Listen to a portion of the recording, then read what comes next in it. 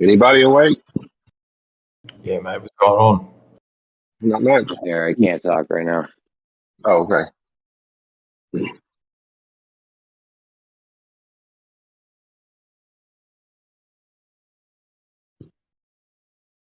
I'm just getting up, going to work, unfortunately. I hate working on Saturdays. Yeah, it sucks, man. Fuck that. I'm in sales and I'm behind on my numbers, so I got to go work.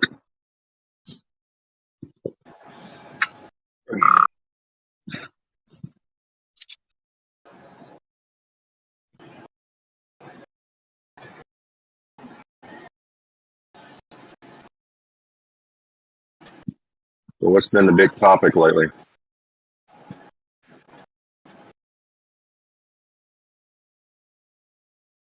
The shape of the earth. Well, that's been a big topic. Well, that's been a big topic for about 6 or 7 or 8 years now. I'm just talking about like today or just last few minutes or yesterday. No one's been talking for a few. Same old, man. All the same stuff.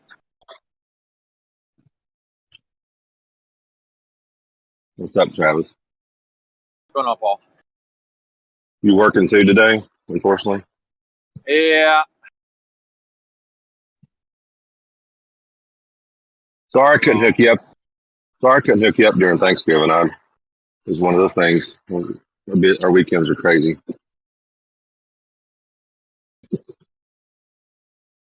I hate Discord. This corridor always breaks up, so I didn't hear what you said. Oh, so that's that. Sorry I couldn't hook you up over Thanksgiving. Oh, yeah, no worries. I didn't end up going. Okay.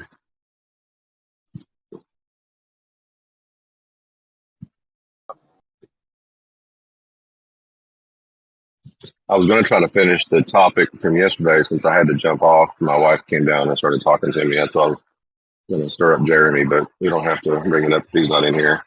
Unless you want to continue it, Travis. Well, what were we talking about that Jeremy was involved? Oh, God, and infinity and infinite regress. That kind of thing. Okay. Okay. Yeah, I mean, it's just one of those things that I remember. It's just like, okay, so, where does... I mean, we always want to have a justification, right, for our epistemology. Can we justify our belief? And the whole thing about God is outside of time, I think, is an unsubstantiated belief. It's one of the things I... Go ahead. Well, I mean, when you say it's unsubstantiated belief, well, I mean, I thought about this after we hung up. How do you substantiate that? How would you, and I brought this up to atheists, how would you prove, in either case, through the scientific means, something that is infinitely into the past? Quantum mechanics. Okay, explain how quantum mechanics can prove something is infinite in the past. Please explain. Well, this is when the question where time comes up, and we've already, it's a known concept that it is a concept, and time doesn't actually exist as we know it, right? Just to humans and how we understand it, how we apply it to the way our fractal reality works. So perhaps that's something to do with how fractals work. Well, my reaction to that would be, in this conversation, there was a time when you weren't speaking and now you are. So that's if we're going to say that time is a construct, I would have to say it's the same thing as a meter or a yard is a construct. That area still exists in front of me. I just haven't marked it out with parameters. So time, so time is always there.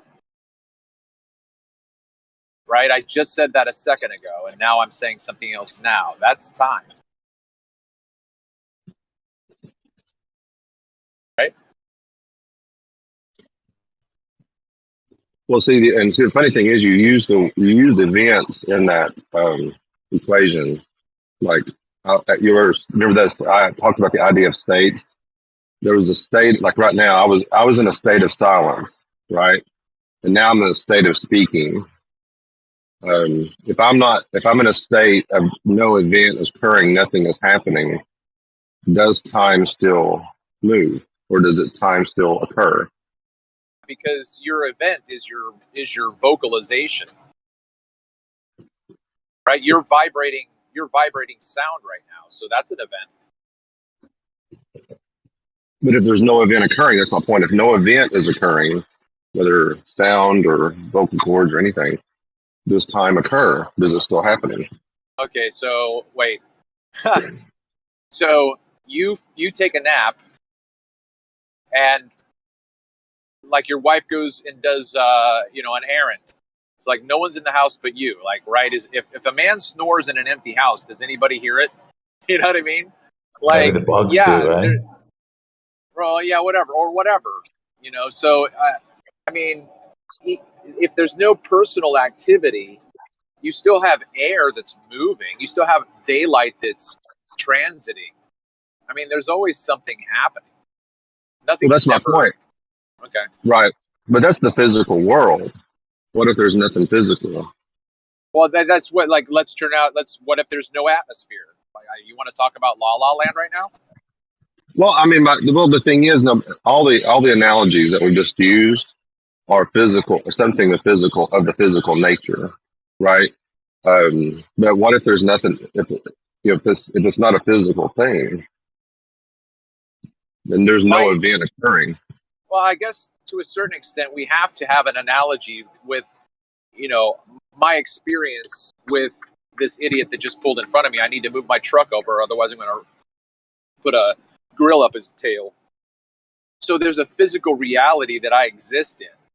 So if I see something like a mirage, or I see something like wind, even though I can't necessarily grab it by the tail, it's still physical, right? The light that I see, the spectrum that I can't see, it's still there. So I mean, everything's physical in my opinion. Everything's physical. Well, that's what I was saying though. Well, I'm sorry. Yeah. No. I was just going to keep rambling. But that's the thing though. If God is not physical, He has no physicality to Him. Where's your evidence for that? Okay, remember. Okay, what evidence would you require? Hold on a second. What evidence would you require? Same evidence for any claim that you make. I need to be able to experience it, I suppose. In the broadest sense, I'll just say experience, like audible, visual, tactile. You have to be more specific about what God means in that sense. You're talking about dimensions, how I comprehend it. Well, here's hold on a second. Yesterday, Paul. We just went over this yesterday. Oh, man, Jeremy, come on, man. Go back on mute, man. If God could be kidding. made of matter or not, that's all. Well, but that's well, we've talked. That's why I was going to bring this back up. Okay, if you're looking for something that's immaterial, but you're asking for something material to prove something that's immaterial, think about that.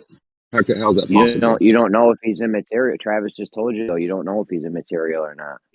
Well, did you hear what he asked me though, Jeremy? What did he ask me? Where's your evidence that he's not made of matter or physical or something? Okay, so how would I asked him what type of evidence would he require? The first thing he went to is something physical. And the next question out of my mouth is, how do you prove something immaterial through a physical means? You haven't proven it's immaterial yet. Well, how would I prove that? Then how would you? What evidence would you require? And that's why I asked, how would I prove that? The only way I can prove that is through logical inference. Okay, so it has to be by evidence. So every Christian's evidence, every single one, is a book, right? It's the record in the book. So whatever that book says has to be the establishment of their epistemology. Otherwise, if they say, I think, I don't know, I think God did this, boom, and you're like, well, okay, so like, where are you talking about? You're like, well, I don't have any I don't know. I just think he did it. I'm like, okay, great. Keep thinking that. So what? I'll carry on. Like, you have to say, okay, God did this. And I can show you in 2 Kings chapter 10, verse 17, that God did that, right? But see, well, okay. But see, then again, I'm not making, you're imposing something on me that I've not made a claim to. Like, so in a sense, you're building a straw man so you can shoot it down. But see, I've not even talked about the Bible at this point. We're talking about I mean, like, and I've already said this before. Hold on a second. And the Kalam cosmological argument. Okay, if the universe began to exist, that means space, matter, and time came into being. Okay, in the ancient past, that means something that is not made of space, matter, and time brought it into existence. You don't know that he wasn't made of matter. Okay, I don't know. Okay, okay. What is matter? What is matter? What is space? What is that? Tell me what that is, Jeremy. Toroidal fields, wavelengths. Paul, if I made a simulation and put all of us in it, and we all thought that was a real physical world, I would be made of matter, and I would be the creator. You guys everyone in the simulation would be thinking I'm this thing that's, that you're saying. Okay, well, let's think about this. Let's think about a simulation then. Let's just analyze your analogy. Okay, is the simulation the character, the non-playable character, or the avatar of your character? What are those things made out of? What are they made out of? Mm-hmm. They would think they were made out of matter. They would think that. I'm talking about in reality. What are they made out of? In reality, what are they made out of? Potential information. In their reality, they're made out of matter. In my reality, they're nothing. They're the non-physical. Well, they are made. I'm the one made out of matter. Well, hang on a second, though. Somebody said it. What they're actually made out of in the computer simulation is information. Is information. It's binary code. Yes. Okay, right. Hold on a second. Okay, so they are not made of the same thing. Like, they're not made of the same thing as the computer is. Yeah, they're not made out of any. They're actually the ones that are not matter, and I'm the one. We could be in a scenario where God's actually the one that's made out of matter, and we're not. Well, that's a possibility. But I have to agree with Travis. How would you prove that? And I don't think you can. See, this is the thing. That's my point. Hold on a second. See, that's why I say this. Anything outside of the physical world, the only way you would know anything about anything outside the physical world if the thing outside the physical world revealed itself.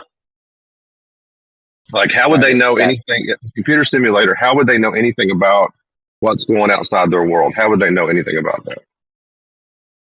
They wouldn't. That's what I was going to say before. Go ahead, Travis.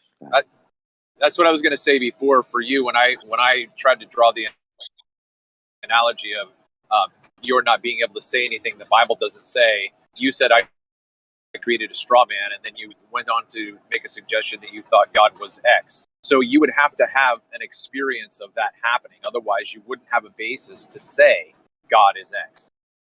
So you just said what I would have said as well, that God would have to come to you in a revelatory fashion, either audibly, in a burning bush, or whatever. Well, I don't see it. I could now. My argument can be leading in the direction you want to go, but I've not even got there yet. So you're jumping down the road. If that's fine, you want to jump down the road, but you got to let me get there first. And if so on that first front. But I mean, even in that, okay. So that's why I think science, cannot prove God. Now, see, the thing is, but I think you can reason to God, because we can reason to certain things without evidence.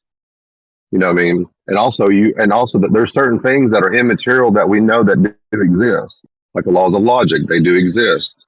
Those things are not material. Those are immaterial things. So that does indicate that there could be something that's beyond the physical world. Well, yeah, but those laws don't have existence. They're not a substantial entity. You can't go out in some nebula out there 300 million light years away and find that law. You know what I mean? So there's a way in which I do agree with you that there is a law of logic, but it's purely conceptual and philosophical.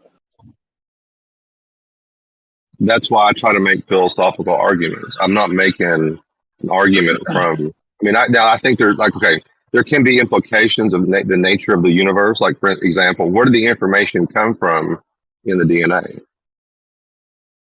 Can nature purely account, natural physical laws in this realm account for the information in the DNA? No. Okay. Can if the universe is running out of usable energy, to do work, that means there was a beginning, right? Now, what caused the beginning? Can it cause itself? Well, that's logically incoherent. Oh, hold on, real quick.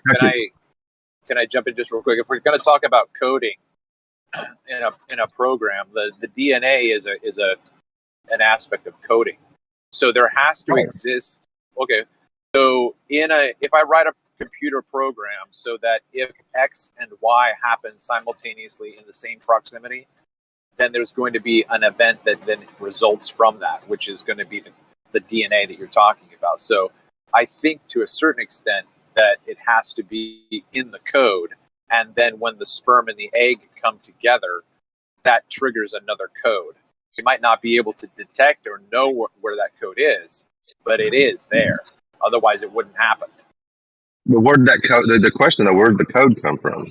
From the writer, right? Jeremy's saying he's the writer of a program, and he says if you like, it's like finding one of those secret whatever Easter eggs in a game. Like you didn't know it was there, and then all of a sudden you accidentally pressed the jump button, and there was something right above your head, and you went cling, and you're like, "Fuck, what was that?" You jump again, it goes cling. And then you jump 251 times, and then you get the reward, right? That's the code. Well, so you're just making an argument for God, which is my point, but which is fine. I don't know necessarily that what you just said is true, but well, I mean, the thing is, even in the computer program, the soft would be okay. If I don't have any operating system on a computer, can it write any software, any kind of program? I would say no. Right. Okay. So there has to be something outside of the computer that's not the computer that writes the software, writes the operating system on the computer. So something outside. So again, this is why I'm using the analogy, something outside of the universe, which means it's not the same as the universe. So even your computer analogy is still, it has its problems, but it's still a decent one. Something that's not the same as the computer or the software or whatever, the avatar or whatever inside the computer is not. They're not the same thing. They're different. They're distinct. They're outside of. So if the space, matter, and time came to being, then something outside of space, matter, and time, which is not the same as space, matter, and time, brought the universe into existence. Oh, okay. There's so no debate, mate. So let's say that we're a couple thousand years ago, and we haven't figured out what's the word I'm looking for? Processing metal, right? We haven't figured out smelting yet, or whatever. We find iron and whatever, and then we heat it up, and we find out that it melts down, and then it hardens into the shape of the container, blah blah blah. So we're like, oh, that's interesting. So we reheat it up and we shape it into something. I'm physical and it is physical, but we're both physical in a different way. So I can take something and it's my idea. It's almost like Rembrandt, right? Or Da Vinci or Van Gogh. Like you can hold up Van Gogh, Da Vinci, or Van Gogh, Rembrandt, and Monet, and an expert would tell you which one is which. So there's an expression of the artist in his painting, even though he's not the painting. So I think there's always going to be some kind of translation, so to speak. But I get what you're saying.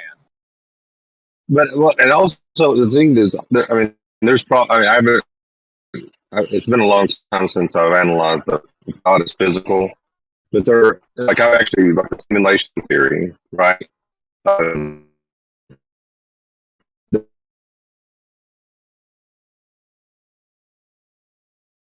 A computer system or what kind of material substance that could, so this realm that we live in works.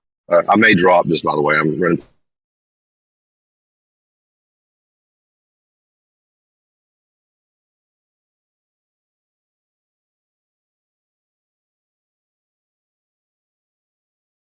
It's a blueprint, right? It's a blueprint of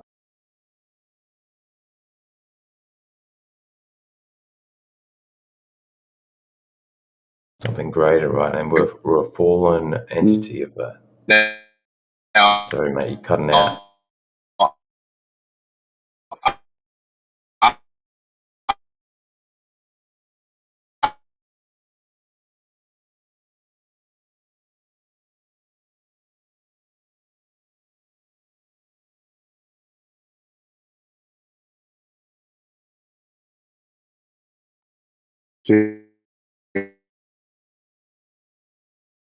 heard and I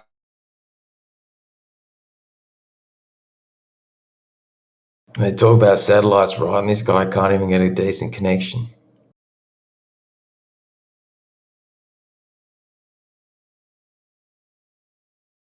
I don't think there's any debate about the idea of God, right?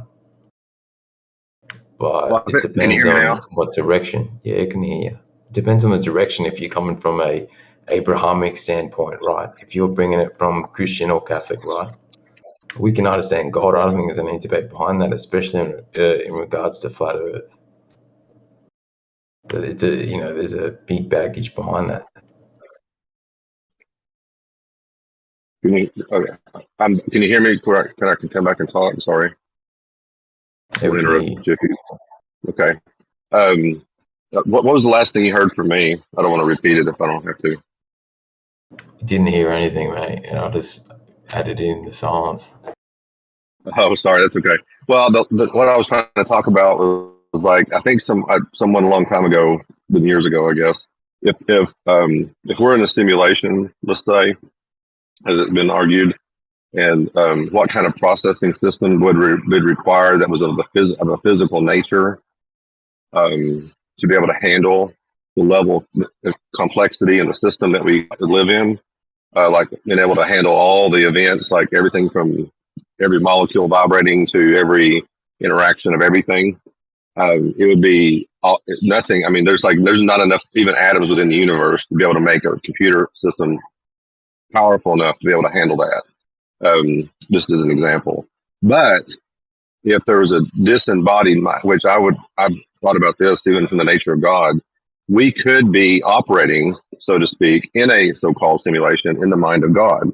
If he's an immaterial mind, it's operating that, then there's no limit to what the capability of that could be done because it's not bound by matter. So even in that scenario, you still got God. That is, we're living in the realm of God, of who God is, in that sense. And his mind is what makes reality.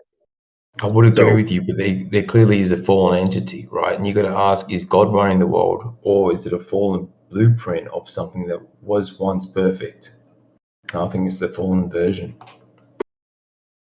Well, I mean, and I don't think even within even if we're operating in the mind of God, and so to speak, I don't think that there could be, the system. We can live in a fallen state. That doesn't mean God Himself is fallen.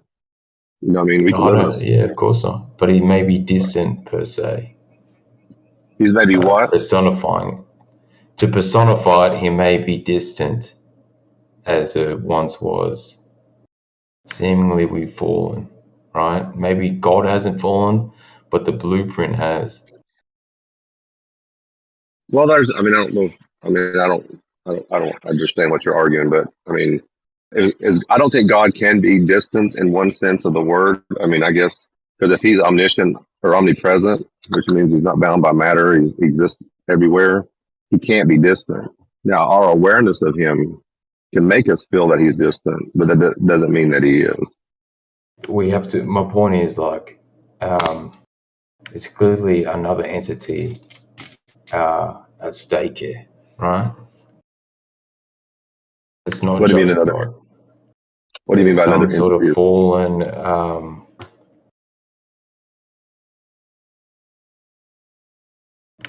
there's another fallen part to our existence other than God, right? Are you talking about? Well, if you're talking about what people would term as demonic forces, then I mean I wouldn't Exactly. necessarily. Well, I don't necessarily disagree with that, but I don't want to detract from our argument though about is God physical, and that could get us into Well, another of rabbit course, hole. it's If you not want to go down that road, physical. that's fine. What's I that? don't think there's no debate about that. Of course, God isn't physical by the term itself, right?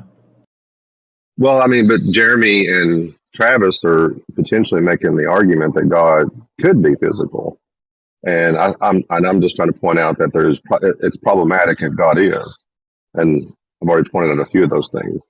I don't think they are arguing that, to be honest. But then you got to ask the question: what does physical mean, right? And how do you define that?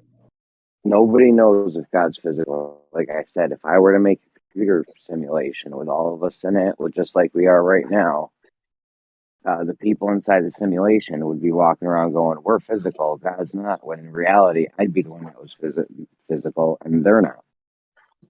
Well, Jeremy, this is okay, but I've kind of made the argument that, and that's what I try to say. Let me ask one simple question: did this realm that we live in, has it always existed, or did it come into being? I don't believe in infinity. That's why I think you guys have the same problem with the creator or this never-ending cycle that the Globers like to say. I don't know. Infinity could be a thing. I mean, but I don't know. Okay, well, here's the thing: you have to have something that's eternal, and I've never argued that you don't. In both cases, whether you're atheist or Christian or anybody believes in God, something has to be eternal because you can't get something from nothing. You cannot. That's an ontological primitive or ontological basis, which means if Where you did can it get all something start? from nothing, well, you have to. I get you. Okay, that's why. Okay, something has to be eternal. Either the laws of physics are eternal, or this realm is eternal, or God is eternal. When you say eternal, you just mean infinity. The thing's been around for infinity, right? It's always existed. Yeah, It's always always existed. existed. Yes, for Right. infinity. Yes. Well, I mean, Yeah, I I know. think. Well, here's the thing. This is back to what I tried to say earlier, and I don't know if you understood it. There's two aspects of eternal, or not eternity, but infinite. There's the mathematical concept of infinite, and I think the idea there is more like a quantitative thing, which means it's an amount, right? And there's a qualitative, which means that there's not an amount involved. It's more of the nature of something, you know what I mean, which you can't put a number to. And I think that's if you want to define God as infinite in that sense, then I would say yes. God does not have a quantity that you can put him to. Like you can't give him. There's What's never that? been a point where there's never been a point where he didn't exist, and there's never been a point where the energy in the universe, and it's the same thing as the Globers argument about this cycle that keeps going. But see, okay, again, when you involve cycle, what is a cycle, Jeremy? Define that for me. Paul, your God's eternal. There's never been a point where the God didn't exist. The Globers are saying the same thing about the energy in the universe. There's never been a point where it didn't exist. It's the same thing. Well, no, they're actually their own even within Einstein, and I think there's other scientists that are atheists that say the universe had a beginning, and they say it's something that's inescapable. So even their own scientists are saying that the universe had a beginning. So if either they're not agreeing with their own scientists, or they have to fall in the I don't know camp.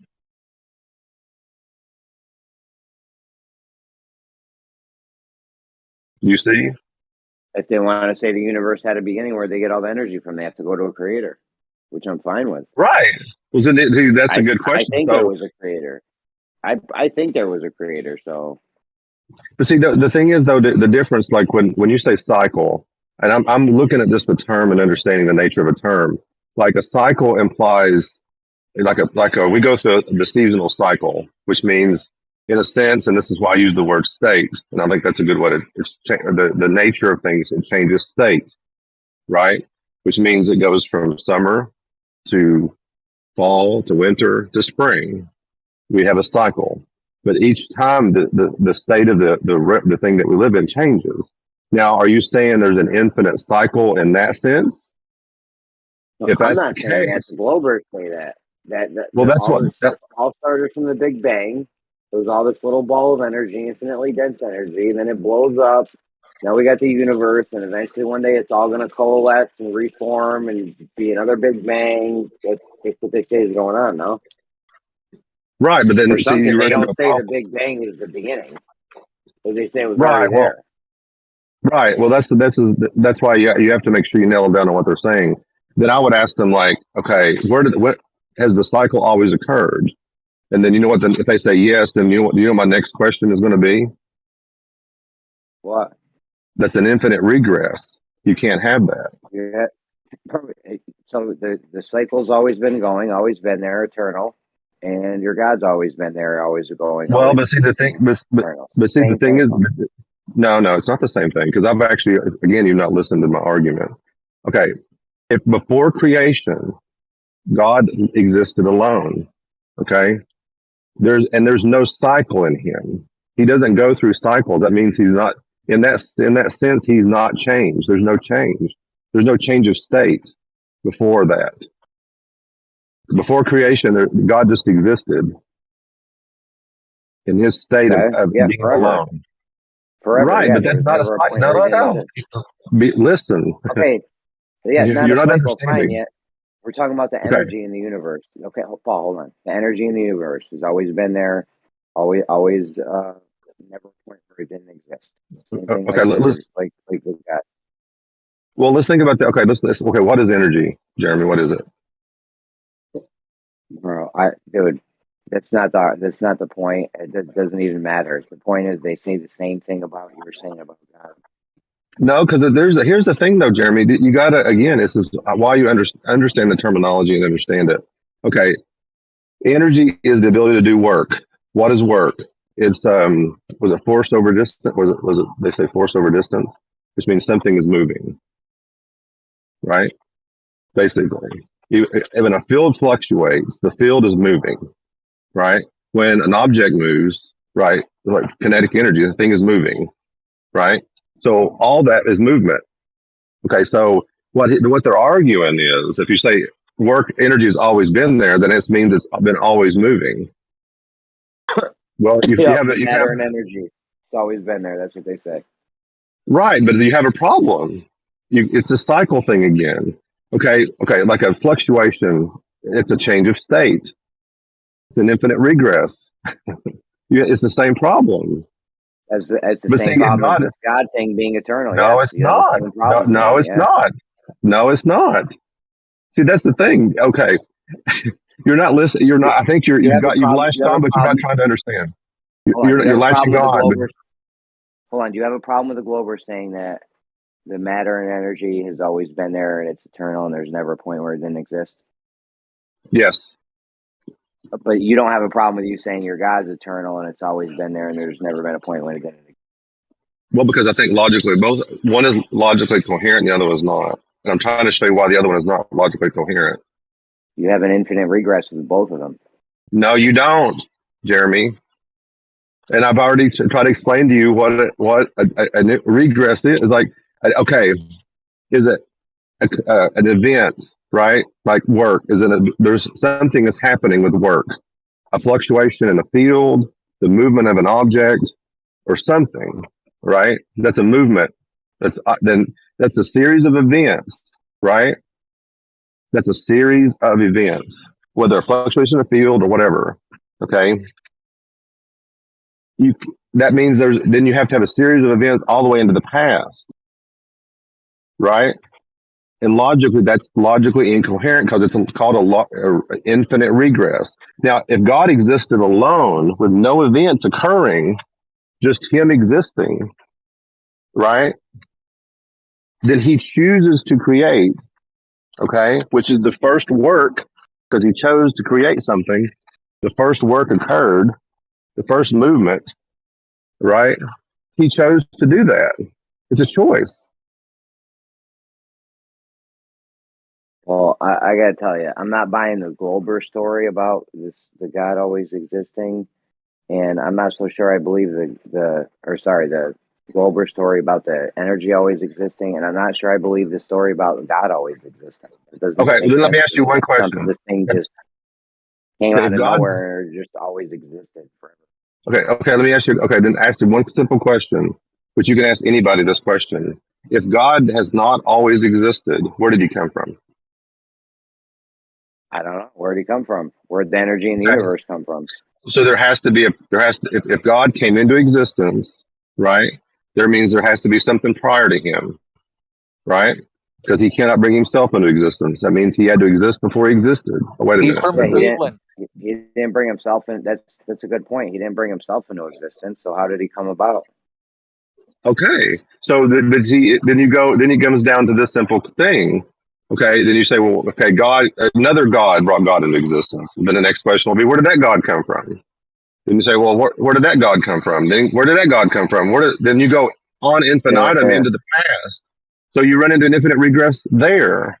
So you have to have something that's eternal. It's problematic to say the universe has always existed because their own science, our own experience says that that's not true. Yeah, but that doesn't solve the problem in terms of logic, Paul, because either your answer is ad hoc, that you're just making shit up, or it's what is the other one? I can't remember what the other one was.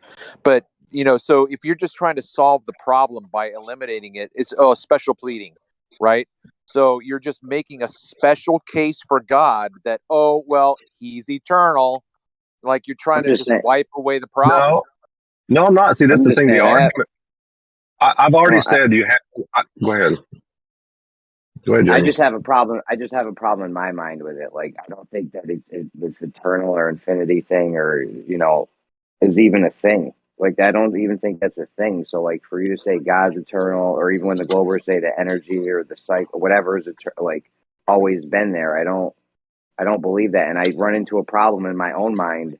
Where did this all start from? Where did your God come from? Where did the energy come from? Whatever you want to take it to, like, there's a point where did this shit come from? Well, I mean, okay, I think there's this idea in our mind. We don't. I mean, okay, there's one aspect I can understand something from a propositional statement, right? Which means I can understand the concept of eternality, which means it's always existed. I can understand that. But there's the other aspect of it, which means I can't understand it experientially. Okay, which means I cannot experience the nature of who God is because I'm not God, for one. Two, if he's always existed, we don't have an experience of that because I came into existence, so I can never experience that.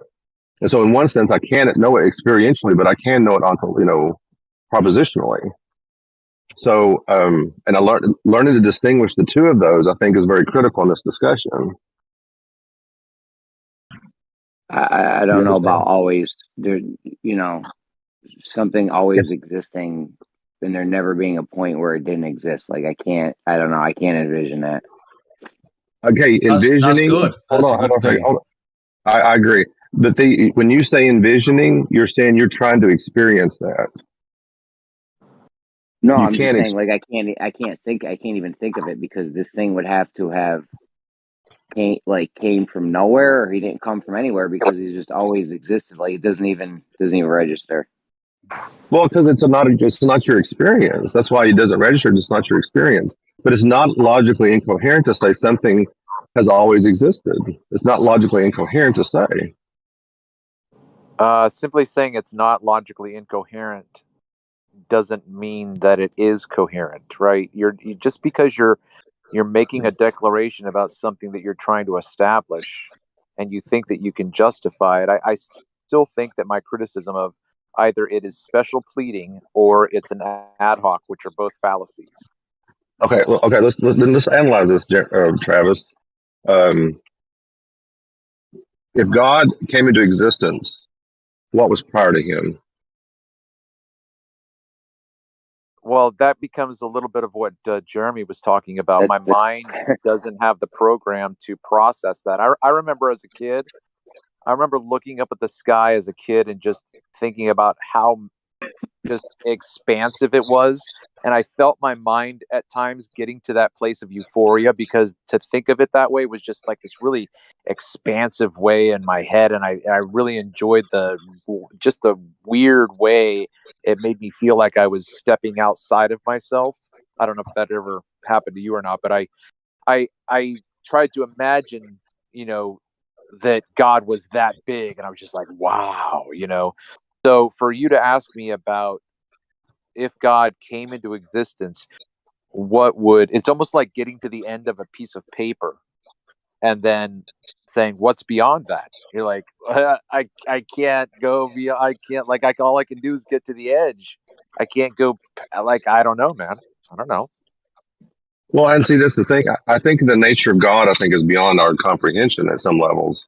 I mean, but I think the argument is still valid, because if you don't have, I mean, I don't know how many times I got to say it. I've said it, I don't know how many times. If God came into being, okay, would you not agree with me that there means there had to be something prior to that? I don't know, Whether man. you Look, understand, hold on, no, stop, just stop. Whether you understand the nature of that thing or not is not the question. Would there not have to be something prior to him? It's so funny because it's almost like, Why can't you agree with it? Yes or no? hold on, man. Listen, you're tweaking my brain. Okay, just chill out. I'm not hostile with you. I'm just thinking about this, right? So, it's almost like the question: can God make a rock so big that he can't lift it? I always thought it was funny because in my head I said, yeah, he can, but then he would just lift it, and then he would make a bigger one, and he would just lift that one too, right? So it's like, you get to the end. It's almost like Wile E. Coyote running off the edge of a cliff, and he keeps running, and the computer just continues to generate ground beneath him, so he keeps running and keeps running. He got to the end, but it just keeps going and going and going. So it's like you're going to get to the end, but then you're going to keep going. So it's like if we were just humanity, and no one ever experienced a divine being or a spiritual being or anything like that. Like no one had an experience at all. We were just all here. We would only ever know our parents or our grandparents and maybe our great grandparents. And then they would only know then, and then they would only know, and then they would only, that's just the way it is, bro. Just the way it is. Okay. Was there somebody prior to your parents? Yeah. Was there somebody prior to their parents? Yeah. Okay. So why is there somebody prior to your parents? Because that's just the way it is, bro. Okay. Well, it's real simple. There was somebody prior to your parents because they had to come from somewhere, right? I get it, man. You just you get to the, if you start reading the story, or if you find out that you're in a computer program and Jeremy's your creator, of course you want to put a gun in your mouth. But let's say you found out that there's a computer program, and you're like, man, I want to find out when this thing started. Then I can go in any direction, and that computer program is just going to continue to render reality for me, and I'm going to go in this direction. So then you go in that direction, and you find all these NPCs along the way, and then you could say, well, okay, I went this far. I'm going to turn around and go back in another direction. You're just going to keep going and going and going. You're never, ever, ever going to get to the end. It's just going to keep rendering. So what started the first render? Keep walking. See if you find it, man. Let me know. But see, that's the thing is, even in your own analogy, which I've already said, I made this argument. And I think this is why the ancients there, as Aristotle or whoever said there was a prime mover, all of them recognized it. There had to be a prime mover, the initial mover, the initial uncaused cause that caused everything. But see, that's just this. That's now we just have two philosophical explanations. One is an unmoved mover, and the other one is an infinite regress. You can't disprove either one. Well, but everybody knows in philosophy that infinite regress is impossible. It's logically incoherent. So we also know that a being that we can't see, smell, taste, feel, or experience is also impossible. So therefore, God doesn't exist. No. Well, there's a difference between there's something that's logically impossible, and there's something that may be experiential. Wait. Let's how to explain this. It's logically impossible to have an infinite regress, but it's not logically impossible to have an eternal being. Okay, so you can look at a drawing by Escher, and there's infinite regress in Escher. Where did the paper come? Where did the drawing come from? Okay, I'm just trying to, again, it's philosophical, so it has to be abstract, it has to be conceptual. So I'm just trying to say again, at this point, I don't think that simply saying that infinite regress is logically impossible. It's not, because it's based on a prime. Well, yeah. I only have one primary cause, and that is my mother. Right? There's a secondary cause, which is my father, but ultimately my primary cause is my mother. She has a primary cause, and so I can logically argue my existence at least 2 generations back, and then I can just do that for each of those generations, back and back and back and back and back and back and back and back and back, and it's just going to keep fucking going. That's not illogical.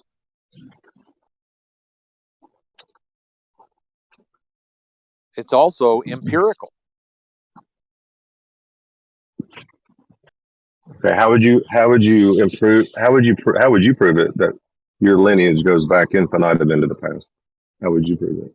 Logic, and at least for me, I can just say I knew my great grandmother, I knew my mother's grandmother, and I knew my grandmother's mother.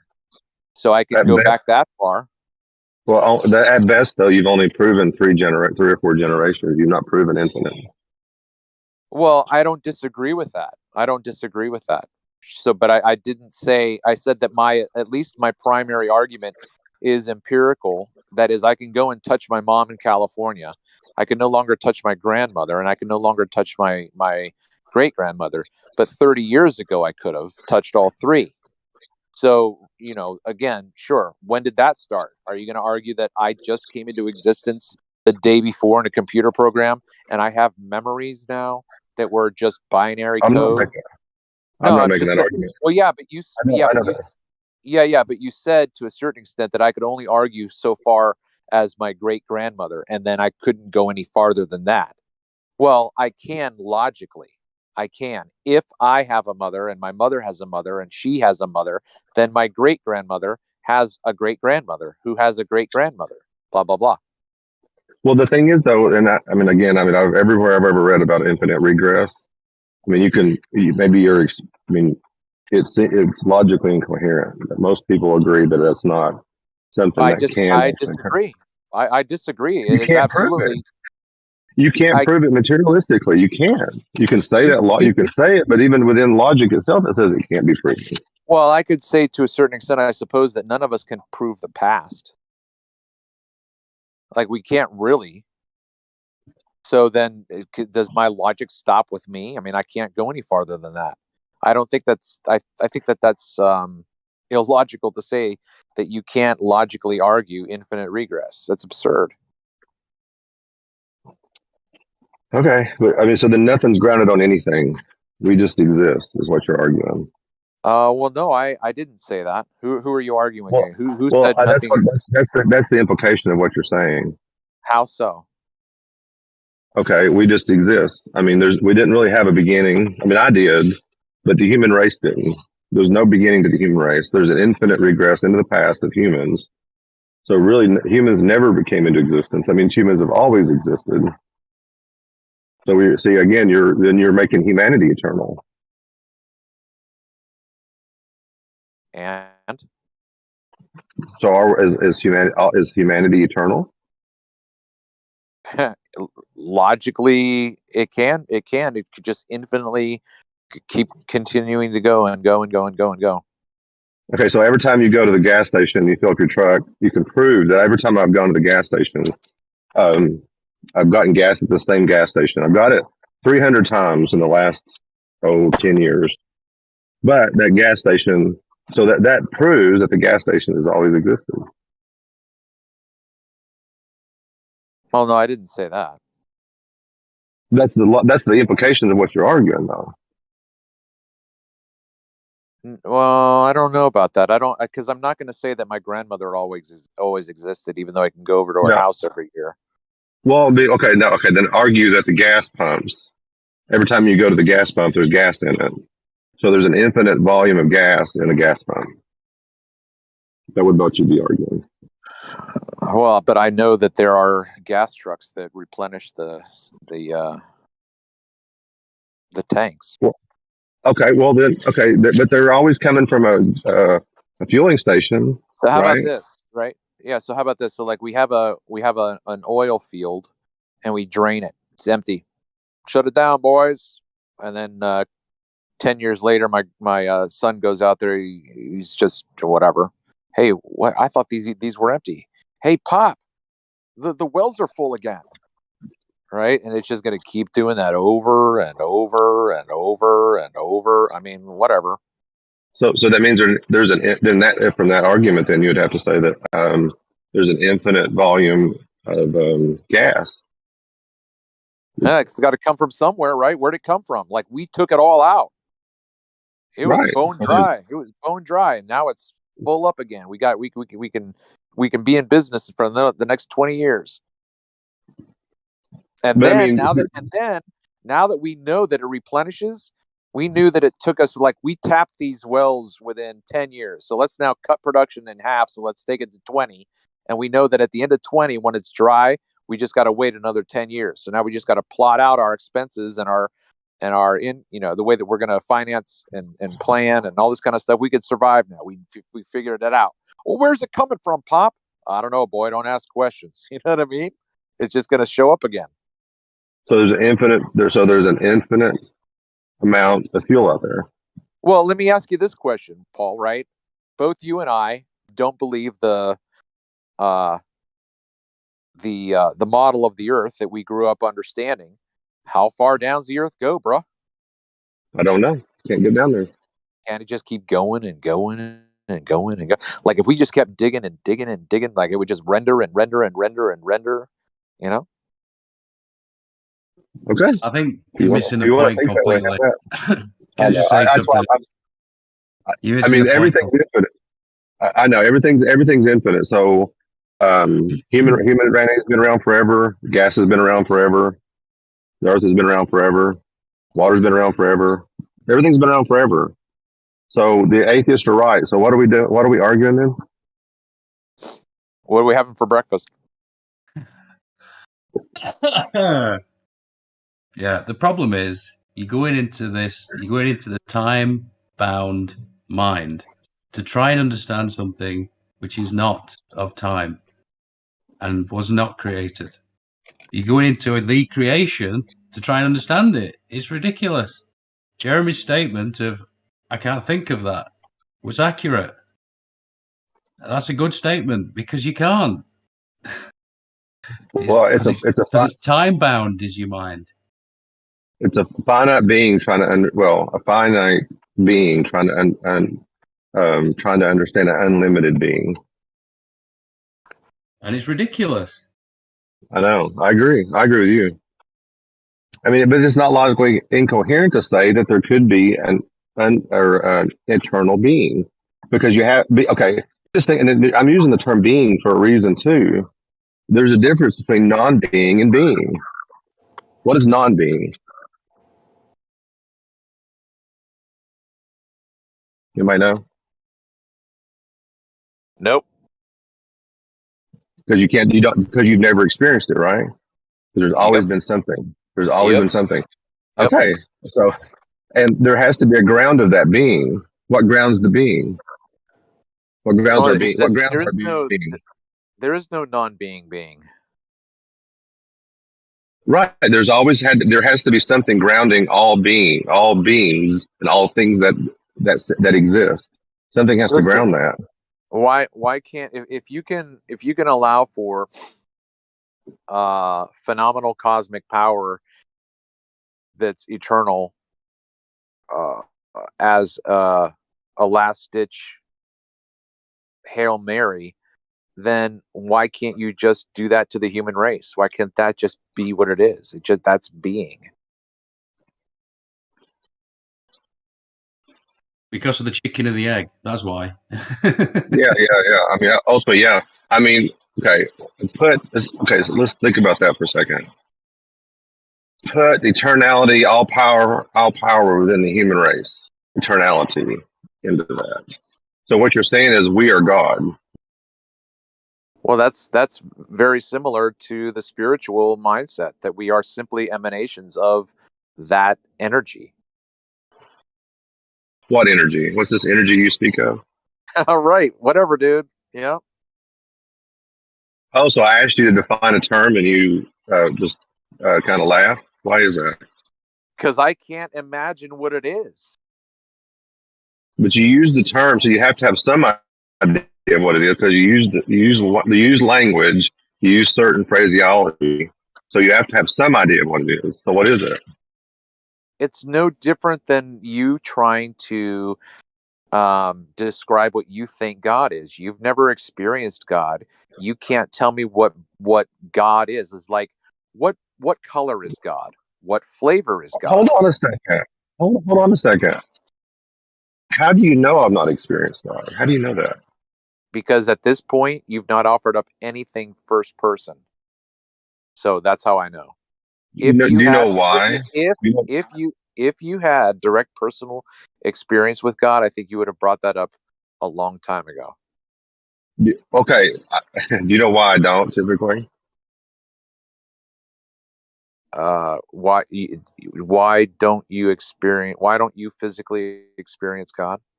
No. Why don't I bring that topic up? Why would you think I don't do that? Why would you think that? Oh, I don't know. I'd love it if you slept with Anna Gunn. I'd love to know about it.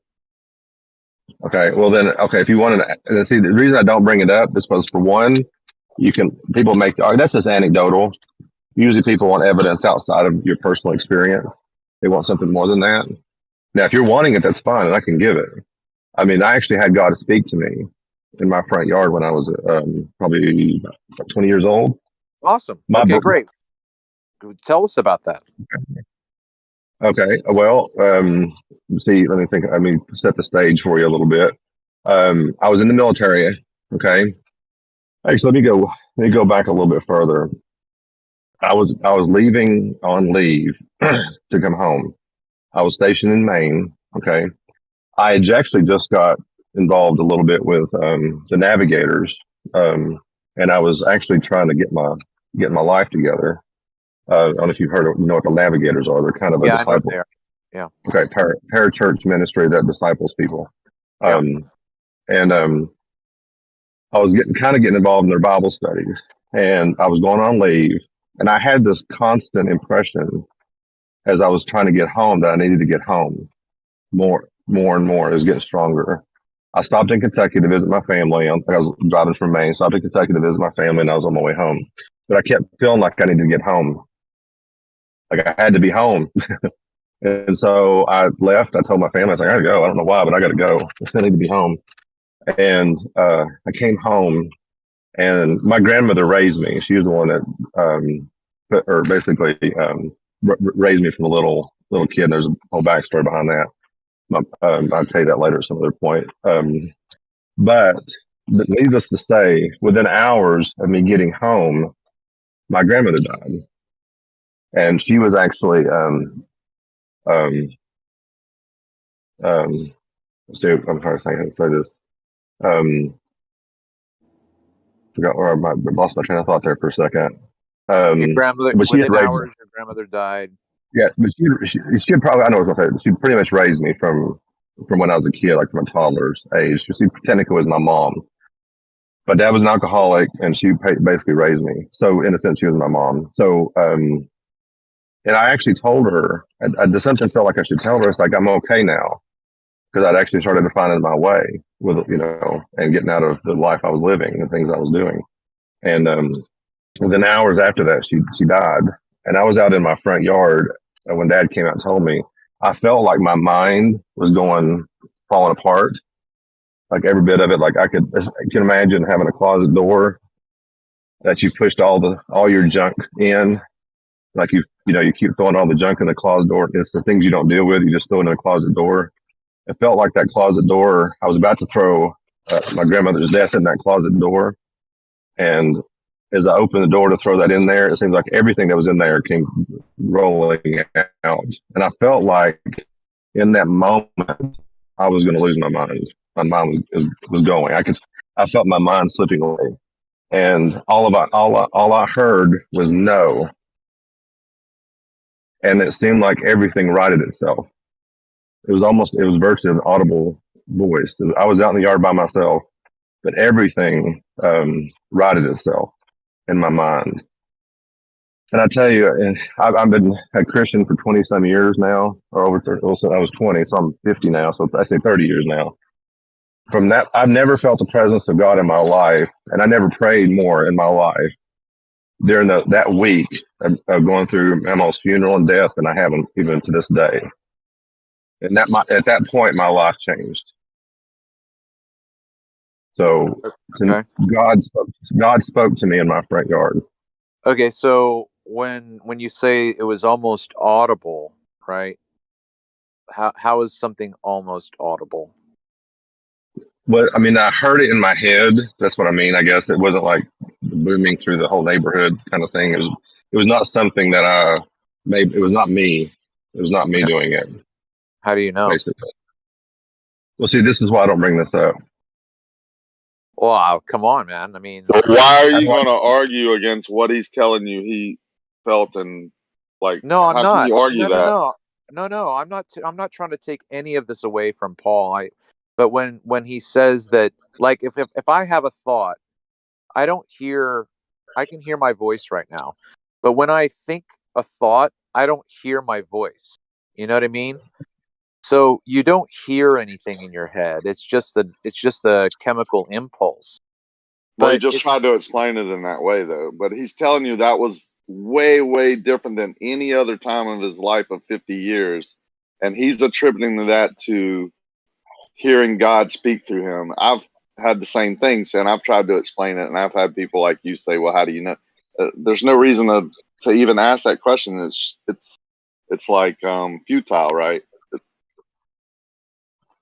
I don't know. I don't know.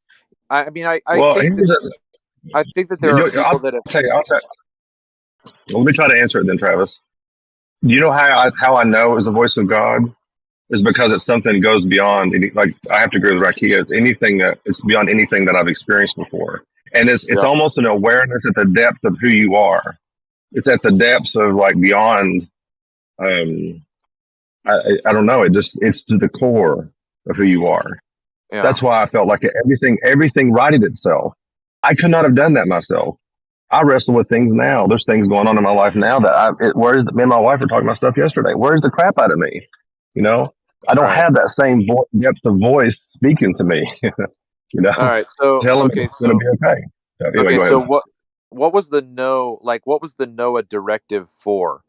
Like the thing that the way that you described it was you were going to have one more item to push into that closet, and then you were feeling overwhelmed, and then the no came in. Like, what was that in answer to?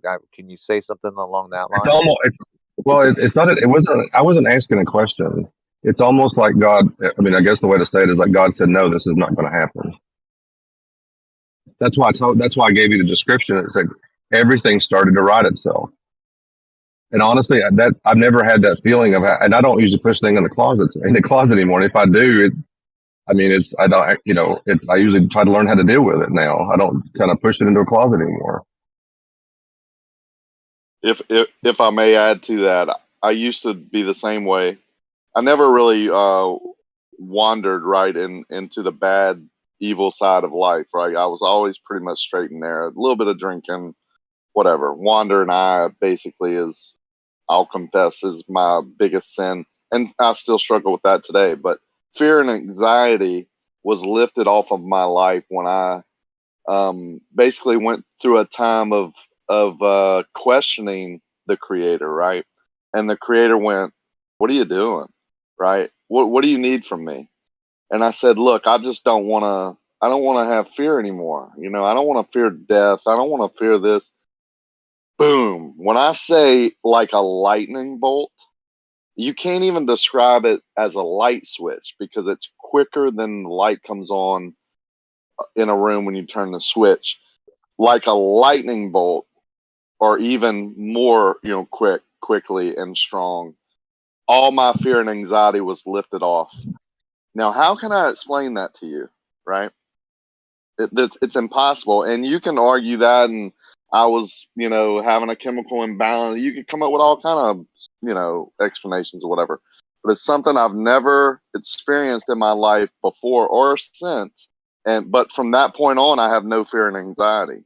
I think that's why I'm not sick. I think fear and anxiety contributes to people's illnesses. I don't have it because I was so adamant about asking to lift that burden off of me. And I think when you approach it in that way, like when you diligently pray and you know, basically get down on your knees, surrender and go, right? I want this lifted off. I think that's when he will answer. I did the same thing later on because I had that experience. I've done the same thing with my finances, with my family life, with everything I do now. I surrender all, right? I say, I give it to you. I give my finances to you. I give my raising my kids to you. I give my decision makings to you. When people ask me how I make my decisions, I simply tell them, I pray, or I go to the Bible. What does the Bible say? When you ask me about UFOs, you know, when we're talking one-on-one, I'll say, well, let's see what the Bible says about UFOs, because I'm just a man, right? That's from that point on, when that lightning bolt hit my whatever, you know, my thinking, my brain, my whole body just kind of released, right? I don't know how else to explain it. Makes me sound weird. Like, you know what I'm saying? Even when I listen to Paul, I think it's Paul, right?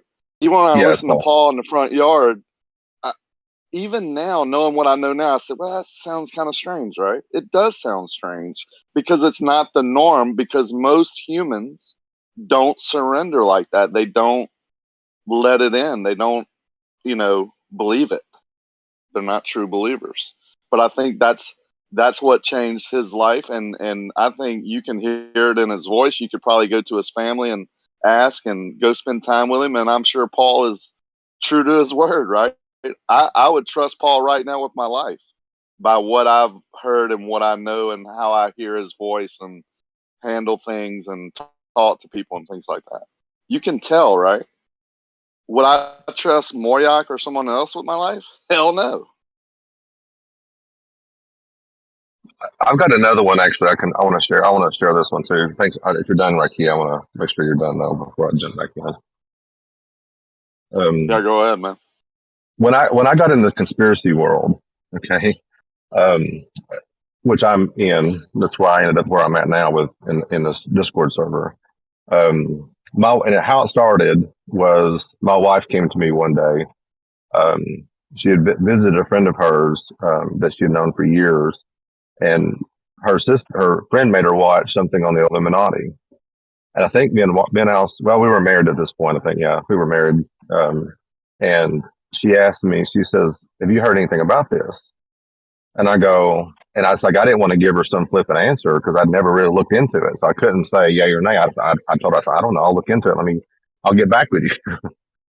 Needless to say, you know, the door opened up to a whole world of things that I'd never looked at before, questioning everything from 9/11 to, you know, to the moon landings. The whole shebang is typical. And I was not a conspiracy guy at this point. I was a NASA fanboy, you know, I was all that stuff. So, and as I got deeper into this, you know, if your whole worldview gets cracked, and this is why I can see why a lot of people don't even go down that road, because your whole world gets cracked. You know, you have to start questioning everything, which I've heard this so many times. Everybody does. Everybody questions everything. Well, what does everything include? My Christian faith is also involved in that. I began to question all the things that I'd studied. Travis, I even understand your journey because I questioned things heavily. And I started walking away from God in the journey. I didn't get, or not from God, but I started walking away, started feeling myself drifting away from Christianity and the Bible and everything like that. And because I questioned it, questioned all of it. And then I was like, as I started going on this journey, and I'm still kind of working my way back in this journey, but one thing came to my mind. I would have to say had to be God.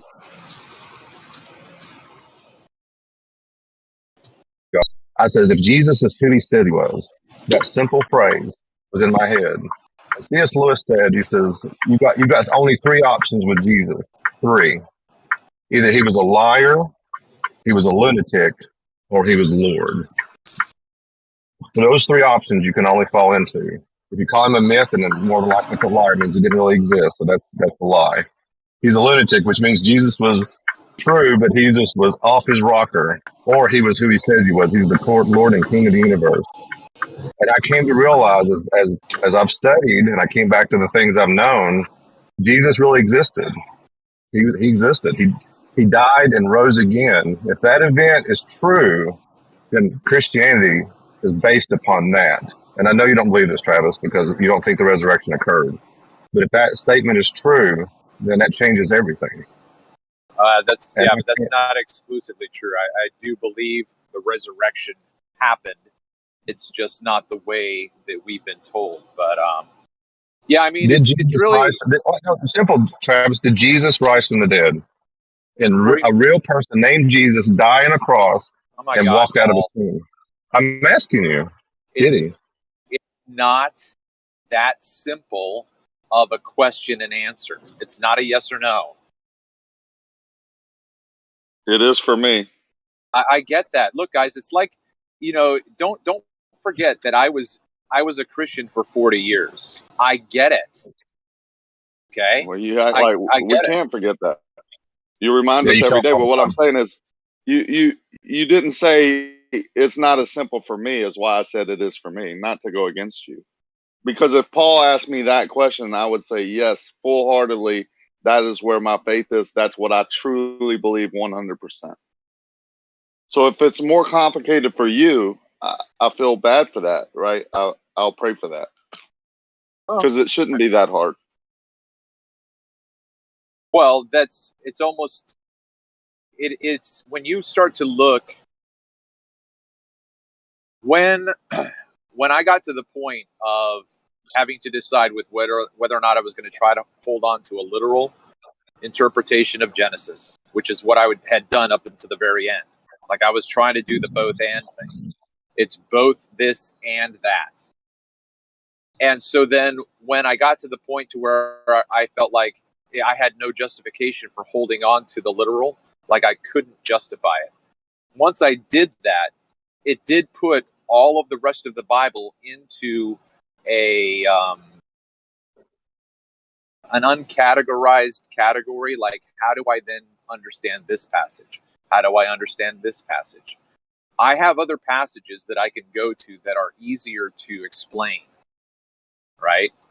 So that's about as good as I can get in terms of trying to explain whether or not Jesus was a man, okay? Because in a sense, I'm going to say that the entire story was simply a story, right? So which means it didn't happen. That's what you're saying when you say that. It didn't really happen. No. So it's like if you wanted to tell, it's like if you put yourself into an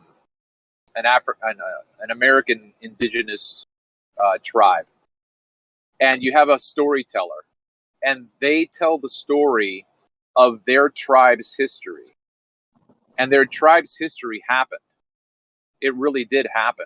But she creates characters within that story to tell the story, but those characters didn't exist, but she's still telling the story that did happen, that doesn't mean that it's not true.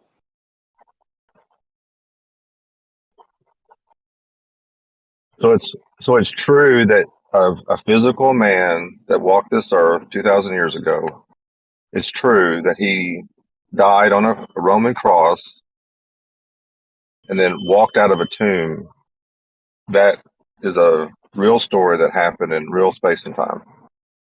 So one of the things that you'll come across if you look into scholastic exegesis, which is more technical than popular exegesis, where anyway, the understanding of the prophets, especially Isaiah, when you get into the suffering servant passages, I'm sure you know which ones I'm talking about, but Isaiah 53, I think, through 56.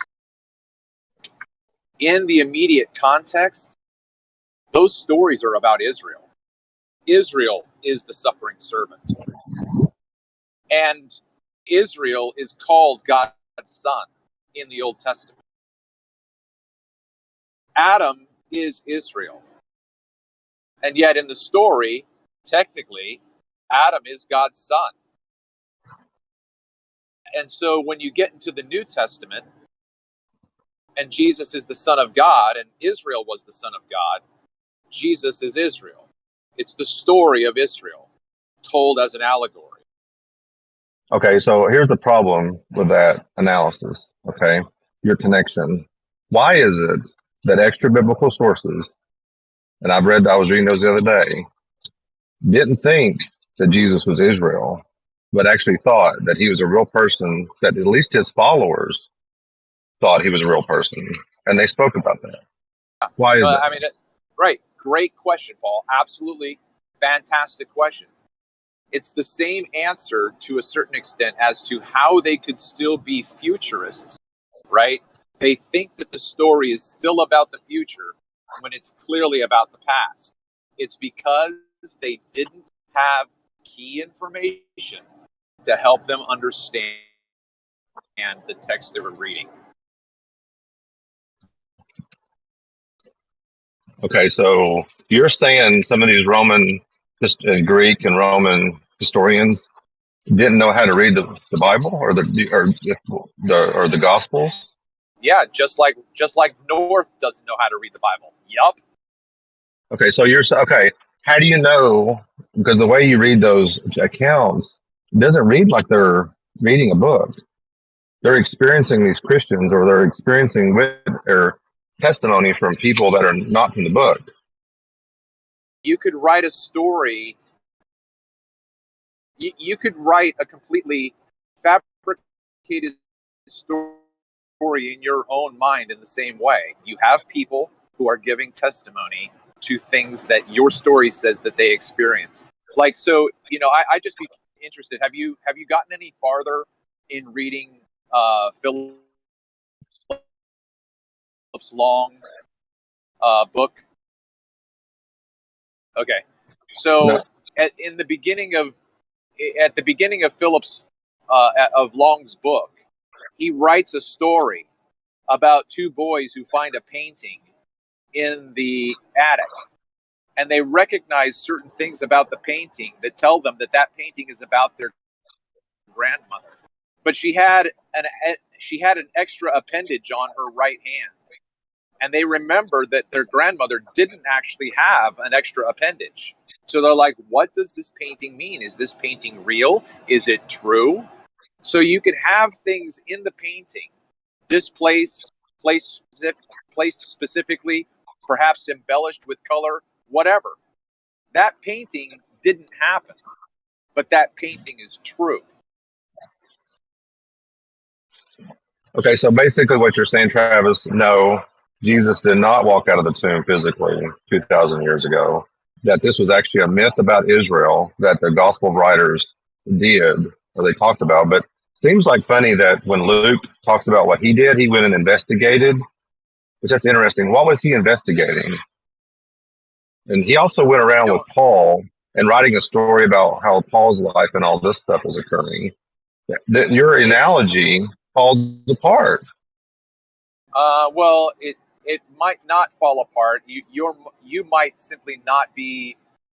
It's almost like a philosophical discussion of time, right? You might have an objection, which is fair, but it might be because at this point you can't conceive of the concept that I'm presenting to you. So when we're told in Matthew that at Jesus's resurrection, the dead came out of their tombs, there was a resurrection beyond Jesus's resurrection. There were people who came out of their graves, according to the story, and walked around Jerusalem and said, "Hey, Uncle Steve, remember me?"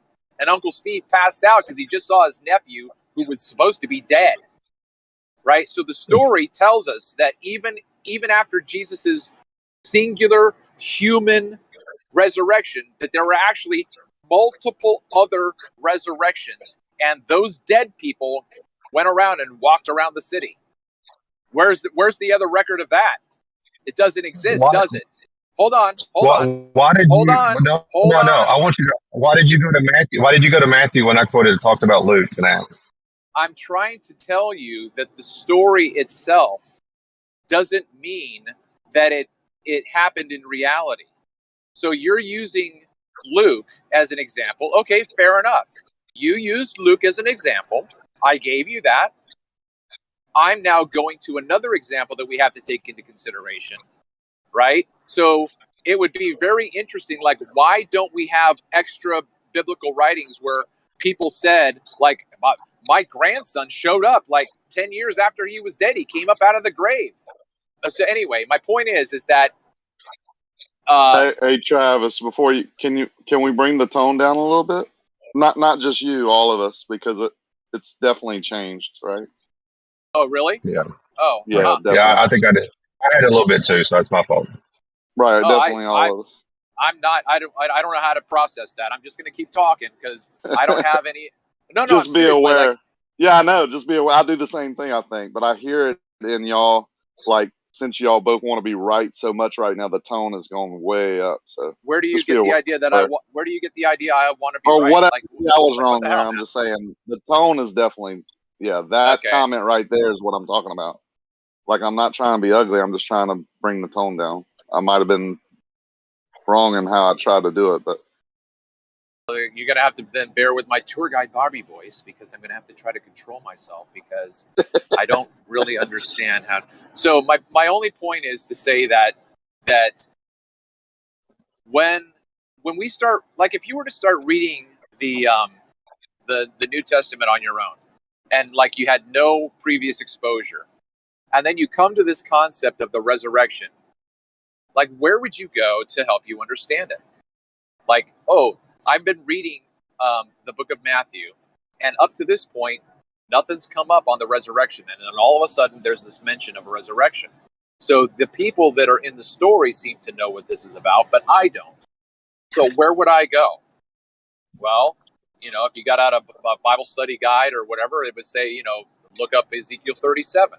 So then you go back and you look up Ezekiel 37, and you see that it's a story, this really weird story, about these bones that are just spread out in the wilderness. And then Ezekiel is told to speak to the bones, to preach to them. So he starts preaching to them the good news, right? And then the wind blows, the spirit blows. And then all of a sudden they start getting that. And then he says, at the end of it all, what does this mean? And he said, and then his messenger says, these are the tribes of Israel coming back together. So you then go, oh, okay, so then I'm reading a story about that. So the resurrection is about Israel's restoration. So then when you get to the story in Matthew about the dead coming up out of the grave, and it's the same thing that Jesus says in John, where Jesus says there's coming a time when the dead are going to hear my voice and they're going to come out of their graves. Right? So, I mean, I think that there are enough clues for both sides to hang their hats on, that someone wants to say, I think that the resurrection is physical and literal. You're like, okay, I mean, I guess you can go that way, but I also want you to acknowledge that I can go the way I'm going to go too. Like, I think we should be able to agree to disagree. Well, see, that's you just proved my point, though. And this is, I mean, you said all that, and all you had to say was Jesus' death and resurrection was an allegory. It did not really happen in space and time like it seems to be recorded. And a lot of people that have testified for the last 2,000 years that actually happened. So that's all you had to say. So, Copernicus, have you noticed, Copernicus, that, like, for example, or is it Geo who's talking? That, like, when Christ comes to, like, when the Sadducees come to Christ and ask about, like, a woman who's going to be married to, 7 different brothers who died, who in the resurrection, who will she be married to? And he takes a lot of detail to point out that the Sadducees, unlike the Pharisees, they don't believe in a resurrection. So, I mean, the entire context there is that the resurrection is something that is often spoken of, that is often talked about, and that there's even debate over at the time of Jesus.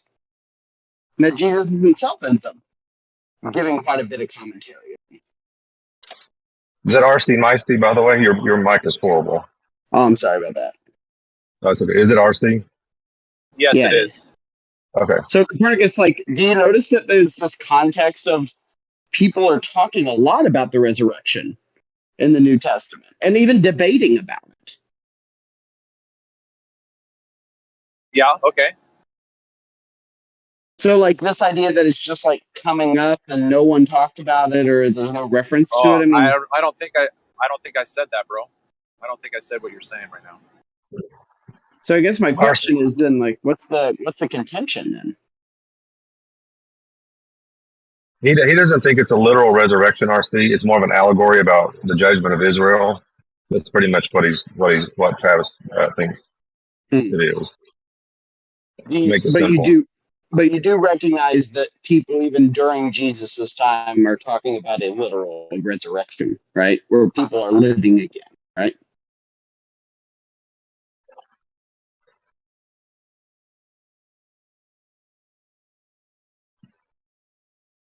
I agree with you, RC, but Travis does. I don't think Travis does. I'm just asking, Travis, do you recognize that even within the narrative of the Gospels, not even, post Pauline epistle stuff, just even Christ himself is addressing questions about a resurrection taking place or not? Well, I think he's breaking up. He's not in range, but I would think Travis thinks even Jesus himself is not really a person. He was an allegory too.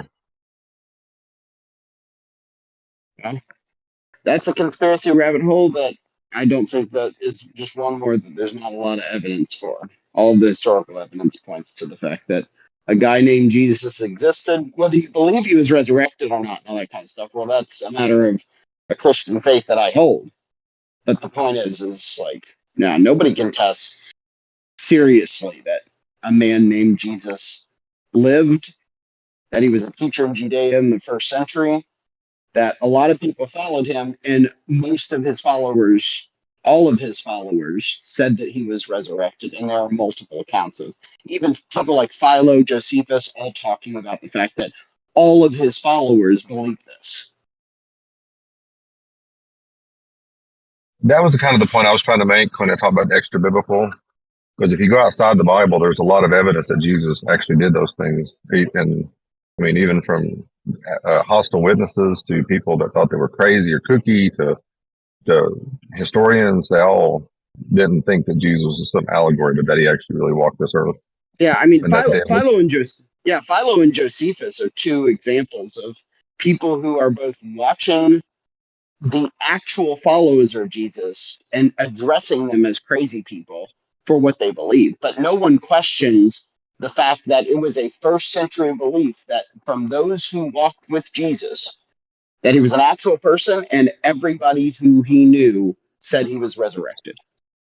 Now, you can say that, oh, that's not evidence that he actually did. Fine, whatever. Like, but we can't really call into question the fact that everyone who, both internal and external to his movement, knew that people that followed him believed this thing, right? And claimed this thing, and claimed that they saw this thing.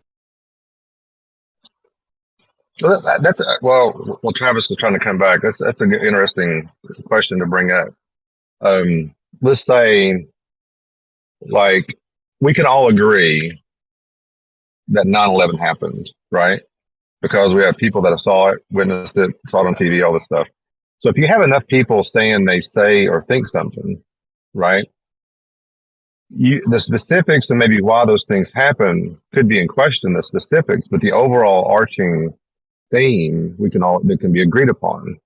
So let's say if the believers of Jesus that followed Jesus from the first century claim that he died and rose again, and they would be close enough to the events to be able that could be proven, by talking to people that were there at some point.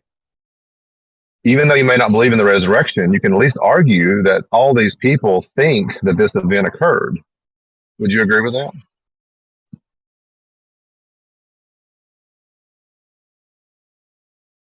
Anybody agree or disagree with that? Did I come through? It came through. I don't understand.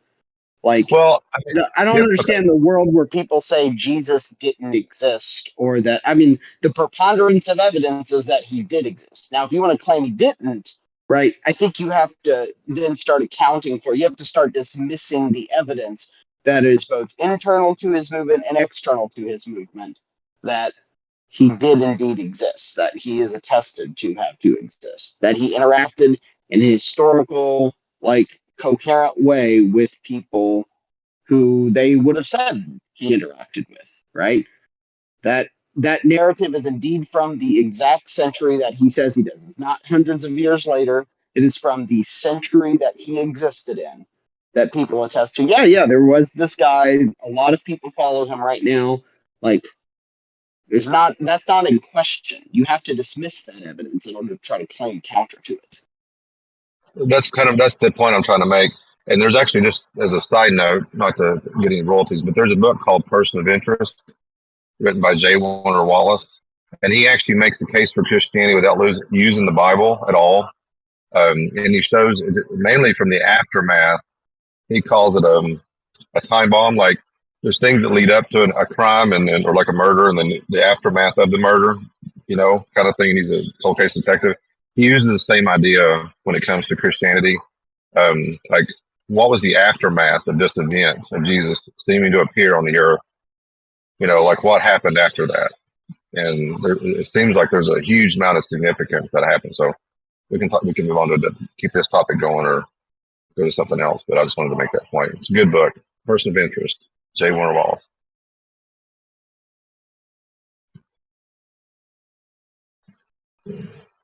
I think I'm in a spot where I can hear now. You want to respond to RC? Did you hear what RC said? Yeah, I'm going to try to. So the parallel that I could try to bring up is when Nicodemus comes to Jesus in the book of John, and Jesus is trying to describe to him the new birth. And Nicodemus says, well, how can a man crawl back up into his mother's womb and be born again? And Jesus says, you don't get it, do you? You're a teacher of Israel, and you still don't understand these things. So Jesus is, instead of talking about the resurrection, Jesus uses a different metaphor. But Jesus is correcting Nicodemus's misconception. And so that's what Jesus does in Matthew when he's addressing the Sadducees' claim to him. He says to them, you don't understand Moses. You don't understand the prophets. And when Jesus then corrects them, he brings about the principle that they bring about is the levirate marriage, right? That is, when a man dies before he has children, the law says that his brother, his next of kin, is supposed to redeem his physical lineage, so to speak, and marry the wife, and then but he doesn't have children, and he dies, and he doesn't. And so then Jesus basically says, look, in the resurrection, that law doesn't apply any longer. It comes to an end. So that principle of marriage and giving in marriage in that instance isn't going to be a reality in the new existence, in the resurrection, people are no longer going to apply the laws of Moses in the way that they did before. That's the change that's going to come about. So Jesus is simply correcting their misconception of what the resurrection is. It doesn't sound like you addressed what RC was saying, though, Travis. Travis didn't make that argument. So did you hear what RC? That was the first thing he brought up was the Sadducees and the Pharisees. He did bring that up. Well, I mean, but he went on to something else. He talked about the evidence from historical evidence of Jesus. He talked about that. You want to address that? Well, I think I already did to a certain extent with my discussion with you. I've already addressed that. I don't know if RC heard that or not, but I don't know that I need to reiterate that.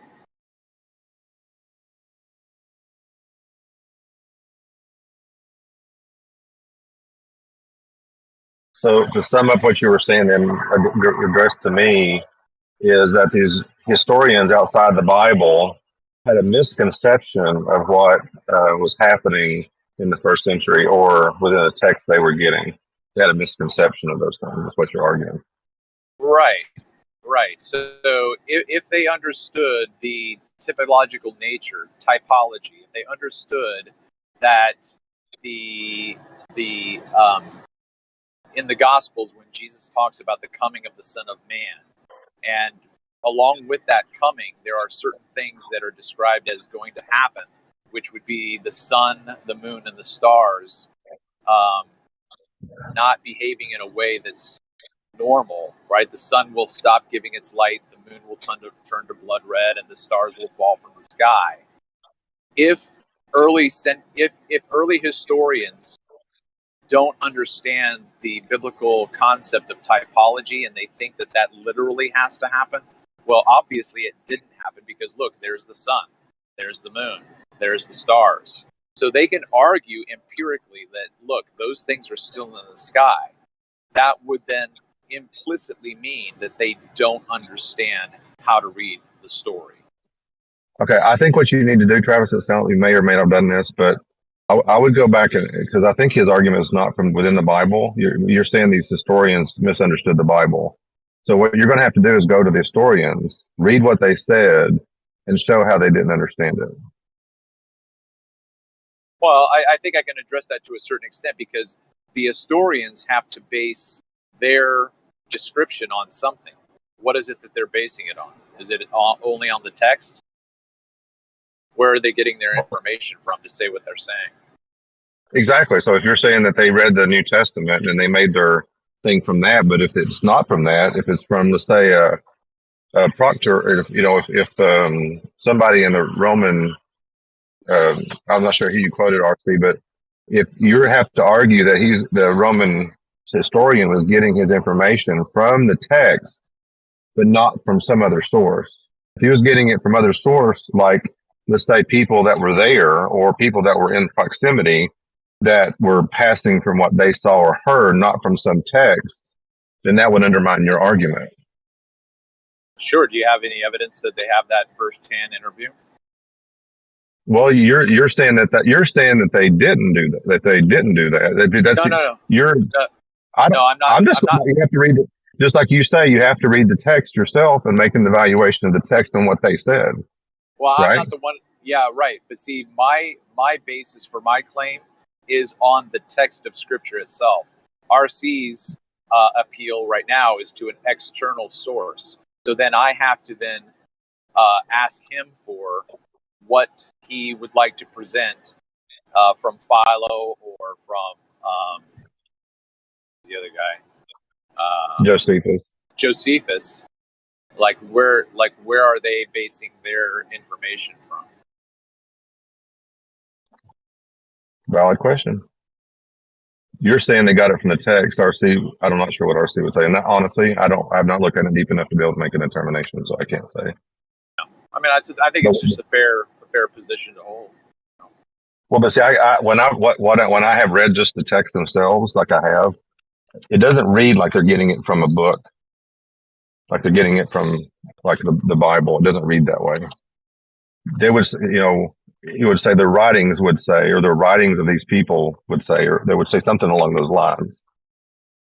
Or if it's saying the followers said, which means like if I like right now the flat Earth, we could talk about what the followers of flat Earth believe, right? Because I can tell you what happens on Nathan's show over the last 6 or 7 years because I've been there for a while, so I can probably recount things that have occurred on that.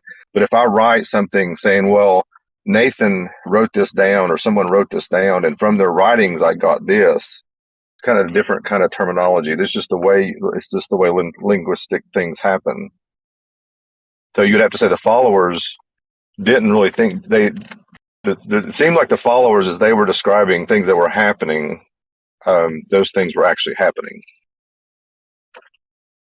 from a just purely linguistic aspect.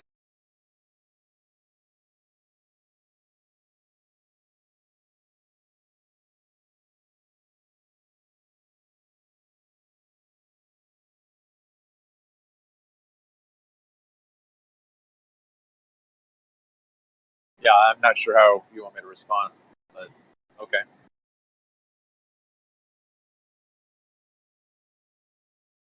You can respond. You can respond or not respond. I made a statement. It's either true or it's not true. Just take it into consideration.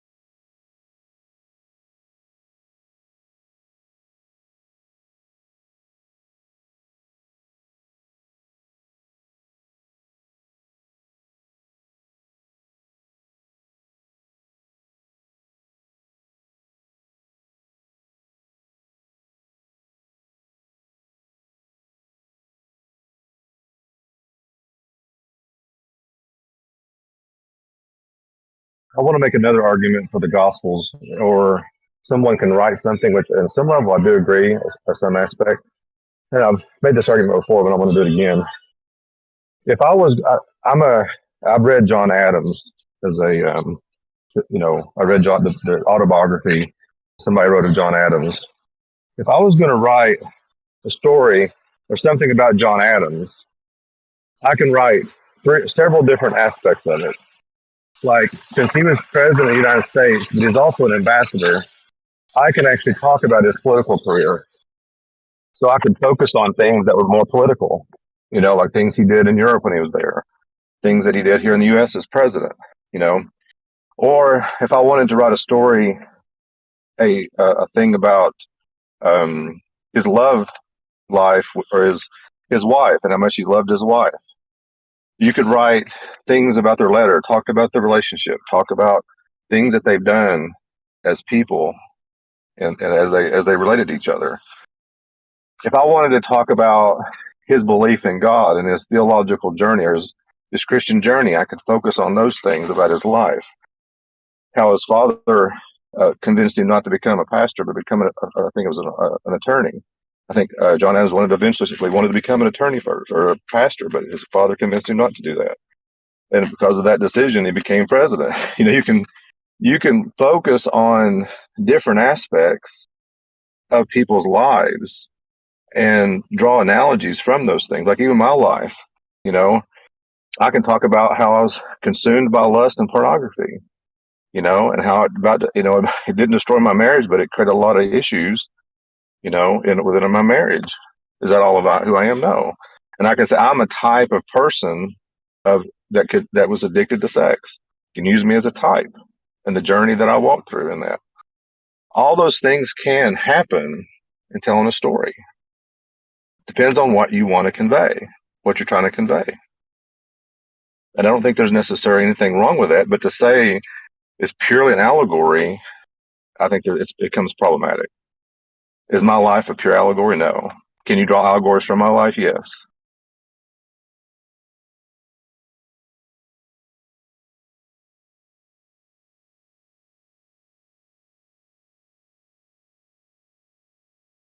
think that goes back to trying to equivocate between how someone 3,000 years ago should write a story because of the way we write stories today. Well, they write stories to tell something, right?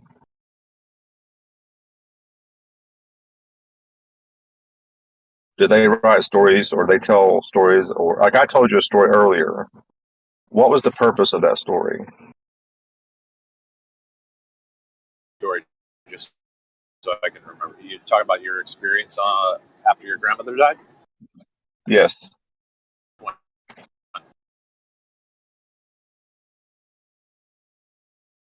Well, you were telling us a story about your experience of feeling like you, like God spoke to you. Right.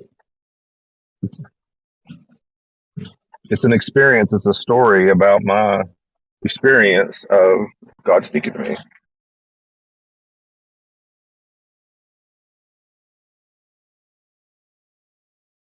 Did I have a point behind that? Was there a point behind me telling that story?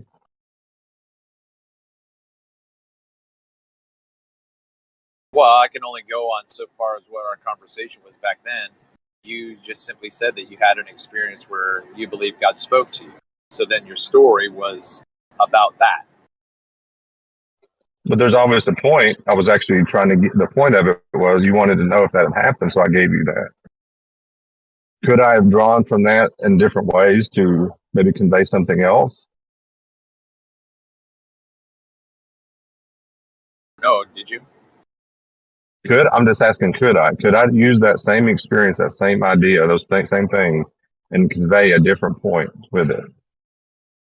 Oh, sure. I suppose so. Sure. Okay. So, I mean, but whatever story's been written and how it's been written, there's usually a point behind it, right? Yeah, I would say so. Sure. There's a reason why I'm saying this, or the reason why I'm telling this story, which goes into, you know, the synoptic, kind of goes into the same idea of the synoptic gospel. If you put the gospels next to each other, you know, Mark is the shortest of the synoptics, and they have each of the three writers, Matthew, Mark, and Luke, at times are telling the same story, but Matthew tells certain details that Luke doesn't. So for people who are going to be against the Bible, they're going to say, look, this is a contradiction. Well, I don't believe the Bible contradicts itself. So I'm going to have a bias that I'm going to try to prove that it's not a contradiction. And how am I going to then justify why Matthew says this and Luke doesn't say this? Or why did Luke not say this at all? Like, if you're seeing one event, two events, three events that Matthew writes about, and Matthew only writes about the one event and the third event, he leaves out the two event. Like, why did he do that? Is that a contradiction? Did he not know about it? Or did he simply construct his story in a way where he said, I don't need to tell this story because it doesn't add to the point that I'm trying to make? Oh, I'm glad you said that. That's great, because that's actually the point that I was going to go to, and he actually kind of helped me prove it. Okay, because let's say Matthew's audience is who's where from your theological studies, who is Matthew writing to? Who do you think? Who was he writing to? Oh, I don't know. I think I understand your question, but I don't think that there is any particular way in which we can. I think we can infer certain things, but I think that they're ambiguous inferences. So, well, go ahead. Well, I mean, typically, I would say that Matthew and Mark are considered to be written to Jewish audiences, whereas Luke is telling his story to someone who's not quote unquote Jewish. Right. So obviously, you would think that probably at some level, Matthew and Mark then might actually pull from Jewish some of those things to to try to get a point across, or to try to convey an idea, or try to convey something. So they're going to pull from that to talk to their audience. Now Luke, okay, is talking to a different audience, and obviously he says who he's talking to. He's talking to someone that went in and look at all this stuff, and I'm going to give you an orderly account of those things that have happened. So he's going to write different things. He's going to focus on different things. He's going to focus on. I mean, I think I've heard some people say the fact that John uses logos in the very beginning of that is actually trying to communicate something probably to the Greek audience because the understanding of what logos means within that theological mindset. And he was trying to communicate something. So that being said, so you need to look at it within the genre or the audience and who it's written to. Sure. Yeah. I mean, I get what you're saying. It's interesting that it's interesting that you bring up the point of the logos, because if I were a Jewish reader of John, in the beginning was the Word, and the Word was with God, and the Word was God. My concept in the prophets is, I think the prophets, to a man, very often said, "The word of the Lord came to me." And then John says, in the beginning was the Word. And the Word, you know what I mean? So that would be an interesting connection for a Jewish. So it's not just exclusively that John is writing to a Jewish audience because he's using the term logos. He very well could simply be talking to a Hebraistic audience and uses the word logos because he's not writing in Hebrew. Otherwise, he would have used the word dabar. Right, because the prophets use the word dabar. So if we came across, let's say, a Greek translation of Isaiah, would the Greek translation say, "And the logos of God came to me"? I don't know. I'd have to look at the Septuagint and see. I don't know. Yeah, sure. Sure. Right. But I mean, but my point is that my ultimate point, which I don't know if what you're saying is detracting from the point, is that there's all the things you talk about. I mean, even when you quote Matthew, I don't necessarily disagree with some of the imagery that Matthew might be using, and that could be the case. But I mean, to say just because Matthew might use some imaging language, that doesn't mean that all of it or every bit of it is that. Either. You can't say that, because if you say if Luke think he's writing a historical account of the life of Jesus, and it's an account of that, and then Matthew's giving some historical accounts, but throwing in some allegorical things in his description, I don't see how that's necessarily a contradiction, or that it's undermining the fact that Jesus walked this earth. Taking that point, that goes to the slippery slope where I think I realized if I were to go down the allegorical slope, I realized that it's probably going to end up to where this is going to be an all or nothing, because the easiest evangelical escape clause for allegory is to say,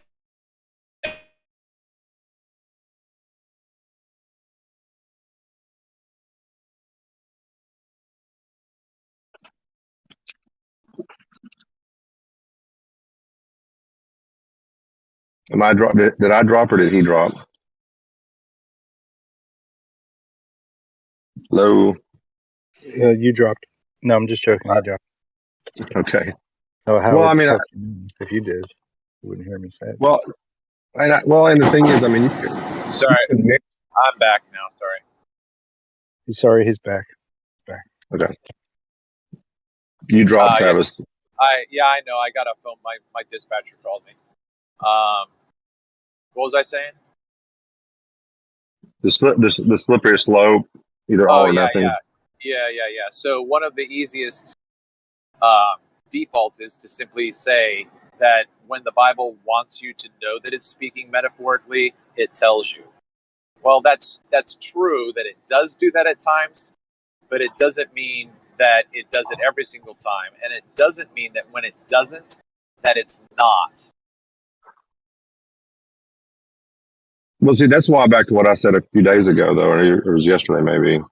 You need someone that's within that culture to help you distinguish, to know the difference between when it's an allegory or if it's a something literal. If you're trying to do it on a 21st century mindset, I think it becomes problematic. Sure, that's a fair enough comment to make, but we don't have anyone from that culture right now. Well, the closest people that would be to that culture is the Jewish people themselves. Right, and they don't believe that Jesus was the Messiah at all. So then, like, how much of their representation is accurate? So, in my opinion, it would be a fair criticism to say that the Talmud is a complete aberration from the Torah. My position would be the Talmud has absolutely zero to do with the Torah, because they had to create a new story for themselves where they disqualified the Christian interpretation, right? They had to completely eradicate Jesus.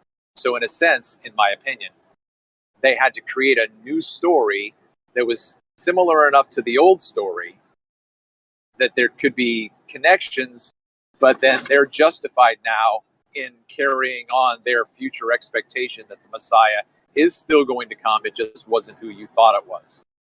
Well, So, then there's another aspect to something else you could do. You could go back to as early Christian writings to after the time of Jesus. sure. As close as you can get. Then you'd have to go and see what they said. Yeah, which would be the church fathers, right? So what did they say? Yeah, well, this is going to be hearsay. So I have not spent the time to read Clement and Barnabas or all of these other first and second century church fathers. But I do have a friend who still goes to church, still believes that he is practicing a faithful spiritual devotion to the story, but he, as well as I, believe that everything is in the past. And okay, well, hold on. I'm sorry, hold on. So when he calls me up every once in a while and he says, "Man, I was reading First Clement," this guy absolutely believed that everything was in the past. He's like, these church fathers understood understood the story in a preterist fashion. Okay, when you talk about preterists, do you see you kind of shifted a little bit in your argument slightly? Because I was talking about the context of us talking, to me in my mind, was talking about the nature. Was Jesus a real person? So now you shifted into a preterist view, which is to me a fulfillment of biblical prophecy, which means the fulfillment of something Jesus said in the first century. So either, okay, does your friend believe Jesus died and rose again? Literally, not just some figurative. Okay. So you shifted it. So then which I'm not, I don't have an opinion on the preterist view right now when it comes to, I've made some opinions and I've already told you, I've not necessarily delved deep into that. Other people can make that argument. I've been looking at it a little bit here and there when I can. But I don't have a hardline opinion yet, and I'm not going to make one. The only thing I would, and I've said it already, I don't know if that second coming of Jesus has occurred. You said has, and I'm not sure that it has. And that's the only thing that I'm questioned about on this topic at the moment, because I know the temple was destroyed, which happened in the first century, and I can agree with that. But the rest of it, I'm not sure, and I can say I don't know at this point. So if you want to make that preterist view, that's fine. But right now, did Jesus walk this earth? And did the first century church fathers think Jesus walked this earth? Okay, that's a fair enough question, but I don't think I was completely changing the topic, because I think you asked me about proximate writers, like first century church father writers. So I think I was just trying to make a comment about your direction in that discussion at that point. Well, it comes mainly to the point of did they think their understanding of the New Testament, their understanding of, which I agree, if they think that, then that's fine. I need to go some digging and look and see what they said. But I mean, ultimately, remember the premise of this argument that started this whole discussion was, did Jesus really die and rise again? And your position is no. It was more of an allegory of Israel's dying and rising again through their judgment or whatever God. And so in that, we have a diametrically opposed position. And my point is, I'm trying to make an argument from his history and the scripture, and then even potentially the church fathers, that did Jesus die and rise again?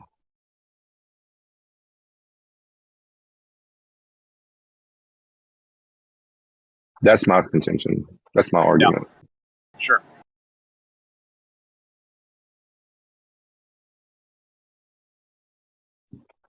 Yeah, we can change topics. We've been on this topic for a couple hours. We can move on to something else unless you want to continue, Travis.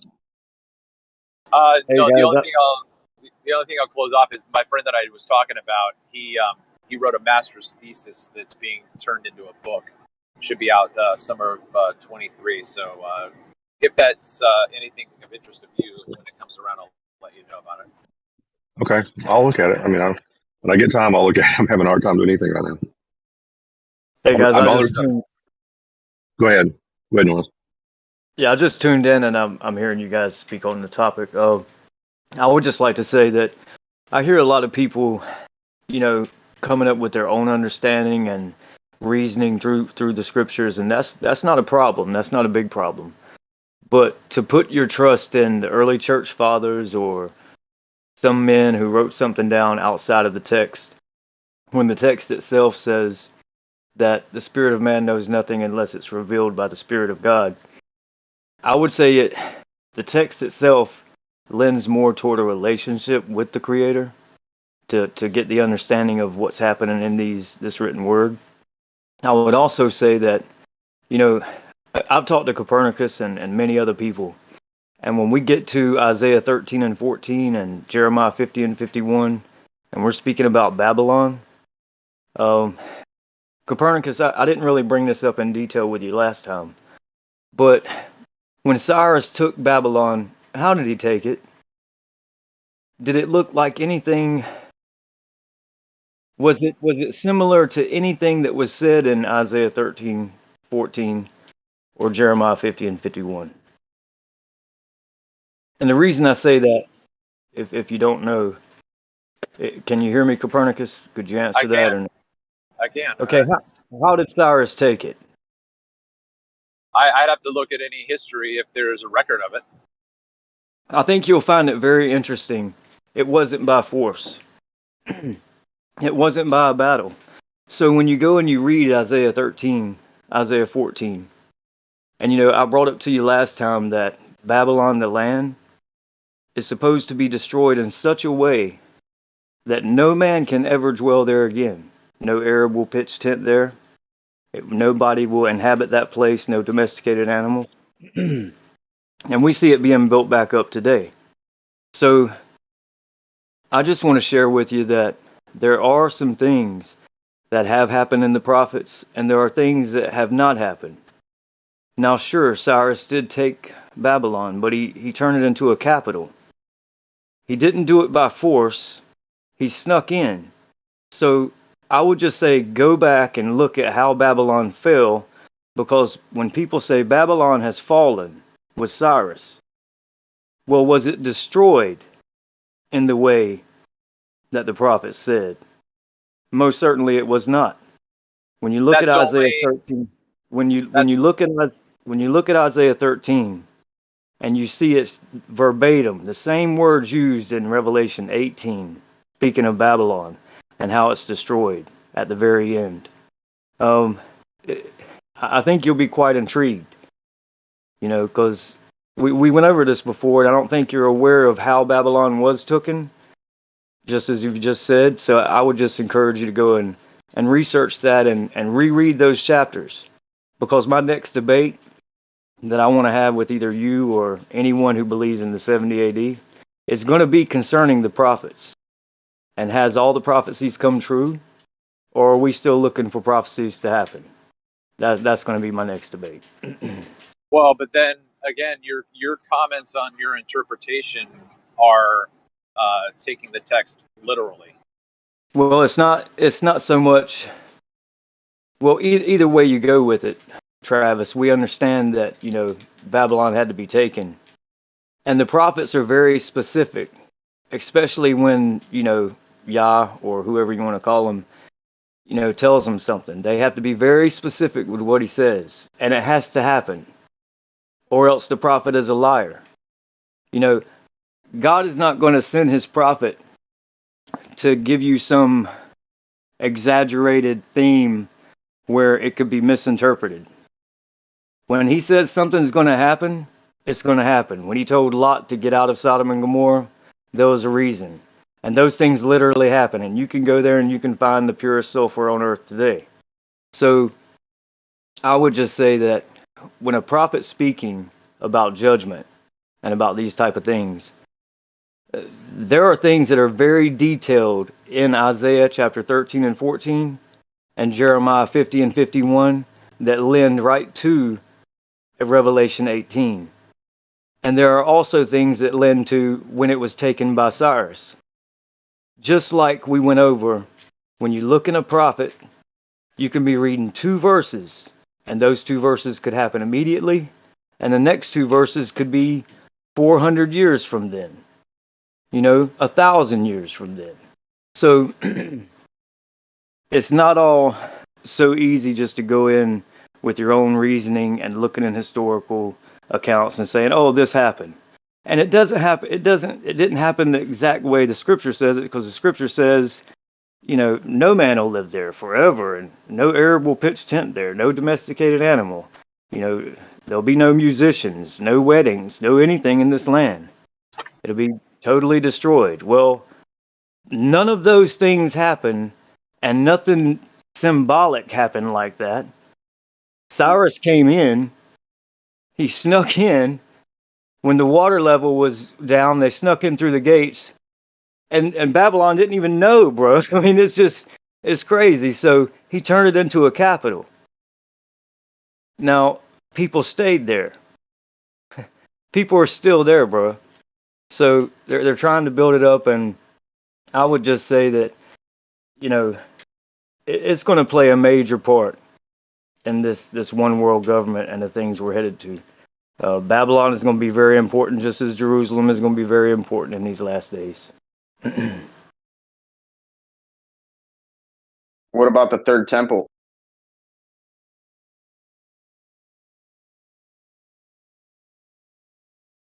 The only temple I really look forward to is Ezekiel. I look forward to that temple. Now, I don't think they're going to build that temple according to the specifications that are lined up in Ezekiel 48. Well, what do you think about the third temple that mount being reconstructed? I'm sorry, what's that? I was listening to both of you at the same time. Go ahead, Travis. I was just going to say, it seems that you're making a special plea right now. Wouldn't that be a problem if you think the third temple or Ezekiel's temple is going to be built, but it's not going to be literally the same way? Isn't that a problem? Oh, yeah. I didn't say that, men were going to build this temple in this time correctly anyway. I never said that. However, Ezekiel's chapter 40 through 48, that temple, or that will be built. That'll be south of Jerusalem on the great plain that's described in Zechariah 14, 9 through 11. But that's not going to be built till his reign. It's not before his reign. The point that I'm bringing up, though, you said you didn't think it was going to be built to spec. Oh, what he was saying was he's talking about what's going on currently. People talking about the red heifers and all these things. I was talking about the third temple mount for the Israel nation, or the Jews, essentially. You talking about before or after the millennial reign? I don't know. I think they had a certain timeline. Certain things had to happen in a certain order, and like you stated, the red heifer came about. I'm pretty sure they have all the pieces for the third temple to be built. It's just a matter of where they're going to put it, and I think they already have the location picked out. I don't know what the next step is, but yeah. I think they got all the utensils and everything. Do you have, you have to ask yourself the question, do you have to have the entire temple built, before you do sacrifice or before, any of these things happen? I don't think so. I'm not one who's looking for an entire third temple to be built before the coming of the Messiah. And you could get into what the temple is, and people could come in and say, well, you're the temple, and there is no temple. There's no temple going to be built, and it was destroyed, and it said it would never be dwelled in again. You could go over all those things, but you would run around in circles plenty. I mean, that's what I see is Jerusalem in this time right now and in the future is going to be all eyes are going to be on Jerusalem, Babylon, Turkey, Assyria, Iran. That's where the eyes are going to be fixed here pretty soon. And I don't think that's anyone could argue with that. Do you think that they could, or? I mean, in terms of a holy war, yeah, I don't think you could have your eyes fixed anywhere else if that was to happen. So, I mean, that would be the only thing that would draw mass attention, I think. Even with the Great River Euphrates, and I've brought it up many times, and I don't think that the Great River Euphrates is drying up completely right now, fulfilling the scripture in the last, or what is it, End of days trumpet, fifth or sixth trumpet, and then the fifth or sixth vial. So I don't think it's that. I think men are drying that river up so that they can find artifacts, and we've seen them find different things. Turkey just found a mountain of gold that was worth more than anyone's GDP. It's like over $16 billion worth of gold. So that's going to create a problem also, not only in an economic world, but there's going to be some things that are going to change, man. There's going to be a lot of things that are going to change in the future. And I do like to say to the preterists and to the pre-rapture people all the time, and I used to say this years ago, when the mark of the beast system comes, if it comes, let's just say I'm right for just a minute. Let's just say that in your future, preterists, and in your future, pre-rapture, if you see people around you receive and have to take a mark in their hand or in their forehead to buy, sell, or trade anything, will you then change your mind, or will you still believe that all these things are metaphors and all these things have happened in the first century? And will you pre-rapture people? Will you say, oh no, rapture hasn't happened yet, and it's, I'm still waiting for it. This is not the mark of the beast, so I'm going to take it. I think the Bible answers that question. I mean, there's people after the rapture that are still in repentance, trying to make good, given a second chance. So I can answer Yeah. as a preterist, and I think that this is going to be an interesting response from you. Yes. I'm perfectly happy to give you your future expectation. Are you perfectly happy to give me a first century fulfillment? Oh, I've already, conceded that during the first century there were things fulfilled. Was all scripture fulfilled? No.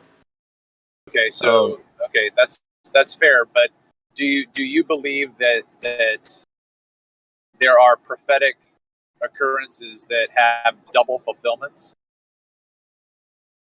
In a sense, yes. Okay, so How many times? Okay, hold just on. to give you. Okay, go ahead. Yeah, so I could then very well say, then I think that all of prophecy was first fulfilled in the first century, and then you could still have your second fulfillment if you want.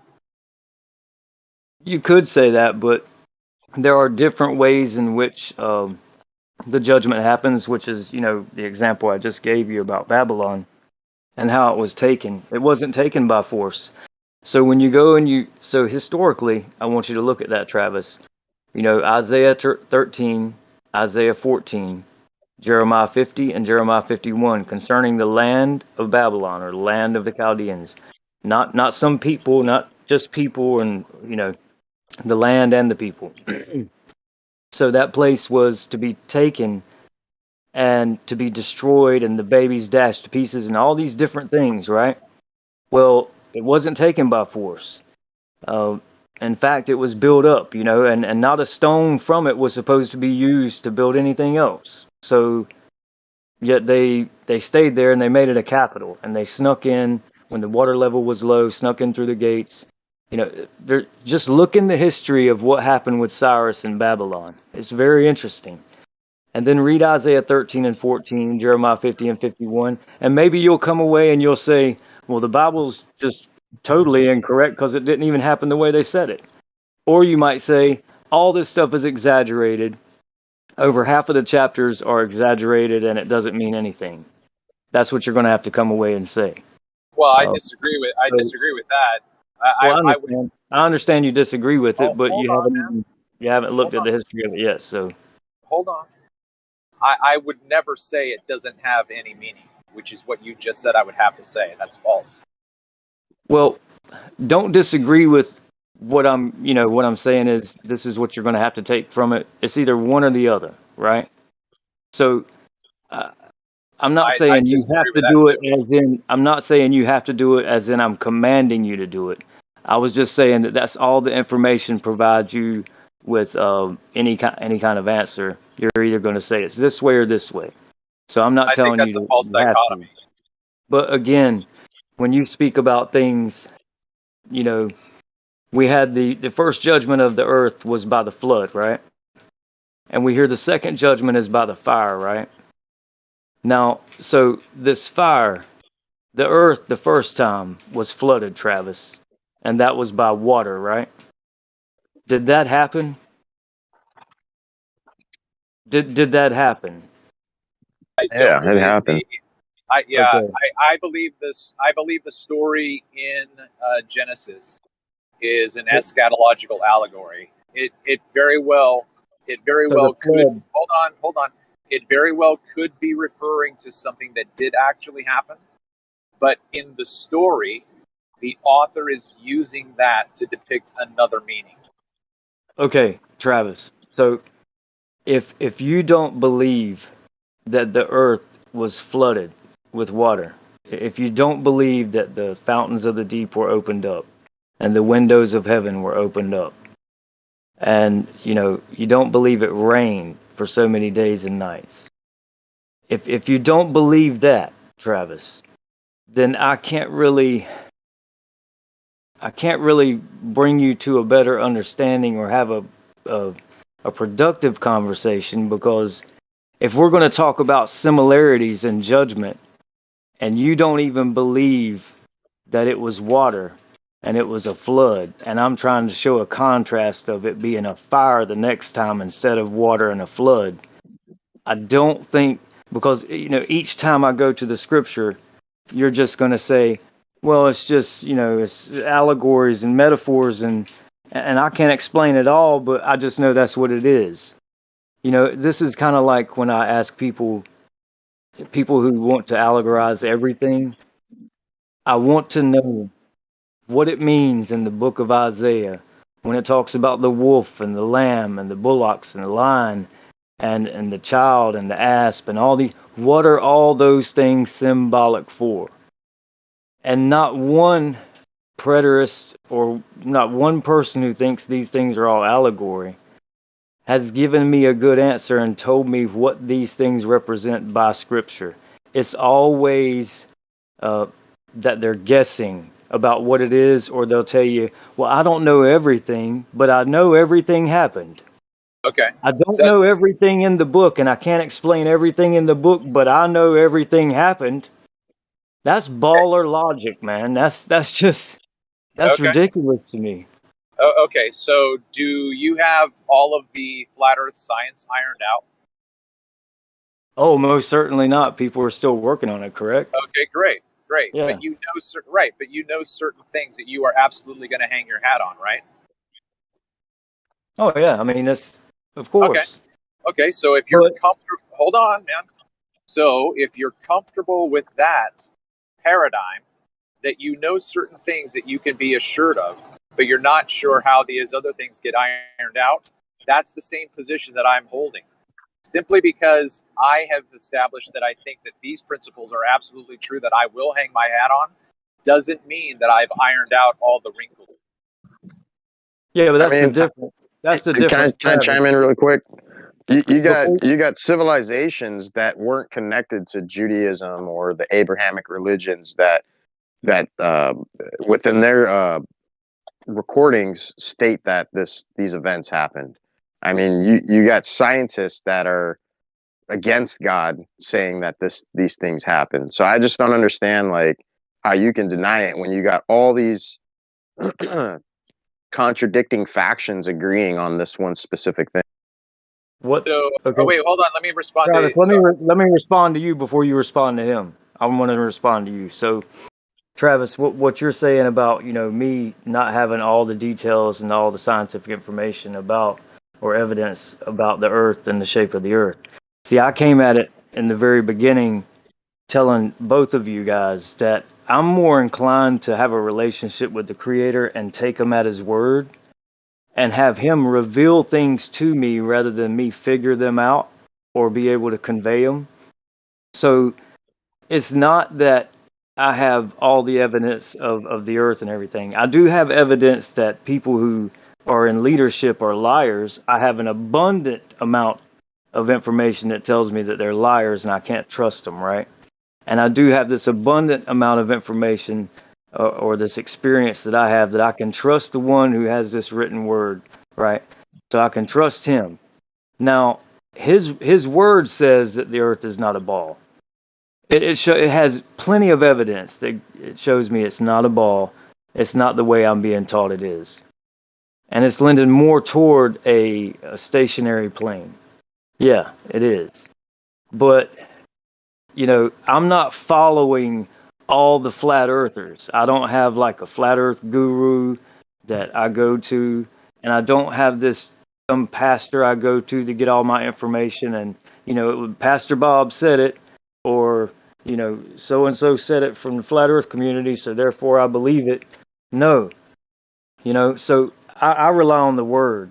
And if you want to talk about the earth and the shape of the earth, I talk about the rainbow in the sky. And when you're talking about the water and the flood being a metaphor, I say the reason you see the rainbow is because if there was any gaps in that rainbow, that would mean that, the windows of heaven were open. Or if you didn't see the rainbow, that would tell you the windows of heaven are open. Those colors that are up in the sky that you see with the rain, that's not just something all willy-nilly that's put there, There's a reason it's there. So Yeah, you're getting lost in the sauce, bro. yeah, well, I agree. going back to the No, wanting to talk about the can you let it? flood and No, the fire judgment, just going back to that. But you can respond to him, and if you want to go into detail on the flood, that'd be cool. All right, so that was perspective, right? You were talking to me. I don't know why everyone always assumes that I'm perspective. That's so weird. No, Like, do I sound like them? I don't know. When Who I are see you? your guys' pictures, I think you're the same. Okay, You sound that's just like dice. him, dude. You sound That's just so weird, dude. Who are you? Die slow. Die slow. That was going to be my second appeal. Okay, so forgive me. Again, I'm not denying a physical event that did happen, that everybody, scientist, atheist alike, can say, yeah, we think that this event did happen, that the entire earth was flooded. Fine. I'm saying the story in the Bible is using that to communicate a different message. It doesn't mean that it didn't happen. It means that the telling of that story is for a different purpose. So, like, say Yeah, for I instance, got it. okay, all right, okay. Can I talk about some modern fulfillment of ancient text for a second that I've actually experienced firsthand, and some of it was actually experienced probably in the last 2 or 3 years. There was this thing. I'm not going to say what it is, but we all know. Starts with a C, and there's the vacuums were involved in this. And I'm not saying this is what the Bible actually says, but it seems like there's almost a parallelism in it. You could not buy or sell or even potentially lose your job if you didn't get certain things. Sounds like Yeah, something in you're the right. Bible. You're Sounds right, like something Paul. in the Bible. Something in the Bible. I'm not Yeah, saying it's yeah. that thing, but it seems No, like a I know. parallel. I Well, know. hold on, I'm And not when done. all that I took got place, dude, I thought the same shit, Paul. That's a very good. okay. Dude, There's I another gotta one. say something. Like I've been Hold on, waiting. hold on, hold on, hold on, hold on, hold on, real quick. I'm One gonna last wait thing. forever for you guys, for real. You can have it. Nobody else speak. When I'm finished, he can have the floor. There's a passage, I think it's in Ezekiel, where they go through the land and they start putting little stakes by dead bodies. Remember that on where it's at? I'm driving, so I can't look it up. Somebody knows it, they can go to it. I've even heard QE talk about this. But when I was in the military, I was part of like a crew. Part of the things I did was when a plane crashed occurred, part of our job was to go through the plane crash, marking whether we found a body or a plane part. We just put a little flag by it. And when I first read that, and this is back when I was the first brand new Christian, and I did that, I'm like, holy crap, this is the scripture. It's exactly what the scripture that talks about, and I'm actually doing it. I was like, there's another parallelism. Crap, far. Okay, you guys, whoever was wanting to speak, you have the floor. Hey, appreciate that. I think that we got false flags nowadays, right? So they'll pretend something terrible is happening, and then strength in numbers comes as God's covenant to correct what's going on, right? And we pretend that events that are happening today is like the Bible is prophesizing these events, but really, what if, and yeah, call me crazy, but they'll tell you something's going to happen and then they just make it happen. And then they act like the divine intervention is God, but it's really them with the cure. They give you the sickness, they give you the cure. And I hate to put the people that wrote the Bible in check like this, but I really think that whoever wrote it did, in fact, twist reality to make you think that they are God rather than aligning with a true God. I think people have trouble with what the Bible states because they're looking for a true God and they don't think they get it when they read the Bible, because a lot of people don't relate to the Bible like me. I think the Bible is kind of highly geared towards a certain demographic, and that demographic is not me.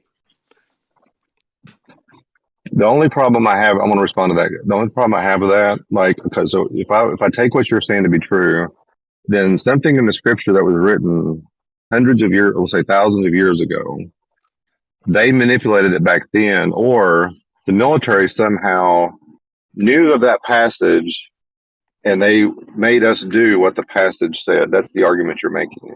Or when it comes to the sea and the vacuums, they they saw the scripture, so they wanted to fulfill what the scripture says. Okay, Right. And there's like now, a few things that could be but happening there. Right. but or they are just doing whatever they're doing, and it seems to line up with the scripture. All the militaries, all the leaders actually look into these texts. Any kind of holy scripture or text, they look into these things and they read the words that, you know, are pronounced against their land or their people. And they take, you know, they take these things into consideration when they're going to battle, man. I mean, that's just a fact. Okay. That's just a fact, man. And Well, I'm more. Oh, I'm more specifically talking about like what I just said. What about the flags? Like, so did they read the Bible and then make us start whenever a time a plane crash occurred, you know, to go and do that? Is that what you're arguing? But I don't know if that makes sense. I You have to make that remember, argument.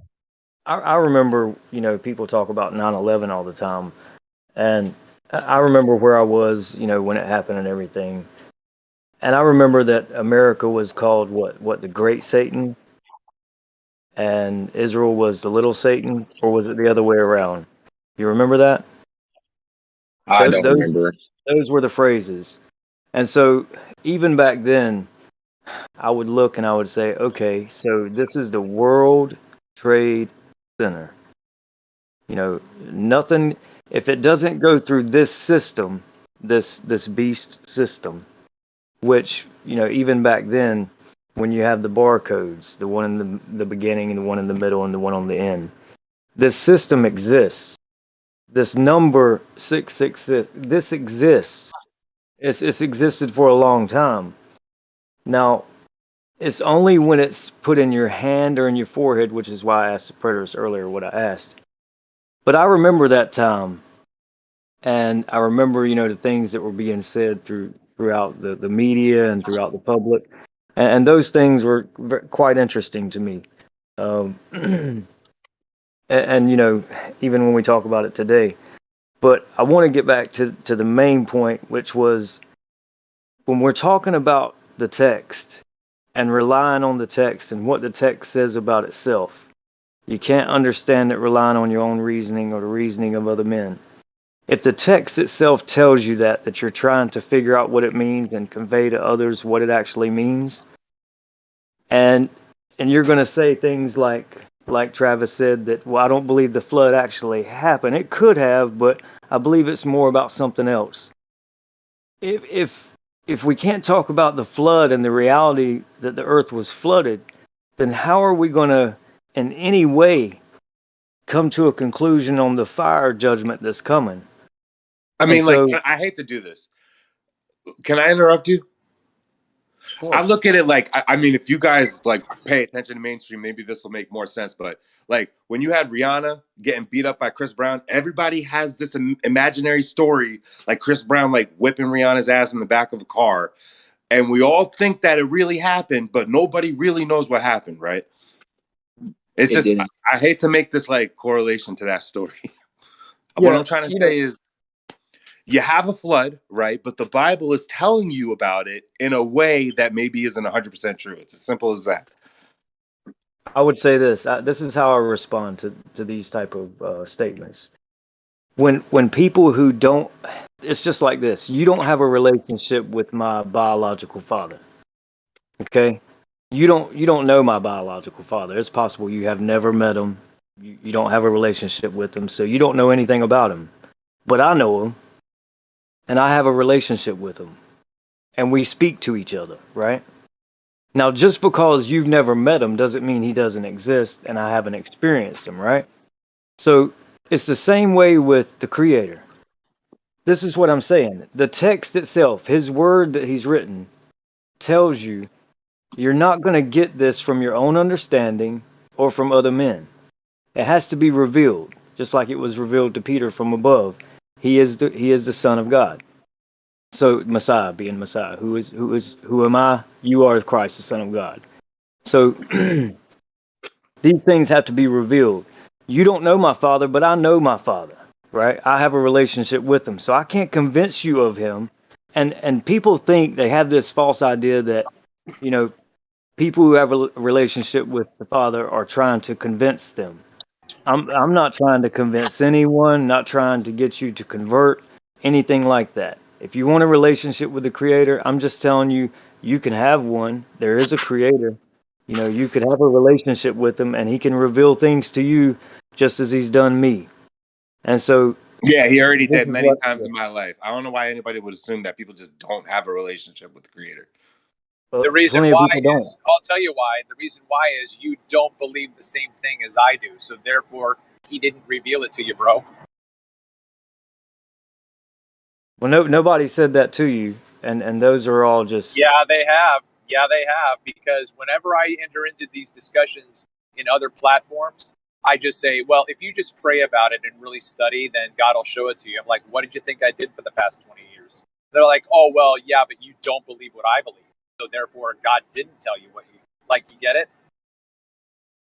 See how that works? I understand what you're saying, Travis, and I can see how that does kind of work.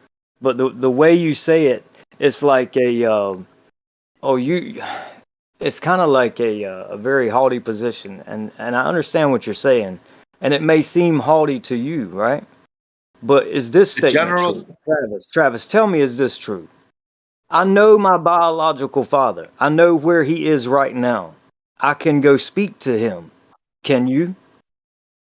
I can speak to my biological father. Okay, now I'm not putting you down because you can't speak to my biological father right now at this very moment. and walk up to him and shake his hand, Okay, well then right? this is a false equivalency. Look, Travis, I'm not angry at you. I'm not saying I'm better than you. I'm just presenting the facts to you. Okay, So, that's fair. Okay. Travis, just like This earlier, is like Travis, most just like backhanded earlier, insult. Like this is like really just a backhanded, dude. minute. Yeah, right. He doesn't even know it. Did you hear You what? think you're being nice when you're saying people don't have a relationship with the Creator? Right. Like, dude, why? Right. You don't even get it, dude. You don't even have enough self-awareness to understand what he's telling you about yourself right now. I wanted to say this. I have this thought. Give me a minute. I got to remember what I was trying to say.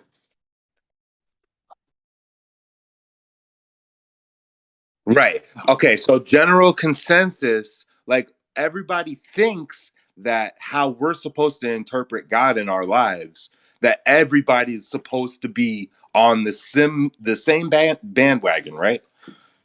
Like, oh, my belief in God should be your belief in God, so we're both in the same bandwagon.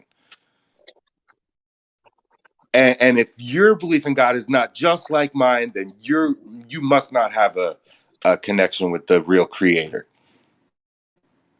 Well, can I respond to that? So that's not fair. Well, let's think about that for a second. Now, sometimes the nature of relationships are different. Like I have a relationship with my wife, right? And it's different than her best friend's relationship to her wife. Obviously, at some level, I have sex with my wife, and her best friend does not. So there's a romantic aspect. So the nature of relationship could be the same, be different, but who the person is that both my wife or the relationship my wife has with me, or it's still the same person. For example, if I asked Rebecca, well, I'm not should be real on names, but if I asked my wife's best friend something Rebecca? about my wife, yeah, no, that's not my wife's name. I'm not going to reveal my wife's name. But if I asked Rebecca something about my wife, and it's something, if I've known my friends known her longer than me, then if I asked her something specific about my wife, it should line up. Hey You know what guys, I I'm mean? sorry. So hold on a second. I don't want to go past this too fast though, because I think so if we're talking about if we're worshiping the same God and we're seeking the same God, then we should come to a lot of the same conclusions. That's my point. Go The ahead, Creator Mark. is not scripture, though. Like, we're talking about man's interpretation of their communication with their so-called God. That's the problem. Stop looking to other men and stop looking to critique other men. Look at the word yourself. Get a relationship with the author of this, because men can't write another book like this. No, You want me you to have a can't get relationship with the 65. You Bible or can't the get. Creator? You can't listen. You can't get I'd like 65 to say men something to too, sit please. down.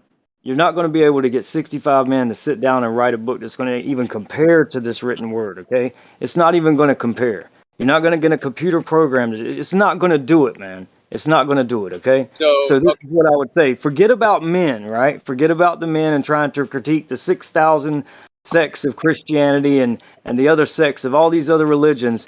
Actually look at the information yourself, and if you think there's a creator, that's where you need to start and What try to get a information? relationship with What do you him. think But I'm not looking at? Travis, this is what I wanted to say to you, Travis.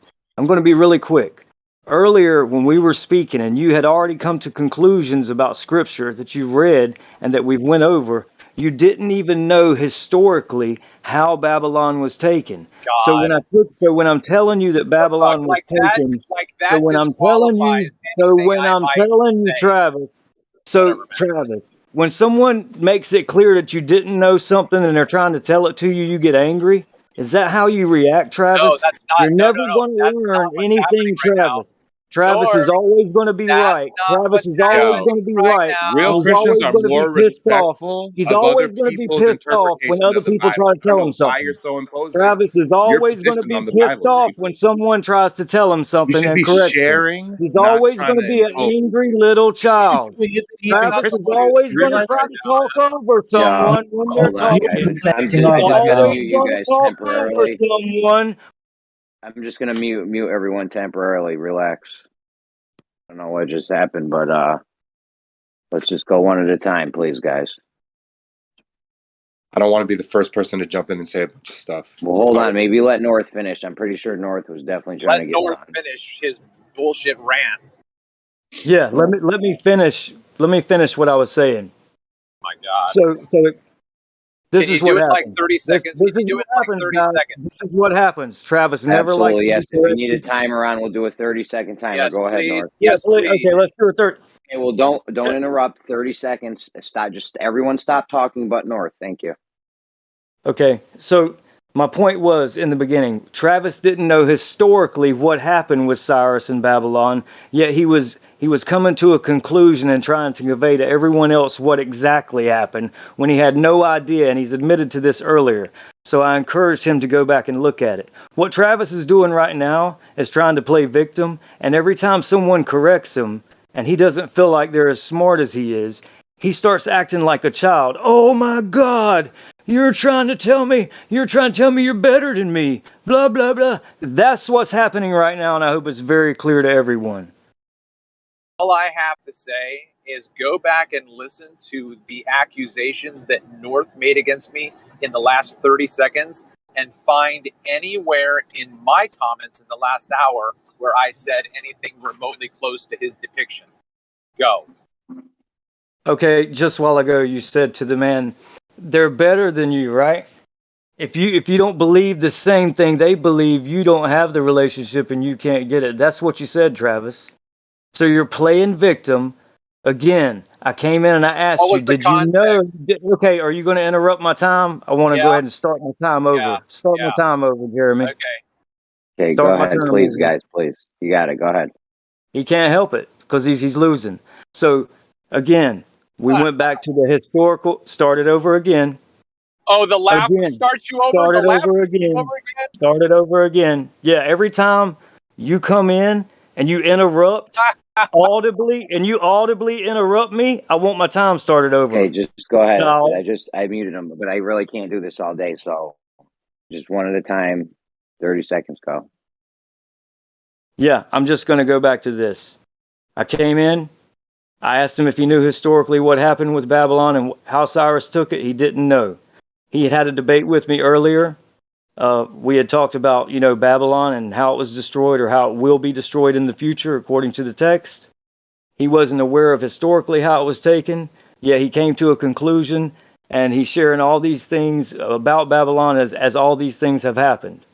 Now he's coming in, and when I show him he doesn't know something and he hasn't conceded, that when I show him he's not aware of something, and he concedes he's not aware of it. And then when I try to tell him to look at that before he draws any more conclusions and he gets mad at me, that's a child. That's a child. Last time. Okay, so again, all you have to do is take what North just said about me and go back and find at any point where I match up to his description. He just referred to a specific instance where I talked about specifically my experience, where I was told that my experience didn't justify my beliefs because it wasn't the same as the other person. I don't believe that I said better than you. I don't believe I said that. So again, I don't think that North is giving you an accurate depiction of what actually happened. By the way, I mean, I could read Genesis like 20 times until I get your interpretation. Like, why do I gotta automatically start aligning with your interpretation after 30 different reads? Wait just a minute. Do you know how he just avoided everything I just said and said things? I don't even know where he was coming up with these things he just said. Could you please repeat what you just said, Travis?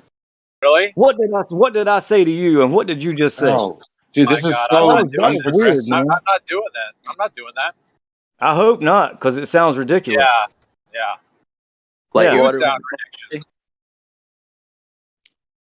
Why does my interpretation got to be the same as yours, North? Did I say that? Am I less of a Christian and less of a God Did I believer? Is say my that? connection with God less than yours because my interpretation of Scripture is different than yours? Are you building a straw man? Do you need I mean, some I'm help? wondering why you're so hard on Copernicus. Sometimes I feel like you want him to believe the same thing as you. That's not I'll what tell you why. Christians do. I'll tell you It's why. not Because about we I'll tell you share, why. dude. It's not You about want imposing. Hey, Jeremy. So I want to tell you why I'm so hard on Copernicus. You ready? Because when people who believe in the book and the way they perceive it and the way they interpret it come in and share it, Copernicus jumps in every time and says, no, no, no, no, no, no. That's not what it means. Listen, this is what it means. It means it happened in the first century. This is all metaphorical and allegorical. He is the one that is attacking other believers. And he I don't doesn't think even that's an believe attack. excuse me, he doesn't even believe what the book says. He I attacks do. It's other not an attack. believers unless they are part of the first century clan, the first century group, etc. He is going to attack them and say, no, no, no, that's not how it happened. This is how it happened. And so I'm not the one that you have to agree with me. I'm just telling you there's a different side of it. Copernicus is the one that comes in and tells you, no, no, no. You have to believe that these things happen in the first century. I'm not the one that comes in and says, My you God, have you keep to saying it over and believe over these again. things. Yeah, I'm You going just to do keep it over saying and it over over and again over until again, they man. get it. Until they get it, Travis. Until they Okay, get it. go ahead. You're the one. Till we You're the agree with one, you, Travis. North. Till we agree with you, North. Is that it? No, You're just gonna keep Travis. Till saying we it. agree with you, right? Till we Okay. agree with you, right, Is Travis? it my turn yet? Because Is it my turn you're yet? the one, right? You're Let the me know when one, it's right, my turn. Travis? Let me know when it's my turn there, North. Hold on. All right, hold on. Are you done, North? Yeah, I'm done, man. Let's let Travis fire Okay, back. Go so ahead. yeah. So I'm gonna try to make it. I'm gonna try to make it abundantly clear. And Come on, North. are you He's gonna doing this on mute? Are purpose you because gonna? Yeah, I know. Are you gonna mute him yet? Are you gonna mute him yet? I just wanted to give you I'm that gonna same right now. medicine, Hold bro. on. It's all good. Just hold It's all on, good. man. You're making Travis look better. All right, I go know, ahead. right? Thanks a lot. Yeah. So again, I simply voice my dissent so that the audience can know that not all flat earthers believe that the Bible is a flat earth book. So if someone comes in and says the Bible's a flat earth book, you are going to hear me come in and say, no, it's not. Okay. You don't have to agree with me. I'm not trying to push you into a corner so that you kiss me. I'm just wanting you to know, and the audience, that there's a dissenting voice. The same thing with anything that is said about the Bible. Oh, we're living in the end times. You can be sure that if I'm in the audience, I'm going to say, no, we're not. And we can have a discussion about it. So it's always for the audience. How is the Bible not a flat Earth book? Hold on, just real quick. The last thing I'll say is, yes, I do believe the Bible. I do. Absolutely. Subjectively or objectively? Do you take the Bible verbatim, or is it just in your own interpretation? Well, that was kind of open. Okay. I'm going to try to justify my interpretation, and that's going to be based on the text. That will be up to you.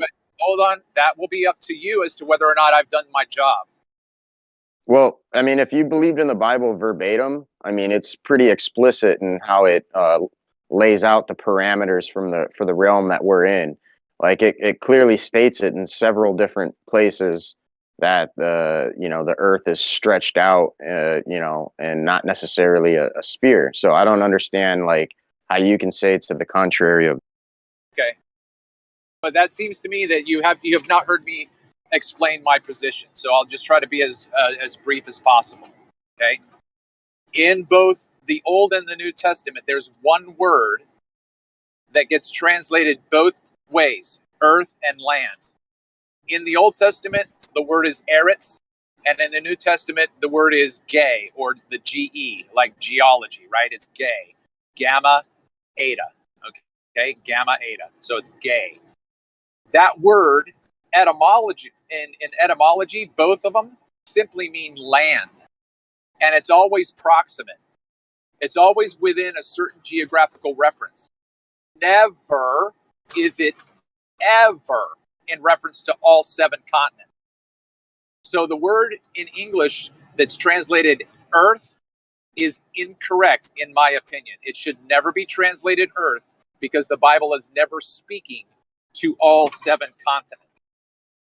And that's the problem. When you say never ever, when you say it like that to people I who said in believe it my does, opinion, right? I know that, but I know that, Travis. But when you have other people of a different opinion, this is what happens. You're saying I'm being so, angry and mean to people who don't believe like I do. But it's you, Travis, who I've had the experience where I come in here and I say I believe something different. The first day I come in here, bro, Jeremy said, "Get at him, Travis. Destroy him." About what I believe. The first day I joined the server, Travis. Bro, I And was that's probably what you joking, done, though. Travis. You tried to do that and you lost that day too, right? Yeah, That's according what to happened you. the just first According to you. day.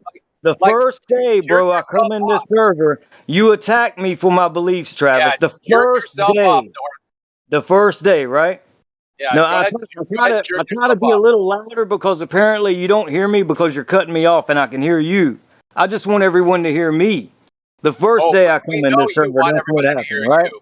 So Yeah. when you speak like this, when you say never, ever, is it ever speaking about all 7 continents, when you speak so condescendingly and then you play victim 5 minutes later when someone disagrees with you and shows you you're wrong and shows you were not aware of something historically, you get angry like a little child. And I hope everyone in the room is aware of this right now, and I hope they've been listening for the past 30 Dude, minutes me because it's too, quite North. clear about what's going on in here. Preach it, brother. Preach it, bro. You called me dad one time, didn't you? I don't think so. I don't know why you did that. Yeah, So you let me did. I ask, don't know why you let me did ask that. but Travis please I did. something. explain. Yeah. Something. I get what When you're they're saying. talking about the GE in specific text, are you saying that it's only referring to that specific continent? No, When they're talking, okay. no. So I just So my way of trying to explain is that the reference to land in the Bible is always proximate, right? It's always in terms of the immediate location. So if it's talking about a specific piece of land, it'll say the land of Canaan or the land of Babylon, right? So there's a specific designation that way. But there's also just simply it's just land. It so doesn't then ever it doesn't ever go beyond to and the reason why it doesn't is because the entire Bible specifically is about one people group, right? The children of Israel and their relationship to their God under the covenant that he made with them. So that is really limiting the immediate context of anything that the Bible is talking about. so then It's how do you always with interpret Genesis? I mean, Genesis is talking about the creation of all. So like I don't understand how you interpret that when it's, I explicitly stating. well, it's not explicit, right? So there's a difference between reading the Bible literally and and symbolically. So I would say it this way. That's what the Bible says, but that's not what the Bible means.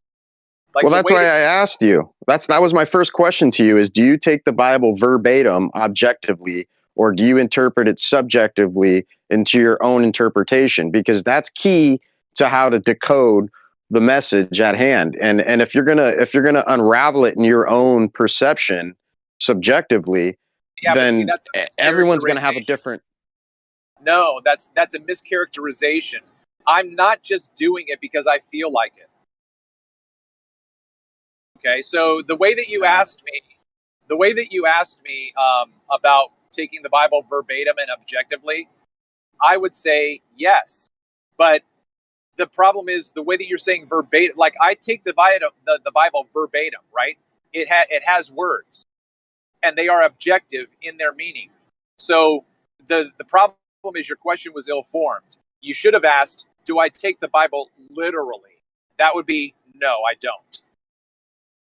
No, I don't. I don't think it was malformed because I think if I asked it that way, it would still be loosely interpreted based upon how you're perceiving the message at hand. Once again, it's like verbatim, objectively, is cut and dry. I think you're kind of spinning Well, it off your own paradigm.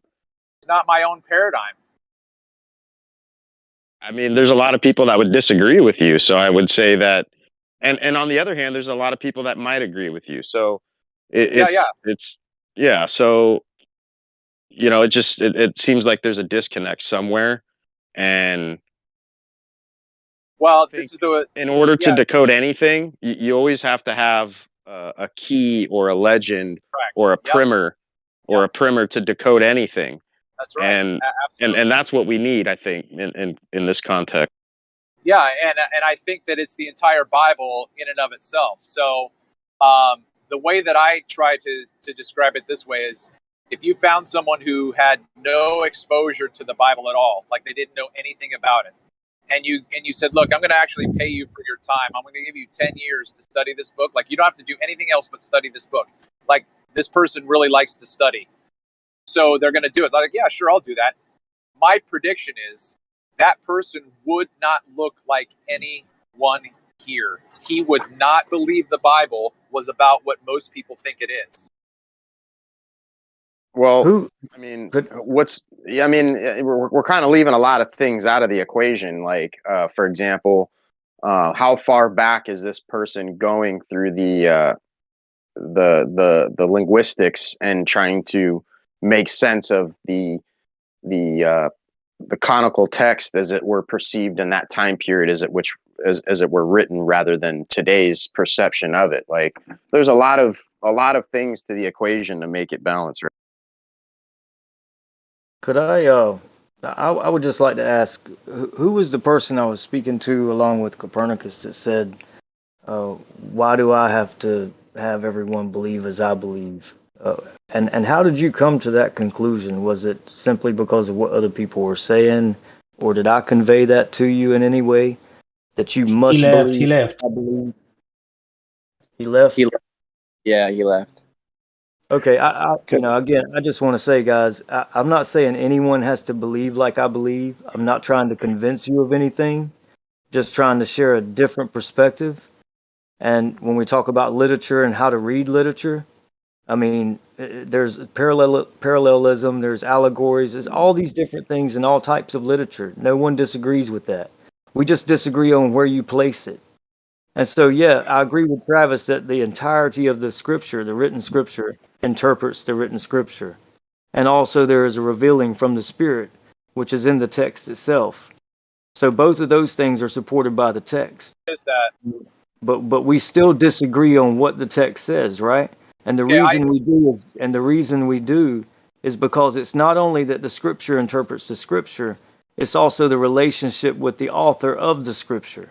Great. And that's what Travis leaves out. And I think that's important. Fuck me, man. I think it's important. You know what gets me pissed off?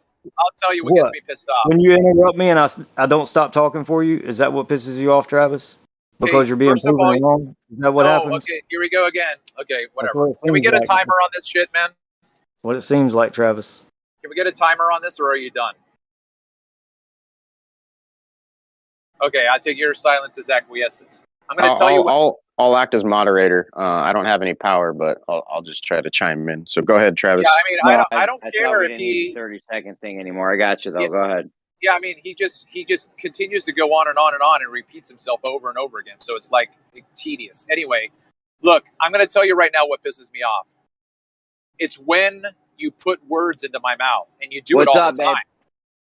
Jeremy, come on, man. When did I do it? When did I do it? Just a minute ago, you put words into my mouth. Just now? Just now did I put words in your mouth? The last time you spoke. Earlier. So earlier, we're going back to earlier. We're not going what I just addressed. We're going to go back to earlier. 2 minutes ago. Okay. Not what I just said, right? What did you just say? So I spoke too long when I just spoke just now, but it was only 2 minutes ago that I spoke again. So how long is too long for me to speak, Travis? Is it too long when I'm proving you wrong, or is it too long after 20 seconds? How long is it, Travis? Oh my God, man.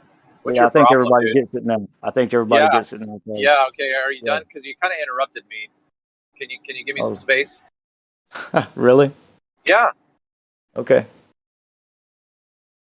The point that I was making is that when I get triggered by you specifically, North, it's when you put words into my mouth. So I'm never going to be upset by you offering up an alternative explanation, but it's when you cross the line and speak condescendingly to me, like you didn't know this and I had to show it to you. That's condescension. That's where you are raising yourself above me, right? That triggers me a bit. But the fact that you offer up criticism doesn't trigger me. You can do that all day long. Paul does it. Rakia does it. Jeremy does it. I don't get fucking triggered by them. So it seems to be that there's a dynamic between you and me, right? Where that is for me what you do that triggers me. I try to keep it under wraps, but sometimes I cross the line. Okay, so I'd like to respond to that. When I brought that up in the beginning, and I asked you when I came in about, and anyone can go back and listen to this, I did not put words in your mouth. What I did was I was very calm with you, Travis, and I said, Travis, were you aware of what happened? Now, let me speak, Travis. I said, Travis, were you aware of how Cyrus took Babylon? And I know we've spoke about it before, but I want you to go back and read the historical account of how it happened and how it was not taken by force, and the stones were still used that were in the city, and it was turned into a capital. And you said, I was not aware of how it was taken exactly, but, you know, I could go read that, and you did that. But then you started this stuff like, oh my God, you started being condescending to me, which is why I give it right back to you, Travis. I'm going to give it right back to you when you give it to me. If anyone goes back and listens, just like now, if anyone goes back to listen, this is how I started in the beginning speaking to you. But again, you start talking condescendingly to me, and I'm going to give it right back to you, and then you're going to play victim. Then you're going to play victim. Then you're going to play victim, and then you're going to play victim. And when I show it and I prove it and I reveal it, you're going to interrupt me like right now, right now. Yeah, anybody go back and listen. Yeah. Anybody go back and listen. You're the winner. Well, thank you. Thank you for conceding. So when I went, oh my God, why did I do that? Because when you said, oh my God, you have to believe like he believes, and then the whole bandwagon jumped on. Someone else asked me, why does everyone have to believe like you believe? Where do you think that other guy got that idea, Travis? Where do you think the other guy that asked me, who was jumping in with you, where do you think he got the idea that I tell everyone they have to believe like I? Let me chime in for a second. I think both of you guys. He got it from you, bro. He got it from you. All right, North. Hold on, North. I think both of you guys got a lot of understanding. They might not be coinciding with one another's, but I don't think either one of you two know everything about the Bible. I think we need to set our pride and ego aside and humble ourselves a little bit and try to learn from one another, whether we disagree or agree, and just try to see each other's point of view a little better and keep it more cordial. Come on, guys. Absolutely. So the one thing that's going to differentiate North and myself is I will never speak condescendingly to North because he didn't know something. I'm never going to say, I had to teach you this. You didn't know this before I told you. Like, that's an ad hoc, right? You're attacking me as a person. Let's move past it. Well, it just needs to be said. I get it. You need to get it off your chest. But both of you guys are acting very, above one another, okay? From my perspective. Like, you guys are know more than me, okay? But I don't think you guys know more than one another. I think you guys have two different vantages that you're perceiving the word from, and that's fine. And you guys don't have to agree. That you guys do need to respect one another as Christians, though. So let's just get back to furthering our understanding and capabilities rather than limiting one another. Sounds like a great idea, man. Hey, Travis, if you'll agree to that, I'll agree to it. And what I would ask you to do for me, just, so we could talk in the future, is to go back and look at what happened with Cyrus in Babylon and actually read those chapters again in detail. Isaiah chapter 13, Isaiah chapter 14, Jeremiah 50, Jeremiah 51, Revelation 18. And I'll stop right there because there's more, but I'll stop right there and read those again. And let's discuss that in the future. Would you like to do that? We can do that. Okay. So yeah, please. I mean, it was very interesting when I found out years ago, but there's not a lot of people who have that understanding of how it happened and what's written. So yeah, please do that. Can I jump back in? I posted something I'd like to talk about since it seemed like this is a good point to bring this up. There is actually I know Travis doesn't necessarily agree with it. Jewish people have a good understanding, but at least if they've had this back in the first century, this understanding, which I have no way to necessarily prove it, but I think you can allude to they might have this idea. There's like 4 ways that they interpret scripture. And I posted this in the chat just a little while ago. Let me see what time I did that. Darn, I'm on my phone trying to get to it. Well, where'd it go? It's at 8 minutes after the hour. If you go through that, there's like 4 levels of interpretation. There's the literal interpretation. There's maybe a symbolic, allegorical interpretation. I forget what the third one was. And then there's another one called the mystery, something that's hidden. But they all think that Scripture has that. Now, as a writer, could I do that? Could I have a literal interpretation, a allegorical, all this stuff? I think so. And actually, I think this is a good example of that. I know some people may not like it, but the Chronicles of Narnia. There was something, obviously there's the literal, if you just read the text and read what's going on, but then there's the allegory like Jesus being Aslan and that kind of thing.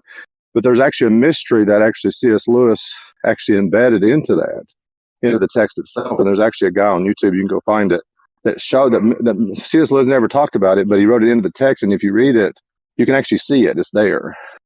So I think those levels of interpretation can occur in the Scripture. And so a writer can do all 4 of those levels if he chose to. So I don't see why we're even this discussion. That's why I say I'm a literal, which means I take the Scripture for what it is. But there's also elements of it that could be allegorical, and I may agree with Travis at one level that may not be clear, but you should have some level somewhere that may be able to help you figure that out. But I mean, just to say it's all or nothing, there's a problem. It can be all allegorical, which I think is problematic for Travis, and to say it's all literal is problematic for the literalist. That's why I don't fall in either camp. I interpret the Scripture for what the Scripture says. Go ahead. But then that becomes an issue of how to determine when it's this and when it's that. So, I try to come to a happy medium with someone who gets to the point that you just said. And I said, okay, that's fine. Let's do both, right? Give me a fulfillment in the first century, and you can keep your future fulfillment too. Let it be both. But see, now, you're talking again. See, you're talking about futuristic, prophetic. Okay, I'm talking about, for example, Jesus literally walked this earth. Okay, could there be types and shadows in his walking? Yes. Okay, did he literally rise again? Yes. Could there be lessons and allegories that you can draw from that? Yes. Okay, I don't think there's a problem with any of that. Sure. You have a problem with that, obviously. It's okay. I don't know that I would necessarily say that I have a problem with that, but I'll use Jonah as an example. I think Jonah is purely myth.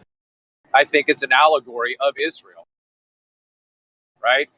So the interesting thing that is a natural consequence of making something allegory or myth is that there are problematic results that don't follow, right? I don't have. Wasn't Jonah supposed to be our most modern miracle that we're supposed to turn to? There was something. There's something significant about the story of Jonah, being that it was witnessed as being some sort of a fact-based reassurance for some sort of like faith.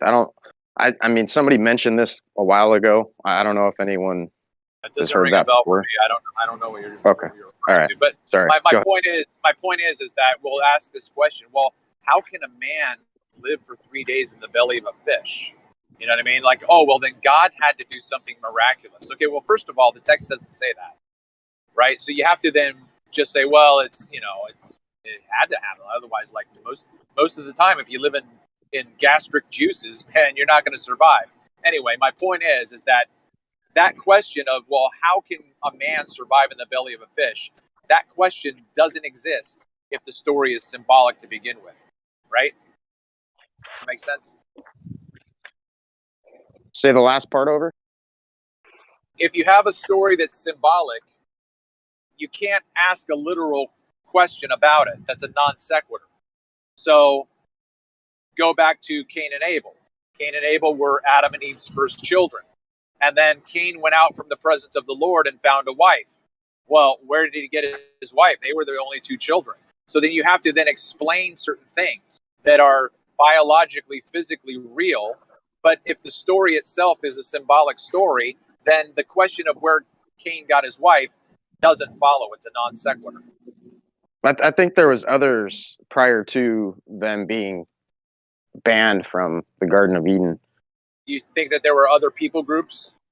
Because I asked this question before to like Righteous Force, and he brought up scripture to kind of prove his point in regards to that being the case. Yeah.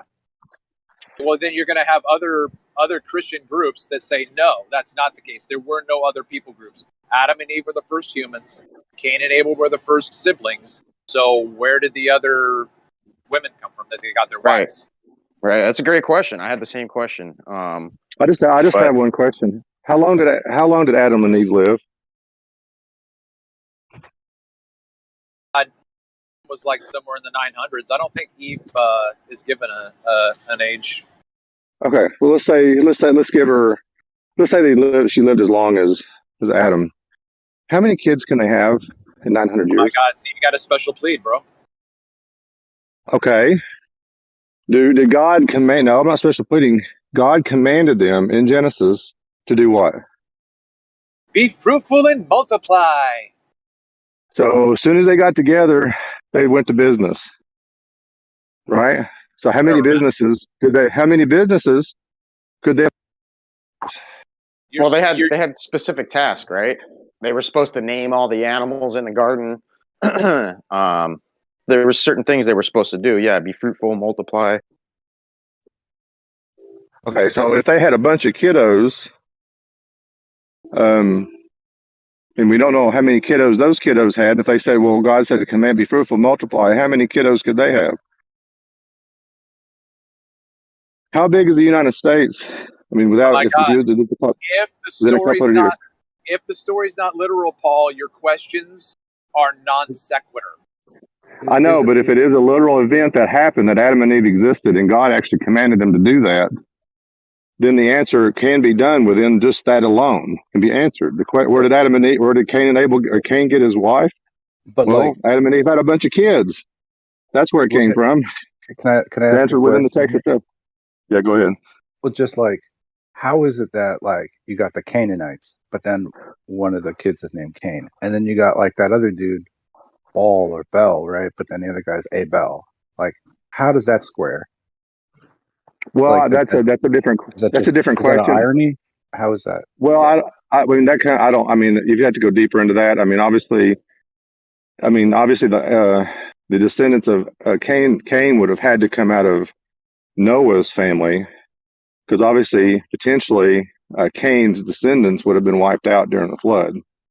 So wasn't Seth Cain's son? I don't remember. It's been a while since I've done any kind of looking at that. But if you just follow the genealogies in the Bible, it can tell you where these people came from. You just go back and look. Seth is the son of Adam and Eve. Okay, so he was like, what, their third born then? Because I thought they had Cain and Abel. Yeah, and then Abel was murdered, and then Adam went into Eve again, and she said, the Lord has given me another man. Okay. Yeah, I mean, these are all great topics and questions. I wish I had more answers and insight.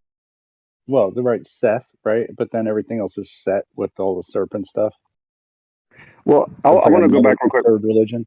Do you see what I'm saying? Like, how is it speaking about individual persons when it really seems like it's talking about big groups of people, like as one person? That's what it seems like. Well, let's think about this. I want to address that. I want to give you an example. There's an area of town where I live. It's actually named after a person. Okay, and so we call that whole area this name. I'm not going to say what it is. That happens a lot. So which means there could be one person that this whole area or these people are named after. Like, for example, what is it? Even in the scripture, I know what you're talking about. The Edomites or Edomite, whatever, I think, or whatever they were. But the people groups come from Sodomites. Sodom. Well, yeah, Sodom. Well, Edom, no, there's another one. Edom. yeah. Travis knows what I'm talking about. So that can happen. We have it literally happen in my hometown where I live. It's happened, and that means it can also happen obviously in Scripture. So now, why the name Canaanite came from, he'd have to do some digging to find out. But I don't know if that Canaanite's directly connected to Cain. And obviously, I think the spelling's slightly different. It's not the same spelling. So it could not be. It may sound the same. But it may not be spelled the same. So they said that Cain was to be marked for all of was it all of eternity or something, and even his lineage was to be marked, in essence, cursed. So stop and think about this for a second though. When did Cain exist? Before the flood or after the flood? Oh, he was before the flood. Okay, so only 8 people made it on the ark. 8 people. Well, yeah, it was Noah and his kids and their wives, and that's what started our new generation here. Right. So if Cain, was Abraham of the lineage of Cain, or was it potentially might be argued that one of the wives could have been of the lineage of Cain? You could argue that potentially, but was Noah of the lineage of Cain? No, he was not. He was the lineage of Seth. He was the lineage of Seth. So, which means just to look at it logically, that means potentially all of Cain's descendants could have been wiped out during the flood. Yeah, that's possible.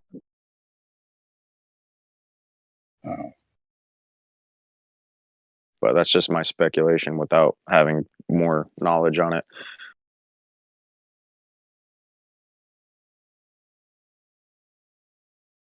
I think we need to get Righteous Force in here.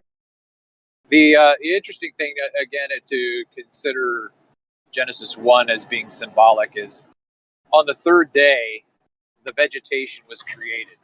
So, Paul, my question is, what kinds of vegetation were created on the third day?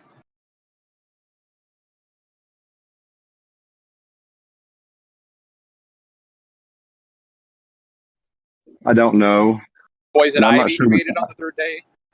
I don't know the time period of the first day. I don't know if it was a little 24 hours or if it was not 24 hours. I don't know. I have no. Okay, but that's not my question. I can't answer that question. I don't know what kind of vegetation, unless I go read the text and see what it tells me right off the top of my head. Well, wouldn't it just be like an implicit understanding that if on the third day God created the vegetation, wouldn't you just assume that was everything that we see, all of the flora? If I take a plain reading of the text, yes, I would think it's that. Yes. Oh, okay, all right. So then I find it interesting that it specifically says grain, plants, and fruit trees. So then that would eliminate roses and maple trees and evergreen trees and redwoods, and cypress. You get it? So it's not that God on the third day created every flora. Specifically, we're told that he created grain and fruit. That's interesting, right? That's literal, right? So when did he create the rose bush? Well, wasn't Jesus crucified with rose thorns around his head? No, it wasn't rose thorns. It was. Was it acacia or something? I'm not sure if it would just be something that would be described as a briar, just a thorny bush.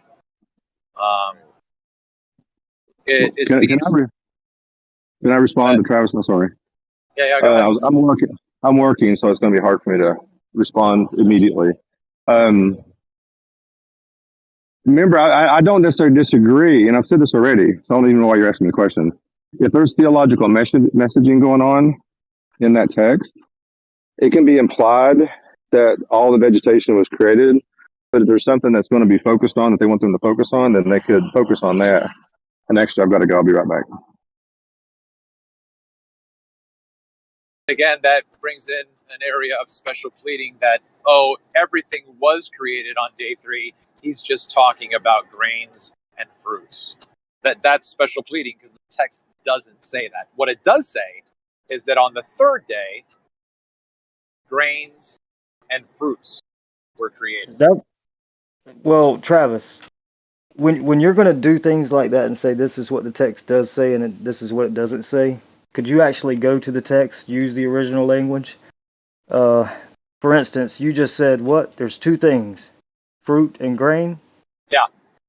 Okay.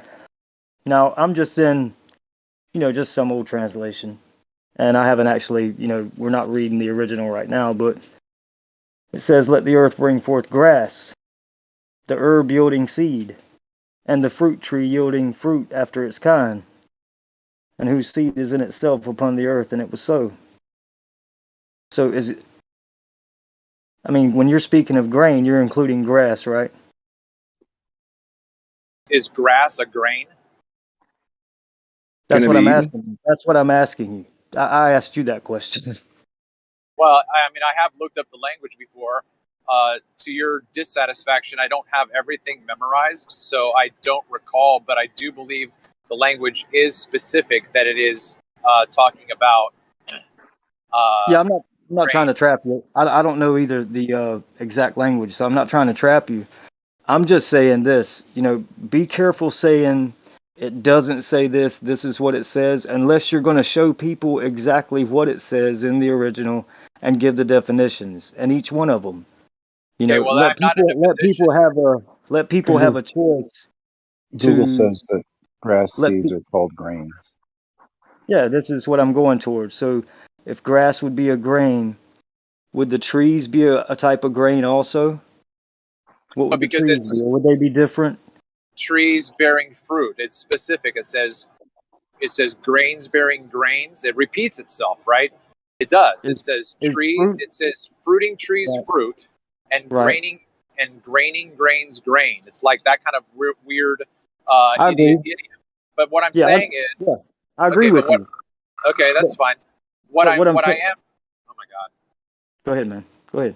What I am trying to suggest is what it doesn't say. It doesn't say rose bushes were created on the third day. It doesn't say evergreens. It doesn't say redwoods, right? So it's very specific. So then we don't have a day when God creates all of the other flora.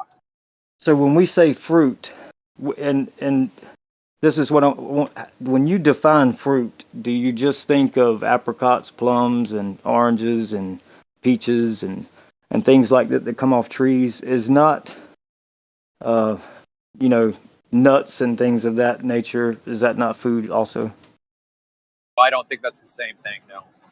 Well, that would be very interesting to look up what meat is. When people, they read meat in the scripture, meat can be bread. It could be anything that's, substance, something you put in your mouth and eat to sustain you. So I would say when you're saying it doesn't say this and this is exactly what it says, just go into those words and read each one of them. If you want Yeah, everyone that's to what I was have gonna a say. fair, yeah, if you want How to everyone to have a, translate things. yeah, if you want everyone to have a fair and just that's the way it should be, man. Don't just say this is what it says, and because that's like saying you got to believe what I'm saying. Just take them to the text.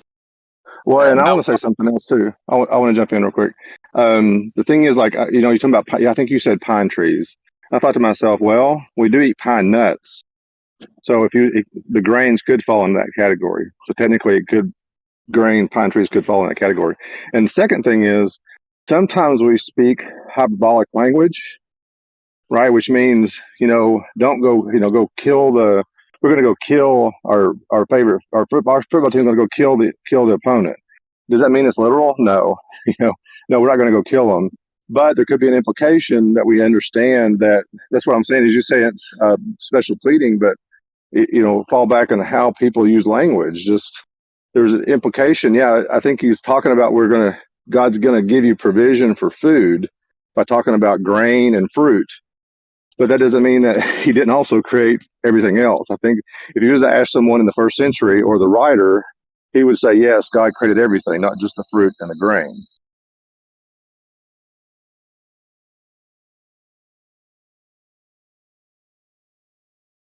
problem if you're taking the Bible literally, though.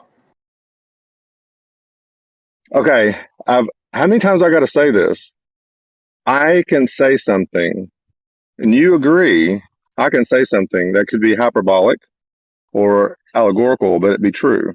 And also, it could be something that's actually really did happen. You're drawing a hard line in the sand that I don't draw, Travis. I don't draw a hard line in the sand that if you think the Bible this way, then you have to look at it only this way, or it's only one or the other. Or I can see at times it could be both.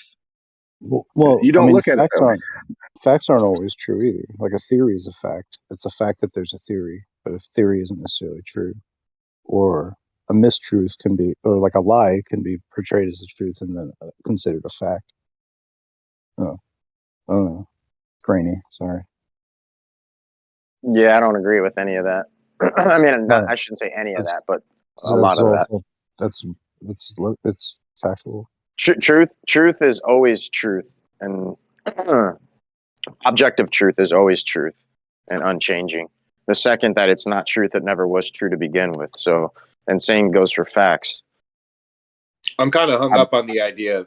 What was the solution to Cain having a wife? It wasn't a literal story. Right, so don't take everything literally. So the story of Genesis, we don't take literally then. I don't. But yeah, I mean, we're right back to, people interpreting based on their own perception and opinion rather than, how the message is to be perceived. Yeah, but see, my disagreement would be that's not, I wouldn't characterize it's not my perspective. It's not my belief, right? I have to be able to justify why I'm saying what I'm saying, and I think that I can do that. So my appeal to my interpretation would be on other portions of the Bible that use the language in a similar way. This isn't just something that I'm deciding to do because I don't give a shit. Right, but there's different versions of it. There's different sets of facts here.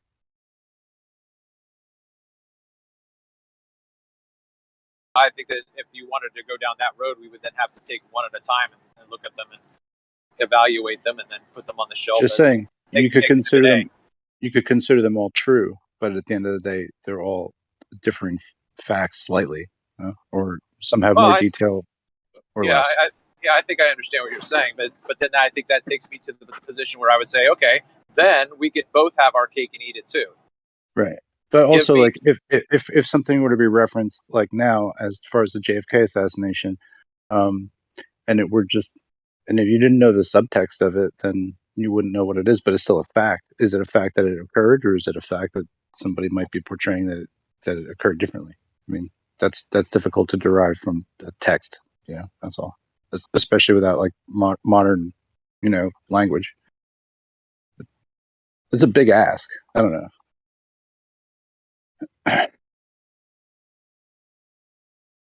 But that's why people are like, looking at a bunch of different translations to kind of like discern what the most core material is, right? Or what's core for their belief structure. I mean, if you're trying to get a message across through allegory or metaphor, you're not going to go through such extent of details. And that's kind of what makes me lean the other way, Travis.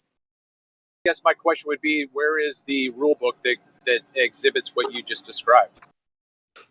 Like, why else would you go through one's lineage and how old they were and all these things of detail just to get a message across on a simple story of having some sort of like what's the word I'm looking for? Like, what's the purpose of a story to begin with, right? There's like a message to it. And if you're going to give a message through a story, then why would you add such extensive details that weren't necessarily supporting the message within the story necessarily? I think that, I mean, it's a reasonable question. I think that, and I'm not saying that I have what's the word I'm going to say? I'm not prolific in speaking the Bible's language of symbol, but I can say hola, and I can say como estás. You know what I mean? Like, I can speak the language to a certain extent. So your question about the details is an interesting one to take into consideration. But in Genesis 5, it's a pretty well known scholastic agreement that the length of those patriarchs match the zodiacal calendar. So are we supposed to realize that those patriarchs did live literally those years, or is there something else that's being used in that detail? Right, there is a detail there, but does it hold a different purpose in the author's intent? Like, for example, and like in the story of Little Red Riding Hood, like we don't necessarily need to know, the time period at which the story took place to gain the message within the story, or whose parents was Little Red Riding Hood and how long they lived and where they came from. I mean, there's just so much detail that's contrary to the point at hand, where it doesn't seem like it could just be metaphor.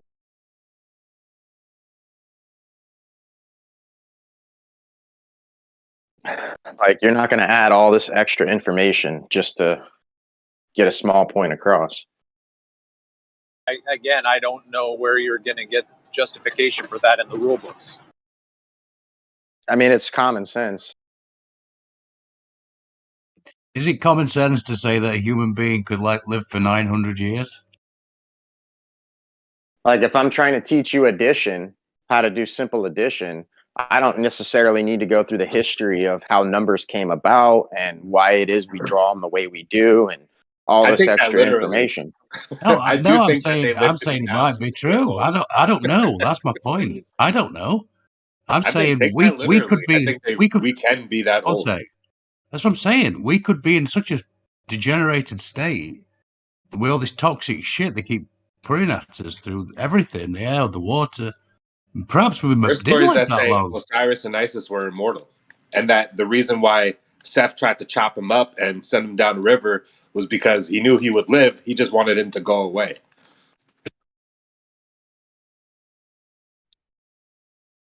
I heard you guys bring it up, Cain's wife, or what were you saying? Whose wife was it?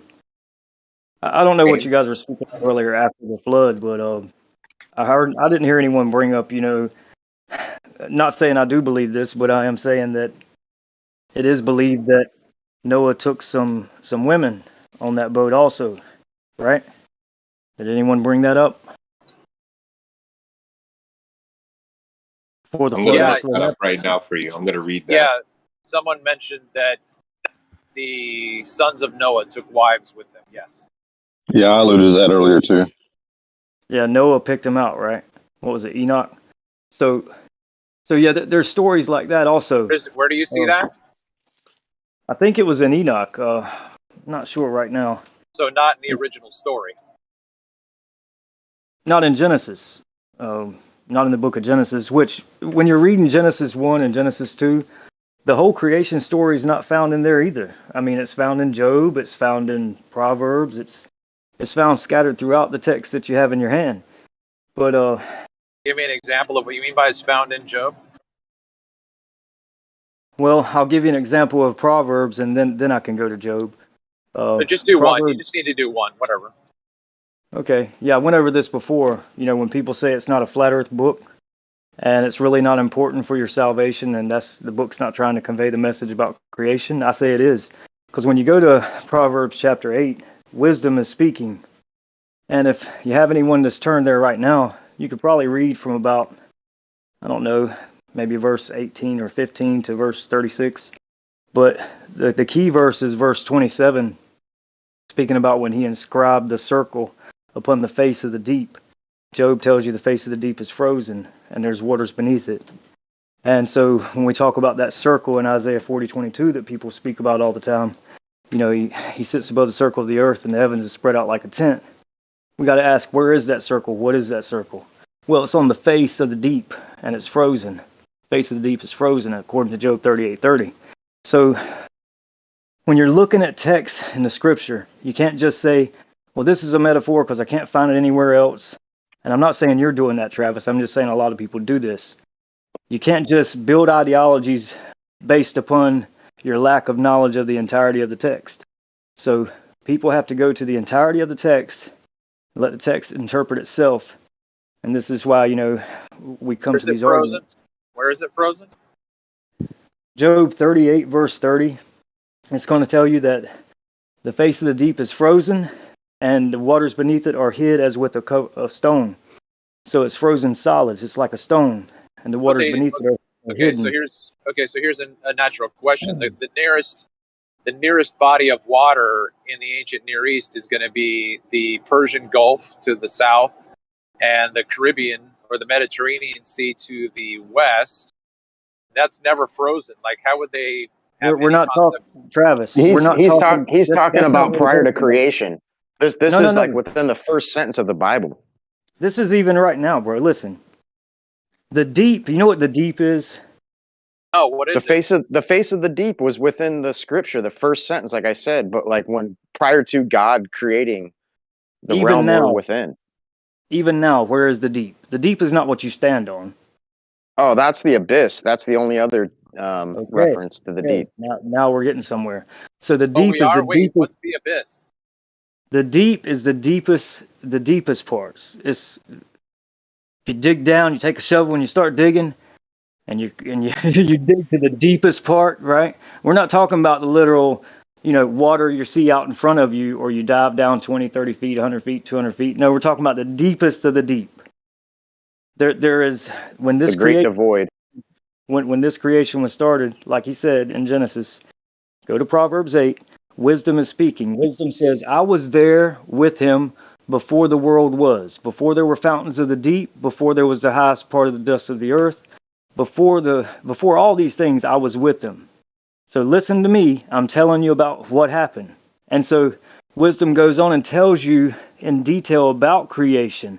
I was with him when he inscribed a circle upon the face of the deep. I was with him when he established the heavens above. So this circle that's carved into the face of the deep, and the face of the deep, which is frozen in Job 38:30, tells you that.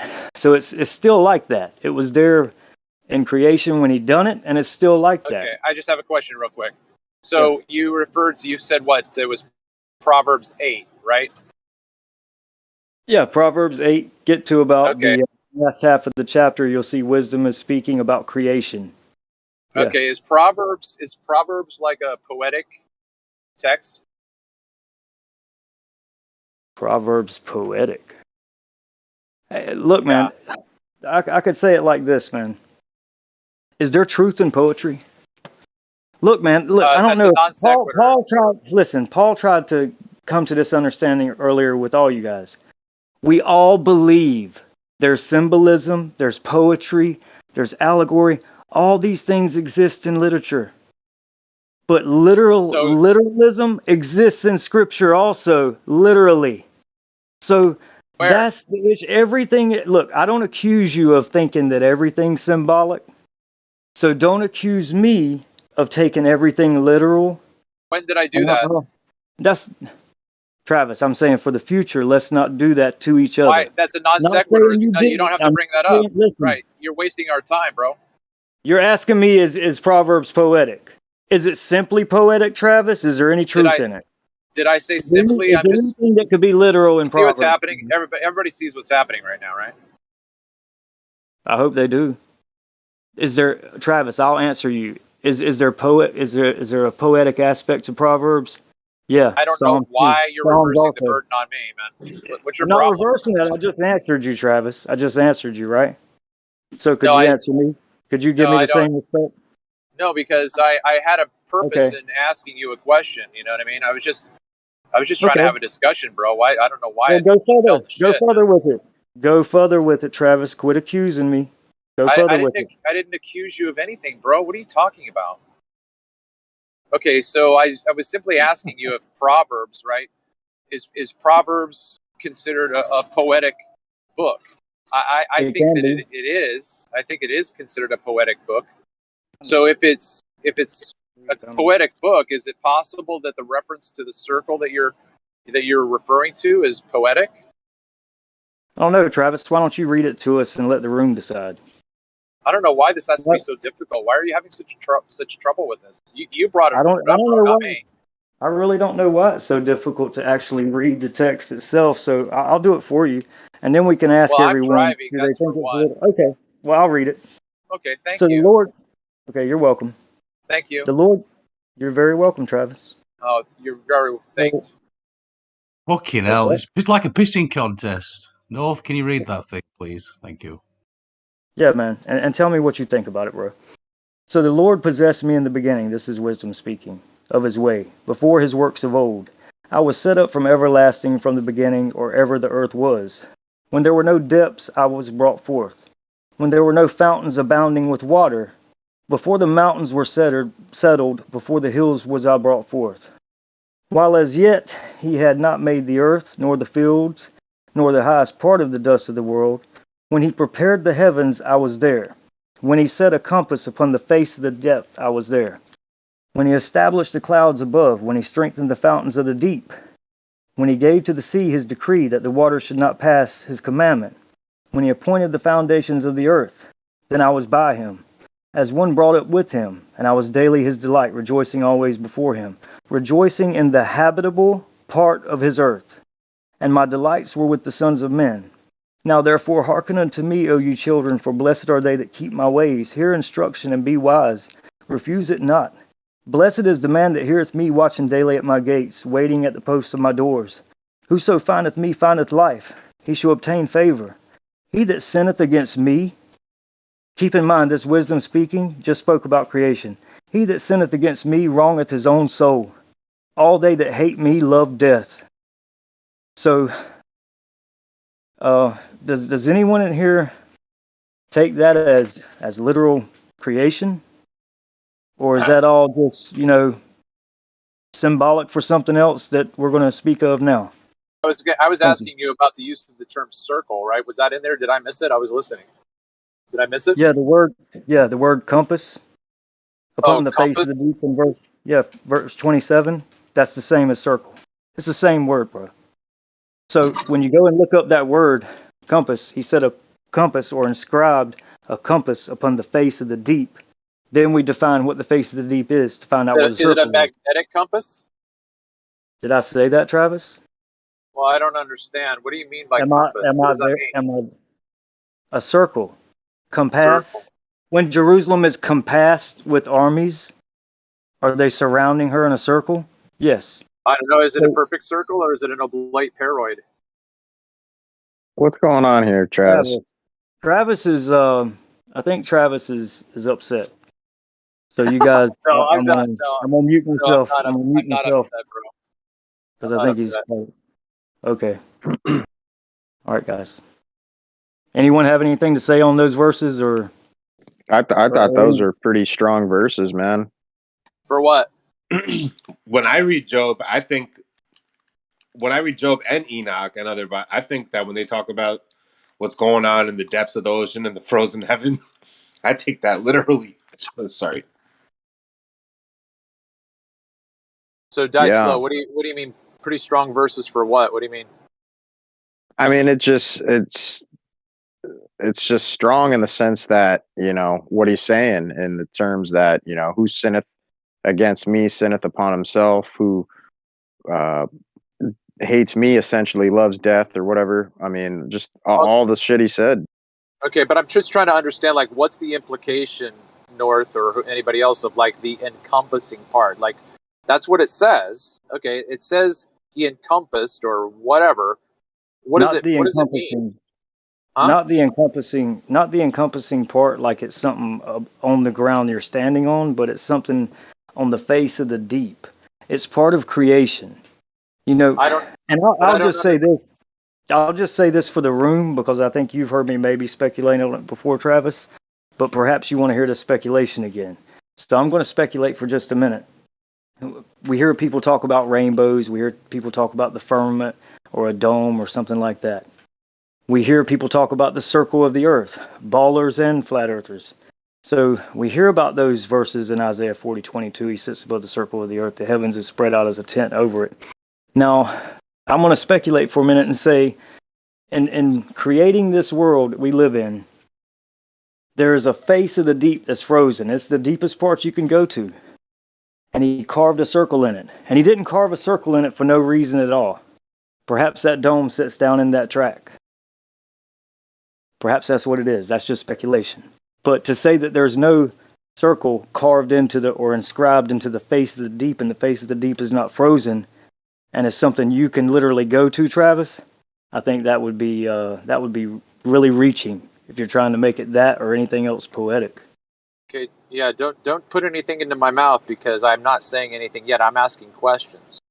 I didn't. So, yeah, you did. You said don't say. I said don't say it. Did I say you said it? Oh my God. Thank you, Travis. Thank you, Travis. Yeah, so when I hear the word encompass, like you referred to an army encompassing, that's like surrounding, so it's like setting up a border that no one can get out of. So again, I'm still trying to understand what the reference to encompass it, like what is being encompassed?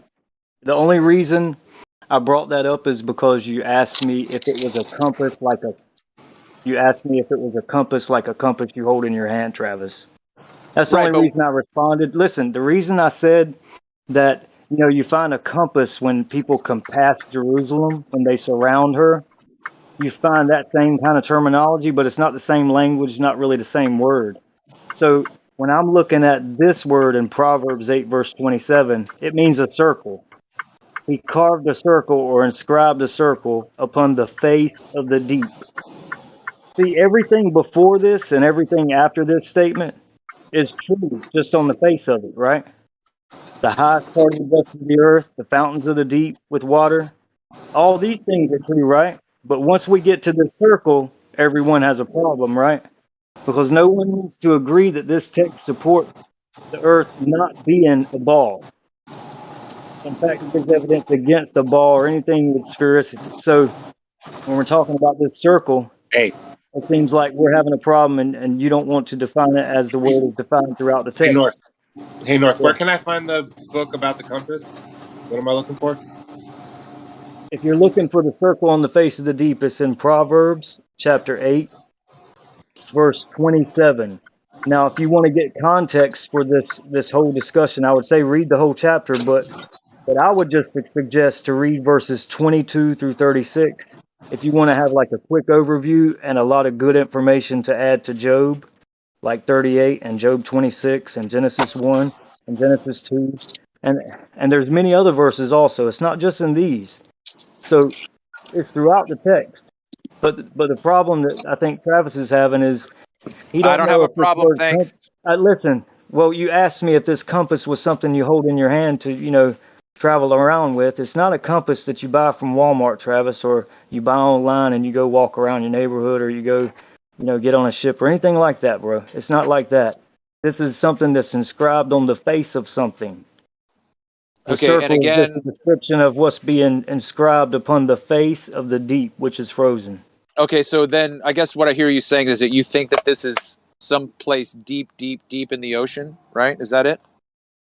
Well, when you talk about the depth or the face of the deep, you have to define that. Yes, correct, Travis. You have to, find out how deep is it. Okay, so the deepest part, as defined by the text and the language. Okay. I literally have like 100 translations of this passage. A lot say circle, some say horizon, some say compass, some say face. So right, yeah, I'm just trying to understand. Like, so you're like, if I hold on, just real quick. So, like, if I described a seagull flying over the face of the deep, I would just be really saying over the surface of the water, right? I'm just trying to. No, you wouldn't. Really? Well, if I said that, you could. Maybe you could in a sense, because water is something you could see through, and people. This is a good point, because people have actually brought up, the verse that speaks about hell is open to his eyes and there's nothing covering it, and he looks right down into hell. Speaking of the Creator, there are verses like that. So you could probably say that because you have a fluid above this face of the deep, right? So yeah, you could be flying over it. Of course, you could be flying over it, but are you flying over it at a certain elevation? Yes, you are.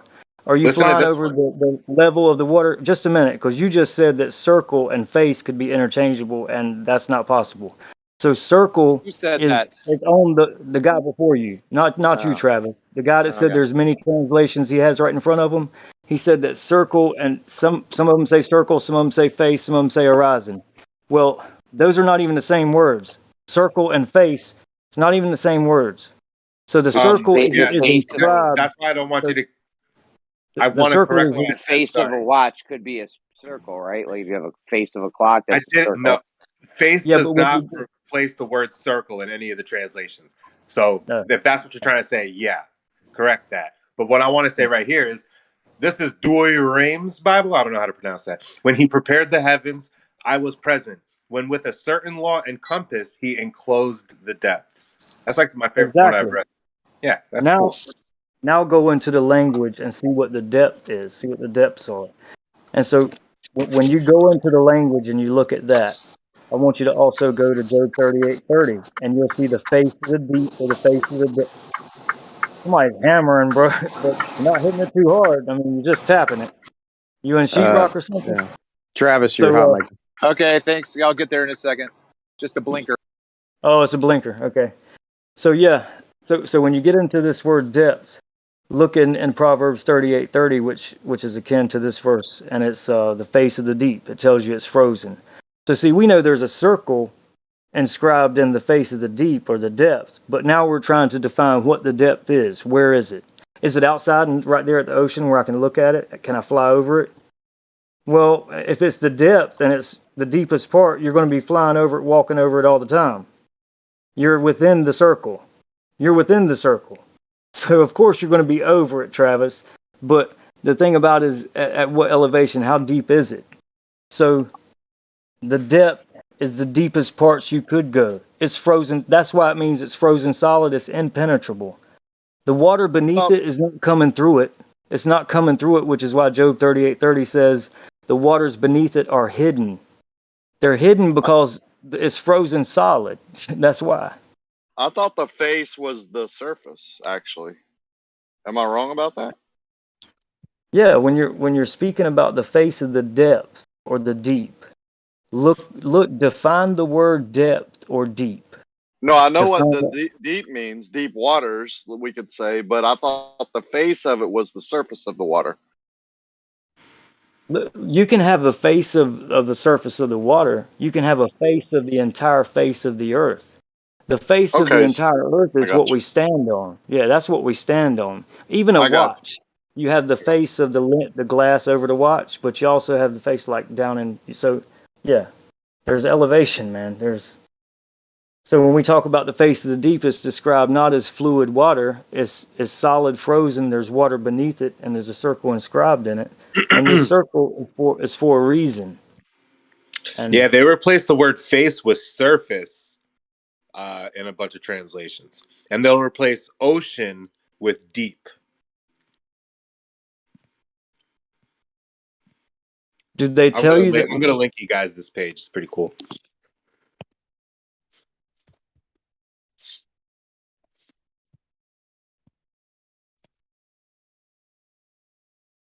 This is why Now, you got to is take deep the entirety of the text. Go ahead. is deep the same meaning when speaking about the waters versus the abyss? Yeah, let's look it up.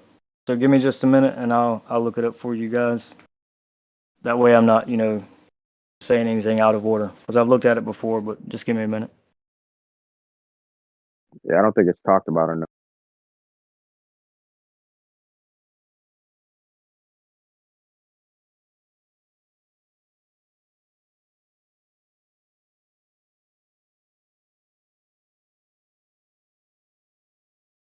Here, this is funny. Amplified Bible. When he drew a circle upon the face of the deep. And then this one says, when he laid out the horizon on the surface of the ocean. This one says, when he made a circle over the face of the depths.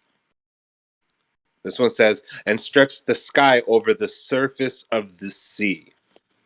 Yeah, you're speaking when you say the horizon, you're speaking of the sky over the sea or the heavens, because this is what it says in mine.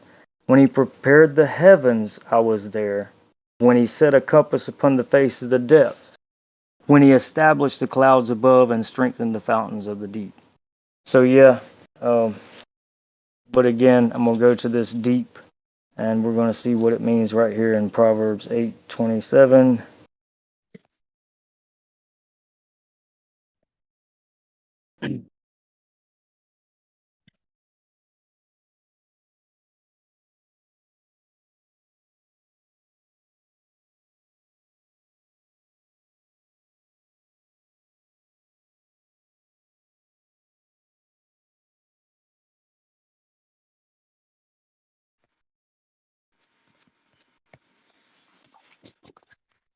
$84.15 in the Hebrew for that depth. I'll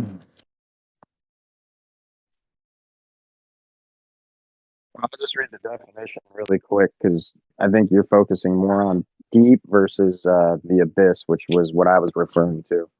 And in the Bible, it says an abyss is an unfathomably deep or boundless place.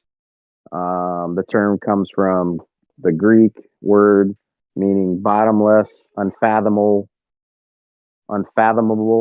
or boundless. Yeah, when I look up the Hebrew, it's an abyss, especially the deep, the main sea of the subterranean water supply. So I would Whoa, say wait, that what version was that? that would be Hebrew. The exact word depth in verse 27 would be tom in Hebrew, usually feminine. Feminine is from 1949. And abyss Oh, as nice. Got it. yeah.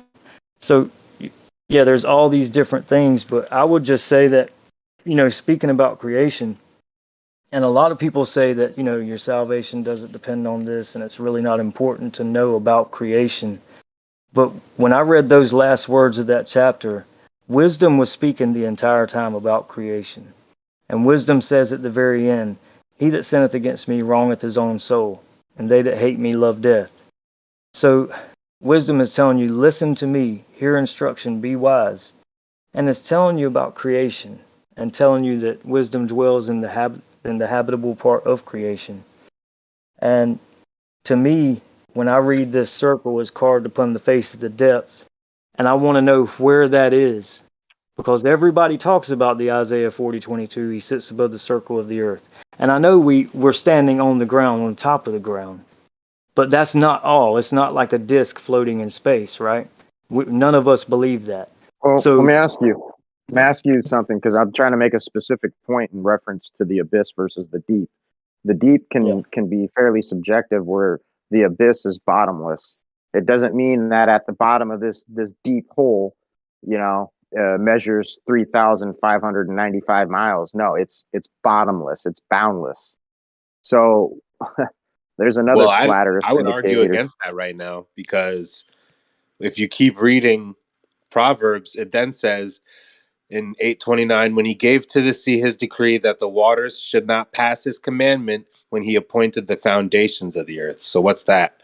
The foundations. Yeah, that's the supporting pillars of his creation. you'll find another verse that says the decree was sand, and I can't remember exactly where that is right now. That's But interesting. Wow. And when you go to any seashore or beach or anything, what you're going to see is sand, and that's because it drains so easy. And there's so many aspects to this, and to get into the scripture, and so many avenues you can look at it from. But I would encourage everyone to go to the face of the deep in Job 38:30 and define that deep also, and see if that's the same word. Just to get some context around this. But again, like I said, the face of the deep is frozen, solid, and there's waters hid beneath it as with a stone. That's what it says, Job 38:30. Where's So the abyss located that was spoken about? this is a very interesting conversation because I heard you speak of bottomless. And years ago, I was thinking, how can it be bottomless, man? If there's solid this and there's water here. Well, this solid thing could be open and, yeah, that could be bottomless, and it's water, so it could be bottomless. There's so you will rack your brain thinking about the bottomless pit, and if it's actually bottomless, and if that's literal. Those things. Yeah, right. point of Yeah, you're clarification. absolutely right. Yeah, A and point of clarification, real quick. When we're told in Genesis that the Spirit of God hovered above the face of the deep, was that on the surface or down deep, deep, deep, and deep? surface of what? Deep. The Face face of the of the deep. What was the deep at that point? Was it the dust of the earth? No, it was. I think there No, was. it's day 2. No, it's so in the beginning, God created the heavens and the earth, and the Spirit of God hovered over the face of the deep. Right. Okay, so I can hover over, just like you said earlier, right? If I hover over the water, the deep is said to be, the deepest part. And we know there's mostly water, right? It's not mostly land. There's mostly water. So if I hover over the water, right, I understand that I'm hovering over the face of the deep, no matter how deep it is. I'm hovering over it, right? I think it should have been translated as the face of the abyss, because deep and abyss, like I said, have two significant differences. One has a bottom and the other doesn't. And I think they fucked up when translating the scripture, the original Yeah, but scripture. yeah, when they're having, when they're thinking about the sea and how deep the sea is, and no one's been to the deepest parts. These are things I believe that we're all taking into consideration also. But yeah, we have a lot of different translations these days. I would just say if you go through the entirety of the text, you're going to see truths. That's just like, guys, I know that the scripture I hold in my hand is not infallible. I know that there are things that have been changed, and a lot of those things I can see. I can see just easily that they were changed. But What do we say? Go ahead. Go ahead. My opinion, the way that I always understood the compassing part was simply the shoreline. The shoreline is what is the encompassing. What encompasses the water? The land. The land encompasses the water. So I'm just trying to go back. So in Proverbs I think you 8, got that the other way around, dude. Water encompasses the land. It's vice versa. well, okay, that's fine. I'm fine with it. But my point right now is that I'm trying to draw a correlation with what North is saying about Proverbs 8. It seems that he's putting the circle deep, deep, deep, deep, deep down under the water. But Yeah, okay, Travis. Yeah, hold on, just hold on, just hold go on. ahead. So then my other part would be, okay, so then wouldn't you have to say that about Genesis 1 as well, that the Spirit was hovering over that deepest part down under the water, because that would have to be the same reference. Well, yeah, let me answer that. I've already said that if I hover over the water, like the ocean outside, if I go hover over it, I'm hovering over it and the deep. The deepest part of that water that I'm above, like if I'm a bird flying over the ocean, I'm over the water, the face of the water, but I'm over the face of the deep also at the same time. Because this is what I'm saying to you. We have to define the deep, the face of the deep. What is it? It's So, a and volume. It's a this, volume which has an this end man, point, and that's why I'm this, saying there's a significant difference bro, between deep and bro, abyss. bro. The face of the deep is described as frozen, and there are waters beneath it. So when we go out and a bird flies over the ocean, the face of the ocean is not frozen, and there's waters beneath it.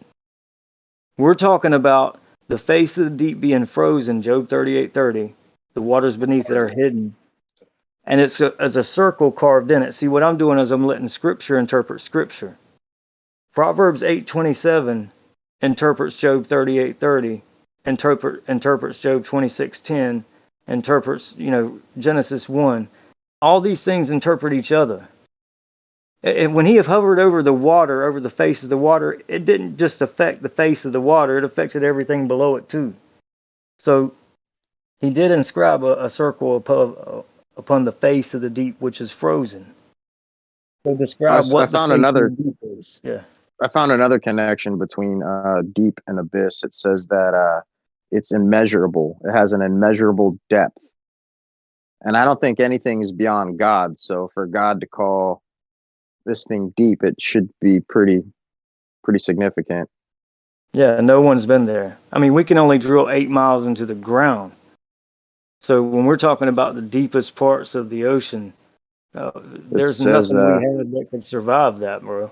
And it I mean, says we this make fun of abyss. astronauts all the time about that. It says this abyss, this bottomless pit, is where Satan is bound, and Here it it says it's says, go ahead. unbounded. It's unboundable, bottomless. Here it says, he divideth the sea with his power, and by his understanding he smiteth through the proud. That sounds like it's being fine. That sounds finite to me. Sea is he talking about there when he divided the sea by his power? Yeah, it Was he sounds like speaking about Moses? yeah, it sounds like the Red Sea. Yeah. Yeah. So I would say that when you're going into that was right after the pillars of heaven tremble and are astonished at his reproof. He hath compassed the waters with bounds until the day and night come at an end. Yeah, that's fine. I mean, you can have, and this is the whole thing about Scripture, that you can have, you can actually have prophecies in the midst of poetic writing, even in songs, like in the Book of Psalms. You have prophecy about what glory the saints have. Some people will tell you vengeance is God's, right? And it's only His. And the Scripture does support that. Vengeance is His, right?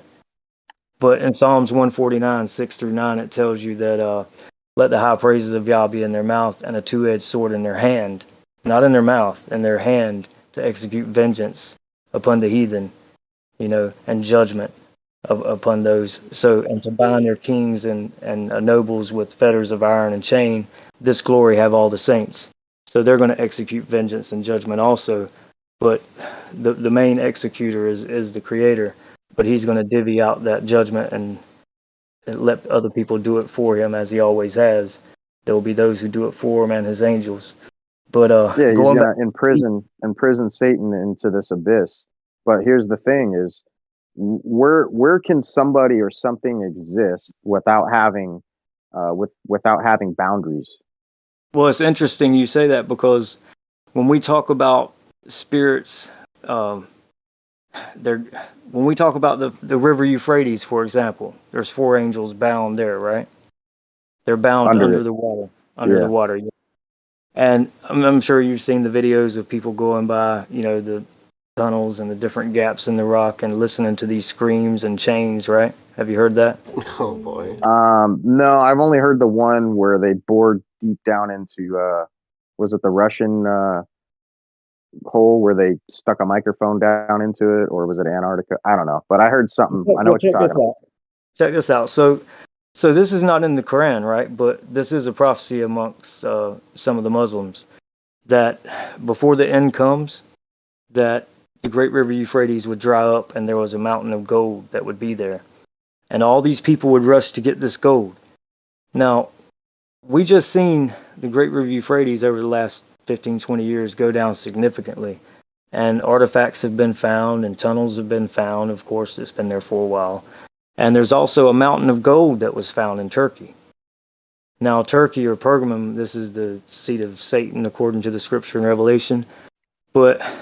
And these lands and these places are supposed to, a lot of things are supposed to happen according to the scripture, not only according to people amongst the Muslim faith also, but there's a lot of people who believe there's a lot of things going on over there. But yeah, look up the videos of the Great River Euphrates and the guys going by recording the chains and the screams coming out from some of these tunnels. I mean, I'm not saying I believe that he's getting actual demons in chains I'm not saying he is. I'm just saying go look at it, man. It's quite interesting. Well, let's get back to the point, because I asked you, where could something or someone be bound that is boundless? Yeah, going back to the water. No man on this earth has gone to the deepest parts of the ocean. Would you agree? James Cameron went pretty deep. Just saying, the deepest part of the ocean. Has anyone went there? No, I wouldn't say like a physical being is touched down, but we've sent we've sent other devices down. So, in the way we describe it, could we ever give you a measurement for it? No, we couldn't, could we? Because we can't measure it. We can't measure it, right? I mean, like I said, if you're using technology, you can. Like the What Marianas what kind of Trench or whatever. Is technology? that what you're referring to? What kind of technology are you going to use that's going to tell you the deepest part of the ocean and tell you what it is and what it's made of? What kind of technology is that? I mean, don't they have unmanned Uh, submarines that they can go don't have down and anything. stuff? They don't have anything to survive that yet. If they do, they haven't revealed it, and we're not aware of it, so we couldn't speak on it, right? No, Okay. they've caught fish from the Marianas Trench. Also, we could just send a camera down on a chain or something in a bucket, bring some of the dirt back, I don't know. So they're telling. Why can't we? So are they telling you now they've been to the deepest parts of the deepest parts, and they went to They've the this. actual bottom? They're claiming it's the Marianas Trench from what I've gathered. That would be interesting. I mean, if they've gone to one part of it, no, maybe Well, that's but possible. I'm not the saying problem it is. is they say that there's oceans below our oceans. Under the bed Yeah, floor, there's actually even more vast oceans that are, so that, I mean, that is contradicting to mainstream science in itself. yeah, yeah. So I wouldn't say that, I would say this Marianas Trench and how deep they are. How deep did you say that was again? I would just look into that and say, is there any deeper? And if there's deeper and they're seeing that there is deeper and they can't get through this, this water that seems like there's, what is it, like a lake underneath the water, right? That's what you guys were talking about earlier a couple of Well, like I days ago. said, deep is fairly subjective. I mean, the deepest you can have from the globe perspective would be 3,595 miles. So is Yeah. that what God is considering deep? Well, it kind of goes back to if I've never measured it and I've thrown a rock down there and I never hear it drop, I'm probably going to say, bro, that's bottomless. That's bottomless, bro, because I can't tell you how deep it is. And this Yeah, is that's why from a it's mortal's so amazing. perspective. Yeah, I mean, from all of our perspective, none of us have been there. We really can't trust mainstream. But what we can trust and what's been reliable for thousands of years is this written word. And archaeology has proved that. The things that we're actually seeing going on in the world has proved that over and over and over and over. I mean, you go to Sodom and Gomorrah right now, you find the purest sulfur. They said David didn't exist. We don't actually know where that is. They said David didn't exist, and we're finding, you find evidence about that, just a few years It's been a later. while. So just real quick, Dicelo, sorry, I think Travis. brought up, I think, the pillars of heaven. Right, Dicelo, was that you? Yeah, I mentioned it. Yeah, so like the heavens have pillars. That's interesting. Where are they? I don't know. What do you consider heaven to be? Is that the expanse above, or is that a specific area? What do we mean by heaven? So the typical word in the Bible that's translated heavens is shamayim, which really I think just means waters. Well, it specifically says that there's heavens above the heavens, doesn't it? It talks about he divided the heavens from the heavens with the firmament. Right. So, but my point is, like, where are the pillars? So the question then becomes: is that a figurative description of what the sky is held up by, or is it literal? I don't necessarily know if I said the pillars of heaven rather than the pillars supporting earth. I don't know. If I did, I must have misspoke, but I don't draw any connection to pillars, physical pillars supporting heaven, rather than vice versa, physical pillars potentially supporting earth. Well, I would take a kick to both shins with pointy boots that you did say the pillars of heaven. So I'm just asking questions based on what you said because I don't know where you were reading from when you found that. Oh no, I didn't read that. That was somebody else that was reading, and if that's what I think it was a lecture. Oh, okay. Oh yeah, I did mention a pillar before. Okay, so the pillars of heaven. I'm looking it up. It's Okay. definitely, Yeah, let us I know know. it's definitely in Enoch. Well, where did I read it before that? I was just looking for something. I thought I read somewhere where it says that the pillar is made of wind. I feel like I've read that somewhere. Oh wow. Guys, I would say that, after all we've been speaking about this circle being upon the face of the depth, and we've been talking about the deep or the depth, I would just ask you to, by the text itself, describe the depth. And I would say you would have to go to Job 38:30, and it tells you the face of the deep is frozen. I was, in And fact, then, looking at Job 38:30 for like the past 20 minutes. The waters thanks, are man. hid as with a stone. So we talk about what did I say before that? I mentioned the foundations of the earth or something, right? And you said that sand is decree. So with all that, if you connect all those things, then you could assume that the earth is containing the water. And then here it says something about the doors holding the sea. So like what's that? The doors are on the surface, on the face? No, it's the depth. It's it's that line where the sea ends and the land starts. I believe that's the foundation. And those are where the doors are, and that could be holding more water. I don't know. This is confusing.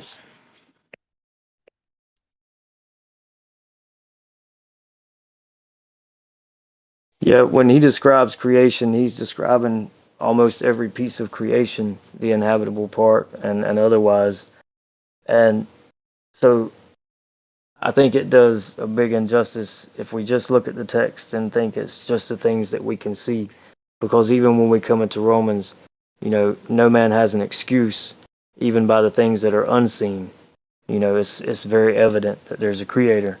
So even by the things we can't see, we don't just think about, well, the ocean, doesn't pass. We have the sand on the beach, and it comes and drains back into the sand and goes back.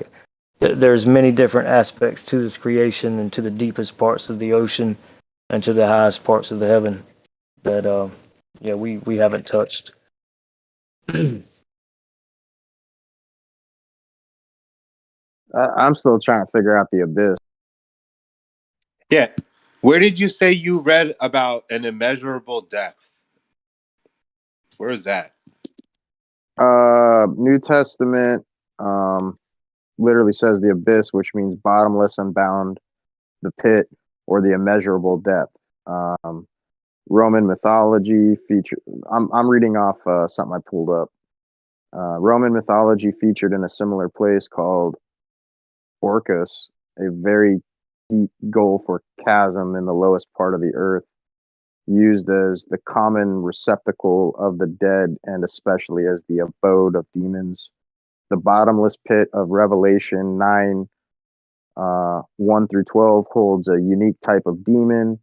It is also the home of the beast who makes war against the two witnesses from Revelation 11, 7 through 8. At the beginning of the millennial kingdom, the bottomless pit is the place where Satan is bound, Revelation 21 through 3. And at the end of the 1,000 years, Satan is released and promptly leads an unsuccessful revolt against God. It says the bottomless pit may be associated with a place called Tartarus, which obviously is the Greek word translated as hell and used only in one scripture, being in 2 Peter 2:4, and refers to the place where angels who sinned are reserved in chains of darkness for judgment. Right here, Job 38:6. Whereupon are the foundations fastened, or who laid the cornerstone? Like, I'm picturing this as finite right now. I just read a different passage that literally said the ends of the earth. And I was going to bring it up, but I lost it. Got lost looking up a bunch of stuff. I would say also, as I said before, it's scattered throughout the text. Even when we talk about, the sand being like a decree for the water to not pass, Jeremiah 5:22. Fear ye not me, saith Yah? Will ye not tremble at my presence, which I have placed the sand for the bound of the sea by perpetual decree that it shall not pass. And though the waves thereof toss themselves, yet they cannot prevail. Though they roar, they cannot pass over it. So, yeah, there's so many verses speaking about creation in detail and about different things and describing them in different ways. You know, we see fluid water, we see frozen water, but there's a deep depth that we have not measured, and the face of it's frozen. There's a circle carved in it for a reason. I wonder what that reason is. The reason is not to decree for the waves of the ocean not to pass it, you know, because we just read in Jeremiah 5:22 the sand does that. So what's with this frozen face that has a circle carved in it? It has another purpose other than to just hold water in. Maybe this firmament sets in this track. Just possible. Possible.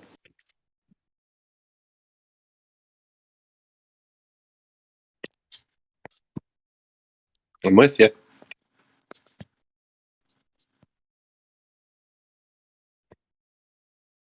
Do you have anything against the Book of Enoch, North? Because there's a lot of crazy information in there. Yeah, there is. You know, I had a friend of mine got out of prison probably about 25 years ago, and gave me the Book of Enoch. And I read it all those years ago, and I read it a few times, and it was quite interesting. And there was a lot of things in there. And I started reading the Book of Jude again, and reading different scripture. And I actually put that book in my closet years ago, and I haven't revisited it since. I mean, I've looked at it bits and pieces here and there from other people's Book of Enoch, but I haven't dug mine back out the closet. So I'm going to do that again soon. I think there's so much information here, just trying to share it with people, that's in just the 66 books alone, that a lot of people are still not getting. But yeah, I agree. You should take the entirety of all the texts and let that be the you know, the way you get your conclusion. The entirety of all the accepted texts, or was it your impression that Enoch wasn't scripture?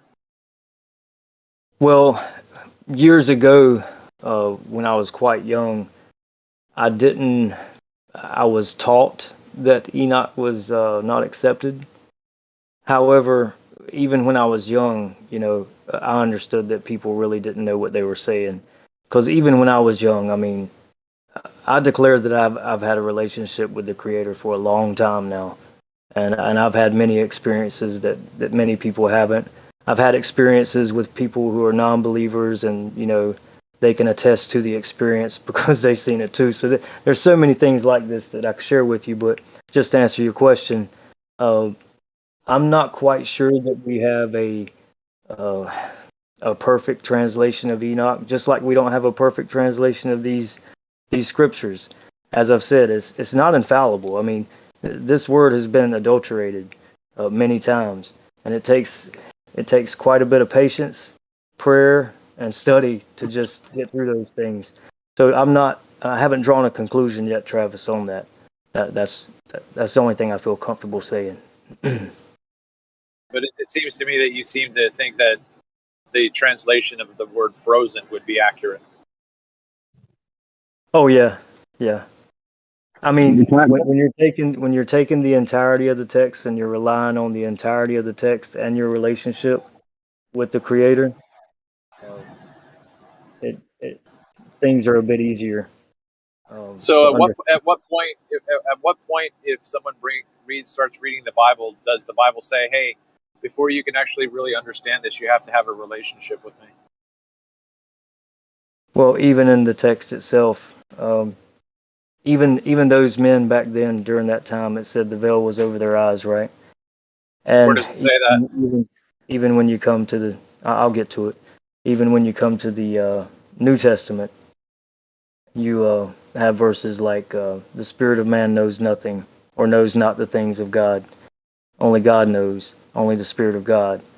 And when you have, you know, examples like Messiah asking Peter, who do you say I am?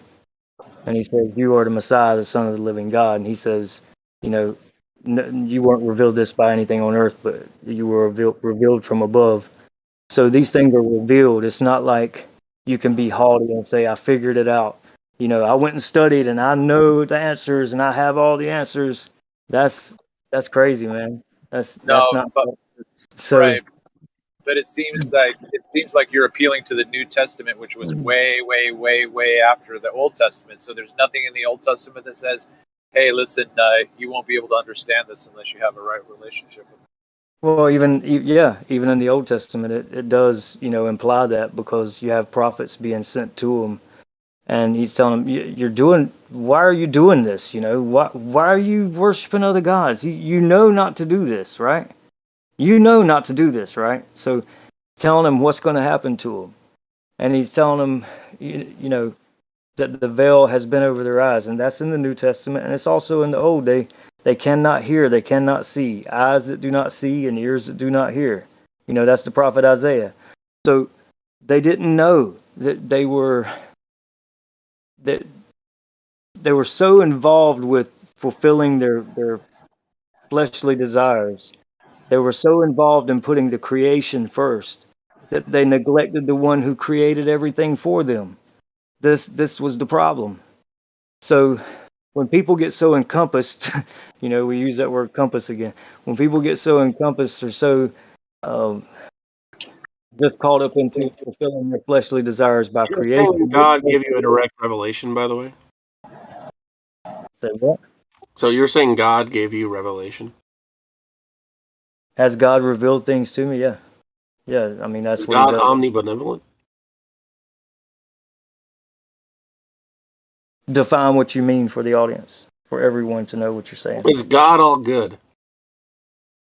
God all good. Are you Is going to God ask me all that? good? Are you going to ask me if he created evil, or if he can he create a stone so big he can't move? Or are you going to ask No, me no, no, questions no, like no. that? Just I don't answer know the why. question. Yeah, right. Just answer it right. Yeah, I don't answer questions like that because that's where it Is leads. God good? Oh my God! Yes. Like he did the Yes, he same is. thing to me. Yes, he is. So, Travis, does God desire salvation for everyone? say that again. Does God desire salvation for everyone? Yeah, he desires that no man die. Yeah.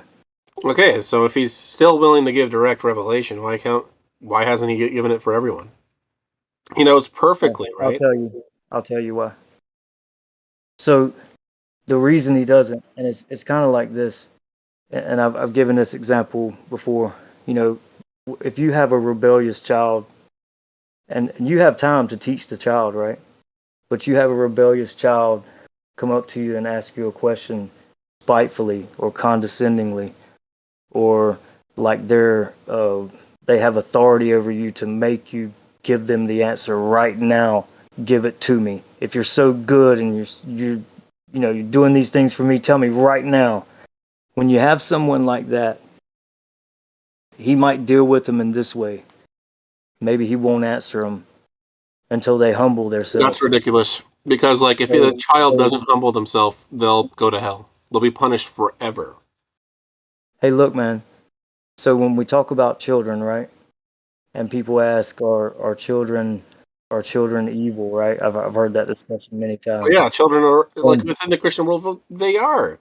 All people are spiteful and evil because they're infected with an original sin. The moment you're born, you're with original sin. Right. And so, yeah, until you humble yourself and know that he is God. See, before you ask him anything, this is what he says. Before you ask me anything, you better know who I am. You better know that I am and that I'm able to do it. And if you're aware of that, you better humble yourself. You That better be still doesn't humble explain and if he's all recognize. good. If he's all good and he wants everyone to have salvation, it doesn't matter what the person's Oh yes, opinion yes it is. does. Yes it does. No, it does It really not, does. because like this, I'll tell you why. he would still have to throw this I'll tell person you. in hell. I'll tell you why. If he It wants doesn't make any sense. everyone, okay. So do you think that God wants a murderer or a child rapist to be saved, even though he's going to live and still do those things? Or do you think God wants to destroy that man? And God desires salvation for everyone, so I don't know. He Probably does. He does. But does he desire salvation for those who live in sin? But you said that he wants everyone to be salvaged. Yeah, Here's he the quick would. He answer. would. Listen. It's in Action the is louder language. than words. He wants you to seek him physically with your heart, your mind, and your body. And if you're not willing to do that, then what good are your Well, words? no. That still doesn't matter, because if God is all good, right, and he's still giving direct revelation to people, and he wants salvation for everyone, why doesn't he just do it? There's a lot of people that think he does. When you say direct. Now, this works when, a lot better if God isn't all good, which I don't think God is all good. let me address the man that's asking the questions to me. When you say direct revelation, define what you mean by that. Do you mean some additional prophecy or some additional revelation, or are you saying? Personal revelation to a Are person, you? to an individual. Yeah. So you're saying a direct revelation could be akin to him giving you a greater understanding of the already written word, right? Yeah. Would you agree? Okay. So that does happen, but the only way that's going to happen is if you humble yourself and actually work for it. You actually There are do some people who will something. never know these things. Excuse me. There's people that actually have never held the word in their hand. You're correct. But see, the text speaks about that, the spirit of the law. It doesn't matter if they had the book. No man has any excuse, even by the things unseen, right? So there's a spirit of the law and there's a letter of the law. I was just giving one example. I said, could a revelation of God right now just be defined as, for one example, him letting you understand the written word? No matter if you see it or not, right? So you agree that's correct. So I would say yes, that's correct. But the only way to do that, understanding, the only way that's going to happen for you is if you recognize that you are creation and he's the creator. This is like, and you don't come at him, right, with some kind of attitude, questioning him about, well, why don't you just tell everybody what's up? Why don't you just tell everybody what's up when he's already told them? No, he hasn't. He tells them every day. He has not. Every day. He has not. Your God is a brutal I'm gonna tell you monk. how he does. I'm gonna tell you how he does. You say he does not. Now I'm gonna tell you how he does. Day unto day, night unto night. When you go outside and you look up and you look down and you look all around you, the things you can listen. The things you can see and the things that are unseen. You have no excuse. You should know. Yeah. But any individual who you doesn't know every about day. Christ's sacrifice is going to be sent to hell, because without Christ, there's no way to salvation. So even if this person is good, like a perfectly just person, is still going to go to hell because they don't know about Christ. Nobody said that. Say that whole thing again. Christ said the only way to salvation is through him. Yeah, that's He right. also said, "Let every man be judged accordingly." So, Well, based on the fact that here's the thing, you're still guilty of original sin, so you'll go to hell without Christ. Can I ask a question? Let me jump in on this. I want to jump in on this real quick. Hold on, North. Just a quick question. If your heart, if a person's heart is truly towards God, truly, don't you think, in him being a just God, don't you think he would send something or someone or somebody to speak the truth to you? Like, what if what's going on right now is God speaking through people to you about his salvation, and you're ignoring it? God is all knowing, all good, and desires salvation. He'll know perfectly what it would take to get someone to believe. Okay, now here's the problem with that. See, that means he's imposing his will on you, which means it eliminates all your free will. But if he's allowed you to have free will, okay. So you're assuming, okay, if God appeared to you in physical form and said, "I'm here, believe in Jesus," would you believe it? Would I intrinsically know within my heart of heart that is God? So what you're saying is, if God even appeared to you, you wouldn't necessarily believe it. Well, would I know inherently that this is God? I don't know. You tell me. This is the question. So if you're wanting God to appear and speak to you, how do you know? Look at God. Man can't even look at God. That's the thing. What I said about what if Jesus came down and appeared to you physically and said, "I'm here, believe in me." Yeah, Jesus just fixed my porch, dude. He do what? Never mind, it was a joke. Will he perform a miracle? Would I know that he's Christ? Okay. The problem is, if you question the miracle at all, how are you going to know it's going to be from him? Well, okay. What the fuck was I even talking about? So God has interfered with free will constantly, under this like idea that if he even shows himself that he's interfering with your free will, did he not harden Pharaoh's heart? But it said, if you read the text, it said Pharaoh hardened his heart first, his own heart. No. It doesn't matter. If God even hardens his heart even once, that's interfering with his free will. Well, you have to define what it means on hardening his heart. What do you mean by that? Did he override Pharaoh's free will, or just increase what Pharaoh already? Yeah. But even like tipping the scales is an interference in free will, is it not? So you want God to tip the scales with you, which means No. That's what you're arguing. That's what you're arguing. Like free will absolutist for a second. That's what you're arguing. God has to tip the scales for me. Well, no, even if he I'm has not going to believe it until he someone... tips the scales for me. Well, no. If he has even tipped the scales of someone's free will once, that means he is capable of doing it, and free will is an absolute. I'm not saying he's not. I'm not saying that he can't. He doesn't have the ability to tip the scales. He can do whatever he chooses. He's God. Now, hold on a second. But what you're arguing is there's not enough evidence. No, wait, hold on a second. North actually brought up something. You're saying that there's not enough evidence that God has revealed himself to all of mankind. There's not enough evidence for that. You want God to tip the scales for you. If God is all good, desires salvation for everyone, is omnibenevolent, right? He would know perfectly what to do to get every single person on this planet to believe without interfering with free will. Well, here's the thing, though. I mean, here's the thing. Look at if you go, and I know you don't necessarily believe in the Bible, but if you look at the Bible itself, there's people that saw miracles. They saw the parting of the Red Sea. They saw the clouds. They saw the pillars. They saw all these things, and they still didn't believe. Well, hold on a second. You look at Jesus. He walked on water. He rose from the dead. And there's a disciple that walked with him for 33 years, and he still didn't believe. Well, here's the thing. God would still know perfectly if he was all good. And I'm just arguing against like the idea that the Christian God is all good. All right, let me just jump in real quick. Just Paul, what's your opinion on man's spiritual condition in order to believe the gospel? His current condition? Yeah, if you have like someone like Biodual who's not a believer, is he able to come to an understanding of the gospel and decide on his own, or does God have to do something for him in order for him to make that decision? Well, I do think we're all morally accountable, and if that's the case, then we do have a level of free will, that we do have the ability to recognize good from evil, and honestly, we all do choose the evil at times. We all do it. Right, but I guess what I'm trying to do is bring up the classical original argument. sin, the original sin issue. That's what you're arguing. Okay, but no. Well, there's a certain theological position on that mankind in the depths of their depravity do not have the will to choose what is good.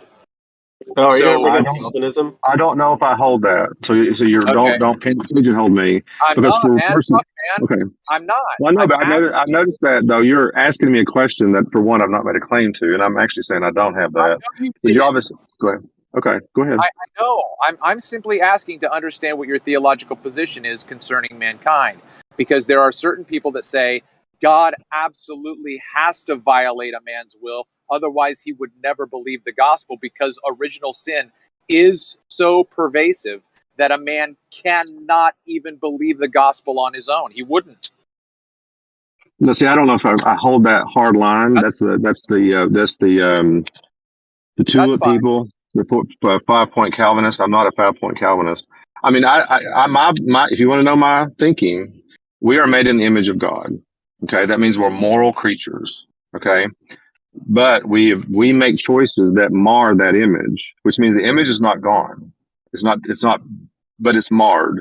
It's not perfect. It's not right. It's fallen. If you want to use that term, which means we choose not to do that which is good. Okay, we choose the good. I mean, people still love their kids, but then they still go out and kill people. So there's good and bad that we all do, but it's the bad that corrupts us. It's the bad that causes us to be in enmity with God. And your good works cannot, hold on, your good works cannot overcome. Like, okay, if I go kill somebody and then I go and feed all the homeless shelters and I work in all the homeless shelters and I do all these things, I do great from there on out. All my good does not overcome that one bad act. That one bad act has to still be dealt with. Okay, What, but what so about what about one of God's disciples being a warmonger and killing many, but still walking with Jesus and being, you know, fruitful in Okay, his beliefs? Dysel, we've had this discussion before. There's a difference between murder and killing, actual killing. Yeah, I'll agree with that. There is a difference. Like a killing, like a murder is an unjust killing. Killing is like with like. I'm just trying to go back to really a theological position. So, it can God be pleased with a non-believer's action, whatever that action is? If it's, I mean, like if it's a good thing, is Well, God? if you're a Christian, you will not believe that like in the long term, it's not going to matter because the person doesn't believe in Jesus. Hold on, man. Hold on. I'm just asking Paul. Is it Paul? What's your opinion of a non-believer who does a good thing? Is God pleased with that? Well, okay. Well, the Bible does say that everything we do, everything our good works is as are filthy rags. The Scripture does say that. But let's just analyze this for a second. And I've already kind of given you the indicator. Okay, if the first commandment is to love God, right? The very first commandment. You obey all the other ones. You love your family. You don't lie. You don't steal. Don't kill. Don't do any of those things. But if you don't do the first commandment, there's a problem. Okay, yeah, but see, I didn't go in that direction. You're changing the goalpost. I'm simply saying, let's take it for granted that we have someone who just thinks that God. Wait, hold on.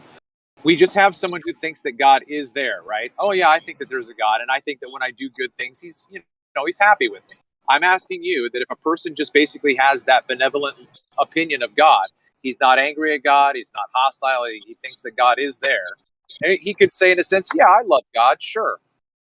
I'm asking you, like, does then God say, "Oh, I'm happy that Tom did this. Like, what he just did, that pleases me." Well, the Bible. Well, I would just go to the Scripture. It says that whatever man sows, that will we also reap. If you do good, you're going to benefit the benefits of doing good. If you do evil, you're going to reap the benefits of doing evil. I mean, what is it? I mean, the Bible says that all of our good deeds are as filthy rags, which means no matter how good we do, it's tainted. And what I look at that as saying is it's all tainted. Correct. Everything is tainted. Correct. So, but that doesn't mean that if I take care and I do good to my children, they're not going to reap the benefits for that, and God is not going to honor that. The things I do good, you know what I mean, or even if it's just partially good, God can honor that. And I don't know if I'm an absolutist when it comes to things like that. But I think all of our actions are tainted. Tainted. So can God accept a tainted action, even if it's done with good intentions? Well, that's obviously only God can evaluate a person's heart. I can't. I mean, God is the ultimate arbiter. I can't. I mean, goody, yeah, possibly, yeah. Right. So that's the whole thing behind a Reformed Calvinistic understanding, is that even man's actions in their best can't be accepted by God because they are at root corrupted. Right. So not even a man's crying out to God for salvation can be accepted by God. God wouldn't hear it because that cry in and of itself comes from a corrupted source.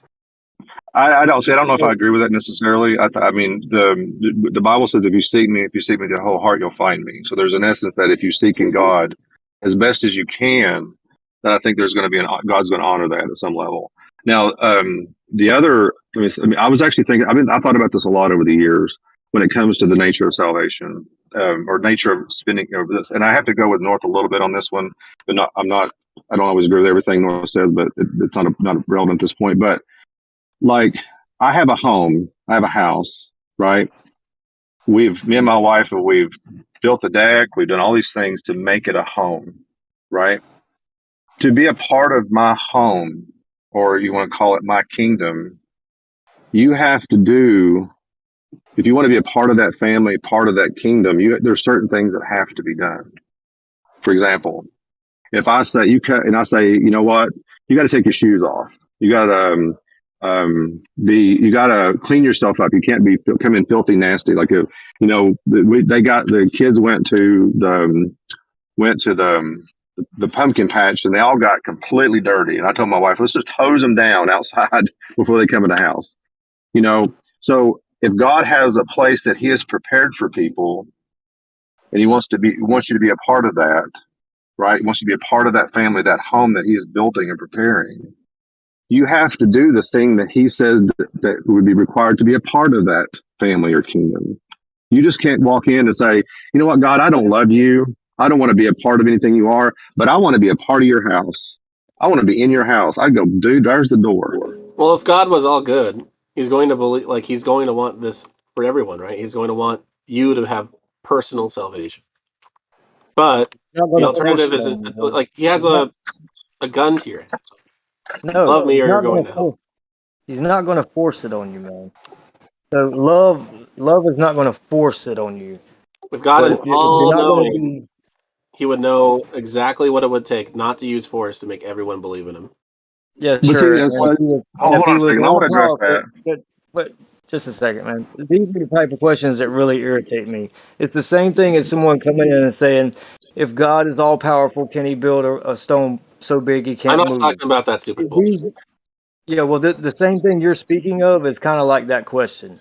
Because the text God is supposed to be all good. Because the alternative is people going to hell, suffering, and being tortured forever. God is all good, but everyone is not all good, right? So if everyone is not all good, no, if He's all good, are you going to listen?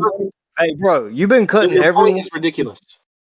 Yo, you've been cutting everyone off you're speaking to, and I don't know why you're allowed to do that, but please stop. Yeah, just let North finish, please. Yeah, so you're correct. God is good, and He is the only one that is good. But if you're not obedient to the one that is good, hence not every man is good, right? If you're not obedient and you're going to live in sin or in contrast or contrary to good, you're not going to exist forever, okay? Because that's going to be done away with. That's evil. That's contrary to good. So not every man is good and not every man is going to be good. You have a choice. He's not going to force it on you. That's not love. That's a robot. He didn't make robots. So these ridiculous questions can cease, please. Oh, don't bring up the robot. Come on. Well, actually, though, the biodiesel, let me tell you something, though. He's actually right, because if God can make, that's the thing. When you say, well, God can make everybody believe in Him, where's their free will in that? Well, no, because, like, He would know exactly what it would take if He's all-knowing and all-good and all-powerful to make retain free will while convincing them what it would take for them personally to know about Jesus. And but see, there's people. But see, there's the thing. There's the cat. Let me go into a philosophical, which I know Travis don't necessarily like. Let's talk about this philosophically. What type of worlds can God create? Okay. Let's number one. God cannot create. Are you going to bring up the laws of logic thing? Because I don't really think that God is bound by that. Okay, well, God is not bound by the laws of logic. Okay, no, okay, we're going down. That's a different road, but we can go down that road if you wish. No, I don't like talking about the laws of logic. I don't like presuppositional arguments. It goes around in circles. Okay, but you're making a presuppositional argument. If God is this and this, then He should be able to do that. You're making a presuppositional argument. You don't like Him, but you're making them? Really? No, dude, I'm a Jew. I have a You are making a presuppositional argument. If God is X and Y, then He should, or if He's X or whatever, then He should be able to do Y. You're making a presupposition. Well, no, I am talking about the Christian idea of God. So is your God good as a Jew? All evil and all good comes from God. So God is good and evil at the same time. Well, no, He's pretty human in that regard. Is God? So you're saying God is? So you're arguing that God, your God, as a Jew, is both good and evil at the same time. He can be, yeah. Did you not see that there's a logically incoherent? What about the Bible said that God cannot sin? Well, I think the Bible is worthy of only wiping my ass. But you're okay. But you believe in the God of the Bible. No, I believe in the God of my people. Bro, he's wasting your time. If the text is gonna be the standard to which we're speaking about, and you're going to tell them you're going to Well, wipe okay, their ass so with it, R2R. it's not even worth discussing with you, right? I guess I'm gonna have to bring this all back.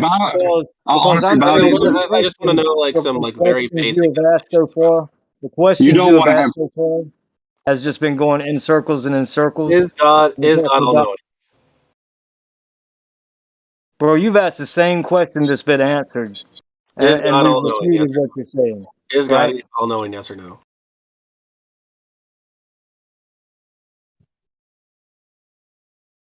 God is all knowing. What's your point? Okay, so even before he made creation, he knew every single person who would go to hell. He made them to go to hell. This is the most ridiculous. No. Here's a problem. No, you made a for one a bit of an error.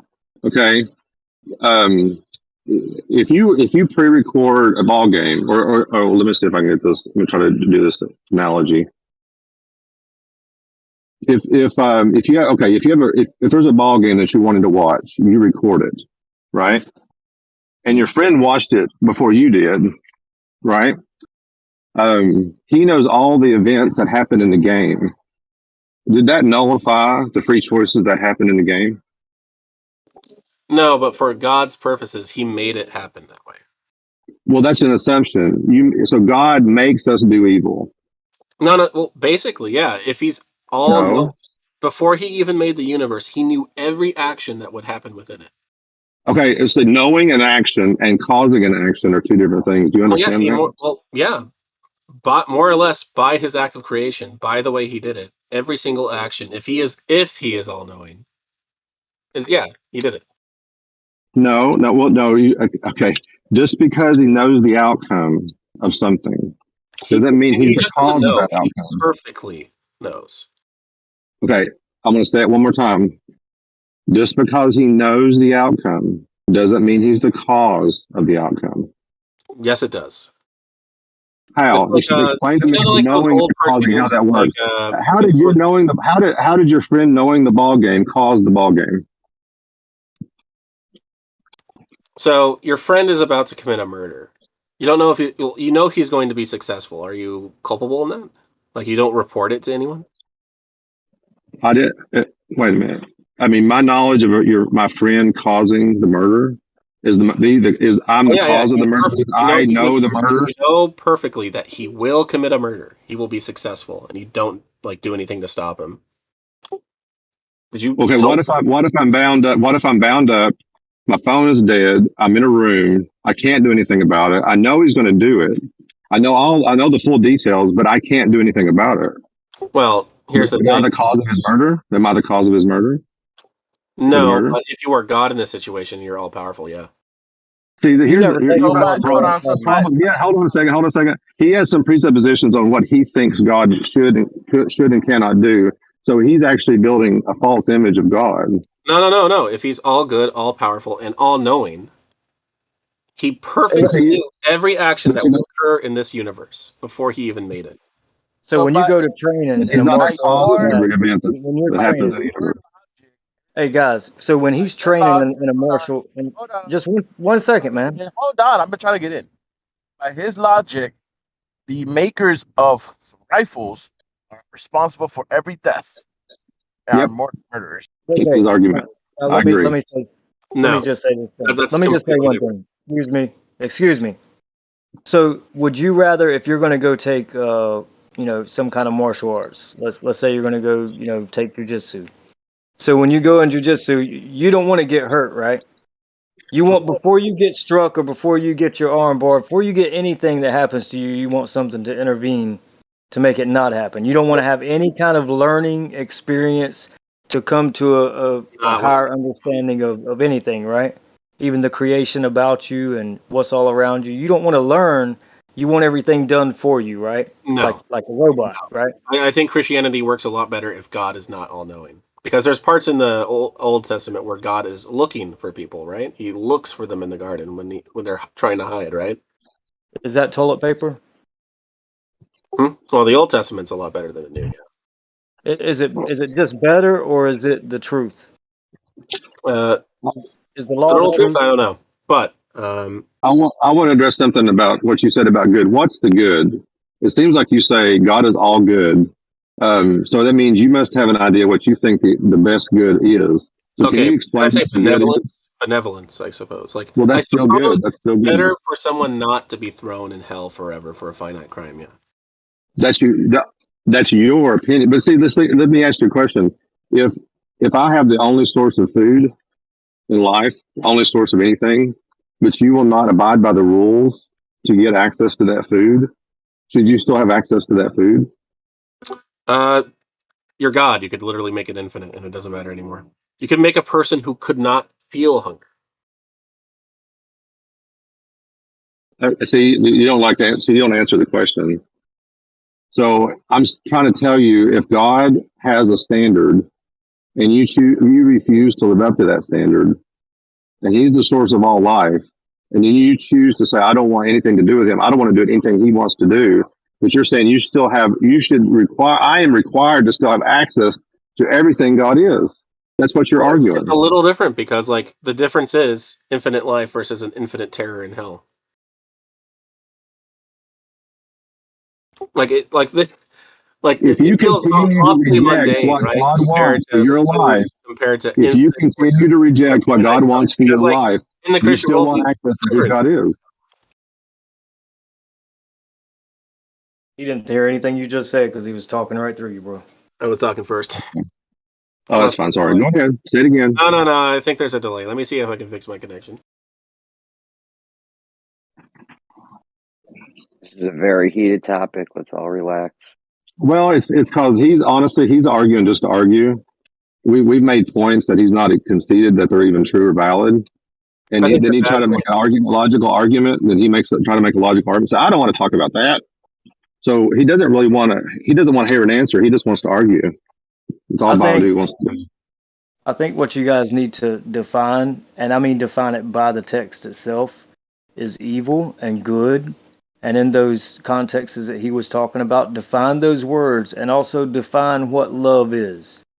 Tell me what love is. And tell me what truth is. Define love, truth, and evil and good. Define those things according to the text, not according to you. Here's what I was going to argue. Let's say God forced you didn't want to spend time with God and be a part of God, but He forced you to live there in heaven. Would that not be hell? No. It wouldn't. If God's forcing you to be with Him and spend time with Him, be a part of His life, and you did not I want have to a be there, delay. would I'm that not going to be try hell? to fix my connection, so I will be back.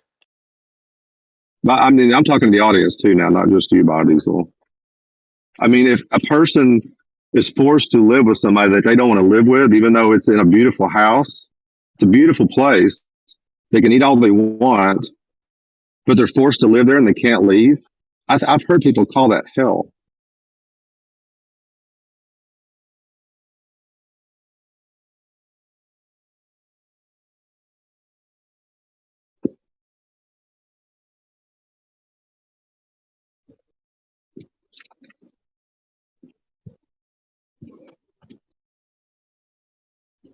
If the creator is love, if the creator is love, how could he not eventually exterminate these child rapists, murdering pieces of dung?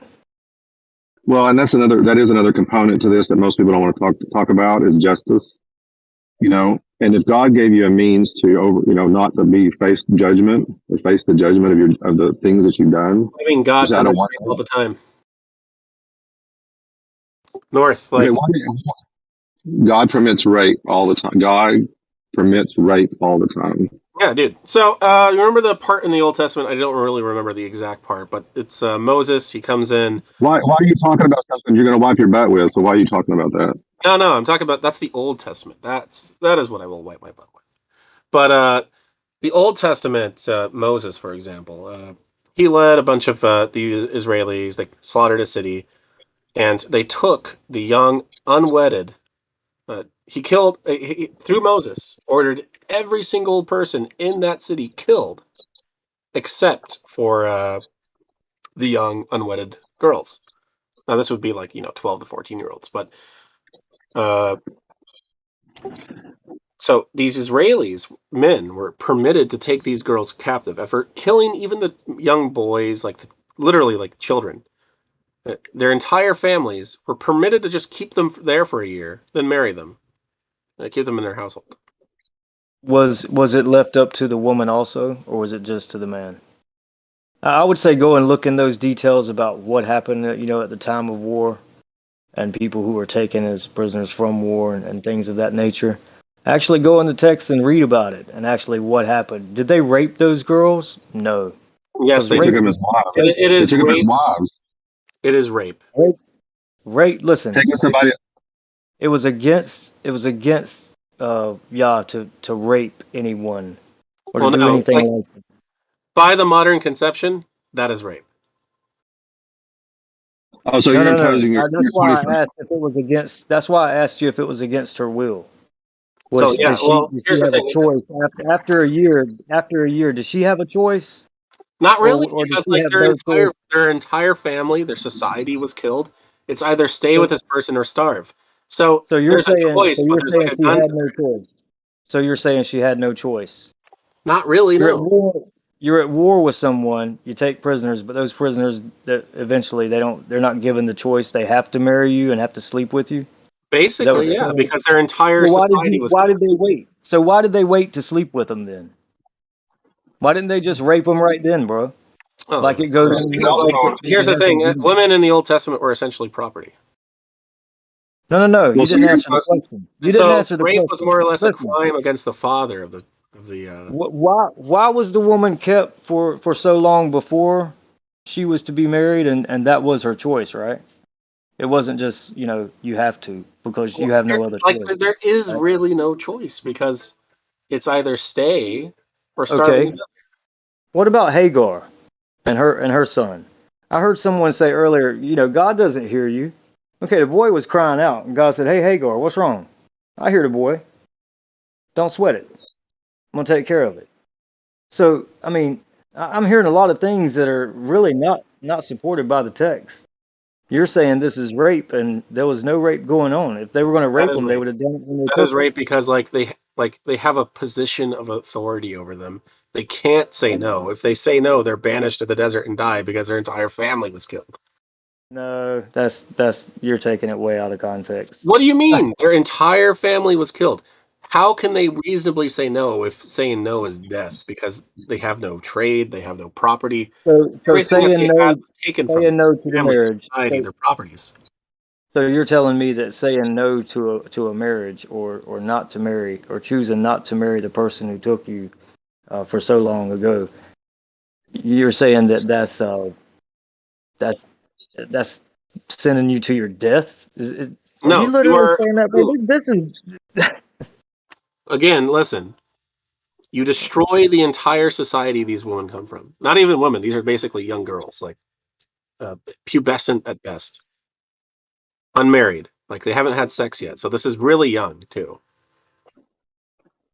You kill their entire you're saying family. They were all adolescent. You're saying they're all adolescent children. They're all like 12. So you're saying they're all like 12 to 14, and they were all taken, and for a year, and then they're made to marry the person who took them, right? And then and then when they're made to marry them, then they rape them, right?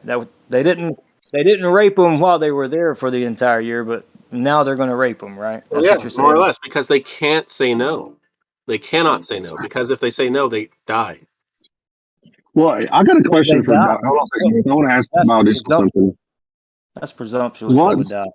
What do you mean? They have no family. They have no property. They have nothing except maybe like the clothes on their back.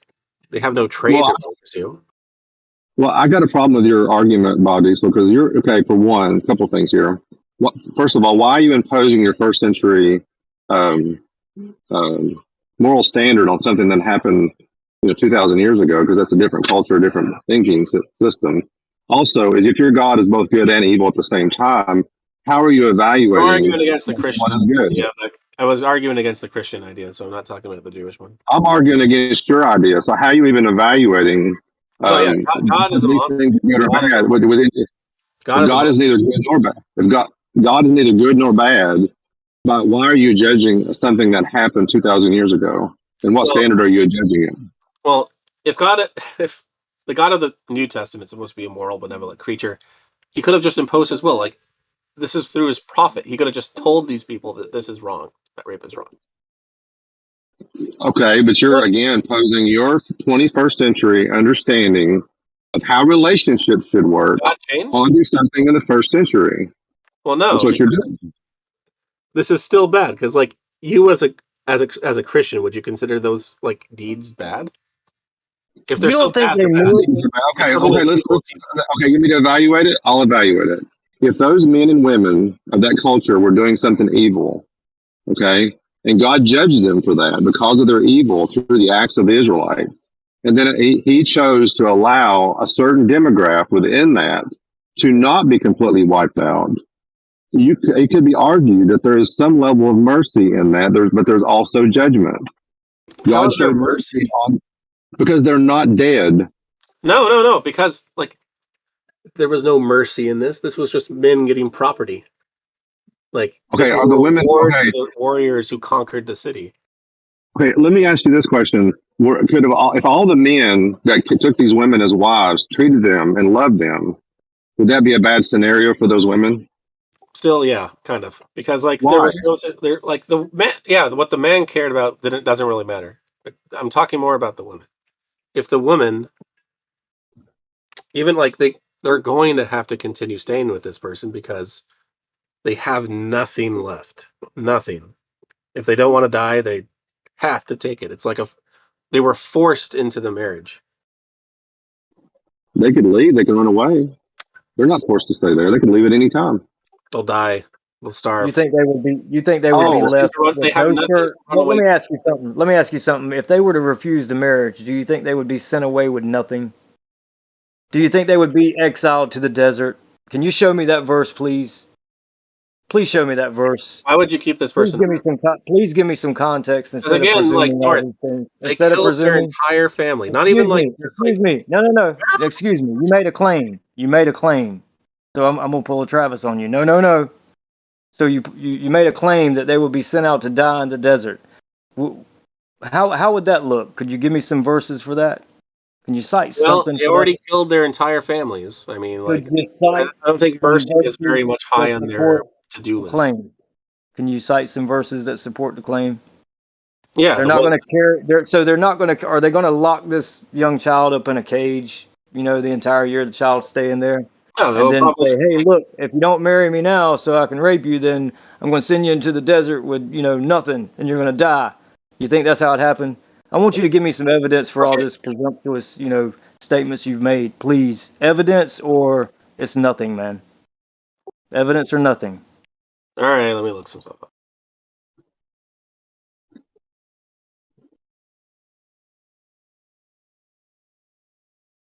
but see here, while he's looking those things up, he's trying to argue the logic within Christianity and the Bible. So basically, and also something else he's doing, he's building straw men, and then he's shooting the straw man down. That's pretty much what he's doing.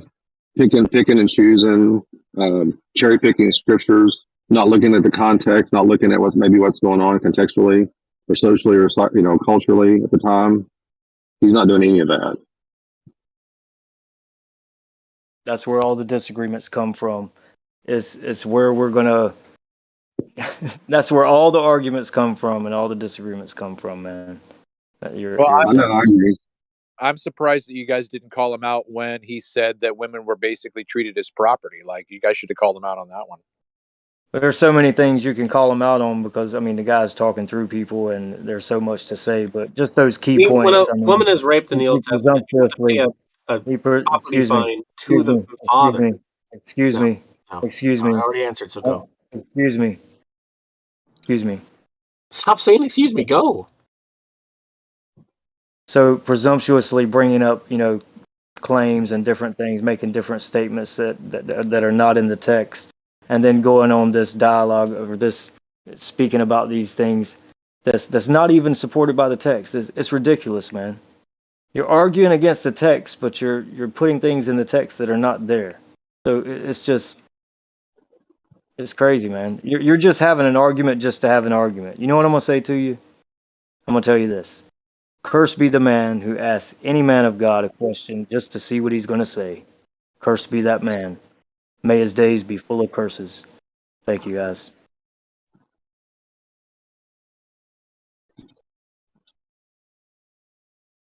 And usually, I've noticed in some of these arguments. I mean, and I don't. I'm not a perfect theologian. I hope I do better every day. But most of the time, these arguments. That's why I didn't want to get into a logical argument or philosophical argument, because I think the reason he didn't want to do that is because he know you'd lose.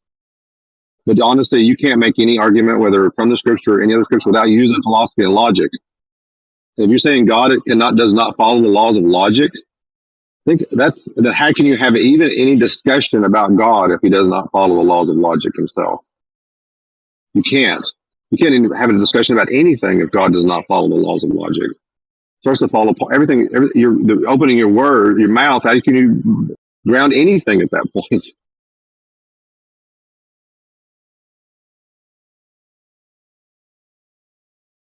And how can you have a good and evil God at the same time? How is that possible? Please explain. The Greeks had them. Like they were very human. Oh, so you're saying the Hebrew God of the Jews is a very human God? He has desires, so yeah. Okay, can you have a desire and still not sin? Didn't your Bible say that not sin? Didn't it say that somewhere?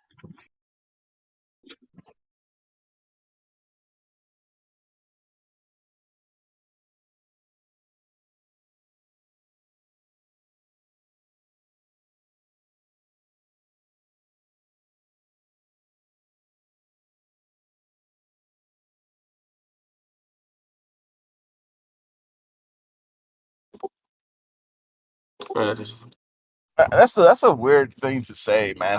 How can you measure what a god is? To say that it's because he has desires.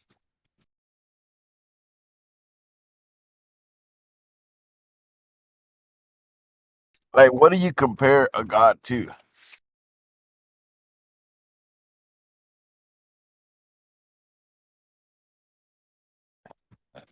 One thing that always baffled me was that it says in the scripture that God's a jealous God, and I kind of always perceive jealousy as like not necessarily a good thing. Not very divine, right? Yeah, and I don't know if that's just man's interpretation of it to try to like explain it away, but with lack of better wording. Well, there's a lot of ways around the Old Testament God. Like, there's the Christian Gnostics who believe the God of the Old Testament was like this vile idiot God, while the God of the New Testament was a very different entity who was like the real creator, the source of all like spirituality, the source of good, knowledge, that kind of thing, while the God of the Old Testament's like this, like the creator of the material universe and everything, very flawed, etc., etc. Yeah, it's like the demiurge or whatever, but Yeah, but even Who modern Christians you believe that, you know, Lucifer, the Satan, whoever you want to refer to him as, is the god of this world. Well, Like, Lucifer is very hell? different in like the Christian view. Like the demiurge in the Gnostic view is more of like God. a creator entity that just actually did create the material universe. It's like Okay, the are y'all gonna shadow. start talking amongst yourself, or y'all gonna actually have a conversation? Go People that ahead. actually Go ahead. believe? I mean, y'all definitely straw man. Like, who Go. thinks that Go. Lucifer Go. is Go. god of this world? yeah, they openly admit that, being that, you know, He's the master we're of the not material. yeah, we're not supposed to He's be the of the world rather prince than in the god. world. You're gonna chant through me and then ask me a question. Go ahead.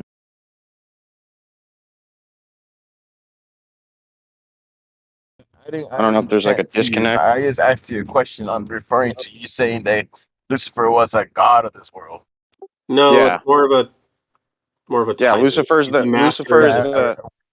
He's in control of the world that we're in right now. He's like he's basically running the show, and He's the king God, of the the fallen world. creator, is outside of that to a large degree, kind of looking down on it and analyzing what's taking place. So the Yeah, bad guy's in charge at the moment. That's short story of the situation. Now, Jews have a much different conception of Satan, well, like like the Satan devil kind of character, because he's still an angel, the Jewish Must have view. missed it. I'm driving. Got this. Well, Oh, you're like Satan breaking in up a Hebrew lot. means opposition. So it doesn't always mean a personified character in the actual text. Yeah, he's more like Sometimes it does. he's a prosecuting attorney. It's not always a he. Sometimes Satan is not referring to any personification. Satan means opposition. In the text, an angel is sent on behalf of the Creator and is referred to as Satan because he was sent in opposition to Israel because they were disobedient. But there is an underlying character at times referred to. This is a big misconception. Yeah, that's where the Bible just has so many different like perceptions on how to translate words, where it gets kind of like confusing. Yeah, but because Hebrew has to be taken into context to actually define the term properly, because one word can mean many things in context. But one thing's for sure is that there is a 0% chance that every time the word Satan is used, that it's personified. It's a 0% chance, right? Like, are we saying that the angel that worked on behalf of the Creator was Satan? No. Was the original scripture written in Hebrew, or was it translated into Hebrew? Yeah, Aramaic. Okay. Or And Paleo Hebrew. And then what we know now is Babylonian Hebrew. So is that Babylonian Sanskrit or is that prior to? No, it's not Sanskrit. But So is it like they have Polynichaic? Paleo Hebrew and Sanskrit have a huge similarity. They're very pictographic. So Paleo Hebrew is much more pictographic.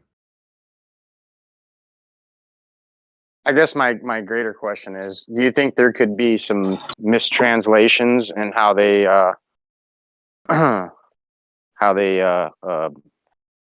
translated the scriptures? Do you think there can be some inconsistencies? You mean like to the English? The thing is that No. we don't have any Paleo Hebrew texts of the Bible. So the texts that we do have to go on, if you want to call them Babylonian Hebrew, then that's going to be the basis for the text to consult. I don't think that it's, I guess, a healthy way to think to say, okay, we have a Babylonian Hebrew here, but we also have to impose the Paleo Hebrew onto the text in order to understand the meaning. I don't think that that's a healthy position to There hold. literally are Paleo Hebrew transcripts, though. So what are you talking about? Okay, that's fine.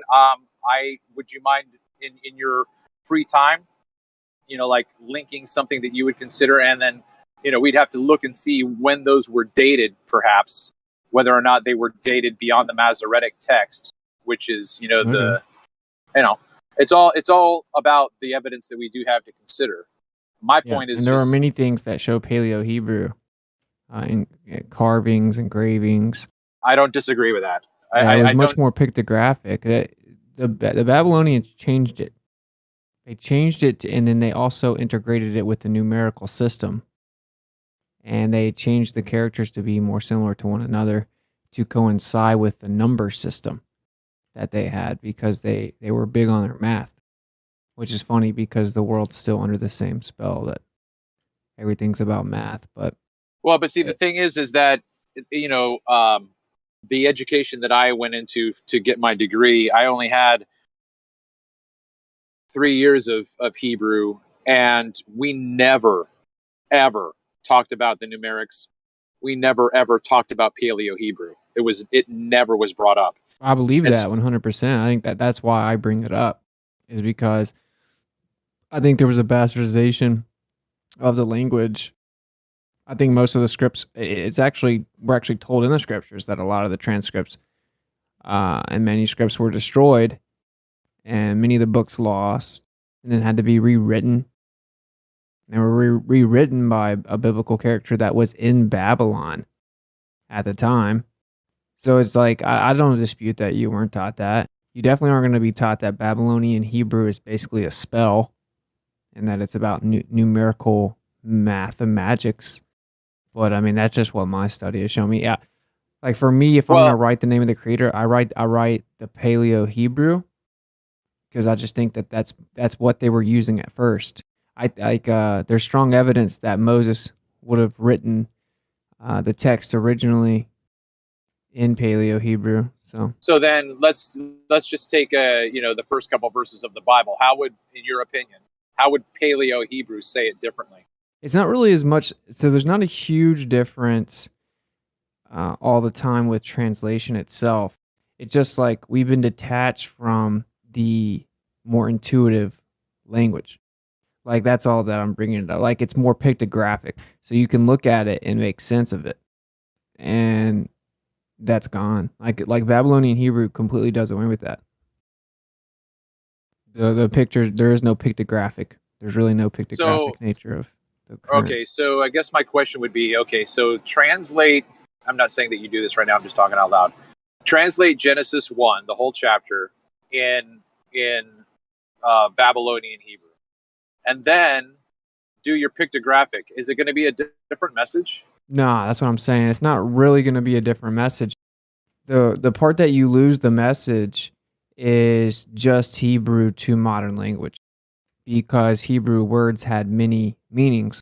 Like what Babylon did was just change the characters from pictographic so that they could make there be a numerical undertone. So like some could argue that that's ingenious or whatever, but I don't know. I've seen now that actually math is used to cast spells, right? Like the overutilization of math. So nah, I don't think, like when it comes to interpretation, I don't think it matters. The part that you lose interpretation is like this Hebrew word can mean 5 things, and you have to read it in context to know what it's saying. And when you go like I know someone who studied just the first few chapters of Genesis for 10 years, because like there are so many assumptive interpretations that are just taken for granted in like the first few chapters of Genesis.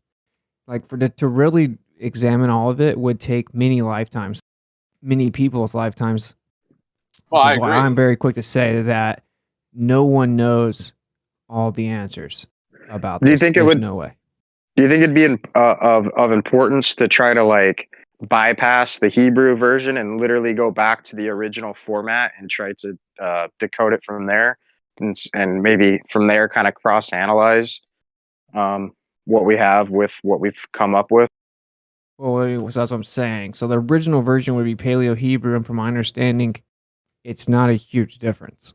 I would say that the real benefit is actually just to go back to, because the Hebrew people ended up writing transcripts in the Babylonian cuneiform version of Hebrew. Like the real struggle is, like I said, it's just properly translating Hebrew to English. And honestly, you will see that it wasn't just like ignorance that mistranslated it. You will see a reoccurring theme of intentional improper translation, almost like very pivotal details are mistranslated, which is why I always clap back against an atheist or whoever, Bible skeptics, because it's like, honestly, the amount of effort put into misrepresenting the scriptures is evidence towards the potential validity of them, right? Like the same thing they did with flat earth, right? Like they misrepresent the actual flat earth position to the masses to discredit flat earth and have people not even really look into it. They do the same thing with the Bible. So why do they do that with flat earth? Because flat earth is legit, and if people really saw the true position that we have, how we don't make unfounded claims, we say we don't know and we don't know, and we just say there's a stationary topographical plane that's a basement, everything moves above us, and it's central, right? Like it's much harder to dismiss that or make it look stupid, so they misrepresent it. They do that to the Bible, bro, and that's weird, because if the Bible was written as a script to control people, you would just blast the actual version everywhere, right? I mean, same with flat earth. If flat earth was stupid, you would just show everyone what flat earthers truly think. You wouldn't censor and misrepresent it. Yeah, can you think of an example that you would give that where you would say that this has been mistranslated intentionally? Yeah, like even from like the very beginning, Well, of course, I'd say the biggest one is them taking out the name of the creator and replacing it with Lord, which means master. But I mean, 7,000 times, like 7,800 times or something like that. But more specific translations, like I don't know, it's hard to say because there are so many possibilities. But starting with Genesis, it gets kind of crazy where the snake talked to Eve. If you actually look at it, it can be translated as to divine something, meaning to think it up, as if Eve herself actually thought, like with the inner voice, like came to the conscious realization that she could make a decision herself. She divined the idea to go against what she was told to do, and she would be able to basically see another side of things. So it's what it says in Hebrew, like to divine. Wouldn't that imply that the flesh is corrupted inherently prior to the fallout of man, the original sin? Well, no. What it would imply is that inherently there was free will. So like inherently you get to make your own decision.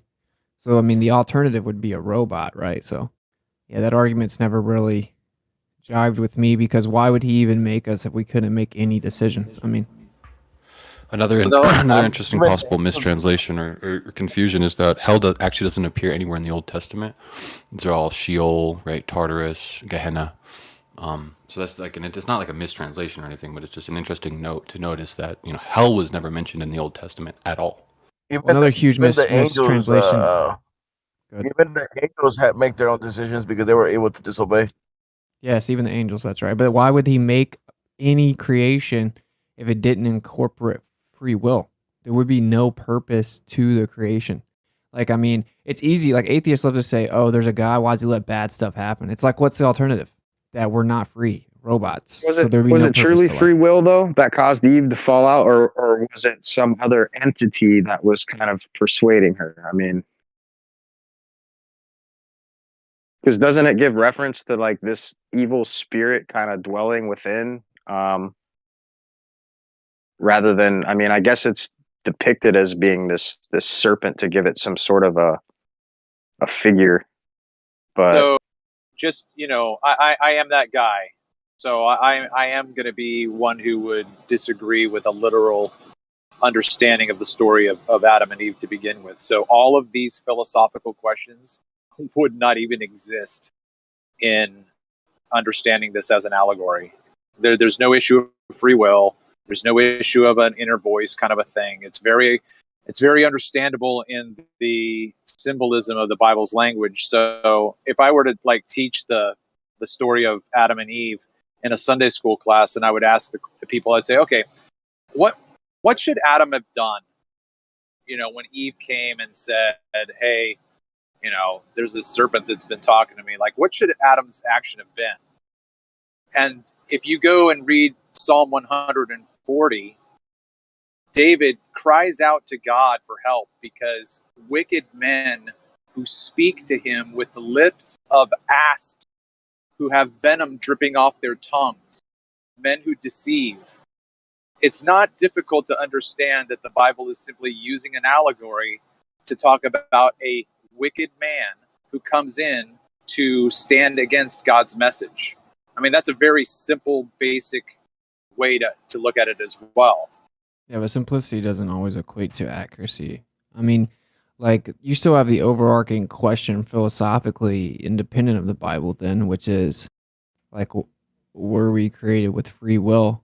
And what would be the purpose of creation void of that? Right? I mean, that was my bigger point. I mean, there is no reason for creation. Right, but my bigger point, right. Okay, but my bigger point in the story, if you're making your appeal to the Bible itself again, my position would be the story is allegorical, so it doesn't even touch on the question that you're raising. It doesn't belong as a non sequitur. To it, Travis. He asked me my opinion about something in the Bible. Okay, like I'm not appealing to it. I'm appealing to logic, right? What would be the point of creation, period, if there wasn't free will? The alternative is to be a robot. Like, no one ever wants to acknowledge this. I never have any atheists ever acknowledge it. I'm like, what are you suggesting? That we should have been created as robots? Then what would even be the purpose of existence? And in order to have free will, then you must have a decision to make, which means there must be the flip side to a decision for it to be a decision, which means you have to allow the possibility of evil, right? Because like if you don't, then there is no decision to make. So that's like a bigger philosophical point. I guess in your angle, right, you would say that we don't really have any true information to describe like a creation account at all. We just kind of don't know. Yeah. Gotcha. Fair enough. I mean, I would say that no one can say that they truly know for sure, and that anyone that believes in the scriptures has to believe it with faith. Basically, you can't go back and prove. But yeah, do you see my point? The bigger philosophical point of like creation, like because like when I was like 8, like grown men that are atheists with PhDs are still asking the same question I asked when I was 8, which is, why would God let bad things happen? But that's actually a very easy question to answer, in my opinion. Like, Is what's God the all knowing in alternative? your The answer is, worldview? what is the alternative?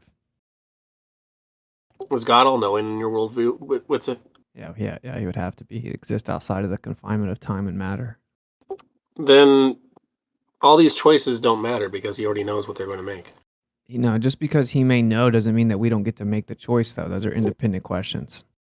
Yeah, but he created creation in such a way that all those choices were predetermined because he's all knowing. No, he didn't predetermine what you do. He Yeah, he just does. knows it. Those are not the same thing. No, he created creation, right? He's all knowing. If Yeah, he's he's all knowing, all-knowing, he but has a allows perfect you to knowledge of make your events. own The way he decision. created the universe perfectly led up to every choice he made. You know that predeterminism, accurately defined, is antithetical to free will, and I'm explaining Yeah. a So situation where I that's don't know the belief that God is not all knowing. okay. Well, I mean, that's a cool claim, but for something to exist out of all physical confinement, I don't know how you could make that claim. But either way, you understand they're not actually. That's a false dichotomy. Besides, That we the don't have creator perfect. can know what's going to happen, but not be making you do it. Yeah, but he already made the choices for you by creating everything. He didn't. What? Yeah, he did. He didn't make the choices for you. You Yes, make the he did, choice. because he created creation in such a way that it leads up to it. Hypothetically, if I could tell the future and I could read your palm and know that in 5 years you're going to cheat on your wife, did I choose to cheat on your wife or did you do it? No, because you also created everything else that would have led up to it. Like you were directly responsible for all of it. No, because you also so basically what you're trying to find a way is from your permitted personal sin to responsibility. That's all No, you're doing. no, because like if you're all knowing, you perfectly knew that man would fall. You perfectly knew that there was a hell. It just doesn't work with perfect knowledge. Well, for one, I mean, in my opinion, the creator would know, but even if he wouldn't, like I said, it's possible that he could make something and just see what happened. But even if he did know, that doesn't mean he's responsible for your personal choices. That's insane to me. That's a false Well, no, if he dichotomy. has perfect knowledge, he created the universe in such a way that because he had perfect knowledge, everything is predetermined because he created the universe in such a way that it led up to every single event. Every single event was already known. Choices what choice that you made will lead to. You're hard to hear. I don't even know why is my point being skated past. Like, someone could know what's going to happen, but not be personally making the decisions for you. If he knows what you're going to do, that doesn't mean he made you do it. No, he made you do it because he created the universe in such a way that he knew every single event that would happen beforehand. What? You and I make different decisions. But we're still in the same universe that was made. So your argument falls flat on its face. It's illogical. No, because like God created the universe in such a way that every single event, every single action was predetermined. This is called a false dilemma fallacy. Being the creator and knowing what someone is going to do is not the same as making them do it. Well, no, he did in a way make them do it because he created the universe that led to those events. Like now it's in a way. That's your point now. Instead of he definitely made them do it. It's called a false dilemma fallacy. Yeah, it's kind of strange. It's like you're just fighting so hard that.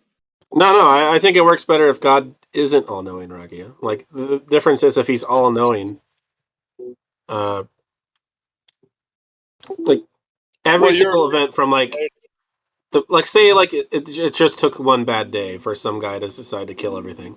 God created the universe. He created the events that led up to it, and created like before he even acted it through it because he like knew every single event that would happen. So you're He basically saying essentially the creator's created every limited to single event, time. every single action that every single person would take. So then you're saying the creator's limited to time. Yeah, and you're acting like the creator is a human or something with a brain. I'm at the beach watching birds, like on the beach at the water and the waves rushing in and the boats going by and all that. God knows all of that is happening to the millisecond, right? But he's not making it happen. He's letting it happen. It's a huge difference, man. Well, he's basically saying the creator is limited by time. Okay, so that's why my initial answer to you was, I don't think the creator is limited to matter. I think he's outside of matter and time. That's relevant because you're talking about knowing something that will happen. Will happen being a future setting, meaning time passes. If the creator exists outside of time, he's not limited to that paradigm, that conceptual, linear, sequential line of events. So it's like, then are you saying the creator's limited to time? Yeah, he's Chopper, not limited. can you go? I gotta go check on my food. Yeah, he's not limited. He's not limited. A good example, it will be Men in Black 3.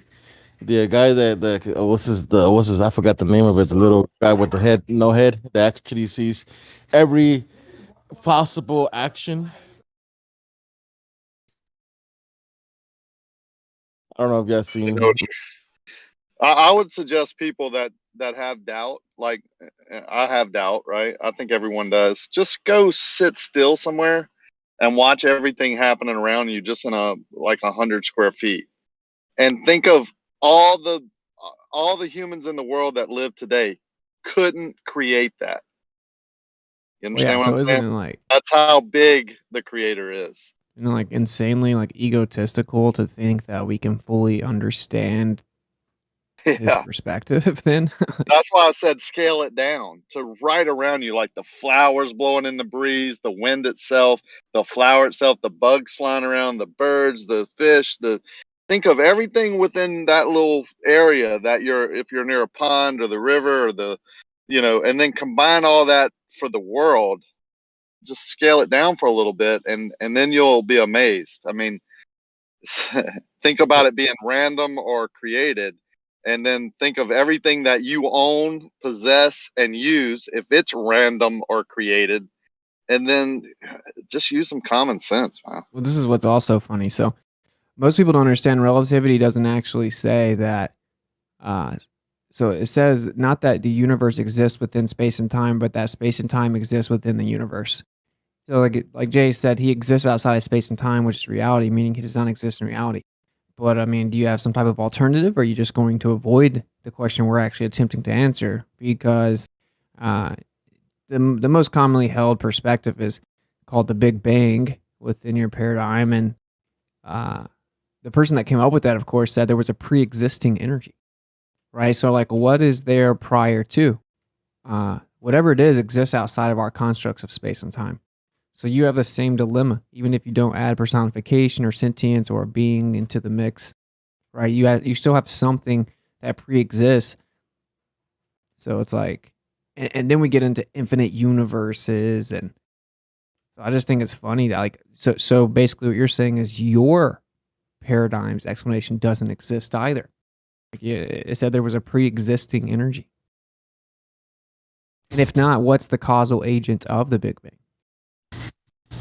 So I was saying, okay.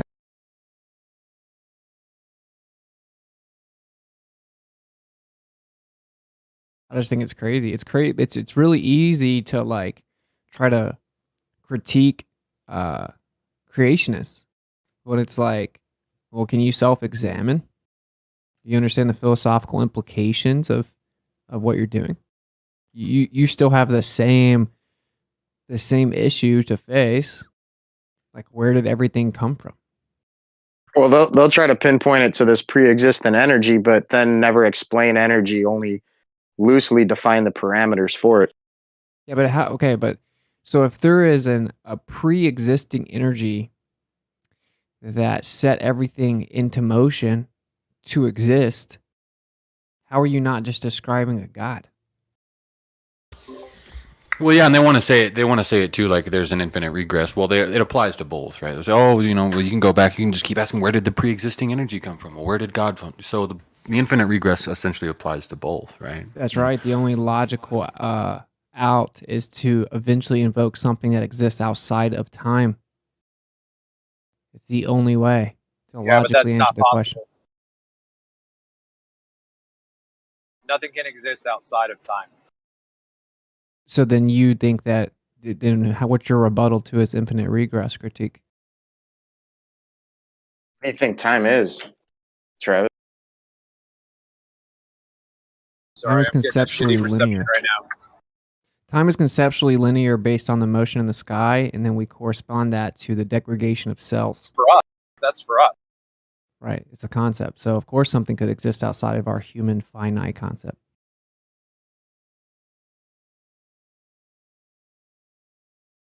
A pre-existing energy that set everything into place, but it's not a creator. That's insane. It also requires like sentience or intelligence, right? It requires conscious intelligence to put it into place via order. So it's like, this is the age-old question. This is why 99% of the world was not atheist back in the day. And people think that now they're smart, so now we're atheist. No, it's because people are dumb now, and they just don't answer this question. Back in the day, they weren't scared of the big questions, and now people think they're smart by avoiding the most glaringly obvious question that has to be addressed. Like, where did everything come from? Like, if you believe in the Big Bang, what caused the Big Bang? What's the causal agent? You get back to a point that you just have to say you don't know. You don't know, yeah. I was fixing to say this is one of the things they're actually honest on and say, and one of the times you'll hear them say, I don't know. But this is the problem with just saying you don't know, because they don't just say they don't know. They also ridicule creationists, generally speaking. So, like, if you're going to ridicule creationists as a position while you're saying you don't know, well, we get to point out that you can say you don't know, but I can point out you are forced to say something that's akin to a creationist perspective. So it's like your I don't know doesn't save you, because you still have to acknowledge the antecedent for existence, and that's something pre-existing. Yeah, this is actually how the entire day started back around 8 o'clock in the morning.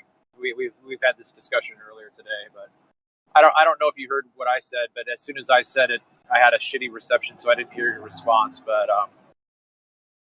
about God and time.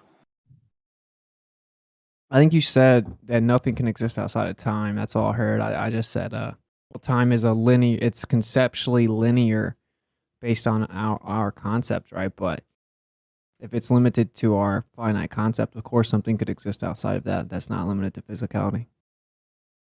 The only thing that I was going to describe time as is it's a so how would I say this? It's a measurement of action, right? There's a before, there's an or there's a now, there's an after. So before, we can't even say that with God, right? Before God created, wait a minute, God's not in time. How are we going to say this? Like, of course, God experiences things within his own self. I wouldn't even it's say very that hard to there is wrap your mind around. But whatever the pre-existing energy is impossible to wrap your finite mind around. Like, and this is funny because it's like human secularists, and I'm not saying that you, more so aimed at Jace really, but they have this like block where they keep repeating their mantras, but they don't address what I just said, right? So he's like, people used to be forced to be religious because they were persecuted, if not, and most of the time killed for it. Then that line of thinking diminished and society advanced. Funny that after the church lost the power to murder scientific thinkers, society advanced. Okay, but I just preemptively critiqued that position, so that isn't a rebuttal to my argument. My argument was critiquing that claim, which is you can claim that you advanced in scientific knowledge, but you still aren't answering the fundamental question that people back in the day at least addressed, which is what is the causal agent for the alleged Big Bang or existence in general? What is the causal agent? Saying I don't know doesn't save you from the philosophical implications, right? There must be an intelligent, as in there must be intentional intent. There must be intent, intentional design with order. And if it, So yeah, they can't accurately define time, and then furthermore, space. You know, they can't answer the question as to what's beyond the furthest reaches of the space continuum that it's expanding into. So, and then they want to go and merge those two things together and create a fourth dimension when they haven't even touched on either one of the two necessary antecedents to create their fourth dimension. So they're all fucked up. It's They so can't define illogical space, to not they can't address define time, and then they want to merge them together to create something else. So it's fucking crazy. Is it too tight? Is it feel uncomfortable? your hot mic. Hey, info. Paul, you're hot mic. I mean, I Too much guess they'll end information, up Paul. saying, well, maybe it just always existed, right? But like that's extremely illogical. Everyone knows intuitively applying logic that like something had to make it like I don't know. It just seems weird. And then their claim even further exemplifies this problem by claiming there's a Big Bang from a singular point, a singularity. Well, what was the causal agent that put that expansion into place? Don't you have to Don't know. define reality to define existence to But begin the with? thing is, from just in hearing what y'all are saying, we say don't know, and I that's fine with I me. think I know. But y'all are invoking a supernatural being that's outside of our physical reality that we understand and things to be possible. Y'all are invoking the supernatural and saying that there was a creator. I'm not. You have to invoke I'm it as invoking well. Why does logic. that keep getting skated past? I don't invoke it. I just go back to the point. I say I don't know. Okay, but that's not sufficient because they're in. Right. Can you offer? Ignorance offer? is not a safe space to hide, bud. Yeah. You Can can't you just offer an play ignorant alternative? and then still be in the argument. Left lane, can you I'm not offer an hiding. alternative? Can you, No, I'm are not you hiding. saying I that just it's say I don't possible know. that is it possible that everything came to being without anything outside of it? Are you saying it was just always here? I would say that we came to be into being for sure because here we are. But you go back to this point in time when you put everything into reverse, and obviously you reverse everything, and it goes back to a singularity, and that's as far back as I could conceptually imagine. He's I asking can't you go to go beyond back that. further. He's asking you to go back further. What logically, what would it have to be? Yeah. If you can't even be honest with yourself to know that it has to go back further, and that you obviously you're old enough to have thought about it, you obviously Yeah, I have have. to come up with. Well, then you obviously have to come up with something. No, I don't. Then you're I'm taking good the with easy I don't way know. out. Yeah, because you don't want to be ridiculed. Here we go. That doesn't Howard. Fair work. I'm enough. sorry. It's just illogical. Yeah, it's simple. It's a simple mind. Simple mind You guys theory. not hear Like, me? no, Yeah, we're I not hear you, listening to you, Travis. I've been trying to tell a joke. Okay, so the singularity was space time, and it was self-aware. It was trying to figure out what space time was, and it had a brain fart. That was the Big Bang. Okay. So it's like smaller than the smallest subatomic particle ever. This is like what the Big Bang says now. The place of singularity was smaller than the smallest particle. Okay, so yeah, they're materialists, and they're trying to explain the smallest thing beyond material existence. So they have to bring it down to the subatomic level to even be able to have a conversation. So what put that there? Where did the particle come I don't from? know. Don't know. But did something have to put the particle there? I don't think we can know. But did something have to put it there? Logic implies, yeah, logic implies because nothingness doesn't exist. It's just a concept.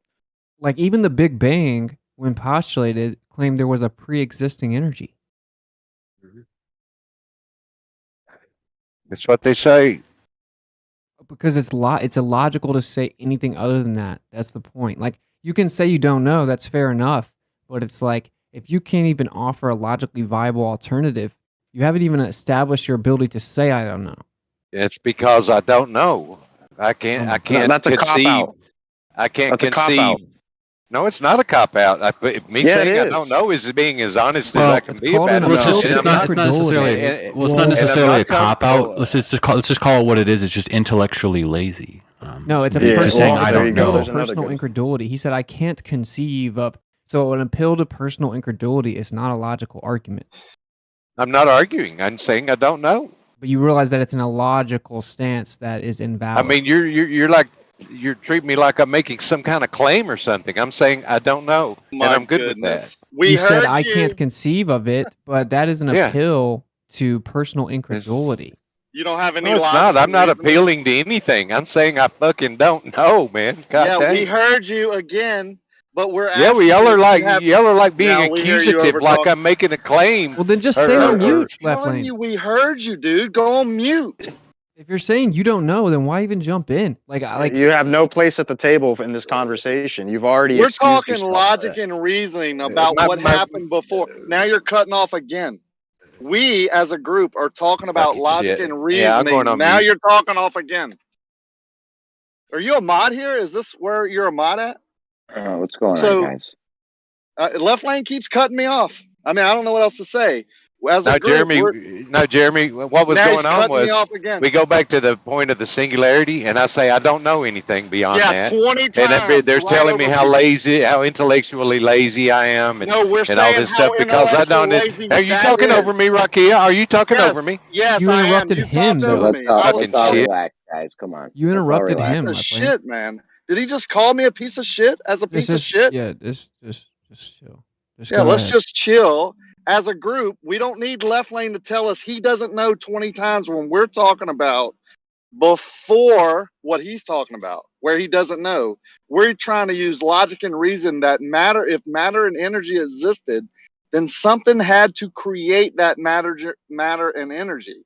He's saying he doesn't know, which we said many times, okay. So he doesn't have to come in every time we bring it up and say he doesn't know and then talk over everyone when we're talking about something else that he doesn't know about. Right, it is frustrating. Like we're having a conversation about the logical implications and the irony of the Exactly. fact that people cop out with the I don't know, but they're not addressing the fact that when you say I don't know, you are implicitly claiming that there is an alternative, as if there could be a scenario in which something didn't put it there or there wasn't something pre-existing. When you say I don't know, you're implicitly claiming that there is another alternative. And people want to pretend that's not the case by then responding to that with I don't know again. That's not how it works. But it's like if we're talking about it, if you don't have anything to say, you don't have to jump in and shut our conversation down with I don't know. I don't over and know over. 20 times. Yeah, Yeah. that's exactly what I said as he talked over me. Yeah, like the whole point was that I don't know is invalid. And then you went further to say, well, I can't conceive of it. That's by definition an appeal from incredulity, right? The argument from incredulity is a logical fallacy that occurs when someone concludes that since they can't believe something is true, then it must be false. Or So it's another like- viable option that they've yet to bring or address. Yeah, like Yeah. if you're going to challenge something, all you have to do, it's very like logic is amazing because it's really not difficult, right? It's like all you have to do is offer any other viable option.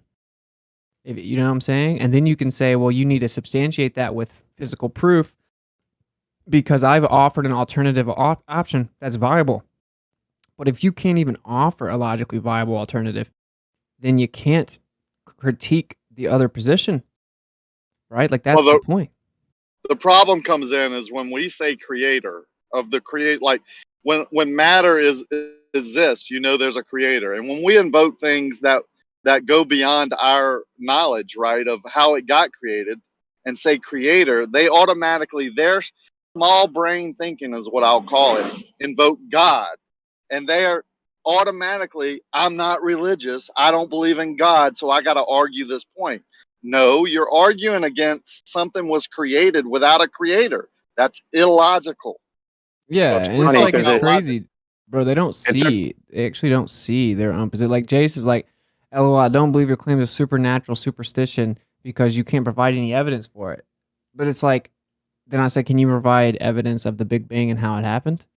No, right? So it's like you. It's called hypocritical belief, right? Like you are critiquing a position where in which the same critique can be equally applied to your position.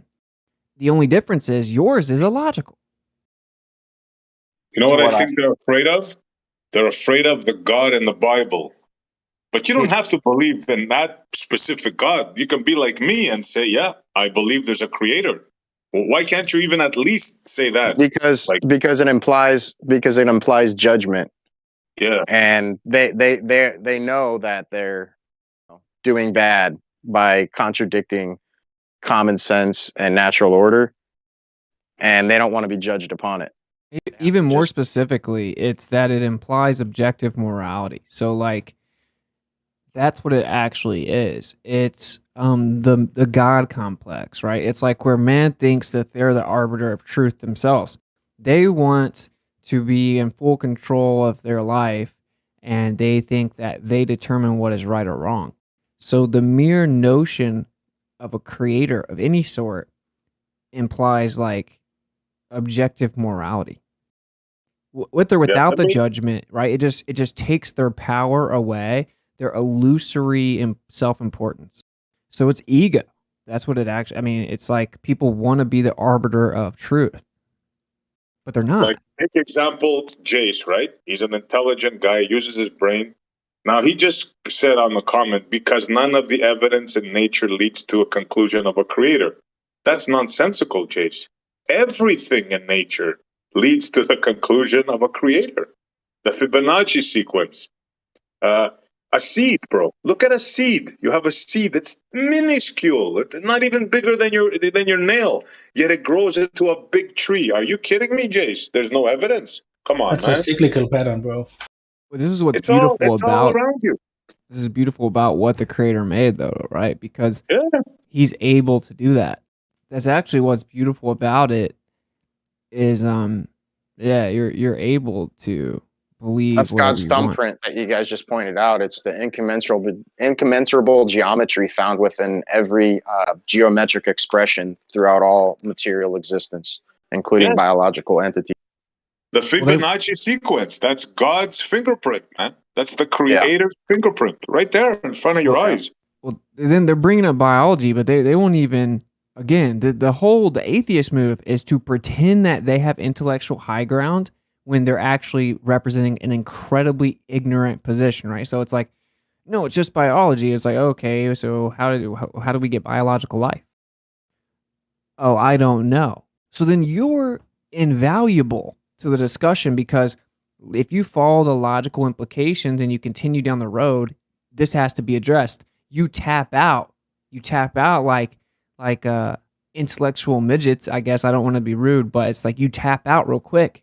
But then so it's cool if you want to tap out and go sit in the corner, but that's not what atheists do, dude. They're the loudest people, right? Like they want to go critique everyone else after they tapped out. They didn't even graduate to high school to talk to us about it, but they want to sit from 6th grade and talk about how stupid the 9th grade classroom is. That's all I'm saying. It's just ridiculous to me. You want to claim abiogenesis? That organic life came from inorganic matter,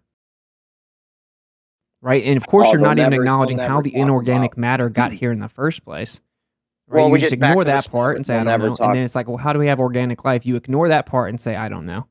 And Well, then they you even pretend you have the high ground. It's weird. They even don't. Go ahead. The one time science admits God's existence is within the spark of life.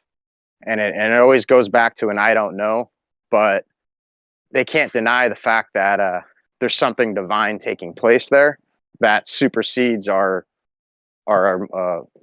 limited understanding. and goes back to a spiritual one. Yeah, All anytime evidence Jeremy anytime does. you're having an evolution, debate or whatever with these guys, they'll never talk about abiogenesis. They're like, no, that's not in the evolution. Well, that's how this whole thing got started. They avoid that like the plague.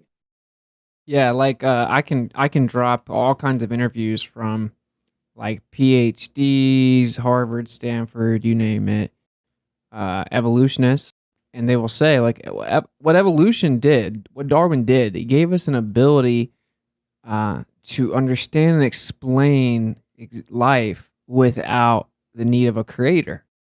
Now, ironically, Charles Darwin said that a creator would be required to do it, and then disavowed it on his deathbed. But it doesn't matter, because that's the true reason that it's adopted. It's adopted as justification for having life without a creator. Now, they may not acknowledge it, or they'll just, as sophistry, which is of course fallacious arguments with intention to deceive. They'll be like, no, you could have evolution with a creator. But the truth is that they're being dishonest, right? And they think that explains how existence could be here without a creator. That's what they actually believe. That's why they believe evolution is the answer. So it's like, okay, then you are going to have to answer the abiogenesis question. But most of them aren't honest. They're just debating to debate. They're not debating to find truth, meaning that they're like, they want to separate abiogenesis from evolution. No, You see what I'm saying? it's intentional. It's intentional deception, and it's what's spoken about in the scriptures as the great deception, specifically evolution, quantum relativity, things of this nature. So they basically, like, have you guys seen the Professor Dave debate, where the guy asks him, so like, do you think that your ancestor was a strawberry? And he said yes. So it's like, who's crazy again? Like, who's stupid? You think that your ancestor was a strawberry? Like, it's just insane. I guess, yeah, you're like, it's dishonest, because they know that their weak point of the argument is the implications of abiogenesis, so they separate it from evolution. They say, no, that's not what we're talking about. You could have a creator and still have evolution, but the truth is they don't think there's a creator, and they think evolution explains life without a creator. So if they were honest, if they were intellectually honest, they would absorb the implications of their actual position, which is that there's no creator, and evolution created life, and then they would create the organisms we see now, and they would answer abiogenesis. Now, some of them do. Some of them try to defend abiogenesis, which is very funny. Some of them do actually try to do that, but most of them don't. Most of them run away from it. And of course, then you have to get, again, back into, well, what gave you the inorganic matter to begin with? Like, how did that get here? Well, they just discovered about a year ago that energy and matter are fairly synonymous, only different within their attributional states. So, yeah, I mean, it just shows how illogical their premise is on the Big Bang. But they will claim, like Jace is claiming abiogenesis is legit right here in the chat, right? Like, abiogenesis is a weak point, quite weak for creationists. It destroys the whole implication. It's like, literally, even if it was true, it doesn't, because you still have to answer, where did the inorganic matter come from? But abiogenesis has in no way been proven. Can I jump in just real quick? Yeah. Just real quick for what Dyslo said before, the Great Deception doesn't have anything to do with science. It has to do with the transition that was happening in the first century from the Old Covenant to the New Covenant. I find in regards to, what do you mean? What do you mean by covenant? You appealed to the Torah. The Torah was set up to pass away. It was set up to be disposable. So the transition from the Torah to the fulfillment in the kingdom was that tension in the first century between Jesus' disciples and those who would believe the message and those who would oppose it. I find it fascinating that from heliosorcery, there's a gentleman that said, and I quote, that leads us scientifically to only one possible conclusion, that life arose as a supernatural creative act of God. I will not accept that philosophically because I do not want to believe in God. Therefore, I choose to believe in that which I know is scientifically impossible. spontaneous generation arising to evolution. George Wald, Origin of Life, Scientific American, August 1954.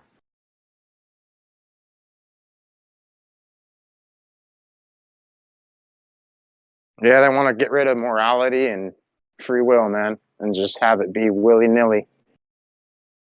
See, I can understand people that are not too smart, right? But people like Jace that are into chemistry and quite smart, like I can't figure out how you can think that all this just came about from a single cell and all that crap. Like, I find that hard to believe that somebody with intelligence doesn't see like creation. Well, I was gonna. I can jump in now. Sorry, see if you're done. I just want to jump in for a second. Yeah, yeah. You know, they say I don't know. I heard Left Lane say this earlier. I don't know if he's still in here or not. But when you create any kind of hypothesis, and I'm not even going to use the word science, but if you want to figure out the cause of something, right? Whether like a cold case detective, was this natural causes? Was this suicide? Was this intelligent agency that killed this person? You create an hypothesis. Well, it was natural causes. Well, what would be the signs for natural causes? What would be the things you'd look for? If it was suicide, what would be the signs of things that are suicide? If it was intelligent agency that killed this person, you would look for the things that are intelligent agent that would cause it. And so when it comes to the nature of the universe, if there is a creator, right? I don't know what caused this. I don't know. I don't know anything. I exist, but there seems to be the universe came into being. Well, there's a cause for it, right? And it becomes like, can it bring itself into existence? No, that's logically incoherent. So that right there, that one's gone automatically because that means it had to exist before it existed, right? Well, can something natural change its state on its own? Well, it can do it. What can it do? Or does it need some outside agent to change its state? So if you had the singularity, what changed it from being a singularity to expanding? Was it within itself that changed it? Did it exist all eternity as a singularity, and all of a sudden, what decided to change its state? Could it do it on its own, or an outside agent have to do that? So you can logically try to infer, and only an agent can freely choose to change its state within itself. Go ahead. Thought somebody's about to say something. So, you can logically infer things, and you can even figure out things about the nature of God. I think that's why the scripture is right. You can look at this. If the universe came into being, first of all, it had to be an agency that has the ability to choose. There's information in that system, which we do seem to in the DNA. That means it had the ability, is highly intelligent. It's all powerful. It has a lot of power because there's a lot of energy and things occurring in the universe. I've just gained some attributes of God. I'm not even talking about the Christian God. If all these things are true, then that's some attributes of this God that brought the universe into existence. I've said this before, and if somebody's heard it, please forgive me. But I trace it back to 1962 when the Supreme Court of the United States took Engel versus Vitale and told kids in school they couldn't pray together to their God. They could pray individually, but they couldn't pray together in school. And in the same year, in 1962, in Haight-Ashbury, Haight, Ashbury in San Francisco, sex, drugs, and rock and roll started. And of course, it went to Woodstock in 1969, which we all know about, which was sex, drugs, and rock and roll. So in 62, we told kids they can't pray to God together in school. And then in 62, we said sex, drugs, and rock and roll was good. We got Madonna, we got Miley Cyrus, and who knows what we're going to get next. Thanks. Hey, Whitson, are you there?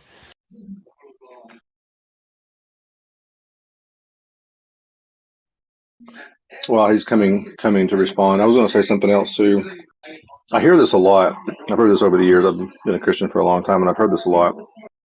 If you invoke Creator, the argument usually is that you stop scientific discovery. And I'm going like, really? Are computers designed? And we always say yes. Do people spend their lives learning how computers operate and writing programs for those things? Yes. So even if there's a creator of the cosmos, It doesn't necessarily stop scientific discovery, but it can give you direction on where to look in this realm and try to wonder at how it's made. It doesn't stop scientific discovery. People spend their whole lives working on cars and understanding how cars operate. Does that stop the wonder of the person maybe building or designing or working on cars? No, it doesn't stop it whatsoever. Well, you know what the queen of the sciences was in the Scholastic period, right? Theology. Yeah. I agree. I mean, my wife designs kitchens for a living. Does that stop the wonder of going into a kitchen that she designs and just try to see what she did, her thought process on making the kitchen? No. Or an artist drawing a beautiful painting on the wall. People stand hours upon hours gazing into a painting, just looking at the beauty and the artistry of the artist. It doesn't stop it. It doesn't stop it whatsoever.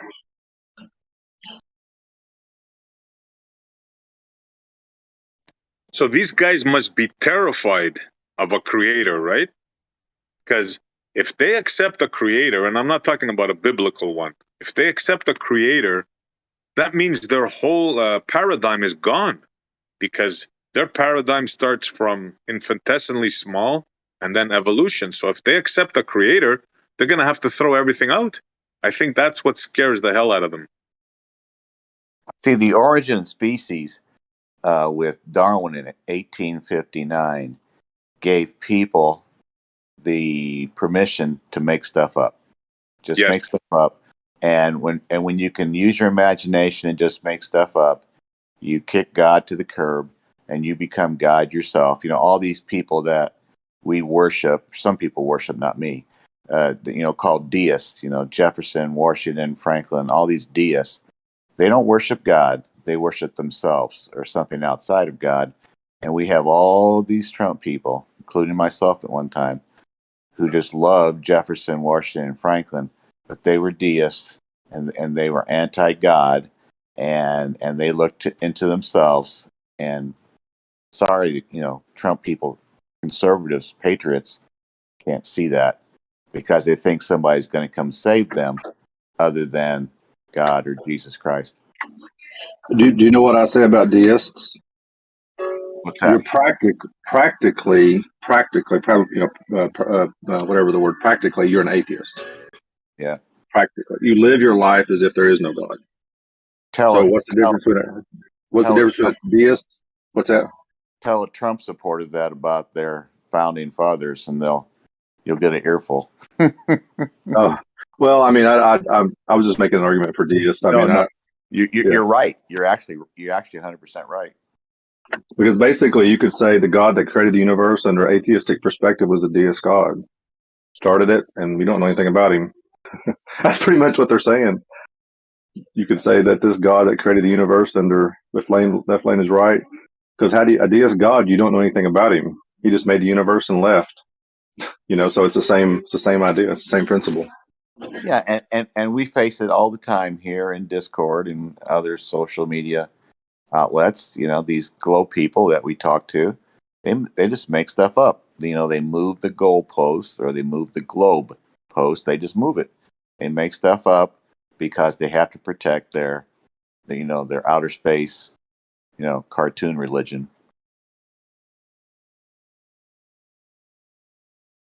I just don't understand sometimes why, especially in Discord, like let's say someone like what's his name, Janus or whatever, Jace, Jace. He comes in and says, "Okay, there's no God, whatever." Like that's like, to me, that's like someone jumping in here and saying water is a TV. Like we know, okay, like we know, okay, well, there's a creator, and we don't even have to argue with somebody about the truth. Like I don't see why we get caught up sometimes, and I'm guilty of it too. But we get caught up of trying to argue or maybe even convince somebody that is fully in their own mind right, and that's what they believe. But there's no point in trying to argue with somebody about what we know is true. And I think we just get distracted sometimes, and that's just a wrench, thrown in the gears of it all. And it's kind of pointless. It's fruitless at that point. There's no point. There was somebody, and I have to look this up. It's called Protocol Number 9. Hey, Apocryphon, you're hot micing, dude. That's not me. Oh, maybe it's Paul. Sorry. There is a Protocol Number 9. I need to look it up for this exact origin. That said that we're going to replace the Godhead. We're going to replace God with Protocol of Zion. Yes, thank you. And we're going to replace the Godhead or God with theoretical arithmetic formulas and materialism. That's what it says. We're going to replace the Godhead with math and with materialism, and that's exactly what they've done. How many times have we heard a Glober say it's in the math?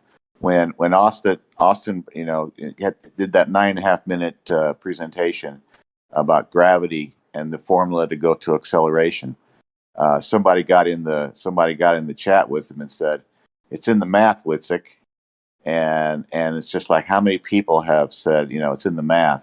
Well, we don't live in a mathematical formula. We live in reality. We experience life, and these Globers think that math proves their globe. That's just a way of kicking the Godhead out and replacing it with math and materialism. Thanks.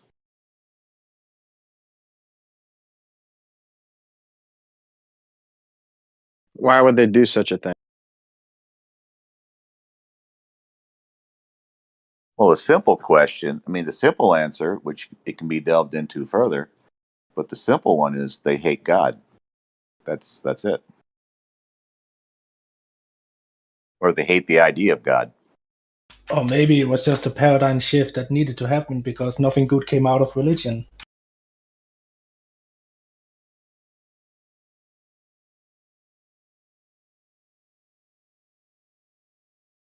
They were handed a story and they went with it, right? I wonder, have any of them put thought into it? Like, you were handed a story of creation and then evolution. Have you thought of it on your own? Like, try to come to your own conclusions of how this is possible? Like something just creating itself out of nowhere. Like, have you guys put any thought into that? Maybe it didn't come out of nowhere. Maybe it just always was. Yeah, I don't. In addressing the hating God, I believe what I believe. That's what I believe.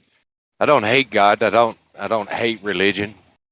I just don't. I mean, I just possibly we were created agnostic. I try to be a good person for the sake of my own self, and knowing that I was a good person and that I haven't done anybody wrong. And if I do somebody wrong, I'll try to correct that. So what prevents you? What prevents you from furthering your? Hold on. What prevents you from furthering your own self gain? Like what prevents you from stealing something if you're not going to get caught? Because it's not the right thing to do. Don't take my shit, and I won't take yours. Well, that's not logical. It's simple. From a. It is simple. It's not simple logical. logic. Yeah, it is. No, it's the wrong thing to do. It's obviously illogical. It's obviously wrong to take something that doesn't belong to you. All right. It's called morality.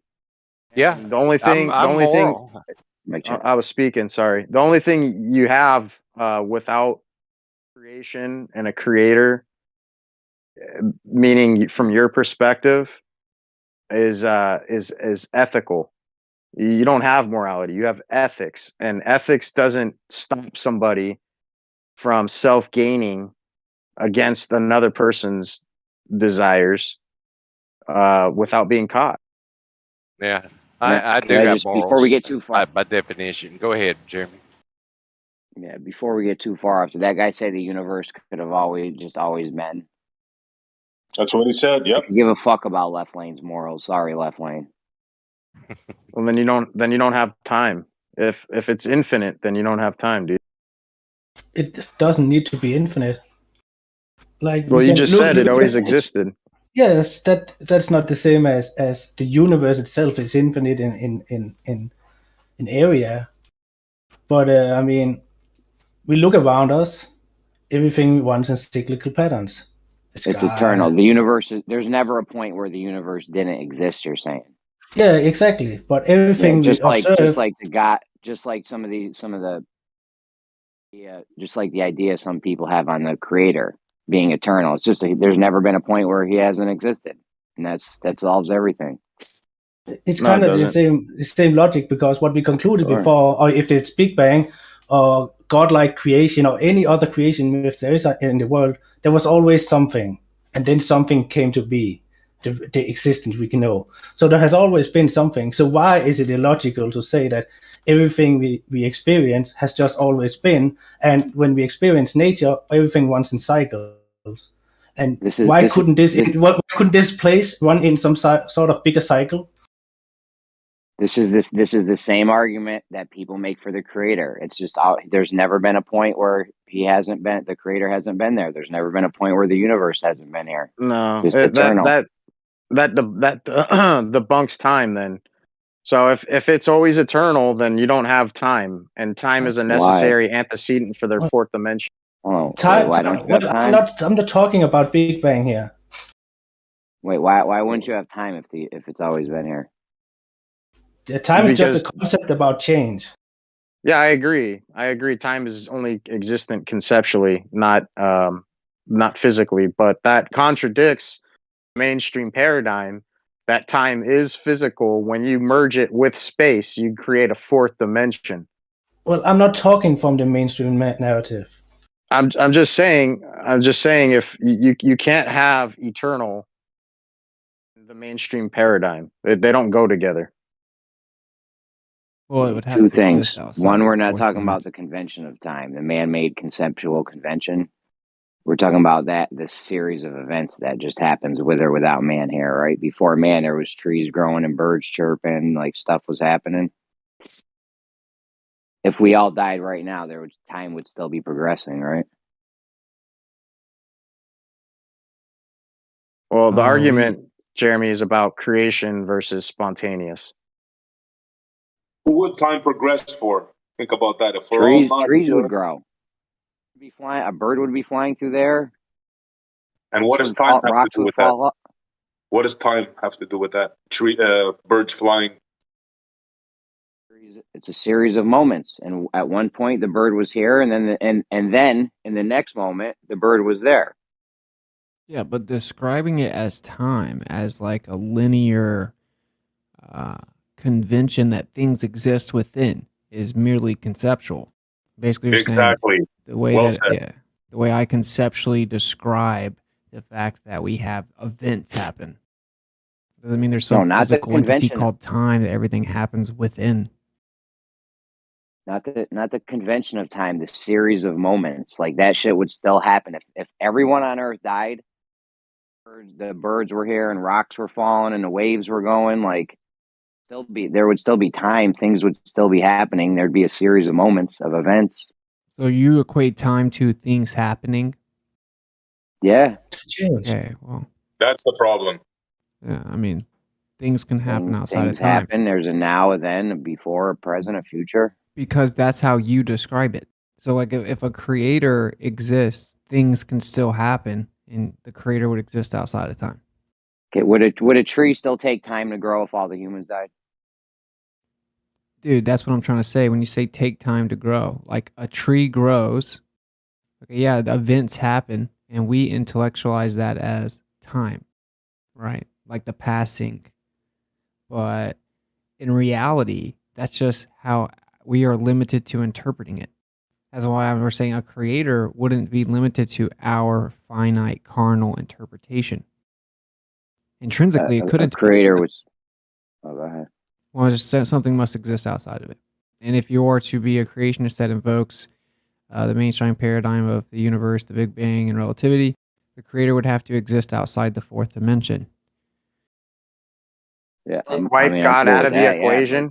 to say the time thing is just the man-made thing, like that. I don't agree with It that at is. all. It is a man-made concept. Yeah, But well, there can is you a thing wipe? called time. Can you There's no wipe way out? to describe it without Can you wipe using. out God out of the equation, like from the atheist perspective, and still have the possibility of eternal existence pertaining to reality and material? Because someone chimed in and tried to say, what if we don't have to have creation and we don't have to have the Big Bang? What if it always existed? That was his exact words. And I Yeah, tried it's telling him eternal. that, Like, right. And I tried telling him that you can't have eternal with the mainstream paradigm. They're contradicting. I would say even the way that you're describing it, Jeremy, as in like there is some reality to the idea of sequential events and stuff like that, but I would say that that is a byproduct of material, right? So like I would say for the creator to experience what happens within the material world, then it may be some type of interpretation of time, right? well, Like, and I think that's why the scriptures say it's like a day is like 1,000 years, whatever. But yeah, it's so like the the creator would be outside of our time. Yeah, I think the creator would still experience series of moments. Otherwise, like nothing. He's not doing anything. Nothing's happening. There's nothing going on. There's just nothing. Nobody can stand in a moment. What if you can go back and forth between like the series of events interchangeably, right? Like that's what I'm trying to say to you. I would say the creator is time. He is existence. If you can go back and forth, like he's watching us like a VCR tape, and he can go here, go there. No, Correct. he is the view. He is the existence. He is the time. Right, He's Jeremy, all. so you have a bunch of things that happen, right? Like a bunch of events. What if you could just go interchangeably between events, back and forth, quote unquote? You could just go all over, or even be in different events at the same time, quote unquote. Right? Then like you would exist outside of time. You wouldn't be confined to like sequential linear time. He's outside of our time, but he would still have a series of moments for himself in his own whatever series of events that he has. I'm saying he would have to have the capability to exist outside of linear time. I'm fine with that, yeah, but he would still be experiencing his own version of whatever time he has, his series of events. Well, I mean, if it's like perpetual and not linear, then I mean, well, like the Psalms, in Psalms, it says that 1,000 years in your sight are but as yesterday when it is past, or as a watch in the night. So, like, in God's, to us, we could see things pass for 1,000 years, and we're like, wow, that took a lot of time. But to God, it's one night. It could have happened in a millisecond. Who knows? Yeah. Exactly. So like so we like along the lines of we have a concept of time, and we have tracked it in our realm, like, okay, every 60 seconds is a minute, 60 minutes is an hour, yada yada yada. But in the argument of how the creator is outside of that concept, because 1,000 years is one night. So yeah, but he's not outside the concept of a series of events, though. I hear what you're saying. Jeremy, what's the opposite of linear time? Cyclical. Exactly. So, Jeremy, are you understanding that when you say sequential events, right? Now coincide that with the idea of cyclical. I didn't say sequential. Not the way I said you're just describing a it. Hold on. I That's didn't say the same sequential. thing, Jeremy. I just said a series of events. That's the same thing, Jeremy. Yeah, you're saying a series of events as in That's a sequence. linear, yeah. Yeah, Yeah, I'm saying the creator's not limited to the linear time that we conceive of. It is, cyclical. And I think time in reality is cyclical. It's only our like limited, confined perception that tells us that it's linear. And then we combine that with like cell degradation and stuff like that. And we say, look, people age and die and trees grow and stuff like that. But, time isn't actually linear. This is similar to, in a physical example of like what I actually think is happening in the sky. Rakia might like this, but it's like, so you got superfluid. If you have super helium or whatever, if you like spin it, if you put your finger in there and spin it and you pull your finger out, it'll just like spin perpetually. Yeah, That's that's what I time. was talking about. Many times I've said that exactly. If you spin super helium, super fluid, it's supposed to spin forever. Yeah. So Not that's what's forever. happening in It'll the sky. decay. Everything of material existence decays.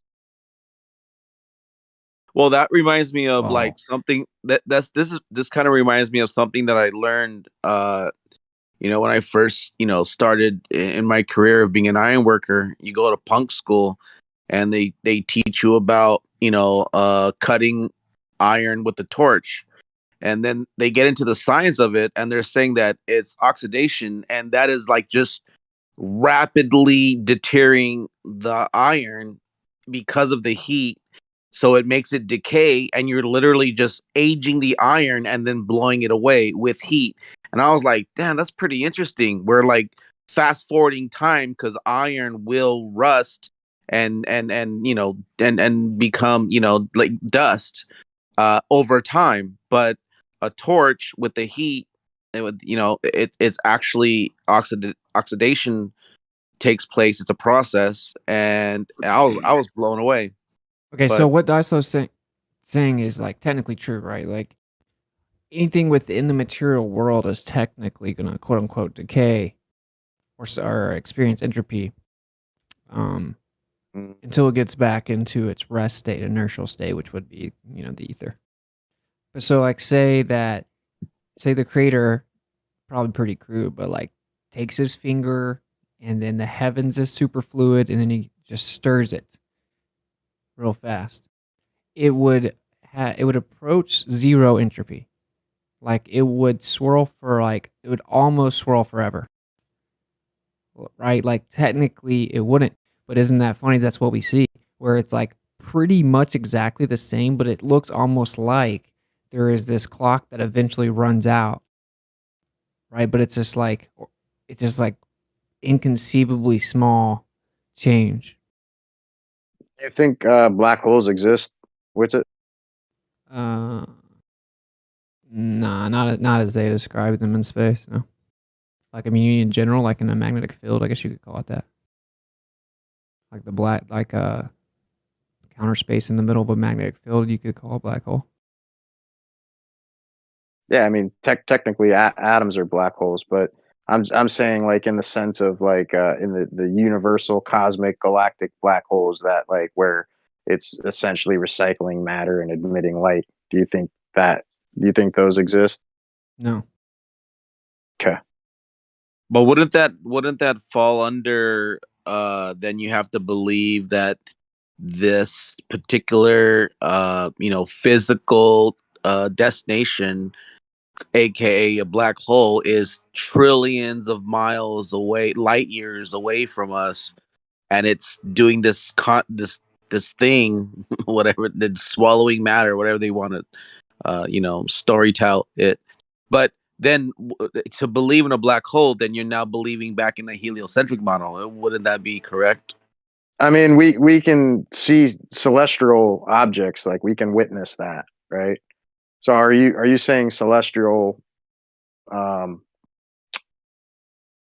apparitions aren't existing? They're just mere mirages? No. I'm just saying. Are you asking along the lines of like, because you said, does he believe in black holes, what they say them to be today? Well, like, are you saying that black holes can exist, but maybe not the same way they make it to be? Because if they're saying this black hole Yeah. is a trillion light years away, then that goes back to, all right, we're back to pseudoscience. So Yeah, right. I don't believe in their version, like the Steve Hawking version of black holes, right? yeah, I But I got you. don't That's what I deny was asking. but I don't deny black holes. Like I don't believe in their science outright, but I don't deny, certain things. Well, I think in theory, there could be something like that, but when you look into how they allegedly see them and stuff like that, it's just all BS. I mean, You and don't then of think we course can it's just make a terrestrial observation? of a black hole? Yeah. No, Okay. nah. It's literally like a theoretical prediction, and then they look at what they think looks like convergence, and then they run it through a computer program with data, and they make an image, assuming that there's a black hole there. You don't think there's photos of astrogalactic jets, not composites? Of what? Black hole. It's just another word for because you can't see a black hole, right? Like there's nothing to really see, but you can see the ass end of it where things are being spit out, and those are called galactic jets or astrophysical jets. Supposedly they have image or photos, not images, not compositories, but an actual taken photo I've never of them. seen So such a thing, bro. Yeah, I've actually made the argument before that gravity is this in the heliocentric model. Gravity is the strongest force possible because it's actually sucking in light. Like I don't think you can do that with any of the other forces, or that's not happening at least. Yeah, they got all kinds of problems with their belief. It's crazy, really. I mean, is yeah, there any other force that can stop light without any kind of physicality? He's not defending the mainstream model. Yeah, I'm not supporting the mainstream process. I'm simply asking, outside from their explanations, like, do you think that this is possible or not? Like, Well, I for have this said thing that to I do exist? think it's technically possible. Like, is it possible that something like that exists? I would say, yeah, it would have to be like a magnetic phenomena. It would be what we see here, which would be like the quote unquote black hole in the middle of the magnetic field, but there aren't like actual pictures of them though. I mean, like that part's not. Nah, that's I not don't real. know. Yeah, I'm only asking. I 'Cause think Ken claims there is. Ken claims there's actual photos of these, not composite images. Well, he's lost in the sauce, that man. thing, I mean, I'm sitting here looking right now, and there certainly are not. And So lost. that just thing real Jaren quick, did. yeah, just real quick, Austin. Once again, I'll mention Lindsay Harris and his model of the shape of the nature of Earth. He does place the black hole at the vortex at the North Pole. Yeah, I agree that I would actually go as far as to say I think, as of now, that's the only way I think it could exist. Like, I mean, I think that's the only way that like the Earth could exist. Like, I personally think that's like by far the most probable. We're talking about like, looking out into the sky. I mean, nah. Like, could there be a black hole in the center extended all the way up? Right? 'Cause technically, that vortex black hole would go all the way up. So Yeah, that thing Jaren did with the black hole picture was dope. With Snoop Dogg's want, but yeah, that guy Sky Scholar Robitaille, he debunks the shit. You watch him. What's it? I think it's called his channel called the Sky Scholar. No, yeah, it's dope. yeah, I gotta watch more. Is that Flat Earth Philosophy? Is the dude's channel? The one I was just talking about? No, Travis. Yeah, that's it. Yeah, that dude's cool, man. He's got like a lot of stuff. Yeah, I like a lot of I like what he's doing. I mean, it's over my head in a lot of the ways, but I think he's doing a practical, philosophical approach to decoding shit. Well, he's got like kind of an autistic approach where it's like his issue is trying to convey it. And oftentimes when you're coming up with like innovative ideas, it's very difficult to convey it. You know, like when I try to come up with stuff, I run into that a lot. Where it's like if someone asks me my speculative opinion, I try to give them what I've speculated. It's like very hard to articulate it. There's really no standard of comparison or like analogies. It's just like, yeah. It's so I think that he struggles with that as well. I think a lot of people do though, like that are pretty like he's clearly smart. He has a rare ability to see things in his mind. I think Tesla also struggled with this, trying to get it across to people. I find it really interesting that like the black holes and like things of that, of that field, how much money has gone into the study of it. There's people that are actually paid to look into these things, and you can build a career off of this type of pseudoscience. But it's interesting to me that these things, like, you know, they turn even Hollywood. You know, you have movies like Event Horizon, you know, and it drums up a lot of money, and it That was a sparks good movie, by the way. imaginations. What? Good movie, by the way. Yeah, but those movies like that, though, spark imagination. They keep the heliocentrism alive, and it keeps the wonder of space, and Yep. and you don't know, you don't understand, you're too ignorant or misinformed and uneducated of these things, but somebody does know all about them, and they exist, and just believe me and trust me. And in this world that we live in, where that's kind of mainly what it is, it's really hard to get into discussions with people and try to tell them, hey, all that is a bunch of foolery. But, you know, here we are. I Well, mean, we spent so many years like really going at the we don't need a model thing, because we don't. Right? Like falsification is independent of replacement. yeah. Models are not reality. Blah blah blah. But there is no doubt that if we put together a good model, that would drastically help us out. Like, to show new people, where if you could give them a working model, and then as they try to critique it, we take their critique in good faith and just try to strengthen our position more and more, where we're not claiming this is definitively what it is, but based on all the evidence, we're putting it all together and we're trying to come up with viable explanations for everything. We should be doing that, in my opinion.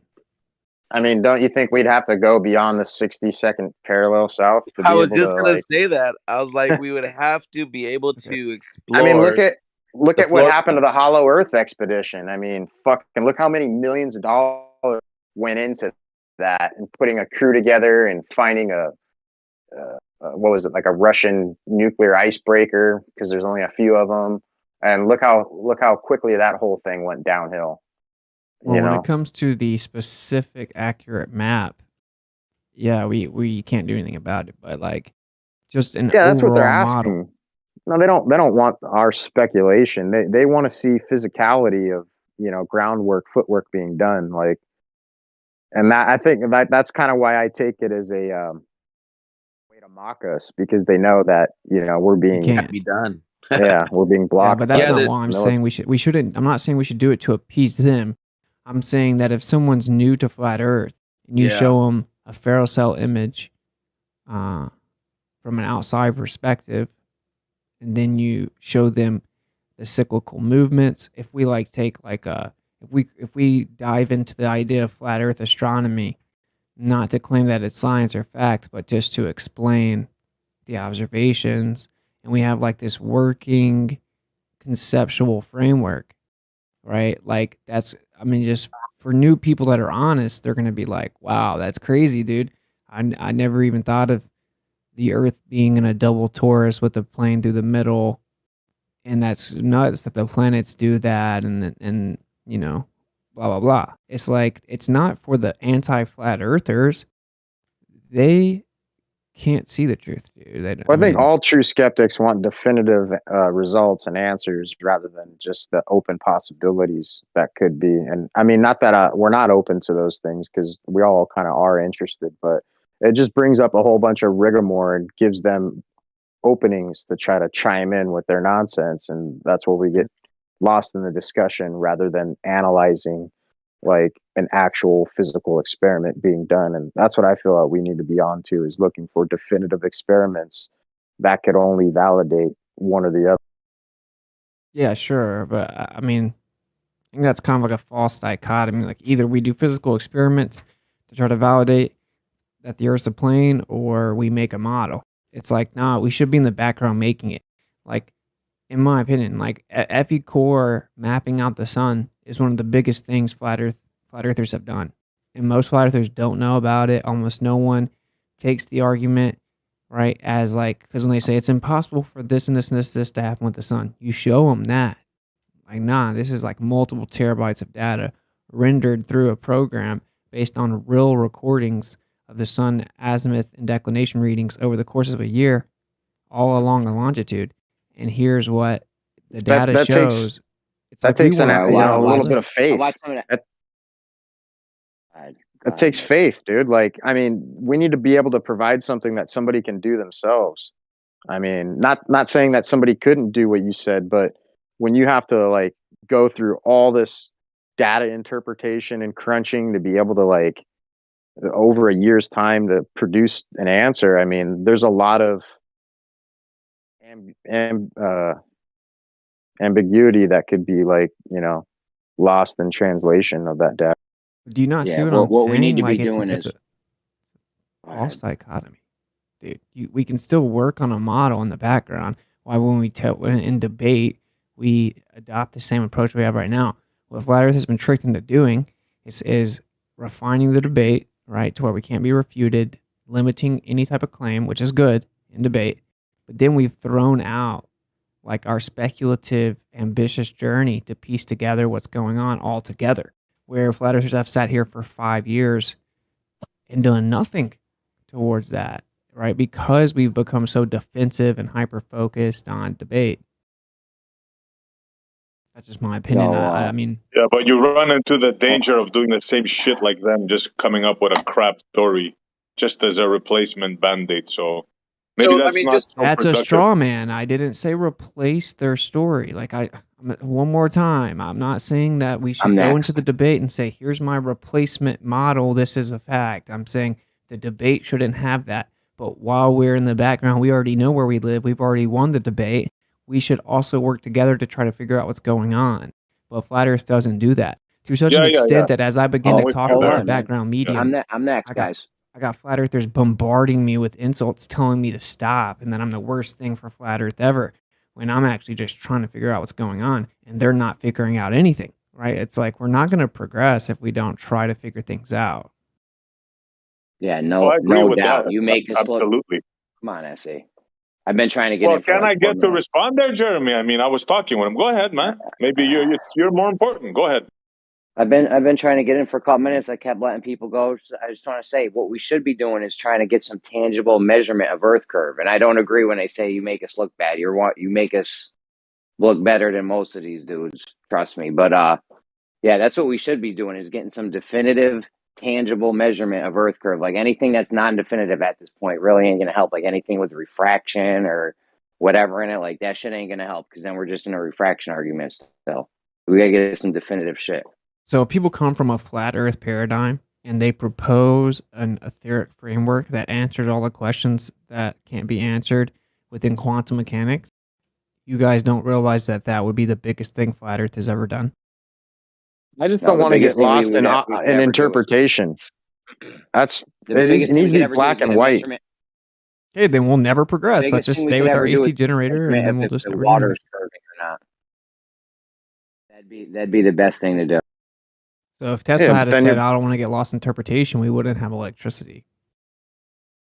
No, I'm not saying that we should never advance in any good way. That's not my point. I'm just saying, like, when it comes to trying to wake up the rest of the world and give them something of tangibility that they can weigh in upon, it has to be reproducible in such a way to where it's not going to get lost in interpretation. But see, to bring up the point, black and white. Yeah, to kind of pick up where Jeremy left off, the cost to be effective in that is almost prohibitive for everyone to be able to do, because it's going to take time, it's going to take more than one person, and it's going to take materials. So, I mean, if you just take a look at even my own experience, you know, I'm a truck driver. I only make money when I work. So when I have taken 3 weeks off to go, you know, do these observations, the only thing I'm doing the entire time is filming. Like, I'm not doing research. You know what I mean? So, like, I can't even do it all. And to think about the amount of money that it costs me to travel and then not make money when I'm not working, you know, it's almost prohibitive to a certain extent. But that's really what we have to do. We really have to find out, like, okay, someone should be like a numbers cruncher person. Like, they just get off on that. Like, crunch the numbers for us. Tell us how many people are going to be needed to do a straight line segment extension over 3 miles. What are the materials? Let's get all that shit lined up and then have us go, okay, look, I think I can do that. Can we do that January and even the time frame? Can we do that for what, 2 weeks? Anybody can do this for 2 weeks? Can we do this? Like, that's what needs to be done as well. Right. We got to have means of empirical scrutiny to give the viewer a rigid way to decipher their outcome on this whole experiment, not just be persuaded or left to interpret based on their own beliefs. That's incredulities.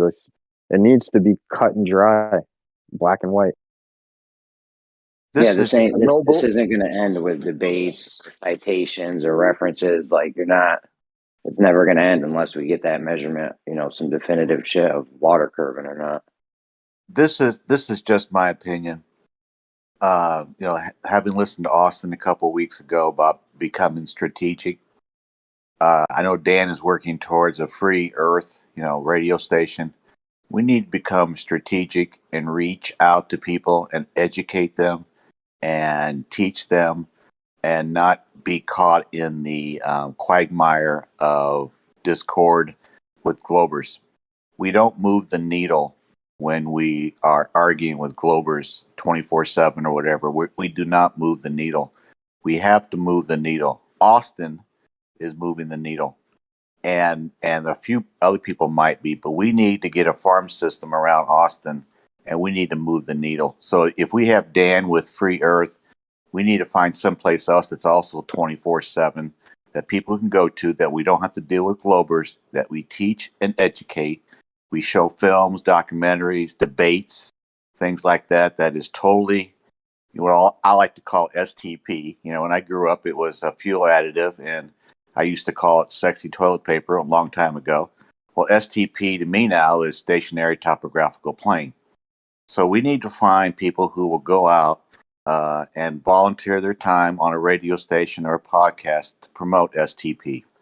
And we need to not get bogged down with Globers. We need to move the needle. If we don't move the needle in 2023, we didn't move it in 2022 except for Austin and a few other people. We need to move it in 2023. Hopefully Dan's Free Earth radio station will help, but we need to get another one and another one and another one.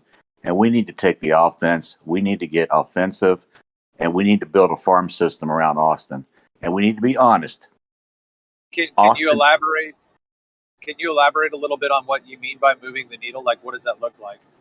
Moving the needle means that we educate and we teach people without getting bogged down with arguments with Globers. We are out there.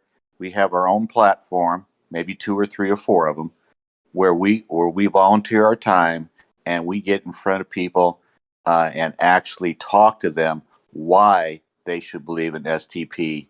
And go from there. We should eliminate flat Earth from our vocabulary, use something else, and we need to get out there and we need to be offensive. I could totally go on the STP. I really like that. I'm that kind of a guy to where I try to create those catchphrases that are memorable. I like that. Yeah, I got rid of COVID and went to Convid. Some people call it Con Job 19, but I like Convid. And I noticed Amanda Fulmer used it on her other day, and she also started using true instead of flat Earth. She put flat Earth, but she put true in the parentheses, which I appreciate because she asked me to change the name of the chat she allowed me to start, and I said I want True Earth Chat, and she said fine. And so it's really good. See, we can change things if we want to, but we're not moving the needle on 24/7 Discord. I'm sorry, Gio, unless Austin comes in here, we're not moving the needle here. And we're not moving the needle on Tartaria unless Austin goes in there. We're fighting with Globers when we're in there. And I hate to say this, 24/7 Discord is where flat earthers go to congratulate themselves that they're flat earthers. That's sad. They have never moved the needle at all. And we need to start moving the needle. We need to educate and teach people on 24/7 platforms without having to worry about Globers.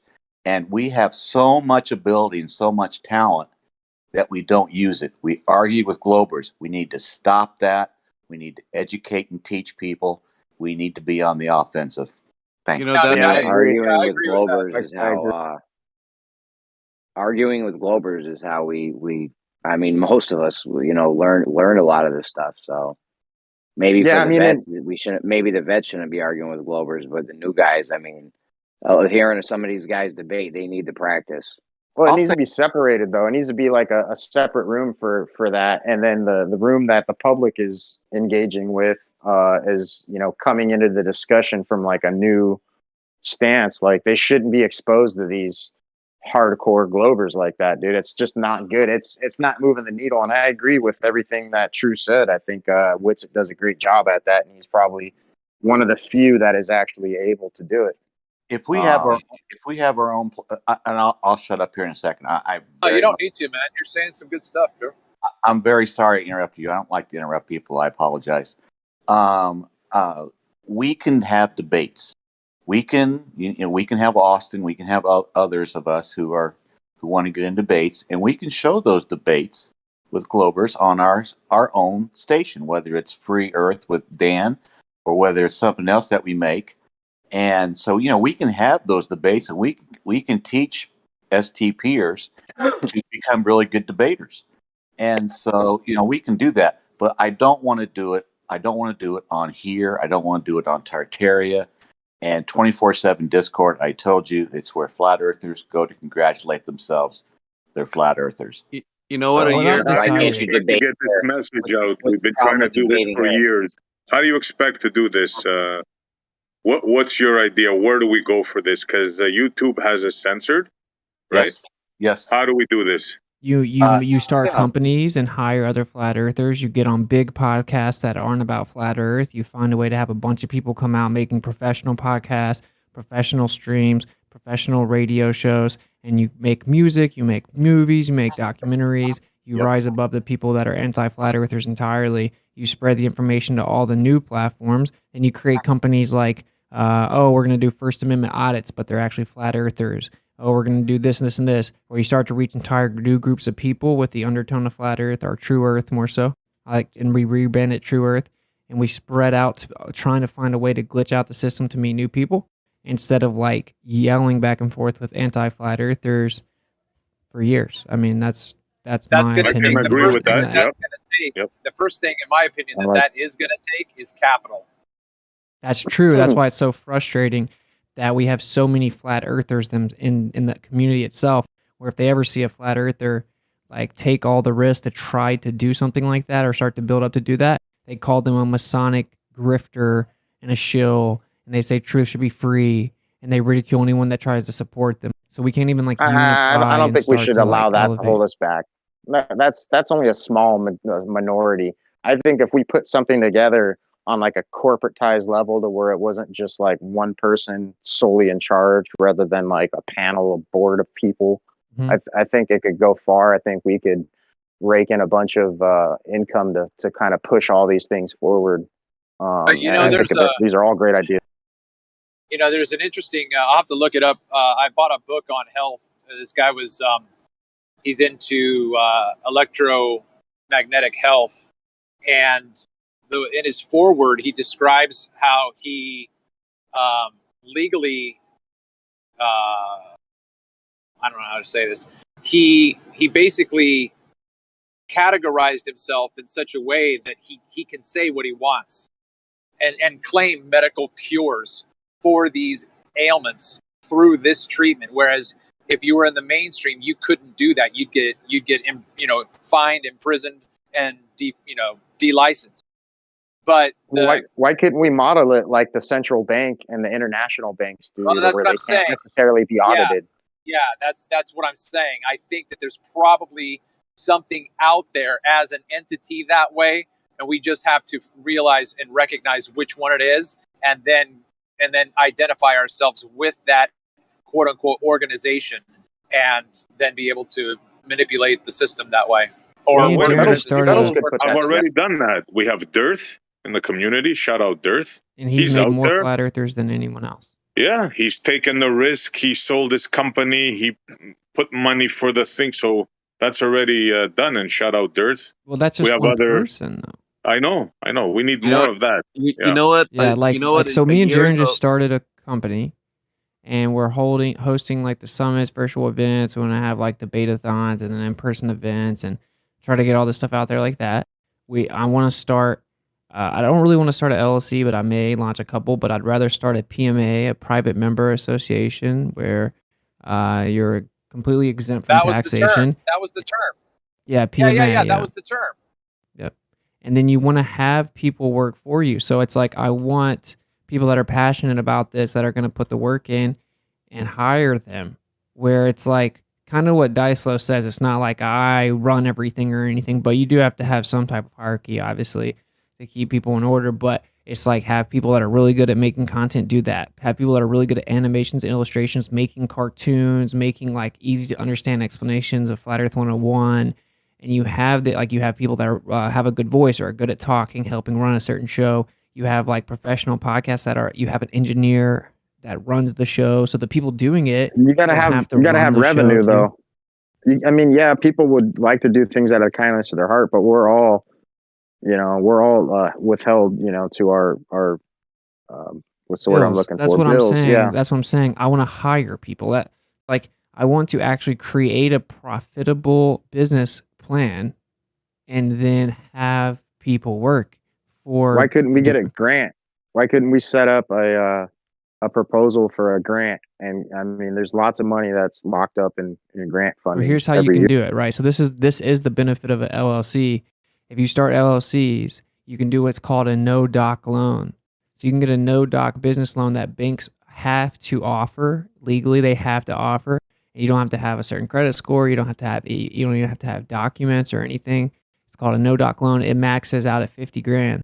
So if you have like 3 LLCs as an individual, you can get $150,000 a year in small business loans, right? And then like as opposed to the idea of getting free money is very unlikely, but you can get like really good business loans, and then you have to come up with a profitable business plan where you can facilitate those. So like that's what I'm going to do. I'm going to try to get 2 to 3 launched with these no doc loans with the LLCs, but I need people that are going to be like serious about it. Like of course they should start as part-time, right? If I get 50 grand, I mean, that's just a decent annual salary, if that, right? So like, obviously I could only Exactly. pay people part-time if I spent the whole 50 grand just on the employees. But it's like, I need people that are serious about like really putting the time and effort into putting stuff out there. And then as the company grows, the people can get paid more and then it can branch out. But if we don't start doing stuff like this, the fact that the only person we can bring up is Dave Weiss is a serious problem, right? Where Look, so Austin, when's the most convenient time in the future when you can set up a Zoom meeting for us to sit down? And like for me, I work Monday through Saturday right now, so the weekends are really where I can have that kind of free time to do that. But I'd be willing to sit in on that meeting and others after that to do this. So let's get it done. Let's do this. Let's go. Yeah, cool. I agree. I'll say this, Austin. I'll do it for free if you want me. I'll do it for free. If you have an open platform, I will talk about health. I will talk about tiny invisible microbes that do not cause disease or illness or death, that do not exist. I will do that. I will work on the I'm still learning from the STP end of it. And so I am willing to do it for free, and I want to teach and I want to educate. That's all I want to do. I'm not good on the technological aspect of it. I want to teach and I want to educate. Thanks. Just real quick, something that I've been trying to say for the past couple of minutes here. Discord, I guess it was a year ago, started, this new thing. At least it was new to my knowledge, and I don't see anybody really utilizing it. But if you remember a year ago when I created Asylum, I was trying to get it, like trying to launch it off of that platform of doing where they have a live stage. And the live stage is cool because you can control ballers, speaking out and throwing wrenches in the gears. You can create a platform where people can just teach or educate or have, a host with a guest, and you can kind of have your little conversation while people are just there to listen. And I think that a lot of the servers on Discord don't utilize the stage the way it could be used. And I think that was just one avenue of when you were talking about earlier how people need to be educated and taught. Yeah, and it's hard to do that in a round with globers that just jump in and they unmute themselves and like they throw wrenches in the arguments and they derail and they distract, and they always do that. They'll always take an argument, and 20 minutes later you guys are arguing about the sun going behind a horizon when you were talking about something totally different. But the live stage on this app is pretty useful if you utilize it. And I don't know, Gio, maybe that's something you can set up down the road. And I don't know if you remember Dice Low, but remember I wanted to create something with you, like where you just like give you an hour and you just talk about what everything about what you can bring to that table. But it really never really launched off. I don't know why, but Yeah, it's like I said, everybody's kind of burdened to a large degree with just life in general. I think our main goal should be creating a bulletin of what we need to achieve in this next year, and one of those bulletins should definitely be revenue. But I think more importantly, another one should be reaching the average person and trying to engage them into this topic, and that should be at the upper level of importance for furthering the STP's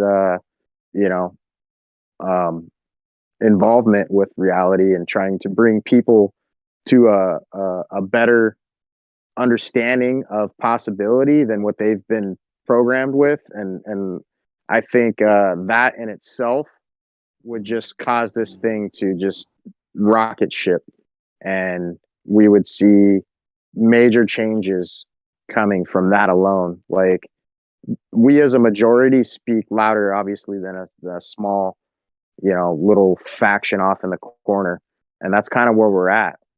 We haven't reached the masses yet, and I think we need to start trying to engage. yeah. Well, Go ahead. I was just going to say, I think the guy's name was True who was talking, right? So you seem to be like a pretty strong facilitator in that aspect. I mean, like, man, keep prodding people that you think should be moving in that direction to quote unquote move the needle or whatever, right? So, like, let's not let this conversation just die and be forgotten about tomorrow. Let's do something. Yeah, Seriously. I'm going to create a way that everybody can put their email in to create a list, and then we'll just start setting up like meetings, and we'll put it together. Like, I'm working on launching the app and the website under the business that we just finalized the paperwork on, and then we're also making another app. So like, I'm kind of preoccupied with that right now, but I want to launch a few more. So I'll create like a registration link where everyone can put their info in there. I'll shoot these Zooms or StreamYard links out to everyone, and then we'll just like coordinate like that with You ideas. don't think that could be dangerous? What do you mean? I mean, taking all these great minds and putting all their legal names on a list that could be potentially, confiscated and just wipe this whole thing away from every evolve. Well, Dicelo, I would say you're right. There are risks and everything is done. But you know what? Unfortunately, we live in a world where you have to take those risks. And that's the only way it's going to, come into fruition, is you have to take that leap. And now I get what you're saying. Like, it's almost like the same reason why they don't fly the president and the vice president together. So that way, if you blow up the plane, they're both gone at the same time. So yeah, I get what Right. you're saying. But sometimes, you have to. I mean, unless there's other ways to do it, for that, for that reason. I mean, but us staying anonymous as individuals, I think, is the only thing that's kind of like allowed us to be able to carry on in this whole topic of discussion. Actually, the anonymity, in my opinion, is one of the main reasons that Flat Earth hasn't blown up.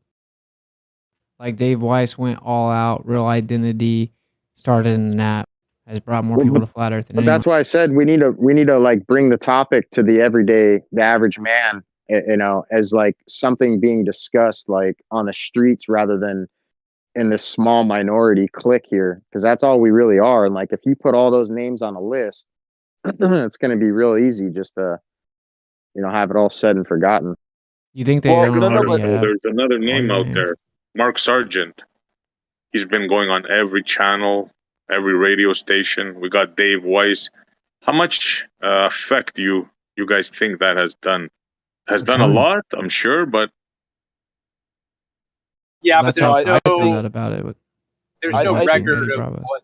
Yeah, but there's no record of what that a lot looks like. I mean, I agree. I do believe inevitably that it would have an impact, but as far as right now, there's no quantification for I exactly what disagree that with is. that. You I'll think show so? you a quantification. Yeah, there's 80,000 people that have their places that like where they live on a map right now that say I'm looking into this. That's right. That's just people that are on a certain guy's app That you have to pay for. that you have Here to is a pay. list Yeah. of here's a list of the names that I'm gonna try to get on their shows this year. So I'm in contact with a decent amount of these people. And I have this is how to connections to do the it, man. rest. And I'll So also say something to them, and they'll do, like keeping your name silent. I think for protection sometimes is a good thing, but like in my everyday existence, at my job, the people I work for, the people I go to church with, my family, they all know. They all know. I'm Yeah. not secretive. Why would But you do be you- secretive about one of the most amazing subjects? Even it could be untrue, and it's still the most amazing topic in the world. Like, Yep. Do you guys think that I could get on any of these shows if I was anonymous? No, nope, nope. I think athletes would say is the best way. Athletes. Yeah, I agree actually. That they're hard to reach though, but like Yeah. athletes and just popular cultural Somebody in the figures like media, yeah, like in show business or shit like that. Yeah, yeah, radio, like TV. Yeah. B.O.B., King Yeah. Los, but like him branching out to other rappers, and then like Andrew Tate's super popular right now, right? Like talking to Kyrie Irving. There are many professional athletes. Like when I talk to some of these people, they tell me you'd be amazed how many people. Like, dude, very famous actors have reached out to Jaron and been like, I can't publicly come out and say it, but like keep doing what you're doing. They've even had some famous actors have even had like Rob Skiba and other flat earthers over to their house. They just don't publicly come out and say it. Our job is to somehow shift the paradigm where they can comfortably come out and say it, because we Bro, already have one flat interview earthers. with Irving. Hold on one second, Travis. 1 second. This is important. One interview with Irving, if you can get with it, it's like you're gonna reach like a demographic like 20-30% of the American public. That's how Yeah. big that is. And Yeah. especially younger people. And so, like, Exactly. Exactly. Austin I was going to say to a certain extent, flat Earth is the new homosexuality, right? You don't come out of the closet. Like these people that are in these positions are like, I can't come out of the closet. It's interesting, right? Yeah, exactly. Like, okay, so this is so Sneeko is a guy that went he's gone viral. He has an into Andrew Tate. Well, he talks to lots of people. So I'm gonna talk to him. I know a couple You know of who people know else? Andrew Tate. Bryce Mitchell already in contact. Jim Brewer. You got King. You got his name is like King Bauman or whatever. Can already get in contact. Eddie Bravo already in contact. Sam Tripoli already in contact. Ye in contact with Owen. Right. So it's like these are the realistic list I made. I didn't just like type names in there. So Jim Brewer. Jim Brewer's on the list. Yeah. Yeah. Austin Already can get in contact.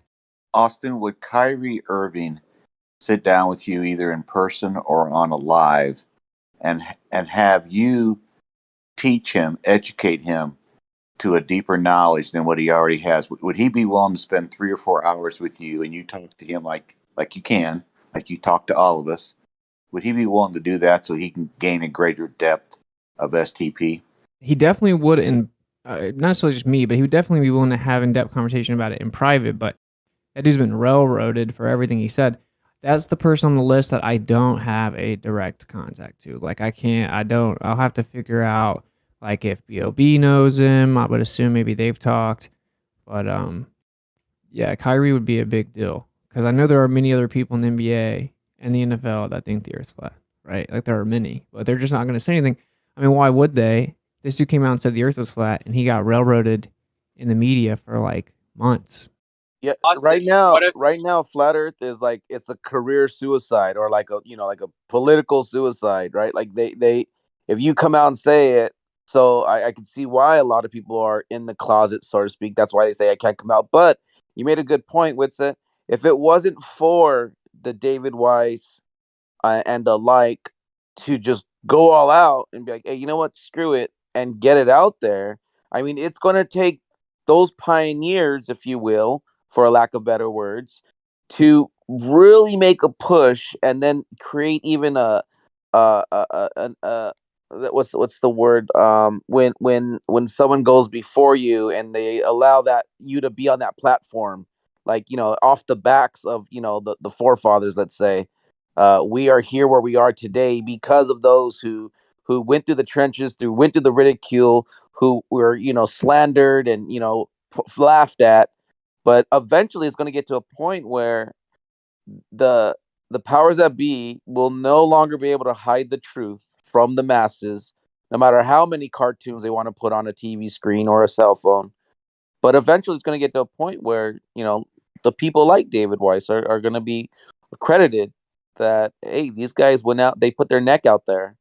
And real quick, go ahead. So I have had an interview twice on my channel with the astrophysicist PhD from Georgia State University, and we're still on pretty good terms. Now, I mean, I could have a conversation with him, obviously about his field, but your insight into that field is much more vast and expertise than mine is.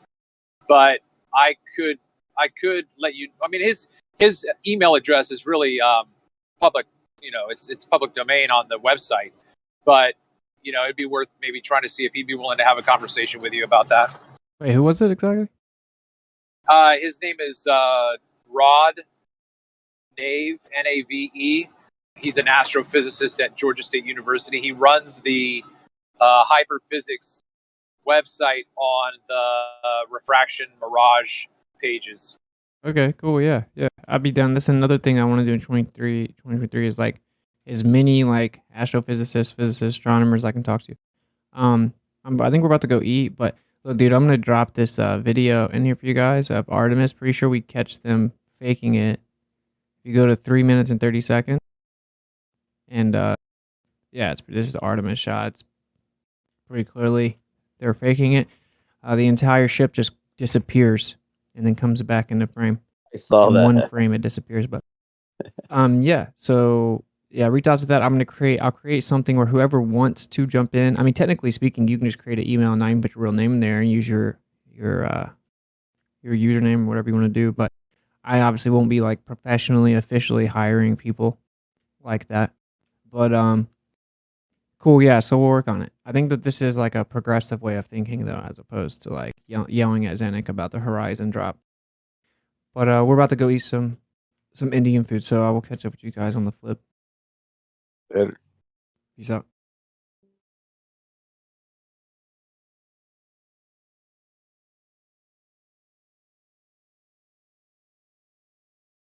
Yeah, I think it needs to happen. Well, like I said, man, there's got to be revenue.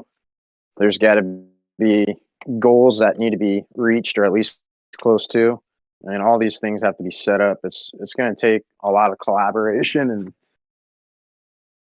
planning, but it's definitely worth it. Well, I would tell people to stop depending on Whitsett and Mark Sargent or whoever, Dave Weiss, and start doing your own thing, whatever you can do. If you tell 10 people and they tell 10 people and they tell 10 people, just multiply that, right?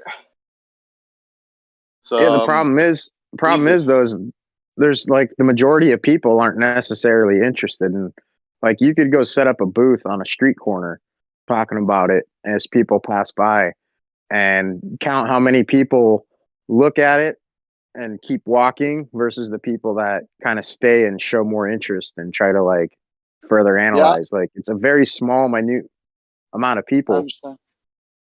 I usually try. I'll tell you some of the ways I do it. Every waitress, right? everybody that I spend more than a minute with that I have the opportunity just to ask the question, I'll ask a question and tell them, not necessarily flat earth, but I'll tell them, have you ever thought about this? Do you know how this works? I'll show them a picture that they've never seen and they're amazed, right? Every chance I get. Also at a poker table, I don't know if y'all play poker. If you go there, those guys and girls are stuck there with you. Generate a conversation. Passes the time. It gets some people so triggered that they're going to make calls against you that they shouldn't, so you're going to win money, and you get the word out. Just saying. Yeah, you have to meet people where they are. So you can't, if you're in a situation, you just can't automatically bring up stuff if they're not interested in it. So you have to meet people where they are and what their interests are and not what your interests are. And you got to get them to respect you and like you in a relatively short period of time. So there is that. And it's very fascinating to see the deer in the headlights people look at you, especially in my family. But it's really fun because you're actually giving them the truth for maybe the first time in their life when it comes to like health and like the ground we walk on. Thanks. Yeah, I feel like when we're talking about specifics, like for example, whether it's spherical or a plane, like most people don't grasp the bigger picture and the implications thereof. So you kind of have to like take a different approach. And I think that if we were to start looking at it like coming at it from the angle like, what if I could promise you free land? Would you take it? And they were like, what do you mean? Because everybody needs a house, right? Like it's kind of one of the most important things and one of the most expensive things that you'll ever invest in. And what if it was that, you could be given free land and kind of start the conversation from there? Okay. I'm cool with that. I would like for if someone come up to me and ask me that, I would be interested, right? So right. Let us know how that works. Yeah, I doubt I'll do it personally, but I'm just saying. You understand what I'm saying, right? Yeah, no, I get it. Yeah. Get it. But at the same rate, what I'm trying to say is that it gets people's ears perked up, right? Because it's like not everyone's interested in the same thing, but everybody has to eat and have shelter to survive. This is like a basic requirement for life. Dude, if you go telling people that the earth is flat and that the authorities are eating babies and drinking babies' blood and adrenochrome and all, they're not going to listen to you. Right. They're not going to listen to you. The normal human on the street doesn't want to hear all that crap. But if you bring it up in a way and you're coof about it and you're smart and you sound intelligent and you sound like you know what they're doing and you can answer their questions and you're nice about it. Hey, man, have you ever wondered this?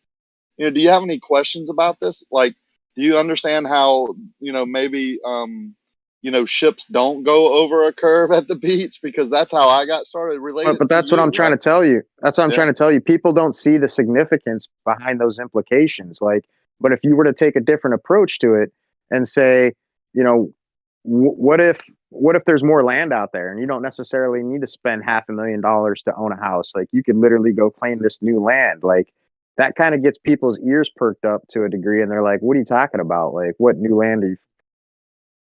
And then from there, it kind of like opens the doors to like the fact that they're literally enslaved. They're debt servants, and they're just being dragged along, and they don't even fucking know it. And it just kind of like allows the person to not necessarily get caught up in like the niche little topics rather than the big picture. Yeah, I mean that's one of the that's things. the truth to it. Yeah, it's been a while since I've listened to his channel and been in his Telegram group, but Alfonso Faggiola is doing a lot of work with the law in terms of property and property tax right now, and I know that he was doing a lot of stuff with his own property in Pennsylvania, but I don't know where he's at this moment. My point is that there's so many times like I've wanted to be able to spend my time and go out and equip people to understand that there is an alternative response to getting a citation other than the three choices that you have on the citation itself. And like they don't know that there's a fourth way. But even in that, you know, the time that it would take to equip someone with that understanding would be almost like a college course, right? Because you don't want them not to know how to fish, right? You don't want to just, hey, look, I can throw this fishing line in and look, here's a fish, here you go. And then they go away and they don't know how to fish. So that kind of long game mentality is at a lot of points almost like debilitating. You know what I mean? Because even if you do that with one person and then you got to do it to another and another person and another person, like that's going to be a full-time life commitment. You know what I mean? It's just really challenging.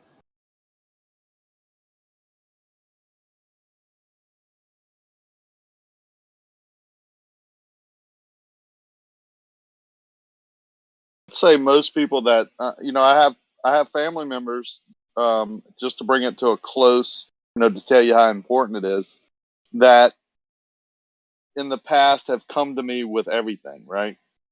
Financial, marital, kids, school, and all the advice that they trusted me with. They would come to me, ask me questions on how I did it, why I did it, blah blah blah, because they knew these things work for me, right? But will not even engage in a conversation about this topic, because I think my opinion is they know something's to it, right? They've heard about it, but they don't want to be they don't have the time. They don't want to be challenged. They have so much going on. It's like scared of the truth almost. Yeah, it's fear. It's pure fear. And you just can't do anything about that. If you force it, like, you'll look like the bad guy. I learned that the hard way with a couple people. Like, I loved them so much. I tried to tell them the truth, and I won't say they hate me for it, but you know what I'm saying? It's a turnoff, and I get it now, right? It would be a turnoff for me. They're just not ready. So just move on. They've got to question their whole past existence at that very point. Once they start questioning what they thought they knew wasn't accurate anymore, now they've got to go back. Yeah, but Yeah. Guess who they're going to come to, though, when the light switch starts to flicker for them? Yep. Guess who they're going to They'll come back to you. You give them a place to come in their time of need. That's all you're doing for the people like that. Other people are super interested, like, wow, man, that's amazing. Send me something, right? You'll be surprised. I'm surprised on how many people are already flat earthers before me. Like, like telling me stuff. I've been knowing this for years and years and years. Why didn't you tell me, dude? It's hard to talk to people, You'll be surprised. At least I was. I work with a lot of customers off the coast, and a lot of these people have, clear views of the horizon, right off the ocean side. And I'll always ask them, man, what's the most significant thing you've seen, while looking out at this view? And, most of the time they'll say, oh, I saw dolphins or whatever type of sea life or something rather. And I'm like, yeah, did you ever look and notice that, can't really see the curve or how far you're actually looking and whether that follows the Pythagorean theorem? Like, and they'll just kind of like change the topic most of the time. But some of them kind of engage further, and they're like, well, what do you mean? What are you implying? And we kind of get further into conversation. But a lot of these people, I highly doubt they go off on their own time after my conversation and look further into it. I think cognitive dissonance just quickly sets in. Maybe. And yeah.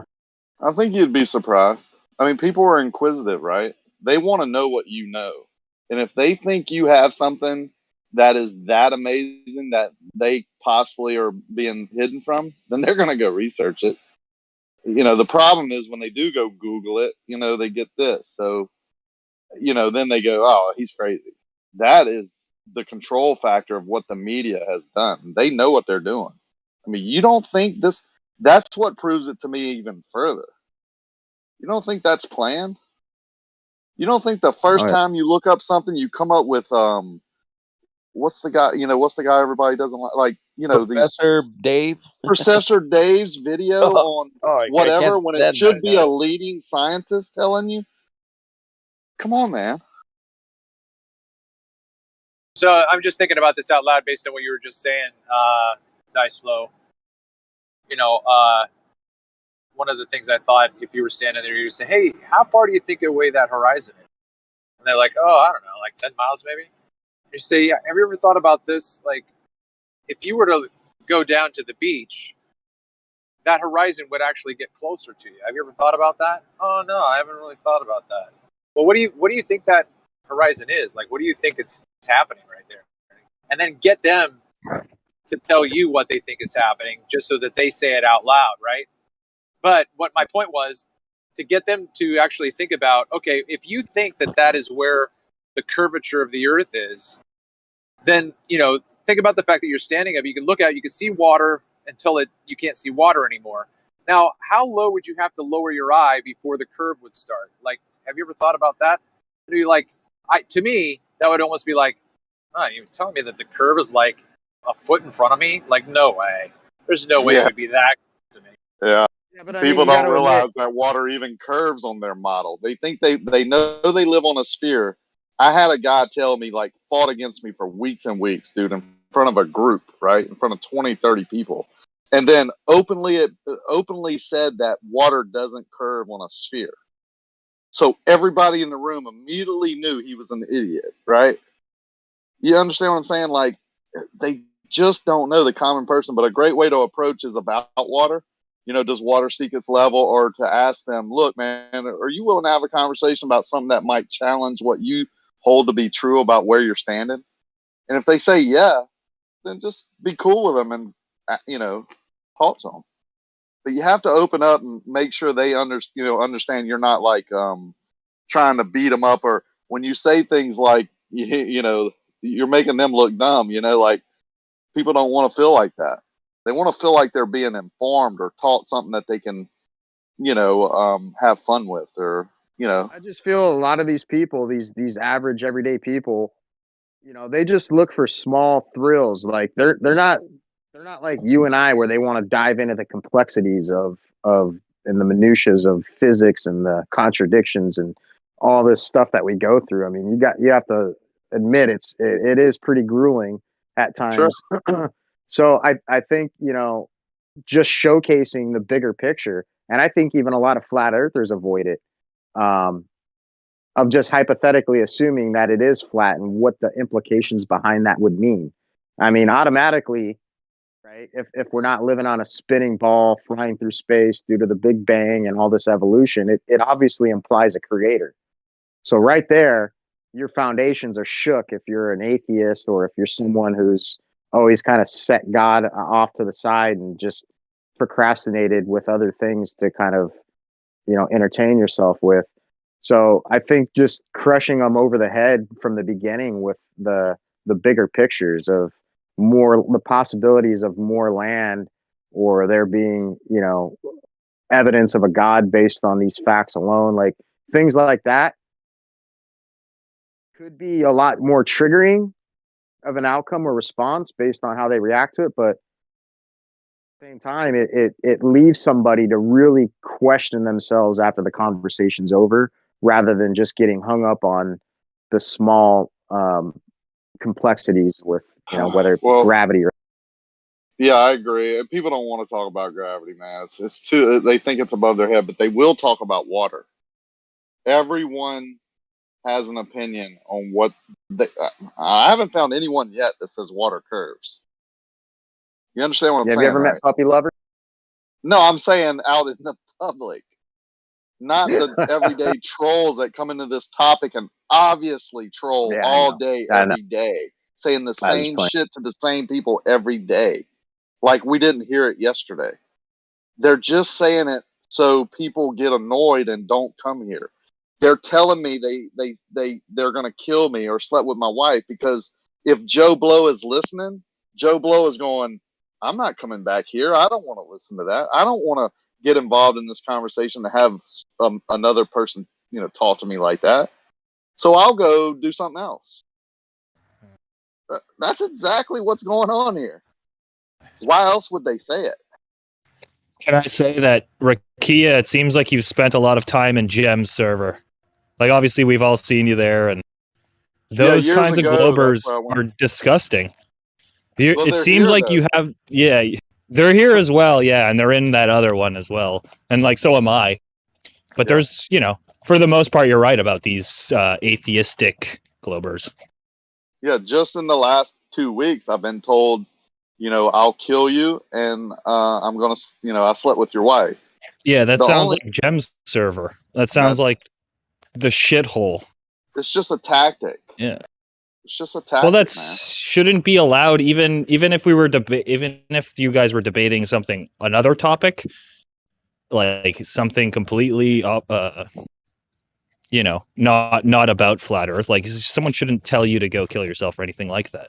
Well, it's allowed at gyms more because that's the server is run by toxic people like that.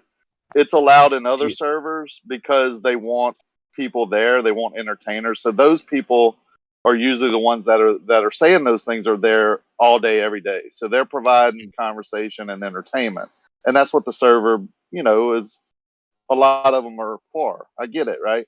So they limit it and they punish it and all that, but it's still happening because you can't control who comes in and what they say spontaneously. Like, you understand what I'm saying? You can only punish that fact. So we're human. We all get upset. We all say things off the cuff that we don't mean, right? So they probably don't mean it. Yeah. A lot of them don't. You also have to understand that you and like Dodo and Brian, like you guys bring the entertainment there, because I've joined when it's just Globers, it's just Curved and fucking the people I hate, Yeah. And I've joined and it's literally silent. Like you guys are the entertainment. Like when they swear at you, they're literally killing their own server. Like if you leave, people follow you to this chat. Yeah, I haven't been to gyms in a long time. So yeah, it's just in general, like Yeah. especially with Dodo, I see him in there and he's getting shit on, and it's like, why do you waste your time, Dodo? Yeah, Dude, spend he it is with. he is the most interesting person I've met as an individual. He's one of the most interesting persons I've met in my Yeah. lifetime, bro. Why wouldn't you want to listen to him? You know what I'm saying? Like, Yeah, and why would you want to listen to the same old dull, boring conversation that everyone has about sports or whatever? At least he's bringing his individual, thing. I agree. Because I think there's enough facts to discuss rather than just people's feelings and subjective opinions, like on reality. Like, not that he doesn't have a good message ultimately, but it's just like if you listen to the guy for an hour, you've heard everything he's had to say. For the Well, most I'm not part. saying he doesn't overdo it and get carried away. He's human, right? But at least he's not, he's an individual. I mean, you can't say he's not. I've learned from him, just how to handle things, or some of the things he said are actually make sense to me now. Like, they fit my worldview. The tree of life is something I've been taught all my life, right? He's just So Will putting it in Smith is another Obama, got perspective. it. Say it again. I said, so Will Smith is Obama. Could be. I mean, I don't know. I don't get into that. Who's to say, dude? That's something Let me Dodo ask you says. this: do you think it's possible? I questioned it, and then I looked kind of further analyzed things, and nah, I don't think so. I think it's no. actually quite racist, to be honest. Well, no, I'm just asking you: do you think it's possible that they could pull it off?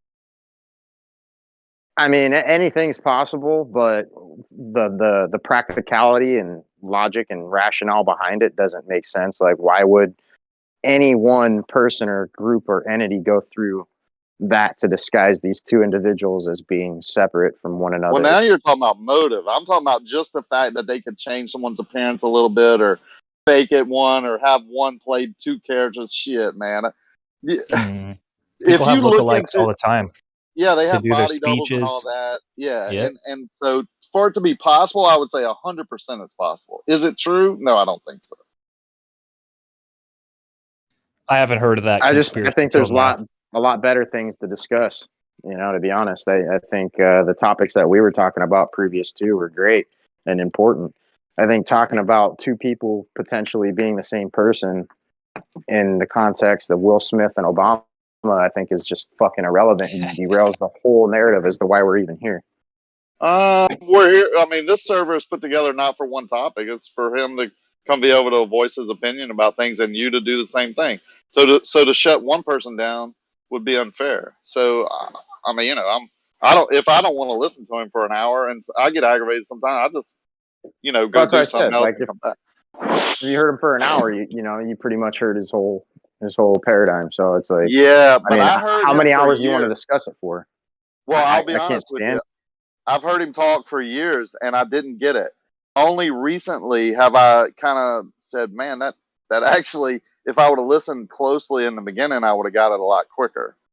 Like I just turned it. My mind just, I was like you. I don't want to listen to you. I'm not going to listen to you. I don't believe what you say, and my mind wouldn't let me, take the information in and process it, which is Yeah, maybe cool. there's something I'm missing. Yeah, what you're missing is we were just kind of giving examples of who's entertaining in Gem server. That's what you're missing. And when Dodo's No, I gone heard that. and Witsit isn't there and fucking Rakia isn't there, it's a silent shit show. It's actually disgusting. It's like you say anything, you want to talk about anything, and you get lumped in with flat earthers if you're any kind of global conspiracy theorist. But I mean, it's like I can go in my backyard and stick my dick in an ant farm. I mean, why would I want to go there to begin with? True. Well, you have a choice. I agree with you. I don't. Well, I now haven't that you been know that it's an Yeah. anthill. But honestly, I went there in the beginning to save some of the people in the audience from getting caught up, and I had this falsehood that I was doing good, and man, it brought me down. Right? I'll just be honest with you. Being there on a daily basis brought me and my character down, like 100%. It's just toxic. It is toxic, yeah. Yeah, like we need to be talking about how to further the progression and reach more people rather than limiting ourselves to battling these people that are anti-truth. Anti-truth, that's a good way to put it. I joined a little late, but I heard Rakia and another dude kind of just going off on Globers. So I just wanted to say that the Gem Panda Glober isn't. That's like he's clearly spent a lot of time with toxic people, and like I know some of you know me. It's like when not all Globers are like that, and it is a fucking toxic. It's disgusting. Because now that. Yeah. Oh, sorry. Go. Yeah, I was Well, gonna just say to be like honest, just because I wouldn't have cared if you were a Glober. I wouldn't even have asked you if you were a Glober or not. Like I would just talk to you as a man. Yeah. So like if you brought up like Fauci or whatever, I'd be like able to discuss that with you 100%. Whereas one of them might be like, "Oh, here's another Glober conspiracy or flat earther conspiracy theorist," and they would just disregard any other things that you brought to the table because Are of you yeah. Are you an atheist? Me no. Yeah. So you're a Glover, but you're not an atheist? Yeah. And A regular. Are you like, what religion do you identify with most closely, I guess? Christian and Judeo-Christian. Oh, okay. So do you take the the scripture as like verbatim, or is it just kind of subjectively and perceivably interpreted? No, and definitely not verbatim, and it's subjective. Okay. Everyone develops their own worldview, in my opinion. Okay, and you think that's how God's word was designed to be, is just kind of willy-nilly? No. I think willy-nilly. I wouldn't say that. I would say any good human will come to the proper conclusion, and any bad human will fall to the whims of Satan and Lucifer. Yeah. So do you think Genesis was accurate in how God created our reality? In the order? No, I don't. I wouldn't say it's accurate. Like, I don't trust man. So you think there's inherent contradictions within the scripture? Didn't say that. I think it's sure. I mean, if you want to say that some humans, yeah. There must be contradictions. It's written by men. It's inspired by God. It's not verbatim like the Quran or whatever. not wanting to, I'm just asking a question because when you look at Genesis 1, 16 to 17, and it says God, placed two great lights in the sky and the stars. Do you still interpret that as the sun giving light upon the moon? Or is it a possibility that God placed two great lights in the sky, both self-illuminating, and not as we were taught that the sun gives light to the moon?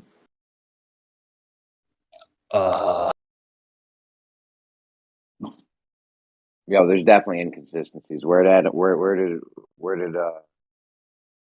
What all verse are you talking where about? did Adam and Eve's wife, or where did Adam and Eve's kids get wives? Well, it's a day of creation where he placed two great lights in the sky and the stars. He's kind of implying that they're all individual lights. And while you think about your answer, I'll just say that, it reads to me that all the sun and moon and all the stars are individual lights and they circuit above us. The earth Yes. is moving, the earth is immovable. So it Yes. speaks to me in that way. But who am I to say, right? Like, I can't tell anyone that it doesn't speak to them in another way. As long as it leads them to a relationship with the Savior, that's what the Bible is written for, I think. I think just let the Bible speak to them. You can lead the horse to water, but you can't make them drink. So lead them to that scripture, First Genesis 16 to 17. I have six videos where I went out. 4 of them are mine. 2 of them were sent to me. 6 videos, November 1st, November 3rd, the most recent, where the illuminated part of the moon was not facing the sun. In other words, the sun was not illuminating the part of the moon that it was supposed to, as we were taught since age 5. And so I've never had anybody, Matthew tried to talk it away. And, Matthew's a great guy. I consider him my friend. He tried to talk it away, hand wave it away. But other than Matthew, nobody's been able to say, well, and so, I believe you, right? I believe those videos exist, and I think I would agree with you on interpreting those videos of saying exactly what you said, and that makes me say, man, what an amazing creator! He created 2 separate lights, blah blah blah. I want to have a relationship with that entity, right? But who's to say that someone else that sees it and says, what an amazing creator that created this light that's shining on this and reflecting off of that and giving us all this moonlight and sunlight and all this creation. I love that creator with all my heart, and I want to have a relationship with that creator. Then who am I to say they're wrong, right? Like, why would I argue with them? That's fair. We should be telling people that the main point is to have a relationship with the creator and get salvation, through their walk through salvation, not that the sun is reflecting off the moon type thing, I guess is my point. Yeah, all we can really do is plant seeds and move on. We're not the Savior. The Bible, and Jesus and God, whoever you might think that is, they're the Savior. All we can do is, take them to water and they drink. Yeah. That's up to them. I honestly, when I used to look out over the water, like where I'm at right now, there's oil rigs. I would say, man, that oil rig is over the curve, right? I mean, I just have to admit that. I never really thought about it that deeply, but that's what was in my mind. Now, when I see it, I go, if all those oil rigs the first one I'm looking up to the top, and all of them were the same height above that water, as they went away from me, I know that the furthest one would look a lot lower than the one closer to me. It would just appear a lot lower, even if it wasn't. So now I know, right? I can't unsee that. Like, because I can create it myself, I can go out and put poles in the ground that I know that are level, that are horizontal, and the ground is horizontal. It's not sloping, it's not curving. And the furthest pole appears to be lower than the pole closest to me. Now I know that, and no man can take that away, right? I just know it. It can't be unseen. Do you think our system is corrupted? Me? Yeah. The worldly system? Hell yeah. All right.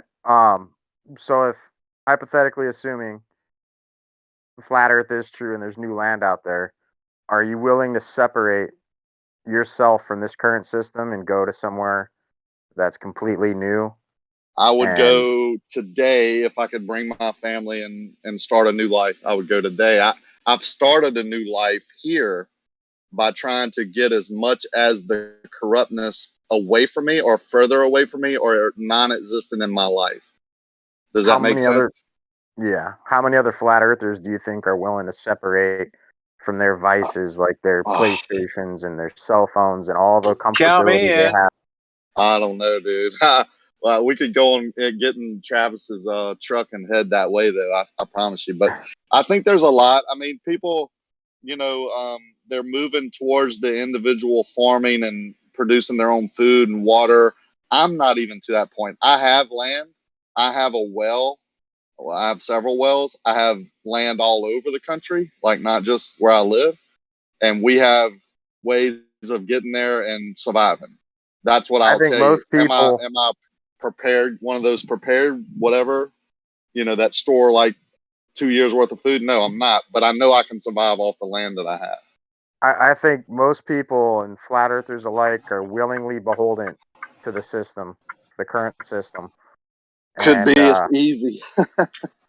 yeah, right. And it's like I mean, these are the true implications of flat earth, like the big pictures, dude. Like the fact that there could be new land to settle on, free from your overarching government that's turned tyrannical. It points to creation, like all these big things, dude, that I think people really need to be focusing on and asking themselves genuinely, like, would they be willing Well, to think about separate this. themselves from the comfortability zone they're in right now? What if someone had the ability to buy land and create almost a retreat that would be a prepper's preparation?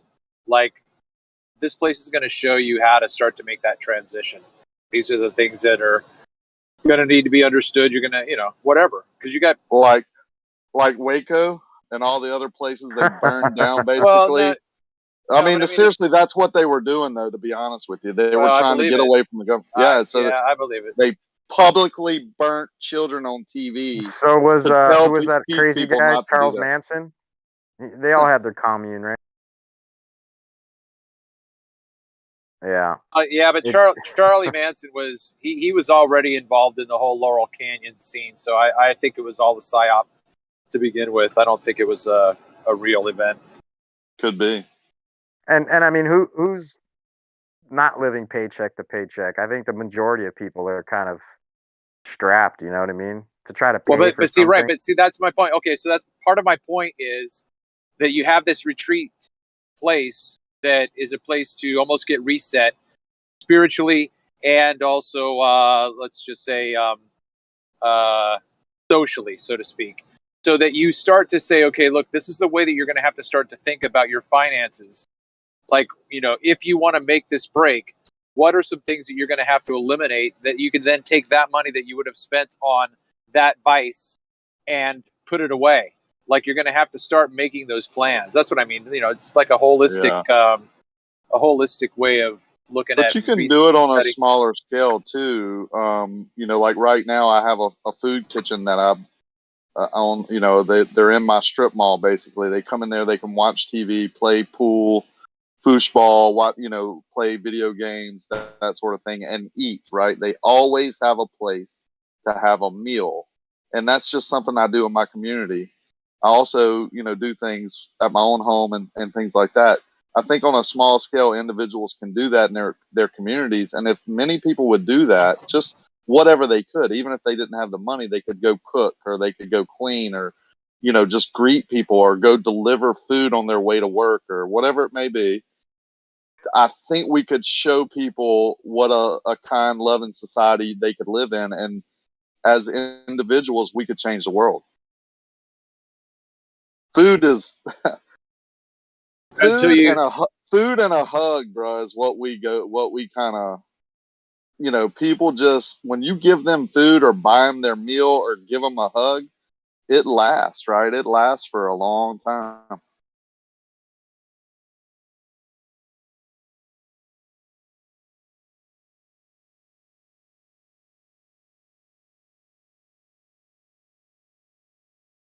interesting to see if anything's going on in 6 months from the conversation we had, less than an hour ago. Yeah. If nothing's going on in 6 months, man, then this is never going to do anything. I don't know. You look back 6 years, right? The progress, I think we've made a tremendous progress. I mean, look at the app that Dave Weiss has. I never thought it would have had 80,000, right? I mean, that part right there is amazing to me, how quickly it grew. The people around me in my community, I've seen my community learn about flat Earth, whether, they believe in it or not yet. At least they've heard about it. The seed's been planted. They can, ask questions. Now, I know many families that are husband, wife, and all their kids are basically flat earthers. I mean, they believe in the Bible. They trust it. They see it.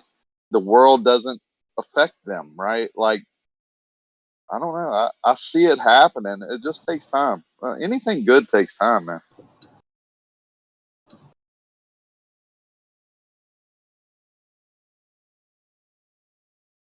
I'm excited. Like, I think before I pass, if I live to be 80 or 90, I think I'll see a huge change happening with at least the way people view the topic, right? They'll at least be more open. I mean, of course, they're more open-minded already. So in 20, 30 years, man, it's exciting times, I think. Just to kind of... Go ahead. Just to kind of, I guess, echo that in terms of there is progress to a certain extent. I got divorced coming up on 5 years ago, and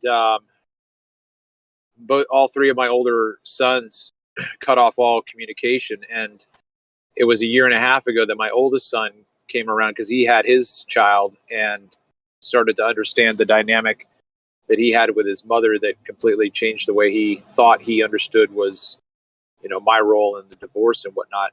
And so, right when the divorce happened was when Flat Earth was starting to start in my life. It wasn't the cause of the divorce, but it was a circumstantial corollary. But my point is that all I did was focus on my relationship with my son for the year and a half. And it was about a month ago, maybe 2 months ago, he started asking me questions about, why I started to change the way I thought about things. You know what I mean? So I didn't even, I didn't bring any of it up. I didn't want to say, hey, can we talk about this yet? Can we talk about this yet? I didn't even bring it up ever. You know what I mean? So yeah, he came to you. That's good, man. I mean, hopefully your other two will come around and maybe reach out to him when you can. I know you do, but not about this topic. Just right. Those relationships are important. No matter what your beliefs are, or if you're a poor communicator or whatever it may be. I mean, people are so fickle, man, and a child to a parent to it's on you, but it's on them too, right? Like, no matter what, you're still their father, and they should respect that fact. But anyway, I don't want to get too personal with you. I know it's got to be hard. But I can't imagine. I cannot imagine. Even one of my kids not being a part of my life, like such a huge part of my life. I couldn't imagine. I feel for you. Yeah, that would be scary.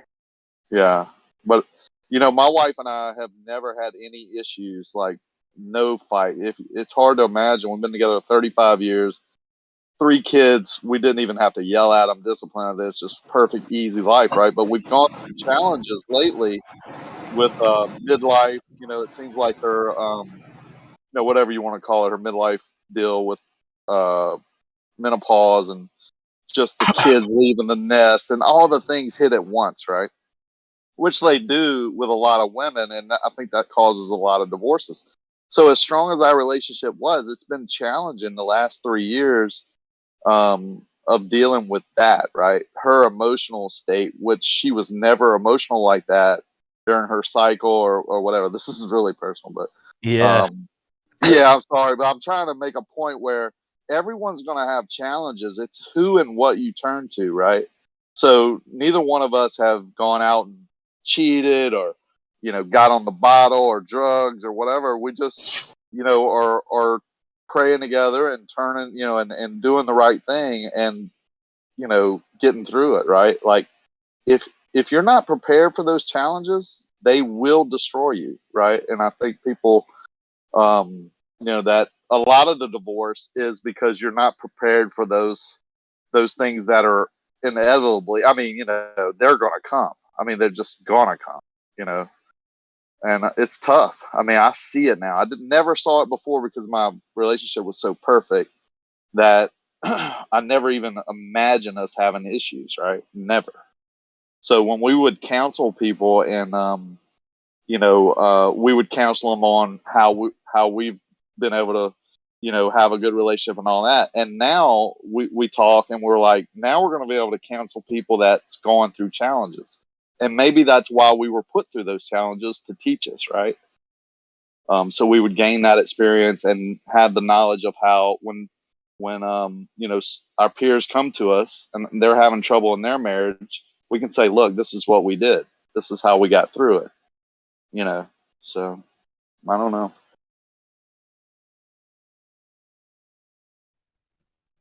As a glober, I gotta say that I think your numbers of flat earthers will increase exponentially as time goes on.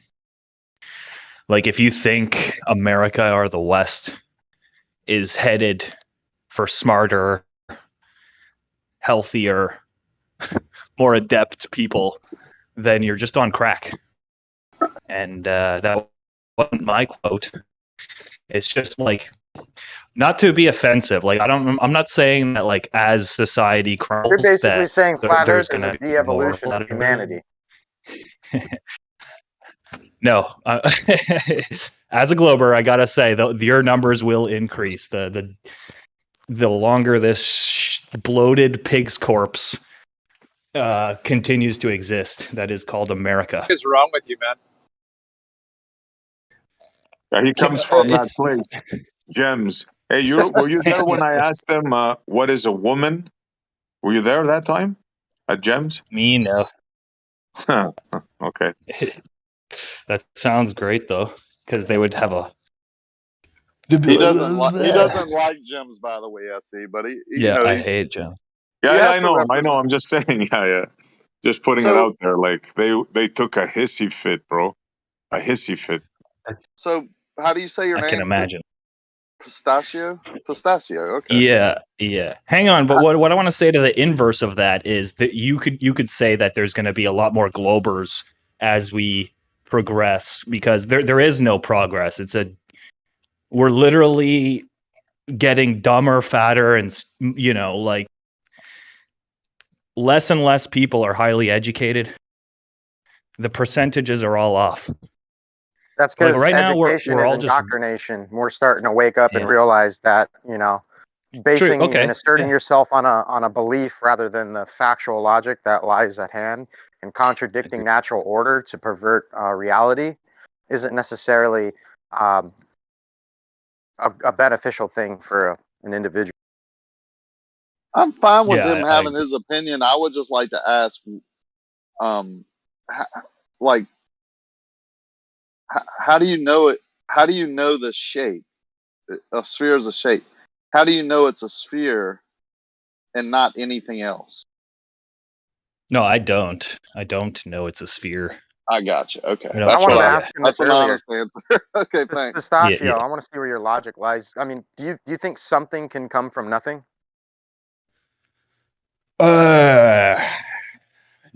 No. Okay. And you do believe God created Earth. You just don't believe in the context at which it was laid out in the scripture.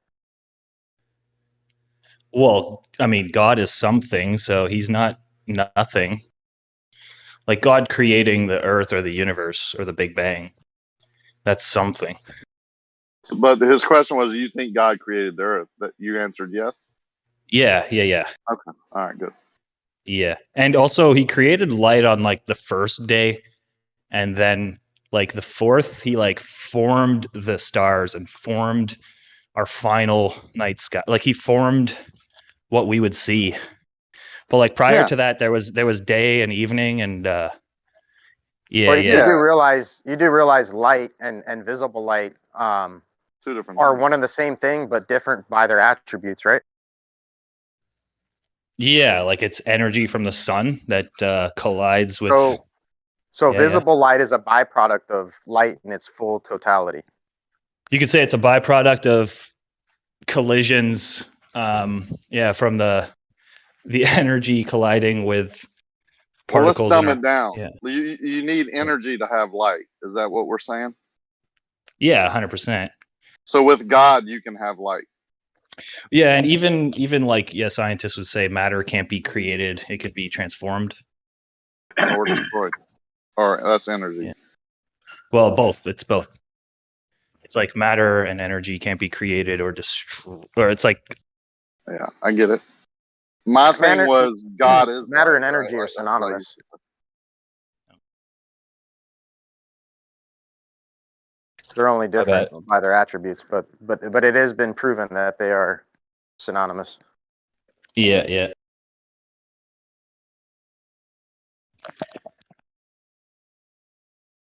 So you don't sound too far off for being a Glober. You just sound like you just need a little bit of You need to go measure water. You're smart enough, it seems, to go take a couple of classes on how to create a straight line segment and use the tools that create those straight line segments and go measure water. And then you'll know the water's not curving. Then you will have some real questions. Yeah. I There's mean, no way I honestly, can do that, but yeah. Yes, you could. If you're able to click the button and get on Discord and know how to operate Discord, you could create a straight line segment and measure water. That's how easy it is. So there's no excuse for anyone. Even flat earthers. I don't know many flat earthers who've done this. I don't know how the hell. So most flat earthers are flat earthers by theory, just like Globers. They only know that the earth is flat because of what they believe water does. They've never actually measured it. Yeah, true. We're just going based off of. I mean, maybe some people have, but yeah, I'm going based off of what I've learned. And most flat earthers are doing the same thing. That's a problem with, actually, until you actually go out there and hands on measure water not curving yourself. You're just preaching basically. Now, I'll be the first one to admit that I could be wrong on how the methods I use, and I'm fine with anyone coming up with any other viable method for me to go do it again, and I'll repeat it. But until then, I'm going with what I know, how I make a living, how I measure everything else to be horizontal, using that over static water and knowing that the water doesn't curve. And when I say it's easy, I mean it is as simple as it gets. Well, I hope you guys are going to be here in like an hour. I got to go, but it's been fun and really good conversation the last few hours here, so I'll be back. All right, see you, Dicelo.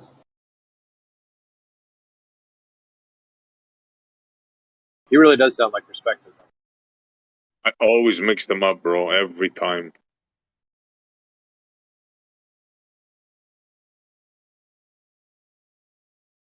So I have posted something here. A couple of years ago, I asked the City of Montreal surveyor, how far can you extend a straight line? And he drew a picture on a pole for me there. Said it'll go straight out into space indefinitely, forever. Yeah. Of course it would. Oh. Straight horizontal line, not a level line. Both level and horizontal. Well, it's only level from from where you started, from the 90 degree, from where, and then as you extend it out, it's not going to be level if it's perfectly straight.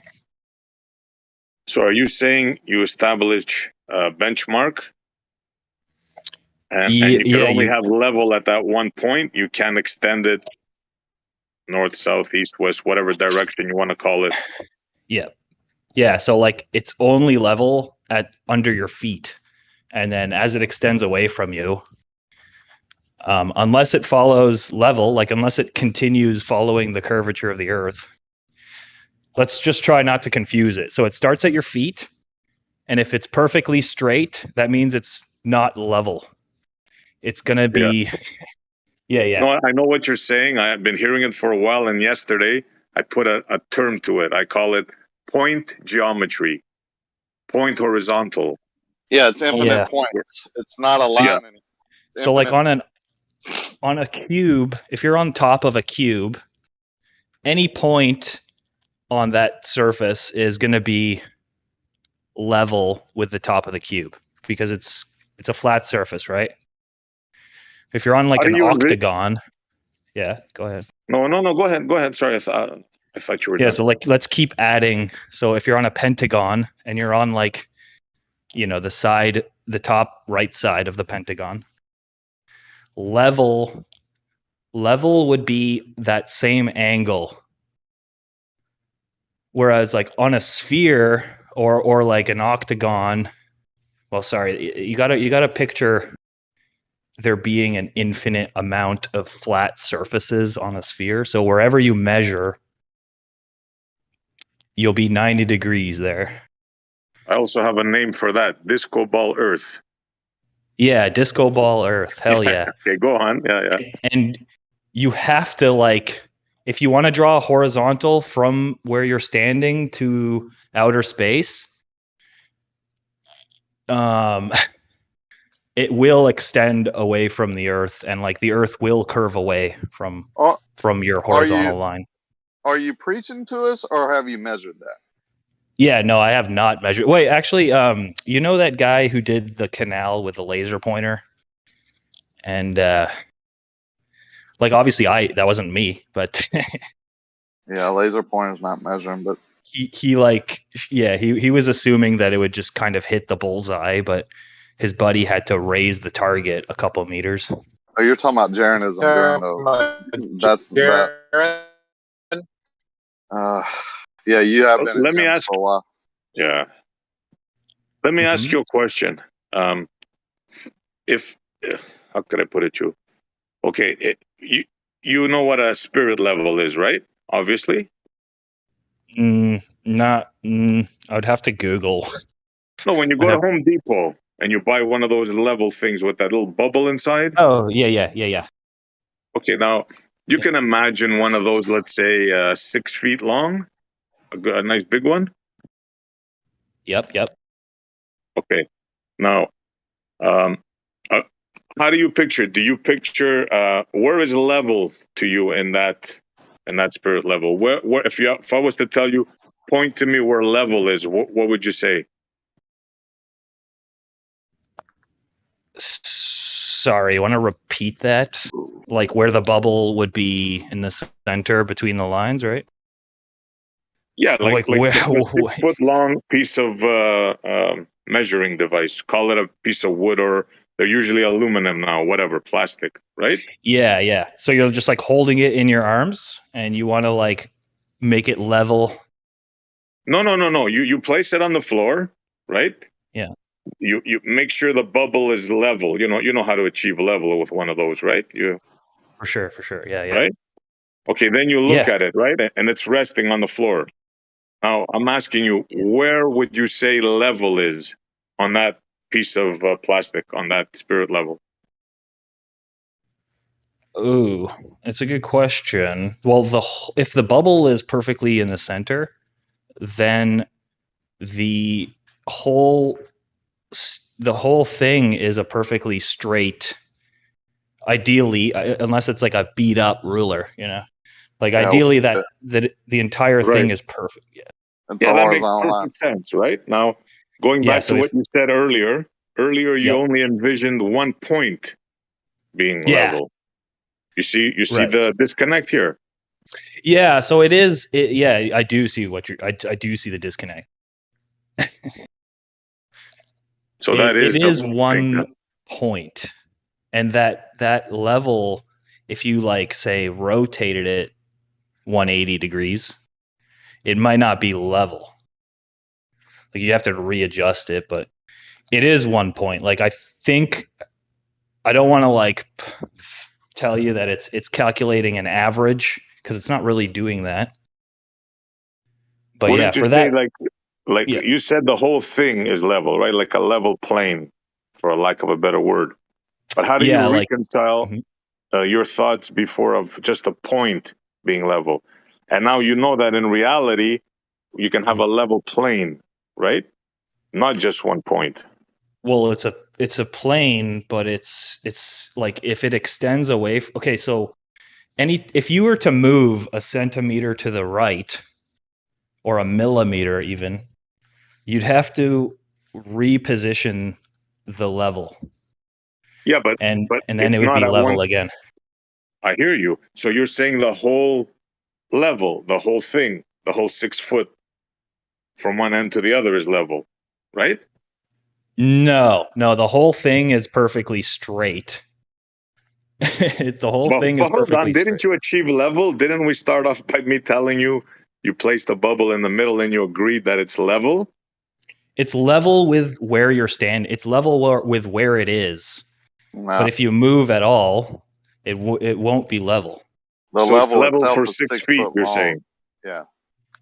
Yeah, it's You're level saying for it's level 6 for feet. 6 feet? Yeah, so if you extend it out 20 miles, if it's a perfectly straight measuring device, right? Then it's gonna be level with where you initially measured, like It's where you're level at the standing. bubble. It's only level at the bubble, and the rest of it just forms a straight line. But A it's straight only line. level at the bubble. You can't Good prove evening, that. Rumpus. Why Yeah. don't Yes, it is. interrupt? Let him finish It's his just thought. hard to explain.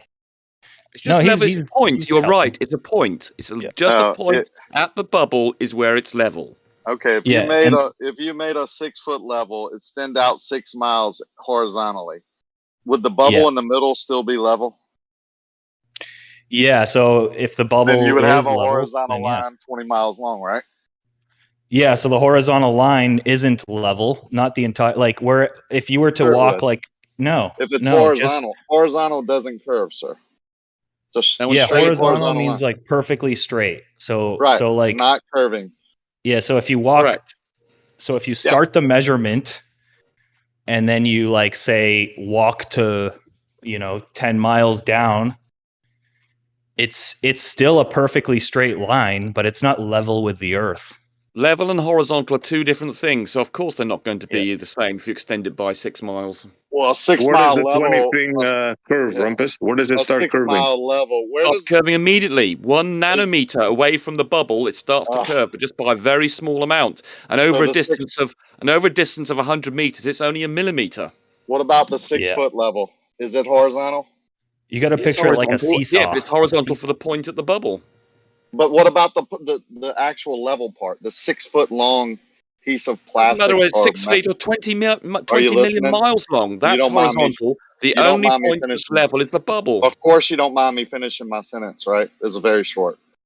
The I thought it 6 saved you the foot. effort. Yeah, if you don't mind.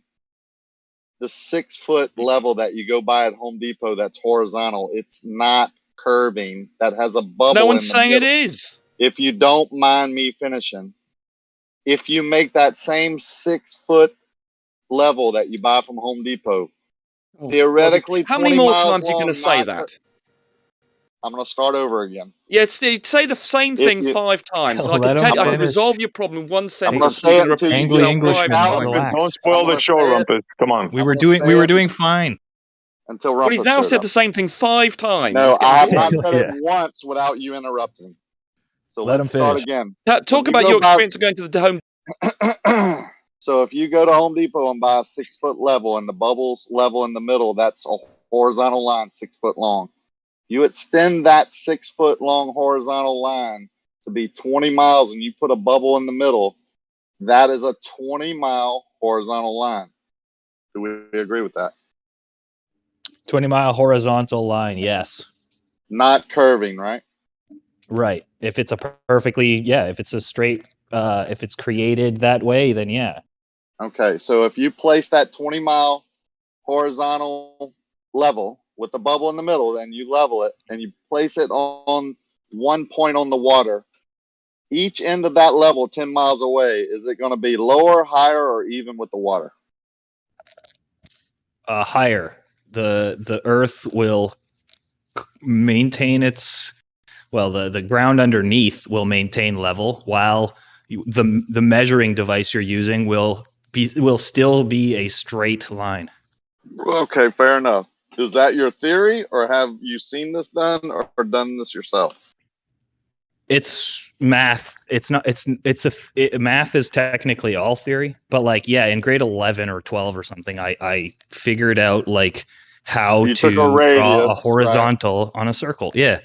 Yeah, you So took a radius, put a tangent on it 20 miles long, and figured out the math. So it's theoretical. You agree?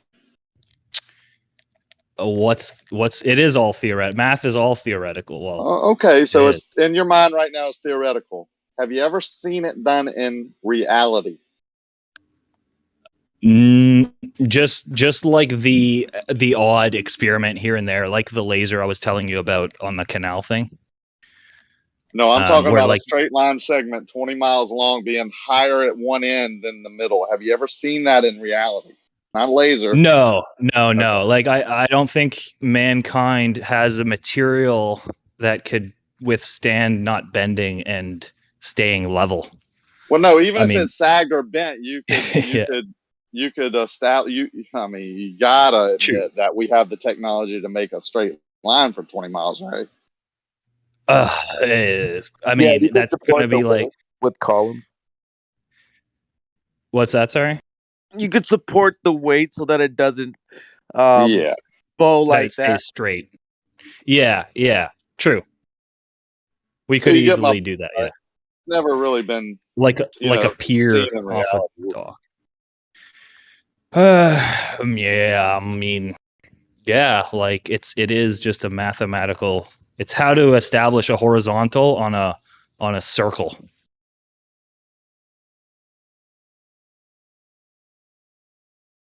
A horizontal on a circle?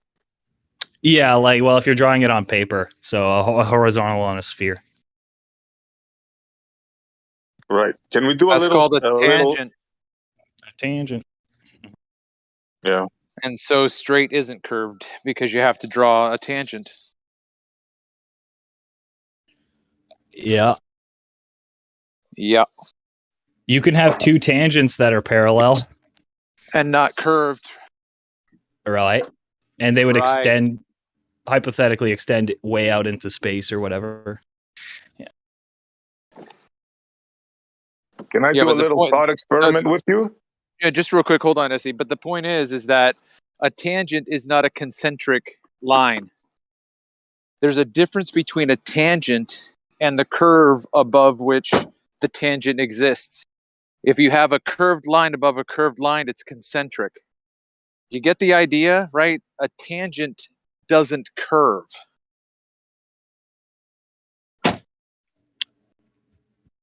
I certainly do. Right. Okay. Tangent is a line that touches a curved surface at one point. Yeah, hell yeah. What do you say about the Globers who say horizontals or things like that have to curve? Like, I don't know want if to it's bring a that slip of home. the tongue. Oh, Whenever go ahead, you're, Essie. Go ahead. yeah. I want to bring that home with our buddy. If you guys are willing to give me 2 minutes. You got 2 minutes, Essie. Hurry up. All right. I'll do the canal thing with him. We're in a canal, right? The canal is 6 miles long, let's say 6, 7. Let's call it 8 miles long. And I'm on a boat on one end. You're on a boat on the other end.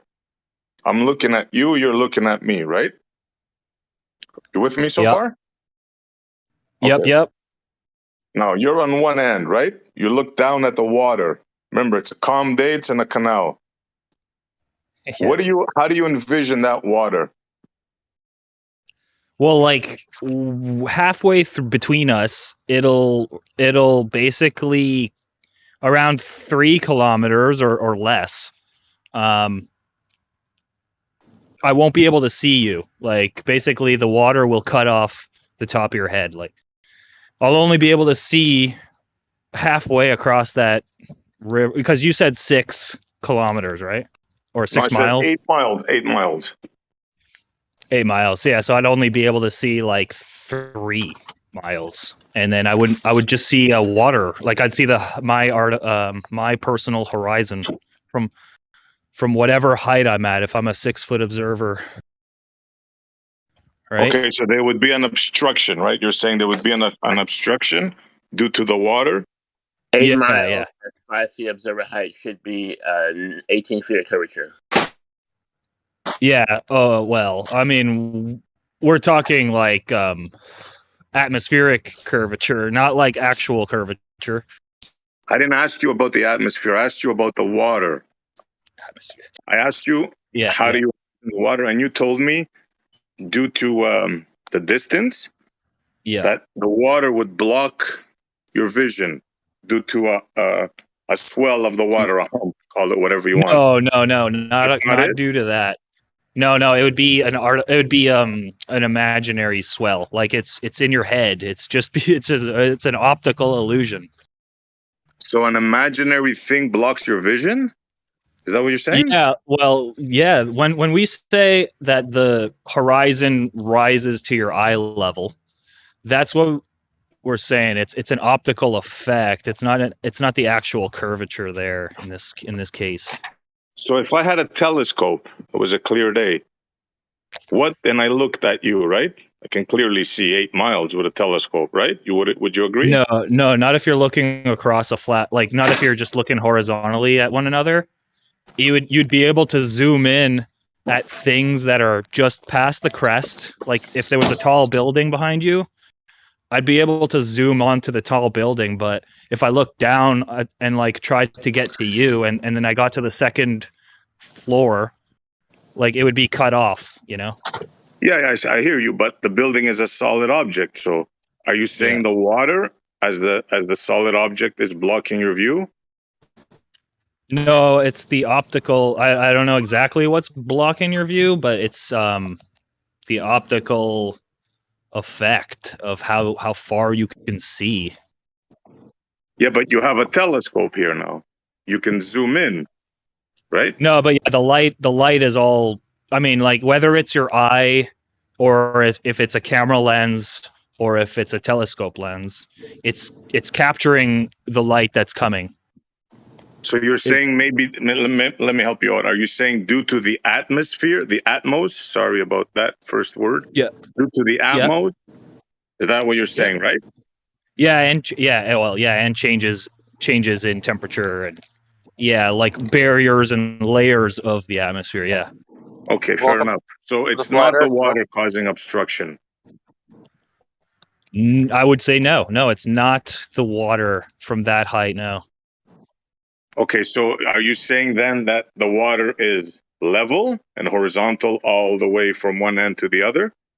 From me to you? No. Well, hang on. It's level with the Earth's surface. So, I mean, you could say that if the whole canal is at sea level. Yeah, well, that's kind of a redundant. It's level with the surface of the Earth. So in other words, curving. Okay, but wait. Is what you want to say. It's curving.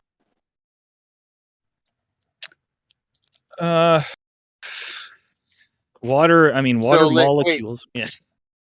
Yeah. Hold on, son. Look, Hold on a second, bro. Okay, I see. Okay. No, go ahead. You ask.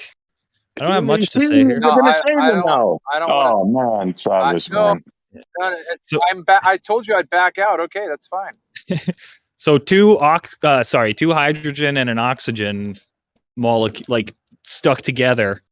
Like nothing's curving there, right? Like there's no bending of those bonds and right? And then you throw in a few more molecules of water.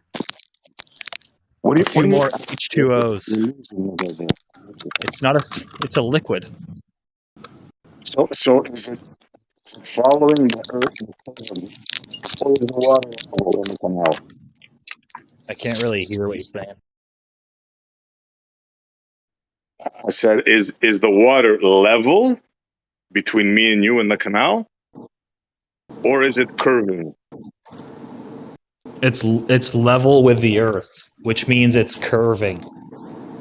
Which means it's curving. Okay. Yes. Okay. So then. Okay, go ahead. When you say that it's curving with the Earth, obviously, if you were to drain that canal, you're going to have uneven earth. So now let's just make it into a large lake, right? You've got this river, and then you stop up the end to build this lake. So then you make this 6 mile lake. But the earth that was there before was higher, lower, lower, higher, higher. It was all topographical.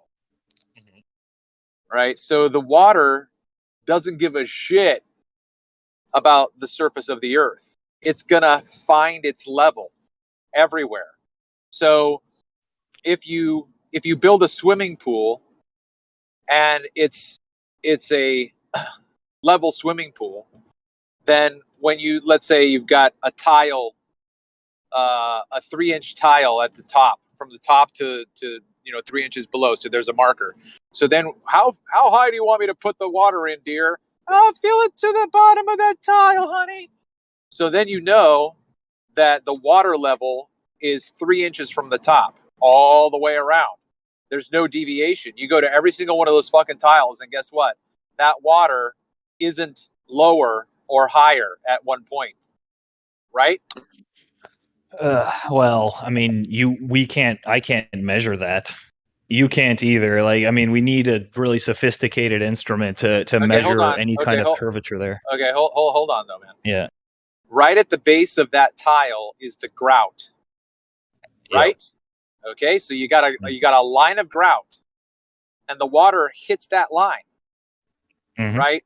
And you go like, I'm not gonna go. Oh, I can't measure to the super duper millimeter. Like, I'm gonna be like, that's fucking level. Like, don't mess around with this, right? So now, if you make this bigger and bigger and bigger, the elevation at every point where the surface of the water hits the land is going to be level. Yeah, like sea level. It's never going. No ocean. I'm talking about a lake, right? We're up in the Sierra Nevadas. Okay, so we're 5,000 feet up in the air, and we've just built a lake. I'm trying to establish the fact that the surface of the water doesn't give a shit what the surface of the earth is doing. It's going to follow the lowest point. And then if you block it, it's going to build up and up and up and up and up. And at that point, it's going to be level all the way across. That's the nature of the mechanics of hydrostatics. Like, there's no way around that, man, unless you're going to imagine something else is happening that you can't prove. I can prove to you that the water is level all the way across because I've got it measured 3 inches from the top. I can prove that to you all day long. You really can't. You wouldn't even be able to notice a micro friggin' fraction of like how small of a difference. It would look like it's touching the grout just like anywhere else in the pool. You just wouldn't be able to notice. Okay, the water knows. Yeah, the water knows. That's right. Okay, and so you now keep using the word level, which means you're correct. I'm talking about straight, like we're talking about like straight and horizontal versus level. Right. I'm not following the psychobabble of your universe, bro. Okay. When the last scientist died, level stopped meaning horizontal. Okay. But my point is, no matter how big you make that swimming pool, you are never going to measure a deviation unless your swimming pool level drops. You're never going to measure a deviation from horizontal on those 3-inch tiles that you have there. So if you say to me, well, at a certain distance, you're not going to be able. Okay, you tell me at what distance that water is going to deviate from that horizontal tile. Let me know, and then we'll build it, and you can show me what you know. It won't. It's going to stay level. That's what we're saying. It's level. It's not going to stay straight. It'll curve along with the earth. No, see the horizontal exactly. No, see the horizontal line that the tile establishes is extended. Each segment of that tile, let's call it a straight line segment. Each of those is parallel to the next one. It's going to be the same elevation all the way. It's Okay. horizontal. I'm sorry, it's horizontal, right? It's horizontal, horizontal, horizontal. So in reality, you could consider each of those 3-inch tiles a point. It's just a 3-inch point, and it's horizontal. Then I've got 2 3-inch points. Now I've got 6 inches of horizontal. I could just keep on doing that. That horizontal line is never going to stop being horizontal, but at some point, your sphere underneath that tangent is going to deviate. When you beg the question that, oh no, it's never going to deviate, you're describing a flat Earth.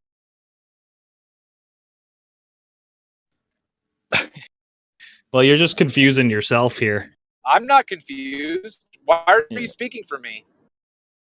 You're clearly confused. And it's basically the exact same I didn't ask example you to as speak for me, as sir. the water level, as the spirit level Right. example, and extending it. Yeah. So if I'm your not tiles are confused. straight, well, maybe you're confusing what I'm saying. How about This is retarded, this? dude. You're arguing that the How grass about is this? How purple about you with this defend guy. your accusation? I'm not confused. So how am I confused? You're confused because you said something that I would never say. So, like, you put words in my mouth, and then you say it would never I deviate. didn't That's put words in you. ridiculous. I didn't speak for you. I say it I didn't will speak for you. deviate. Yeah, you did. You did. You summarized what I said by saying it would never deviate, and I'm the one saying it will deviate if it's level. Or sorry, if your pool's perfectly horizontal and it extends out. If each tile is perfectly straight, like it'll eventually need supports to keep it perfectly straight. I get that. But let me back up because I'll have to apologize. I'll have to apologize if I misheard you. But I asked you at what point will the water deviate from the tile horizontal that I'm extending, and I believe you said it wouldn't. Yeah, like if you keep filling, like that's well, you're basically saying you could fill this pool, like you could keep making the walls higher and fill it to be perfectly. Yeah, no, I get what you're saying. At what point? So are you gonna? Okay, but are you gonna now retract what you said, or are you gonna stand by what you said? Stand by, obviously. Okay, Like so you your said horizontal line will need. Yeah, go. Sorry. Well, no. So I'm just trying to understand. So you said that it would never deviate. What won't? The I water asked from. you. Yeah. I asked you if we have a kiddie pool, right? I started out with a kiddie pool, and I had that 3-inch tile, and then I just extended that to a larger pool. 3-inch tile is the distance to the top of the pool from where I want the water level to reach up. I'm going to fill the pool up to that level, and I just keep making that bigger and bigger and bigger and bigger. Yep. And it's perfectly straight. Correct. Yeah, I mean the water is still going to be the water is going to be affected by gravity, what we call gravity. So it will follow. It will bulge ultimately. Yeah. Okay. Okay. Man, so this is difficult to listen to because Painful, bro. Yeah, it's like you cannot. I don't know, man. It's almost just a complete waste of time. I'm going to try one more thing. I'm going to try one more thing. Okay. Don't because your hypotheticals are ridiculous. They're No, confusing. they're not though. And they're impossible to answer. Yeah. They are No, very, they are. very They're easy. very weird. No, they're not. They're very easy. Well, that was a good example. Even though Travis interrupted me, that was a good example, actually. We heard him though. We heard him say that when you create a horizontal plane like a swimming pool tile, the top of the tiles create the horizontal plane. You fill it with the water. That in his mind, the water would not be at the top of the tiles at some point. That is a hard one, buddy. It doesn't make any sense. It's like the tile is sea level in this scenario. Yes, we The know tile it is the doesn't make it. shore. You're saying the tiles would be horizontal, but the water would be curving inside Yeah. the swimming Yeah. pool. Yeah, inside this imaginary 6 Yeah. mile long or 10 mile, And whatever. you're Yeah, telling yeah. us we don't make it. Well, The it horizontal pool is measures going to need support to stay horizontal and straight. on the ground, sir. Just You've just leveled yeah. the ground. You made the Yeah, ground so horizontal. So I do it it's all day. exactly This like is what the I do for a spirit living. level. Yeah. This is Yeah. exactly like the So spirit you level make the ground example. horizontal. Yeah. Now you've gone into Glober mode where you can't listen to one thing because you know you're caught. It seems. I'm not, you know. No, it's So you keep can make the repeating. ground horizontal. Look, dude. Really? So you make the ground horizontal to lay the tiles on it, to make the tiles horizontal. So everything's a plane, right? You make a hole where you fill it with water, and the tops of the tiles are your horizontal plane. That water is going to fill to the top. You're saying it's not. It's going to curve. It's going to be in the middle, I suppose, or wherever you're viewing it from, would be at the top, and everywhere else would be lower. That's insane. No, on the shorelines, which would be the tiles, it would be touching, and it's. Are you still on Earth? Or is this big thing still on Earth? Oh my God, bro! This Now you is tried to make the sides like of the pool, the shoreline in the middle. You're building a good one. horizontal on Earth, correct? oh my God, bro!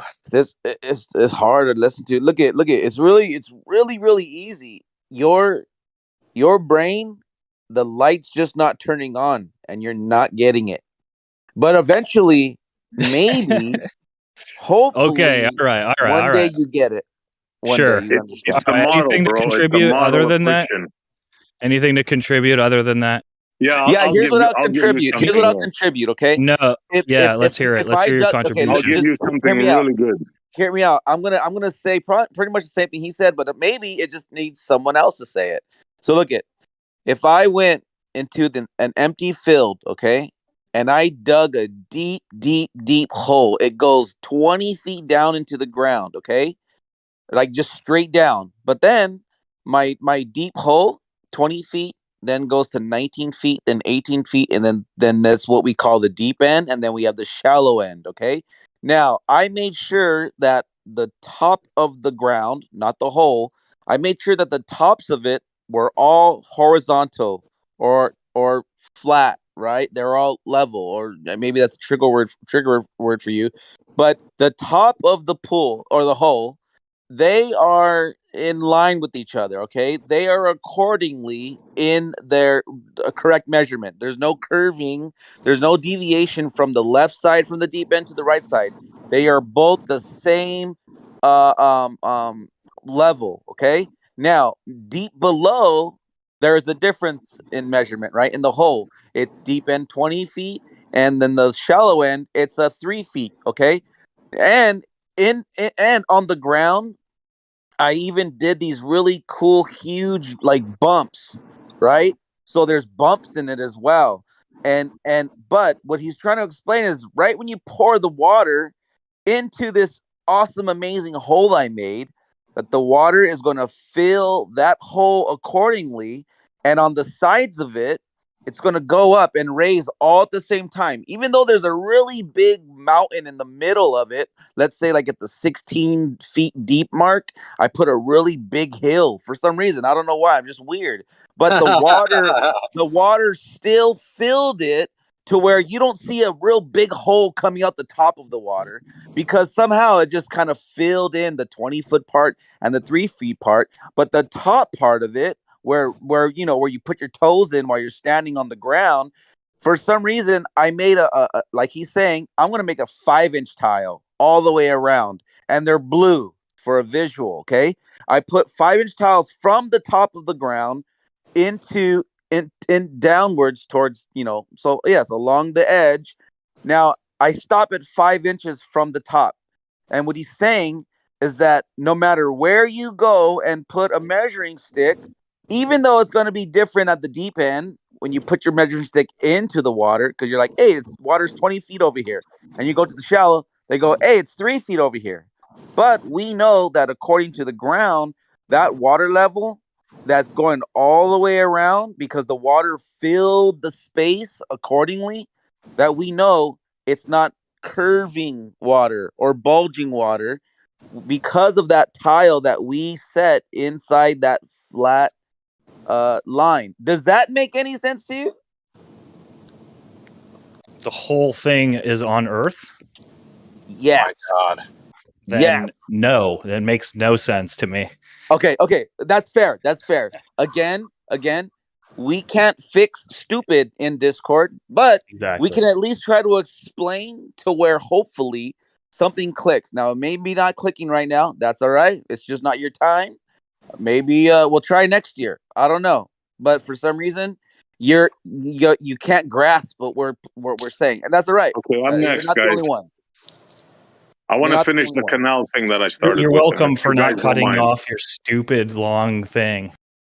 Yeah, You're and welcome. thank you. You're right. Thank you. No problem. Brother, can we finish the canal thing? Another minute or so. I would no, we can't because I haven't. You can extend the horizontal through mountains, under lakes. Go ahead. Perfect. Does that answer your question? No. Just a Okay. simple thing, okay? I know you're upset. You sound a bit triggered. I would too if everyone's against you. But water always is the best solution. Frustrated, Just hear me maybe. out, right? Yeah. Go ahead. 30 seconds, okay? We're in the canal, right? Yeah, go ahead. Let's make it shorter, 6 miles apart, right? I'm at one end, you're on the other, right? Now, normally I would ask questions, but I'll just get down to it because everybody's in a rush and triggered, it seems. So, in your model, the water starts to drop from where you are on your side, correct? Yeah, on all 360, all around you. All around, right? Yeah. Perfect. And on my side, what happens to the water? Same thing. Same thing. So we have 2 drops of water. When we look at each other, we have 2 drops of water, right? From your perspective, yeah. Yep. So do you understand now what the fantasy is? You think in a canal, right? That the water is dropping from my side it's dropping, and from your side it's dropping, right? So we have I say what? it's We have staying like level. a hill of water, a drop of water in between us?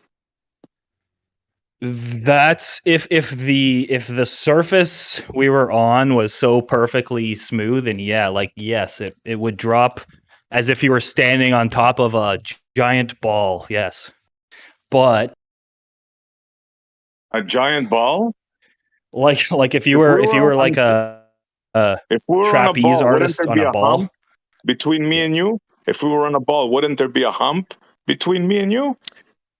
Yeah, like there would be a hump. Yeah, well, yeah, there would be a hump depending on how far away we are. Yeah, on the surface of it. Yeah. Do you see the contradiction now? Before you said there's a drop between me and you, right? That's what your model says, 360, right? Now you're saying Yeah. there's a drop between me and you that becomes into a hump. Is that what you're saying now? It stays level, is what I'm saying. It stays level with the surface. So now you're saying a third thing. You're saying 2 drops in the canal. Staying level between me and you. means. Hold on, let me finish. Yeah. You're saying 2 drops between me and you in the canal make a hump, and now you're saying that is level. Yeah, level is curve is when we're talking about. Yeah, it's not So, horizontal sorry and for being perfectly so straight. abrupt. Yeah, but you have a trichotomy here in your head, bro. You're not a dialetheist. No. You're a trialetheist. You think 3 things are true at the same time, bro. Level is curved, and you have to understand level is curved. No, I don't have to understand. You must. No, I don't. I don't must. Follow, like, if I'm gonna stay 1 meter off the ground, that's level. 1 meter off the ground, that's level. Yeah, you have a it? trichotomy in your head, bro. I'm sorry to be this abrupt, but Hold you on. have a trichotomy It's going okay. on in there. I'm Hold used on, to it. It's okay. Go ahead. So just real quick, so level is a point for you. So one point can't be curved because it's a point. So if hold on just real quick. If I drive a stake into the ground and mark off 3 feet from the bottom, and then I walk 15 feet away, drive a stake into the ground, and mark 3 feet from the bottom again, and then I measure at that point, I make sure that that's level at that point, right? I have a spirit level, so that point that I have in the ground is level. Now, if I then draw a line or connect a line from one point to the next, I have now created a horizontal plane. Yes. Okay. Okay. All right. So, yeah. so that horizontal plane at every point along there is level. You can't get away from this. No, the horizontal plane isn't. No. It's not. Okay. Hold on. At the very the first stake I drove in is stake A. Yep. The next stake is stake B. They're both the same height. They're both level. I then connect. Yep. I then connect them with a horizontal line. I put a plank between them, and so that plank is now level at every point. I then extend that now another section. So now I have stake C. Stake C is level to stake B. Stake B is level to stake A. Do you believe we can establish that principle that each of those stakes is level with the other? Do you believe that that can happen? You're measuring level with the surface, how far away it is from the surface. So if the whole thing is 3 meters away from the surface, it's level, yeah. So each of that those doesn't points mean it's perfectly straight. Go ahead. So each of those points is equal elevation. Off the surface of the earth, yeah. That means it's at the same level. Okay. However you want to understand it. Now, if I connect stake A to stake B with a single plank, and I run a spirit level along that plank, and it remains level at every single point, is that horizontal? No, that's level with wherever you measured. Hang on one sec. I'll be back. Not going to work. Okay. I relinquish my time. Yeah, this is what happens when you try to argue water. Of course, he's saying that after a mile, it would down 8 inches, but he wasn't able to say it. They're level, they're level with the earth, but not level to each other. They have to say 3 things. They have to say the water drops, they have to say the water humps, and they have to say the water's level. It's a trichotomy. They're stuck in like La La Land. You know, it's very easy to show.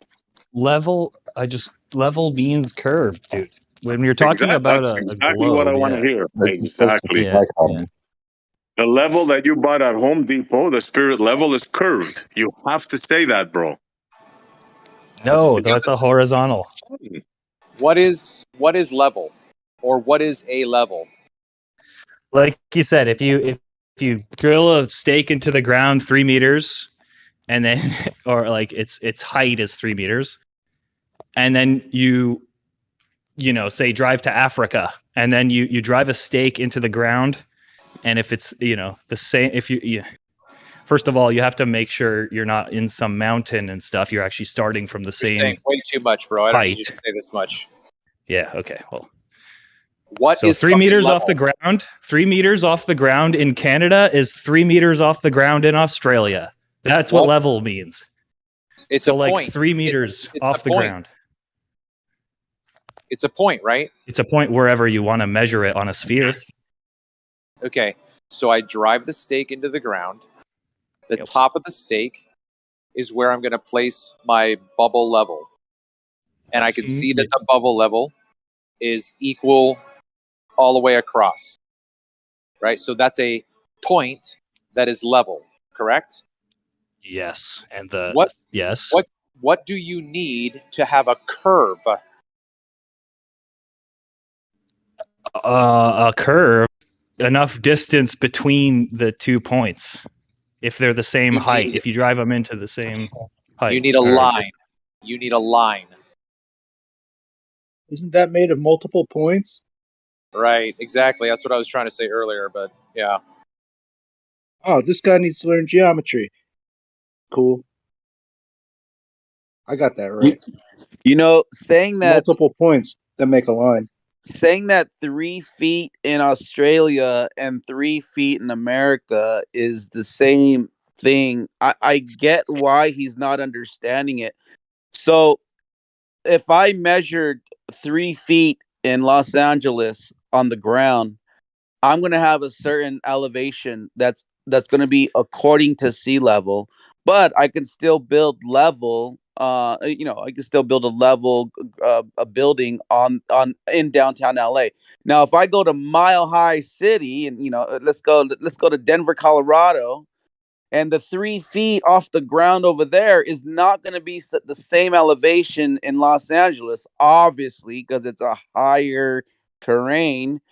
But I can still build level in that higher terrain because I'm going to do it accordingly to the ground below me. But that's why we're saying if you go to zero, right, sea level 0, where Yeah. 0 is 0, and if you're going to build off of 0 and then you go on the other side of that ocean and it's still going off 0, that's because if we shrink that huge vast distance between the Pacifics or the Atlantics, if you were to shrink that down to a pool, then one side of the pool is going to be the same height at 0 as the other side of the pool. I don't know why this guy can't get Yeah, so meaning that the shoreline of the pool, meaning the tiles, it'll touch perfectly as if that is sea level. So But remember, the tiles were made straight horizontally. horizontally. Yeah, exactly. So there's That's no sea curved level. water. So that's 0, right? Yes, that's Yes. 0. Yep. So then there's no curved water on a ball sphere, because if there that curved water, it doesn't do that. Water doesn't create a bulge that to where if you measured from one side of the pool to the other, water is going to be flat across, making contact with that grout level that he talked about earlier, with that line from the tile. So if No, you took not if it's on my globe. If that pool is built on my globe, then the tiles will be perfectly horizontal and the water will deviate. It will bulge. If it's on my globe. Oh my god. Okay. At All what right. point? Hang on. All right. At what At point? what point? It's I build swimming pools. All right. yeah. Let me give you a scenario. I have a You won't picture be of a able to. pool. Check Yeah, me I know out. you might not be able to understand it from what I'm here, but I don't want to put you down too much until you answer this, because you're saying that when I build a pool at a local point and the water fills up to the tile that I made horizontal, the water's Yep. going to be at the top of the tile. But if I extend that horizontal out on your globe, at some point that water's going to be below the tile. No. If the entire wait, like that was a little confusing. Okay, let me say it again then. If I build Someone's a swimming blowing pool, into their mic. Yeah, it's probably the wind. I'm on the beach. So if I build a swimming pool in your backyard and make the tile perfectly horizontal and fill it up with water all the way to the top, the water's going to be at the top of the tile. We agree?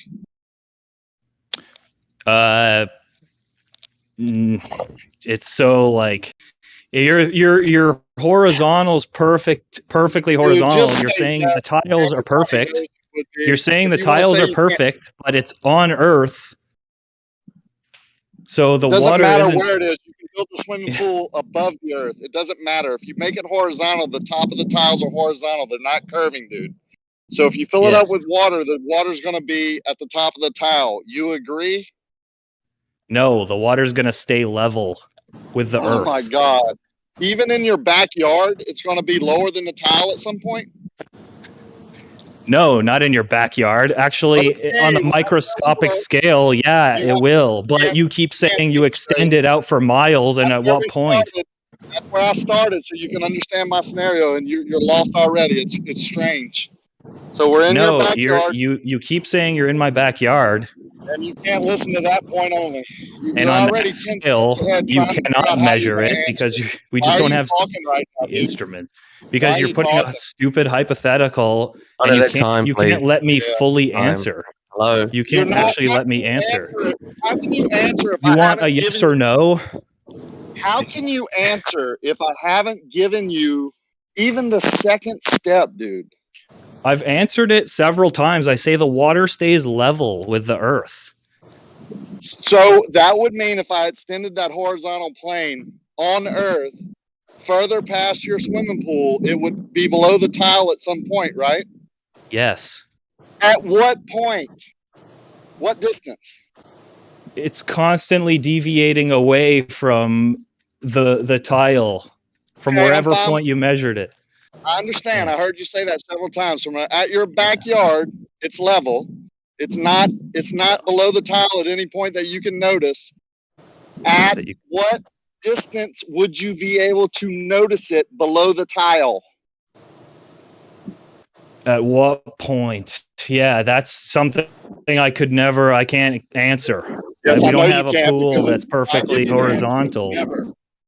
You can't measure it. You can't show it. You No. can't ever even think about it. Well, just All because right. you can come up with a hypothetical of like a never-ending pool It's not hypothetical. doesn't mean I can could do build in it. reality. I do it in reality.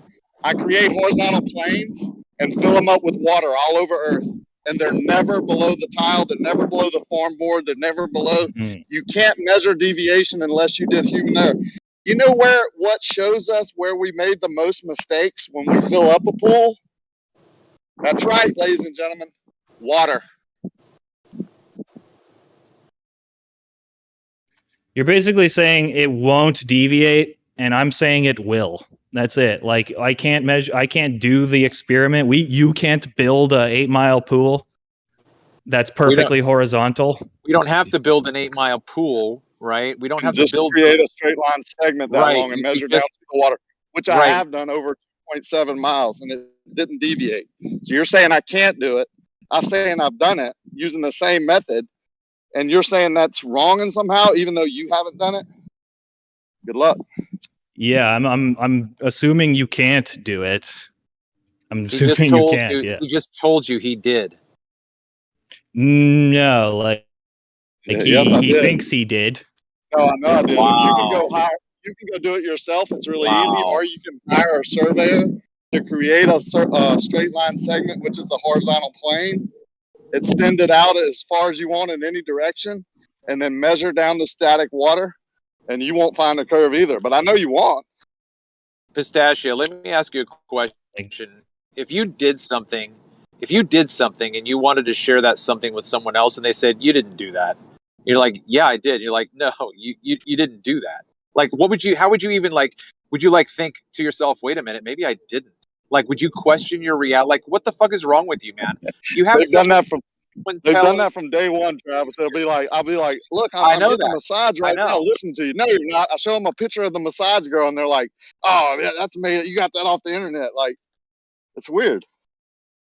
Yeah, dude, it's really difficult. I mean, maybe you should listen back to this and listen to yourself and see if you can be truly introspective and self-analytical, right?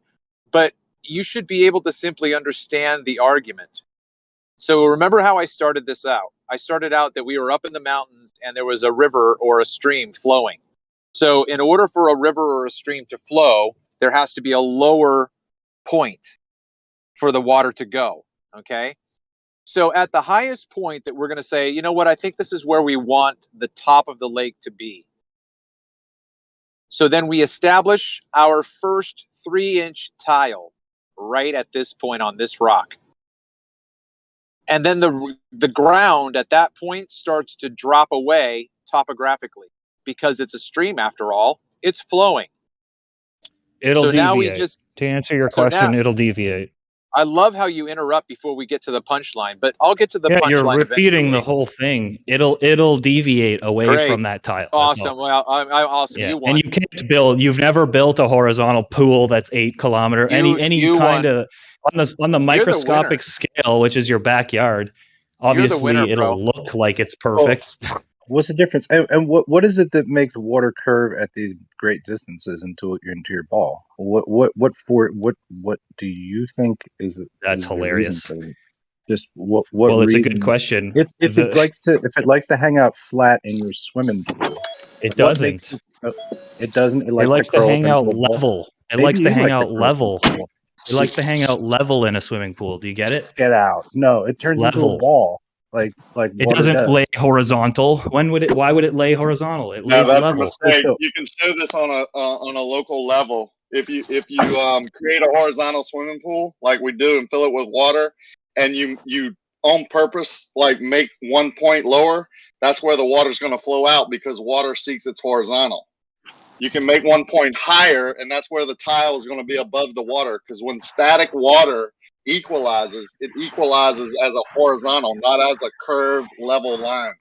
That's what You're he's trying saying to. that like water lays flat inside of a pool, it doesn't curve up into a ball like around it. So you don't have to build like No. a special pool that's like. No, it Oh, lays level okay. inside of a pool. No, it lays It horizontal. doesn't lay Well, why flat. does it do?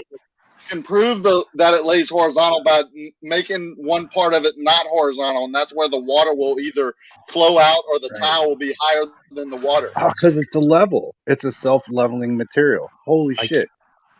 Whoa, that's deep. Wait, so then what makes it curl into a ball though?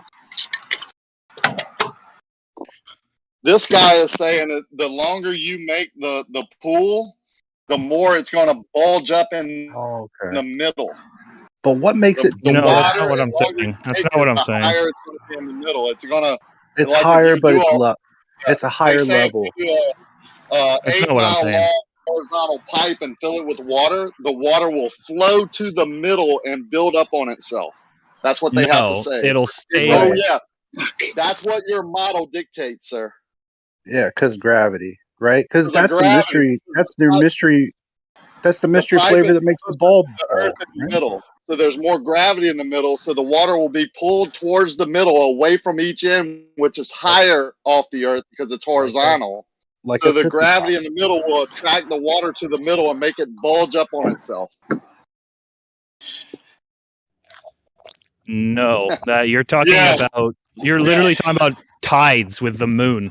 No, I'm literally talking about how ridiculous your model is. Like at LIGO, if you put a ball bearing at the end of the tube that's horizontal, it will roll towards the center where it's tangent to the earth because of gravity. That's how ridiculous your model is. So if you want to say it's ridiculous, I agree with you. It is ridiculous.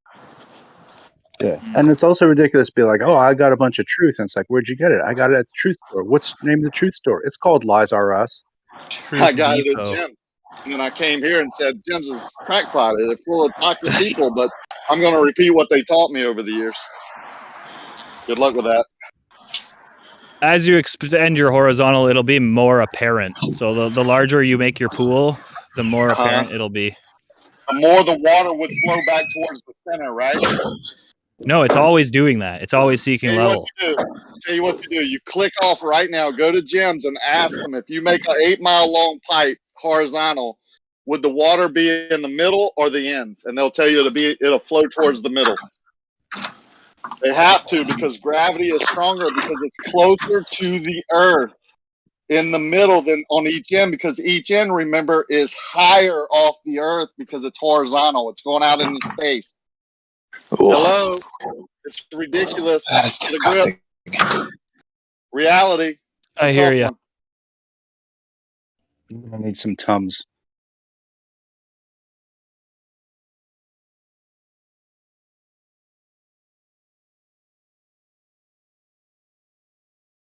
I call it the Xanax effect myself. You can call it what you want. Either way, it's ridiculous. Sorry, Xanax. Your spirit level example is identical to your tile, your blue tiles. My spirit level is 1,000. We could have. No, it's over 9,000 actually. We could have stuck with the perfectly horizontal spirit level. Dragon Ball Z guy doesn't get the it's over 9,000 joke. Fine. I got it. I All right. heard you. Okay. Vegeta, what's his power level? It's over 8,000. It's actually 8. 8,000. In the original. Yeah, I'll go back and listen to the original. Don't even try to fight it. Was that Frieza versus Vegeta? Frieza Saga. No, it's Vegeta and Raditz versus. No, not Raditz. The first guy. The first Saiyan. I forget his name. Oh. It's Dragon Ball. Like it's early. Yeah. I'll go back in the time machine. Thanks. Distract the conversation.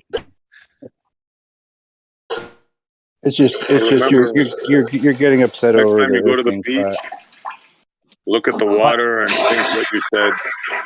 You said it both I'm drops. listen, guys. as round as the Earth could ever be for level you, is- it can't be that for us. It's Yeah, okay. yeah. It's okay. So the that way you're you guys are all getting of it. frustrated with me, it's the same. Like I'm getting frustrated with you. Like I can't get my idea across, or maybe I can, and you can too.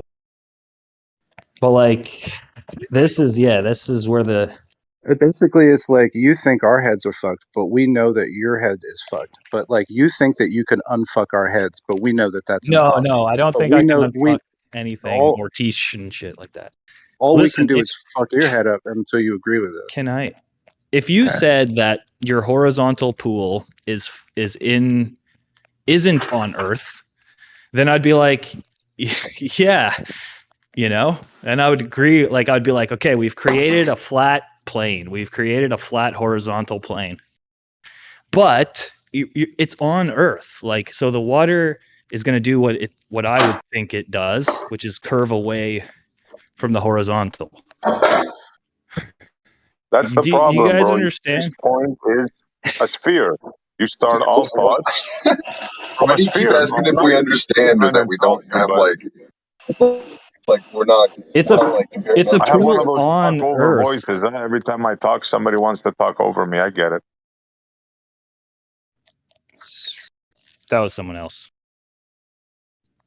It's cool. So the water is going to behave like it would on Earth, is what I'm saying. It would behave like it would on Earth, but if this horizontal, perfectly straight pool was just free floating in space, which Okay. Can we redefine this a little bit? Because you're talking about like as it would on Earth, but to you in that context, it means that water bends around a ball. But can we just go with like a local version of this? Is that where your pool and your pool is not curved? So yeah. So the local version where he keeps saying like I build pools every day and I don't see any kind of deviation. I would say the deviations are so tiny at that scale that you can't. And then they ask me, like, at what point can you see the deviation? if we're not Okay, like, but I had a different argument with you. Okay, and Go you ahead. said 3 different things, right? You said But the water they both sound drops. different. Go ahead. Yeah, you They said the sound water different. both drops, humps, and is level. How can you Yeah, have yeah. that? Like, I don't get that, bro. Seriously. Because we're talking about like a rectangle we're talking about like a horizontal line on Earth. Like, so the water isn't gonna just fall. Like, it's gonna fill up the container it's in, and the surface will deviate away from the horizontal line because the example you're giving is basically a lake on Earth.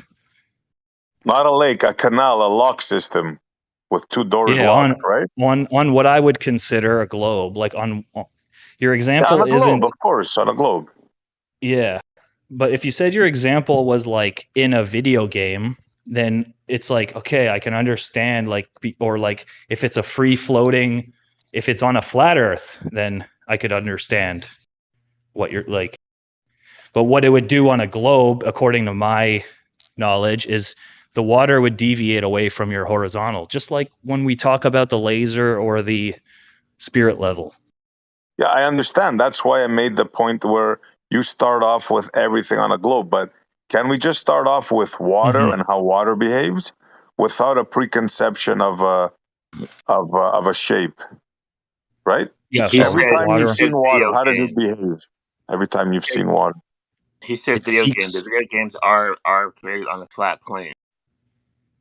Yeah, so like yeah. If you want to put your horizontal line in the video game in the pool and all that, yeah, that makes.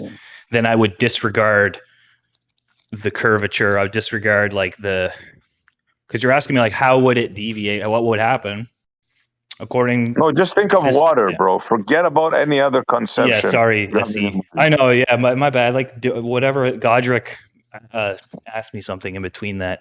Water seeks level and fills its container and seeks level. Yeah, go ahead. Right. So if you go with what water does, right, you have to admit to yourself that everything else you add after that is based on a concept you have of a model, which dictates what you're 100%. going to say next. Now, I can Definitely, use that's what that I'm to trying to ridicule say. you, but I'm not doing that, bro. I'm trying to make you understand the paradoxes here. No, You I follow get it. me? Yeah, for sure. And I was trying to explain that. Like, if that's what I'm saying is, I'm building this horizontal pool that Rakia was explaining. I'm building it on on what would happen on a globe. Yeah, That's right. Yeah, you're right. I You're want right. you to see that. Yeah, because you 100%. can't let that go, bro. Once you let that go, that part of it go, like let go of a model, and you start thinking reality, how things really work. Then you might, then you might come to our understanding, like the way we think, right? Forget the model. Try to like distance yourself from your first thought being, I'm on a model. It's kind of, you're asking me to forget the definition of level and like use a different definition for level. Because in my mind, level means senses and think of physics in reality, how water behaves, how a plumb bob behaves, how we started this. Remember with Home Depot, with the spirit level, how that works. Think of it in those terms. Yeah. No, I get what you're saying. Yeah, I would have to rewrite the definition of level, and then while you're asking the question, I'd have to say like the water's seeking level and it's being perfectly horizontal. Like I would come to the same conclusion as you. Exactly. Right now, like my understanding of level is that it stays the same distance from, say, for example, sea level. Yeah, because so like you have 1 a meter above preconceived sea level. notion. Oh, sorry to interrupt you. Yeah. Go ahead. 1 meter above sea level in Canada is 1 meter above sea level. Like, it's like, because you have a which preconceived notion in your in my mind. head is curved, which in my head Yeah, is like curved. exactly. It's a curved. Yeah. Exactly. Same Bro. with That's the what I'm trying to pool. tell you. Yeah. I'll back off now. I said enough, but I just want you to No, I understand get that because you're basing everything on that curved surface. And yeah, in your mind, all around the sphere, I can be 3 feet above that. But if you think about how water works in reality, real physics, you'll see, wait a minute, man, does that really make sense? That's all I'm telling you to do for now. That's it. I'm done. I hear you. But that isn't, in my head, that isn't real physics, because real physics was, quote unquote, taught to me in school, and level doesn't mean perfectly horizontal, like, so it is, it's like impossible. I get what you're saying and trying to make me understand though, like, and I'm glad you're not angry about it. Hey, Pistachio, I forgot to tell you this earlier, but I tagged you so you can find it. But I have two interviews on my channel with two separate land surveyors. I think you'll find those an interesting listen. Okay, I'll watch eventually. Well, Thank you. You can just listen because it's a phone interview, so you can drive and listen or whatever. All right, I'm gonna get in here real quick. Pistachio, how long you been in the chat, or like in flat Earth in general? Fuck. Microphone. Too long. Too many years. Like 2-3 years. I don't know. Okay, so you have a pretty good understanding. You don't need to be told if something is curved or not, right? Yes, I like to think so. So I mean, everyone here was just like trying to explain that on our conception, that there's no curving, and like it just seemed kind of pedantic. Like if you've been in this discussion for 2 or 3 years, like you understand already. Yeah, no, I get what you're trying to say. Okay, so Well, let like me come he's in telling this me direction. about. Yeah, go ahead. Like that's all well and good. Like you already know that stuff, but I mean, let me ask you, like, do you know anything about like conspiracy? Anything? I mean, do you have any alternative views whatsoever? Yeah, 100%. You don't know me too well. I don't think I've ever talked to you, but yeah, I've been around. Dudes in here generally like me because of my other conspiracy. Like that is why I am attracted to these places. Yeah. Would you say that this is like the one thing that you're just like not on board with? No, because I do see. The reason why I even dug into flat Earth or like came to these servers is because of shit, like Hollow Moon shit, all the NASA bullshit. Hang on, give me a second. Okay. Here, flatters. This little flatter. Hey, what were you saying about my mic snacks? My mic sucks, dude. Sorry, I'm on speakerphone. I should be talking right. No, your mic's cool. It's got like a little kind of like high end like pixelization sort of. Oh, it sounds good. It sounds like crap for me. I'm all about truth and conspiracy and unjabbed hate the new world order kind of shit. I like all that stuff. Yeah, Matrix stuff. Well, we don't talk a lot about that here, but like I get you. Yeah. Because we're on YouTube, you know. And like let me when just I say do this, man. dig in, sorry, one more thing is when I do dig into flat Earth, like I do dig in honestly. Like I'm looking for evidence. Like when I see, like yesterday, I mentioned the vomit comet footage and like just the weird NASA videos, and I was talking to Globers and asking them what they thought. Okay. All right. So, I mean, let me ask you this: do you think that they went to the moon or no?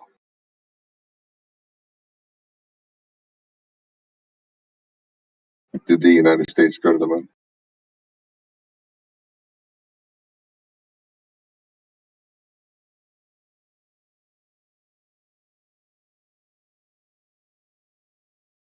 Did my internet break?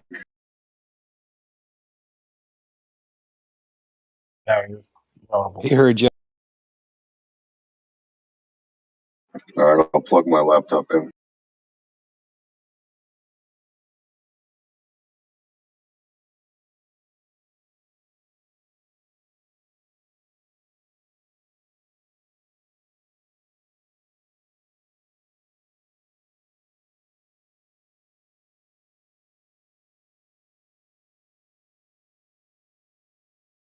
I don't know if this is all dead air or if it's just my internet. Could somebody help me? I can hear you. All right, cool.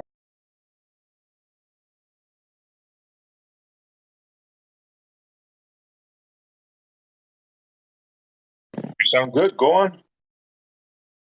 Yeah, I was waiting to hear back from Pistachio. I didn't hear anything. All right.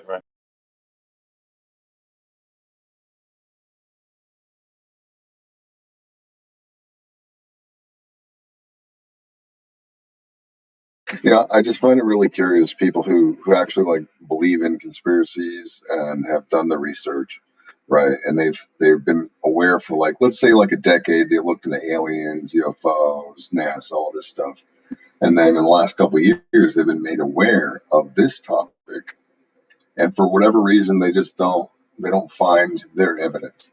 But I kind of have to question him on like what he considers evidence or like what avenues he's researched down because if you look at this stuff historically, if you look at the alternative competing theories, if you look at like the occult nature of things, if you connect the dots with the names, the organizations, the military, you know, and then you go back to the Nazis, you got the Jesuits and the Catholic Church. Like, there's so much compounding evidence. It's really kind of hard to say that there's not something going on that is completely related to something that would be like this. But if you just are only looking at like a spirit level, you're going to have a hard time.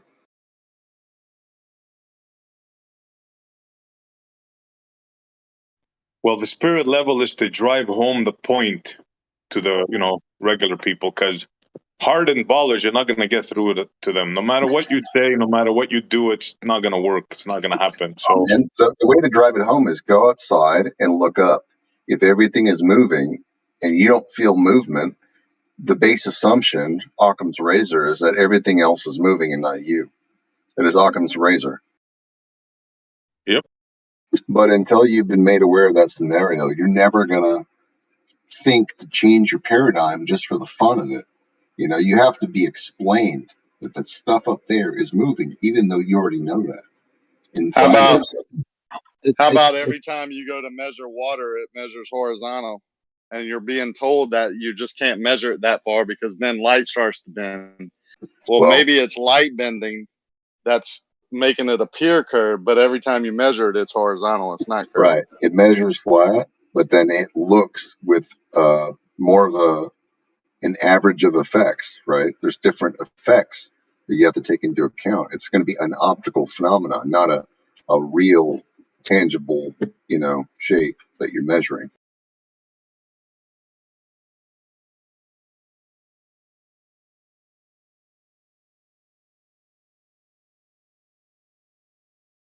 Yeah, I wonder where he ran off to. We were just getting started.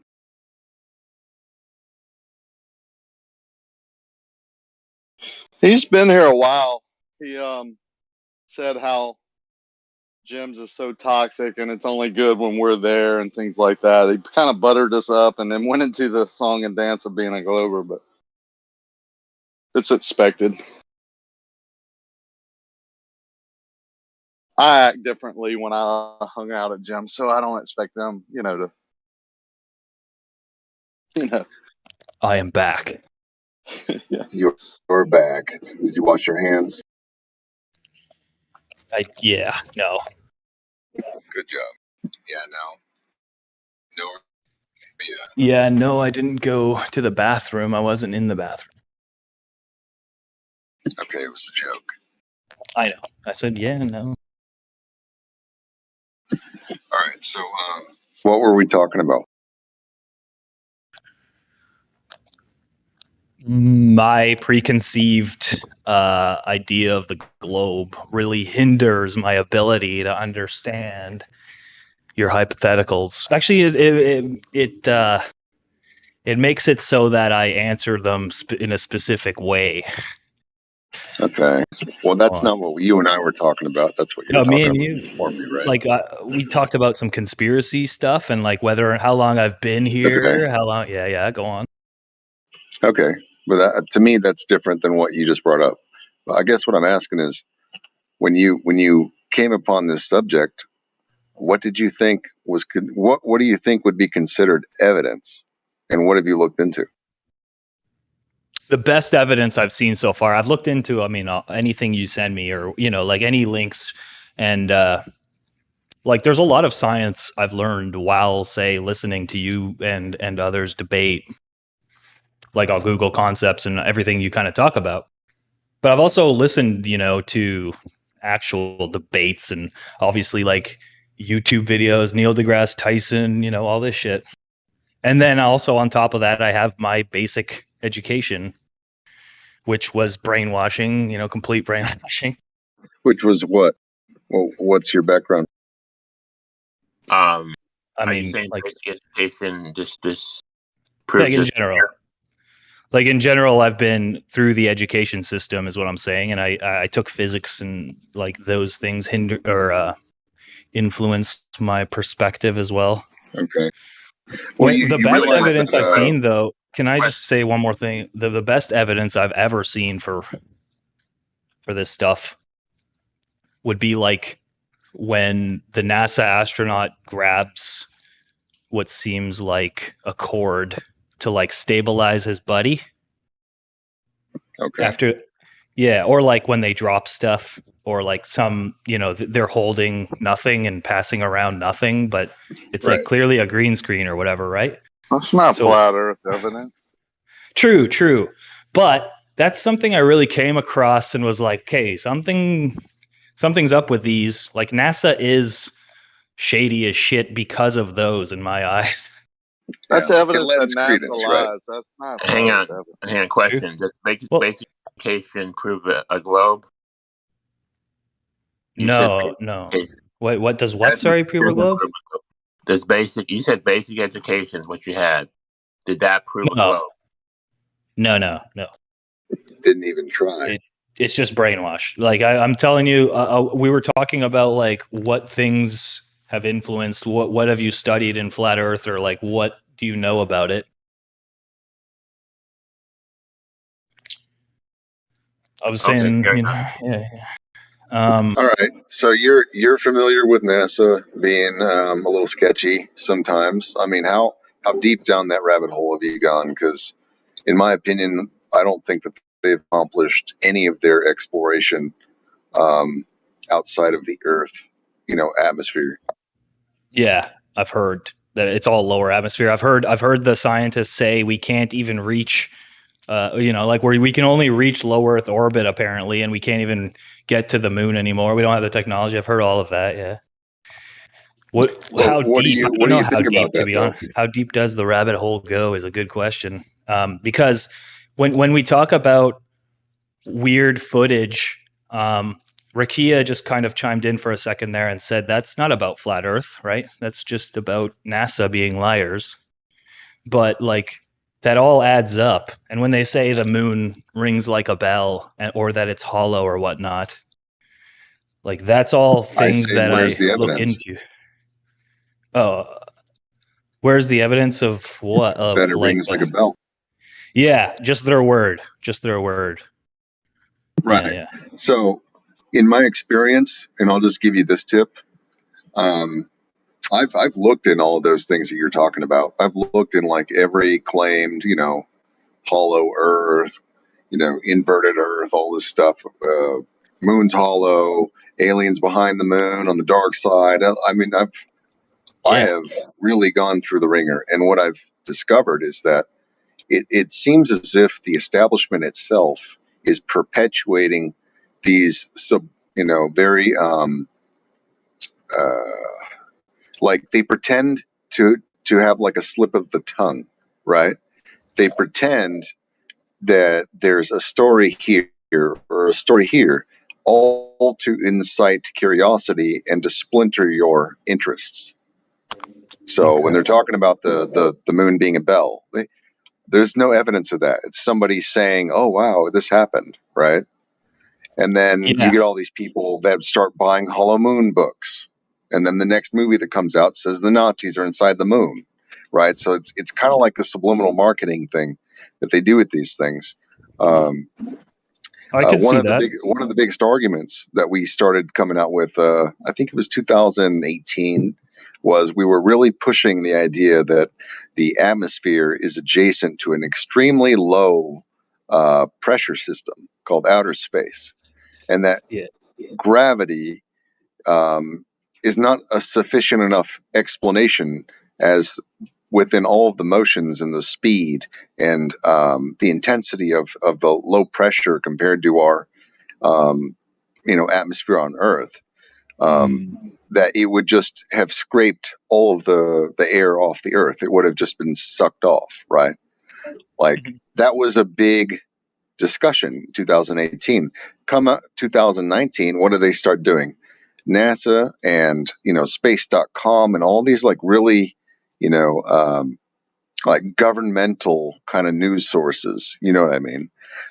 They'll come out with an article that says, we discovered that the atmosphere actually extends all the way past the moon, and then it's a gradient, which fits identically into the argument that we were previously having. And they'll do things like this all the time, where they're pushing the goalpost or moving the goalpost, or what they'll do is they'll straw man the position, and they'll say things or they'll present images for total misdirection, and they'll use titles that we use only to steal the attention and to reframe what people think about that title. So when they see our title, they'll think of the straw man instead of what we're talking about. Things like that. Like, it's total psychological warfare. And what I'm here to tell you is that if you look at this stuff historically, if you look at the people who run the science, the big names, these people are all occultists, all of them. They live a double life, and most of them, and what you'll find is you'll find maybe a dozen names in history that contributed to the globe model that we currently use today. And what you'll find is that almost every one of those people, they didn't even propose the ideas that they wrote about. It was usually someone after the fact that found their work and repurposed it and fit it into the model. So it appears that the principalities and the people in control at that time, what they were doing was they were hiring a bunch of people to throw shit on the wall. And then they found the shit that they wanted to use after they were dead, and they used it for their own personal gain. Yeah, I hear And they you. fabricated this story over time. You get me? Like, yeah, definitely. I get that, and I understand that very well. When it comes to, say, other conspiracy theories as well, or like, say, the denial of the Messiah and how history has played out since then. Like, I get what you're saying. They do that. But when it comes to, like, say, explaining the pressure difference and like, I've just been taught by, like, atheist scientists. I get it. I have an explanation for why. It's just it's so hard to only convey. have explanations. That's the thing. Yeah. And unfortunately, these explanations, they are filled with propaganda and brainwashing themselves. Like the units, if they say, you just have one atmosphere next to low pressure. Oh, that's basically nothing, right? Yeah, they're reframing the what do you call it? How you talk about it. Like when they, instead of saying miles, right, or inches or feet or something that is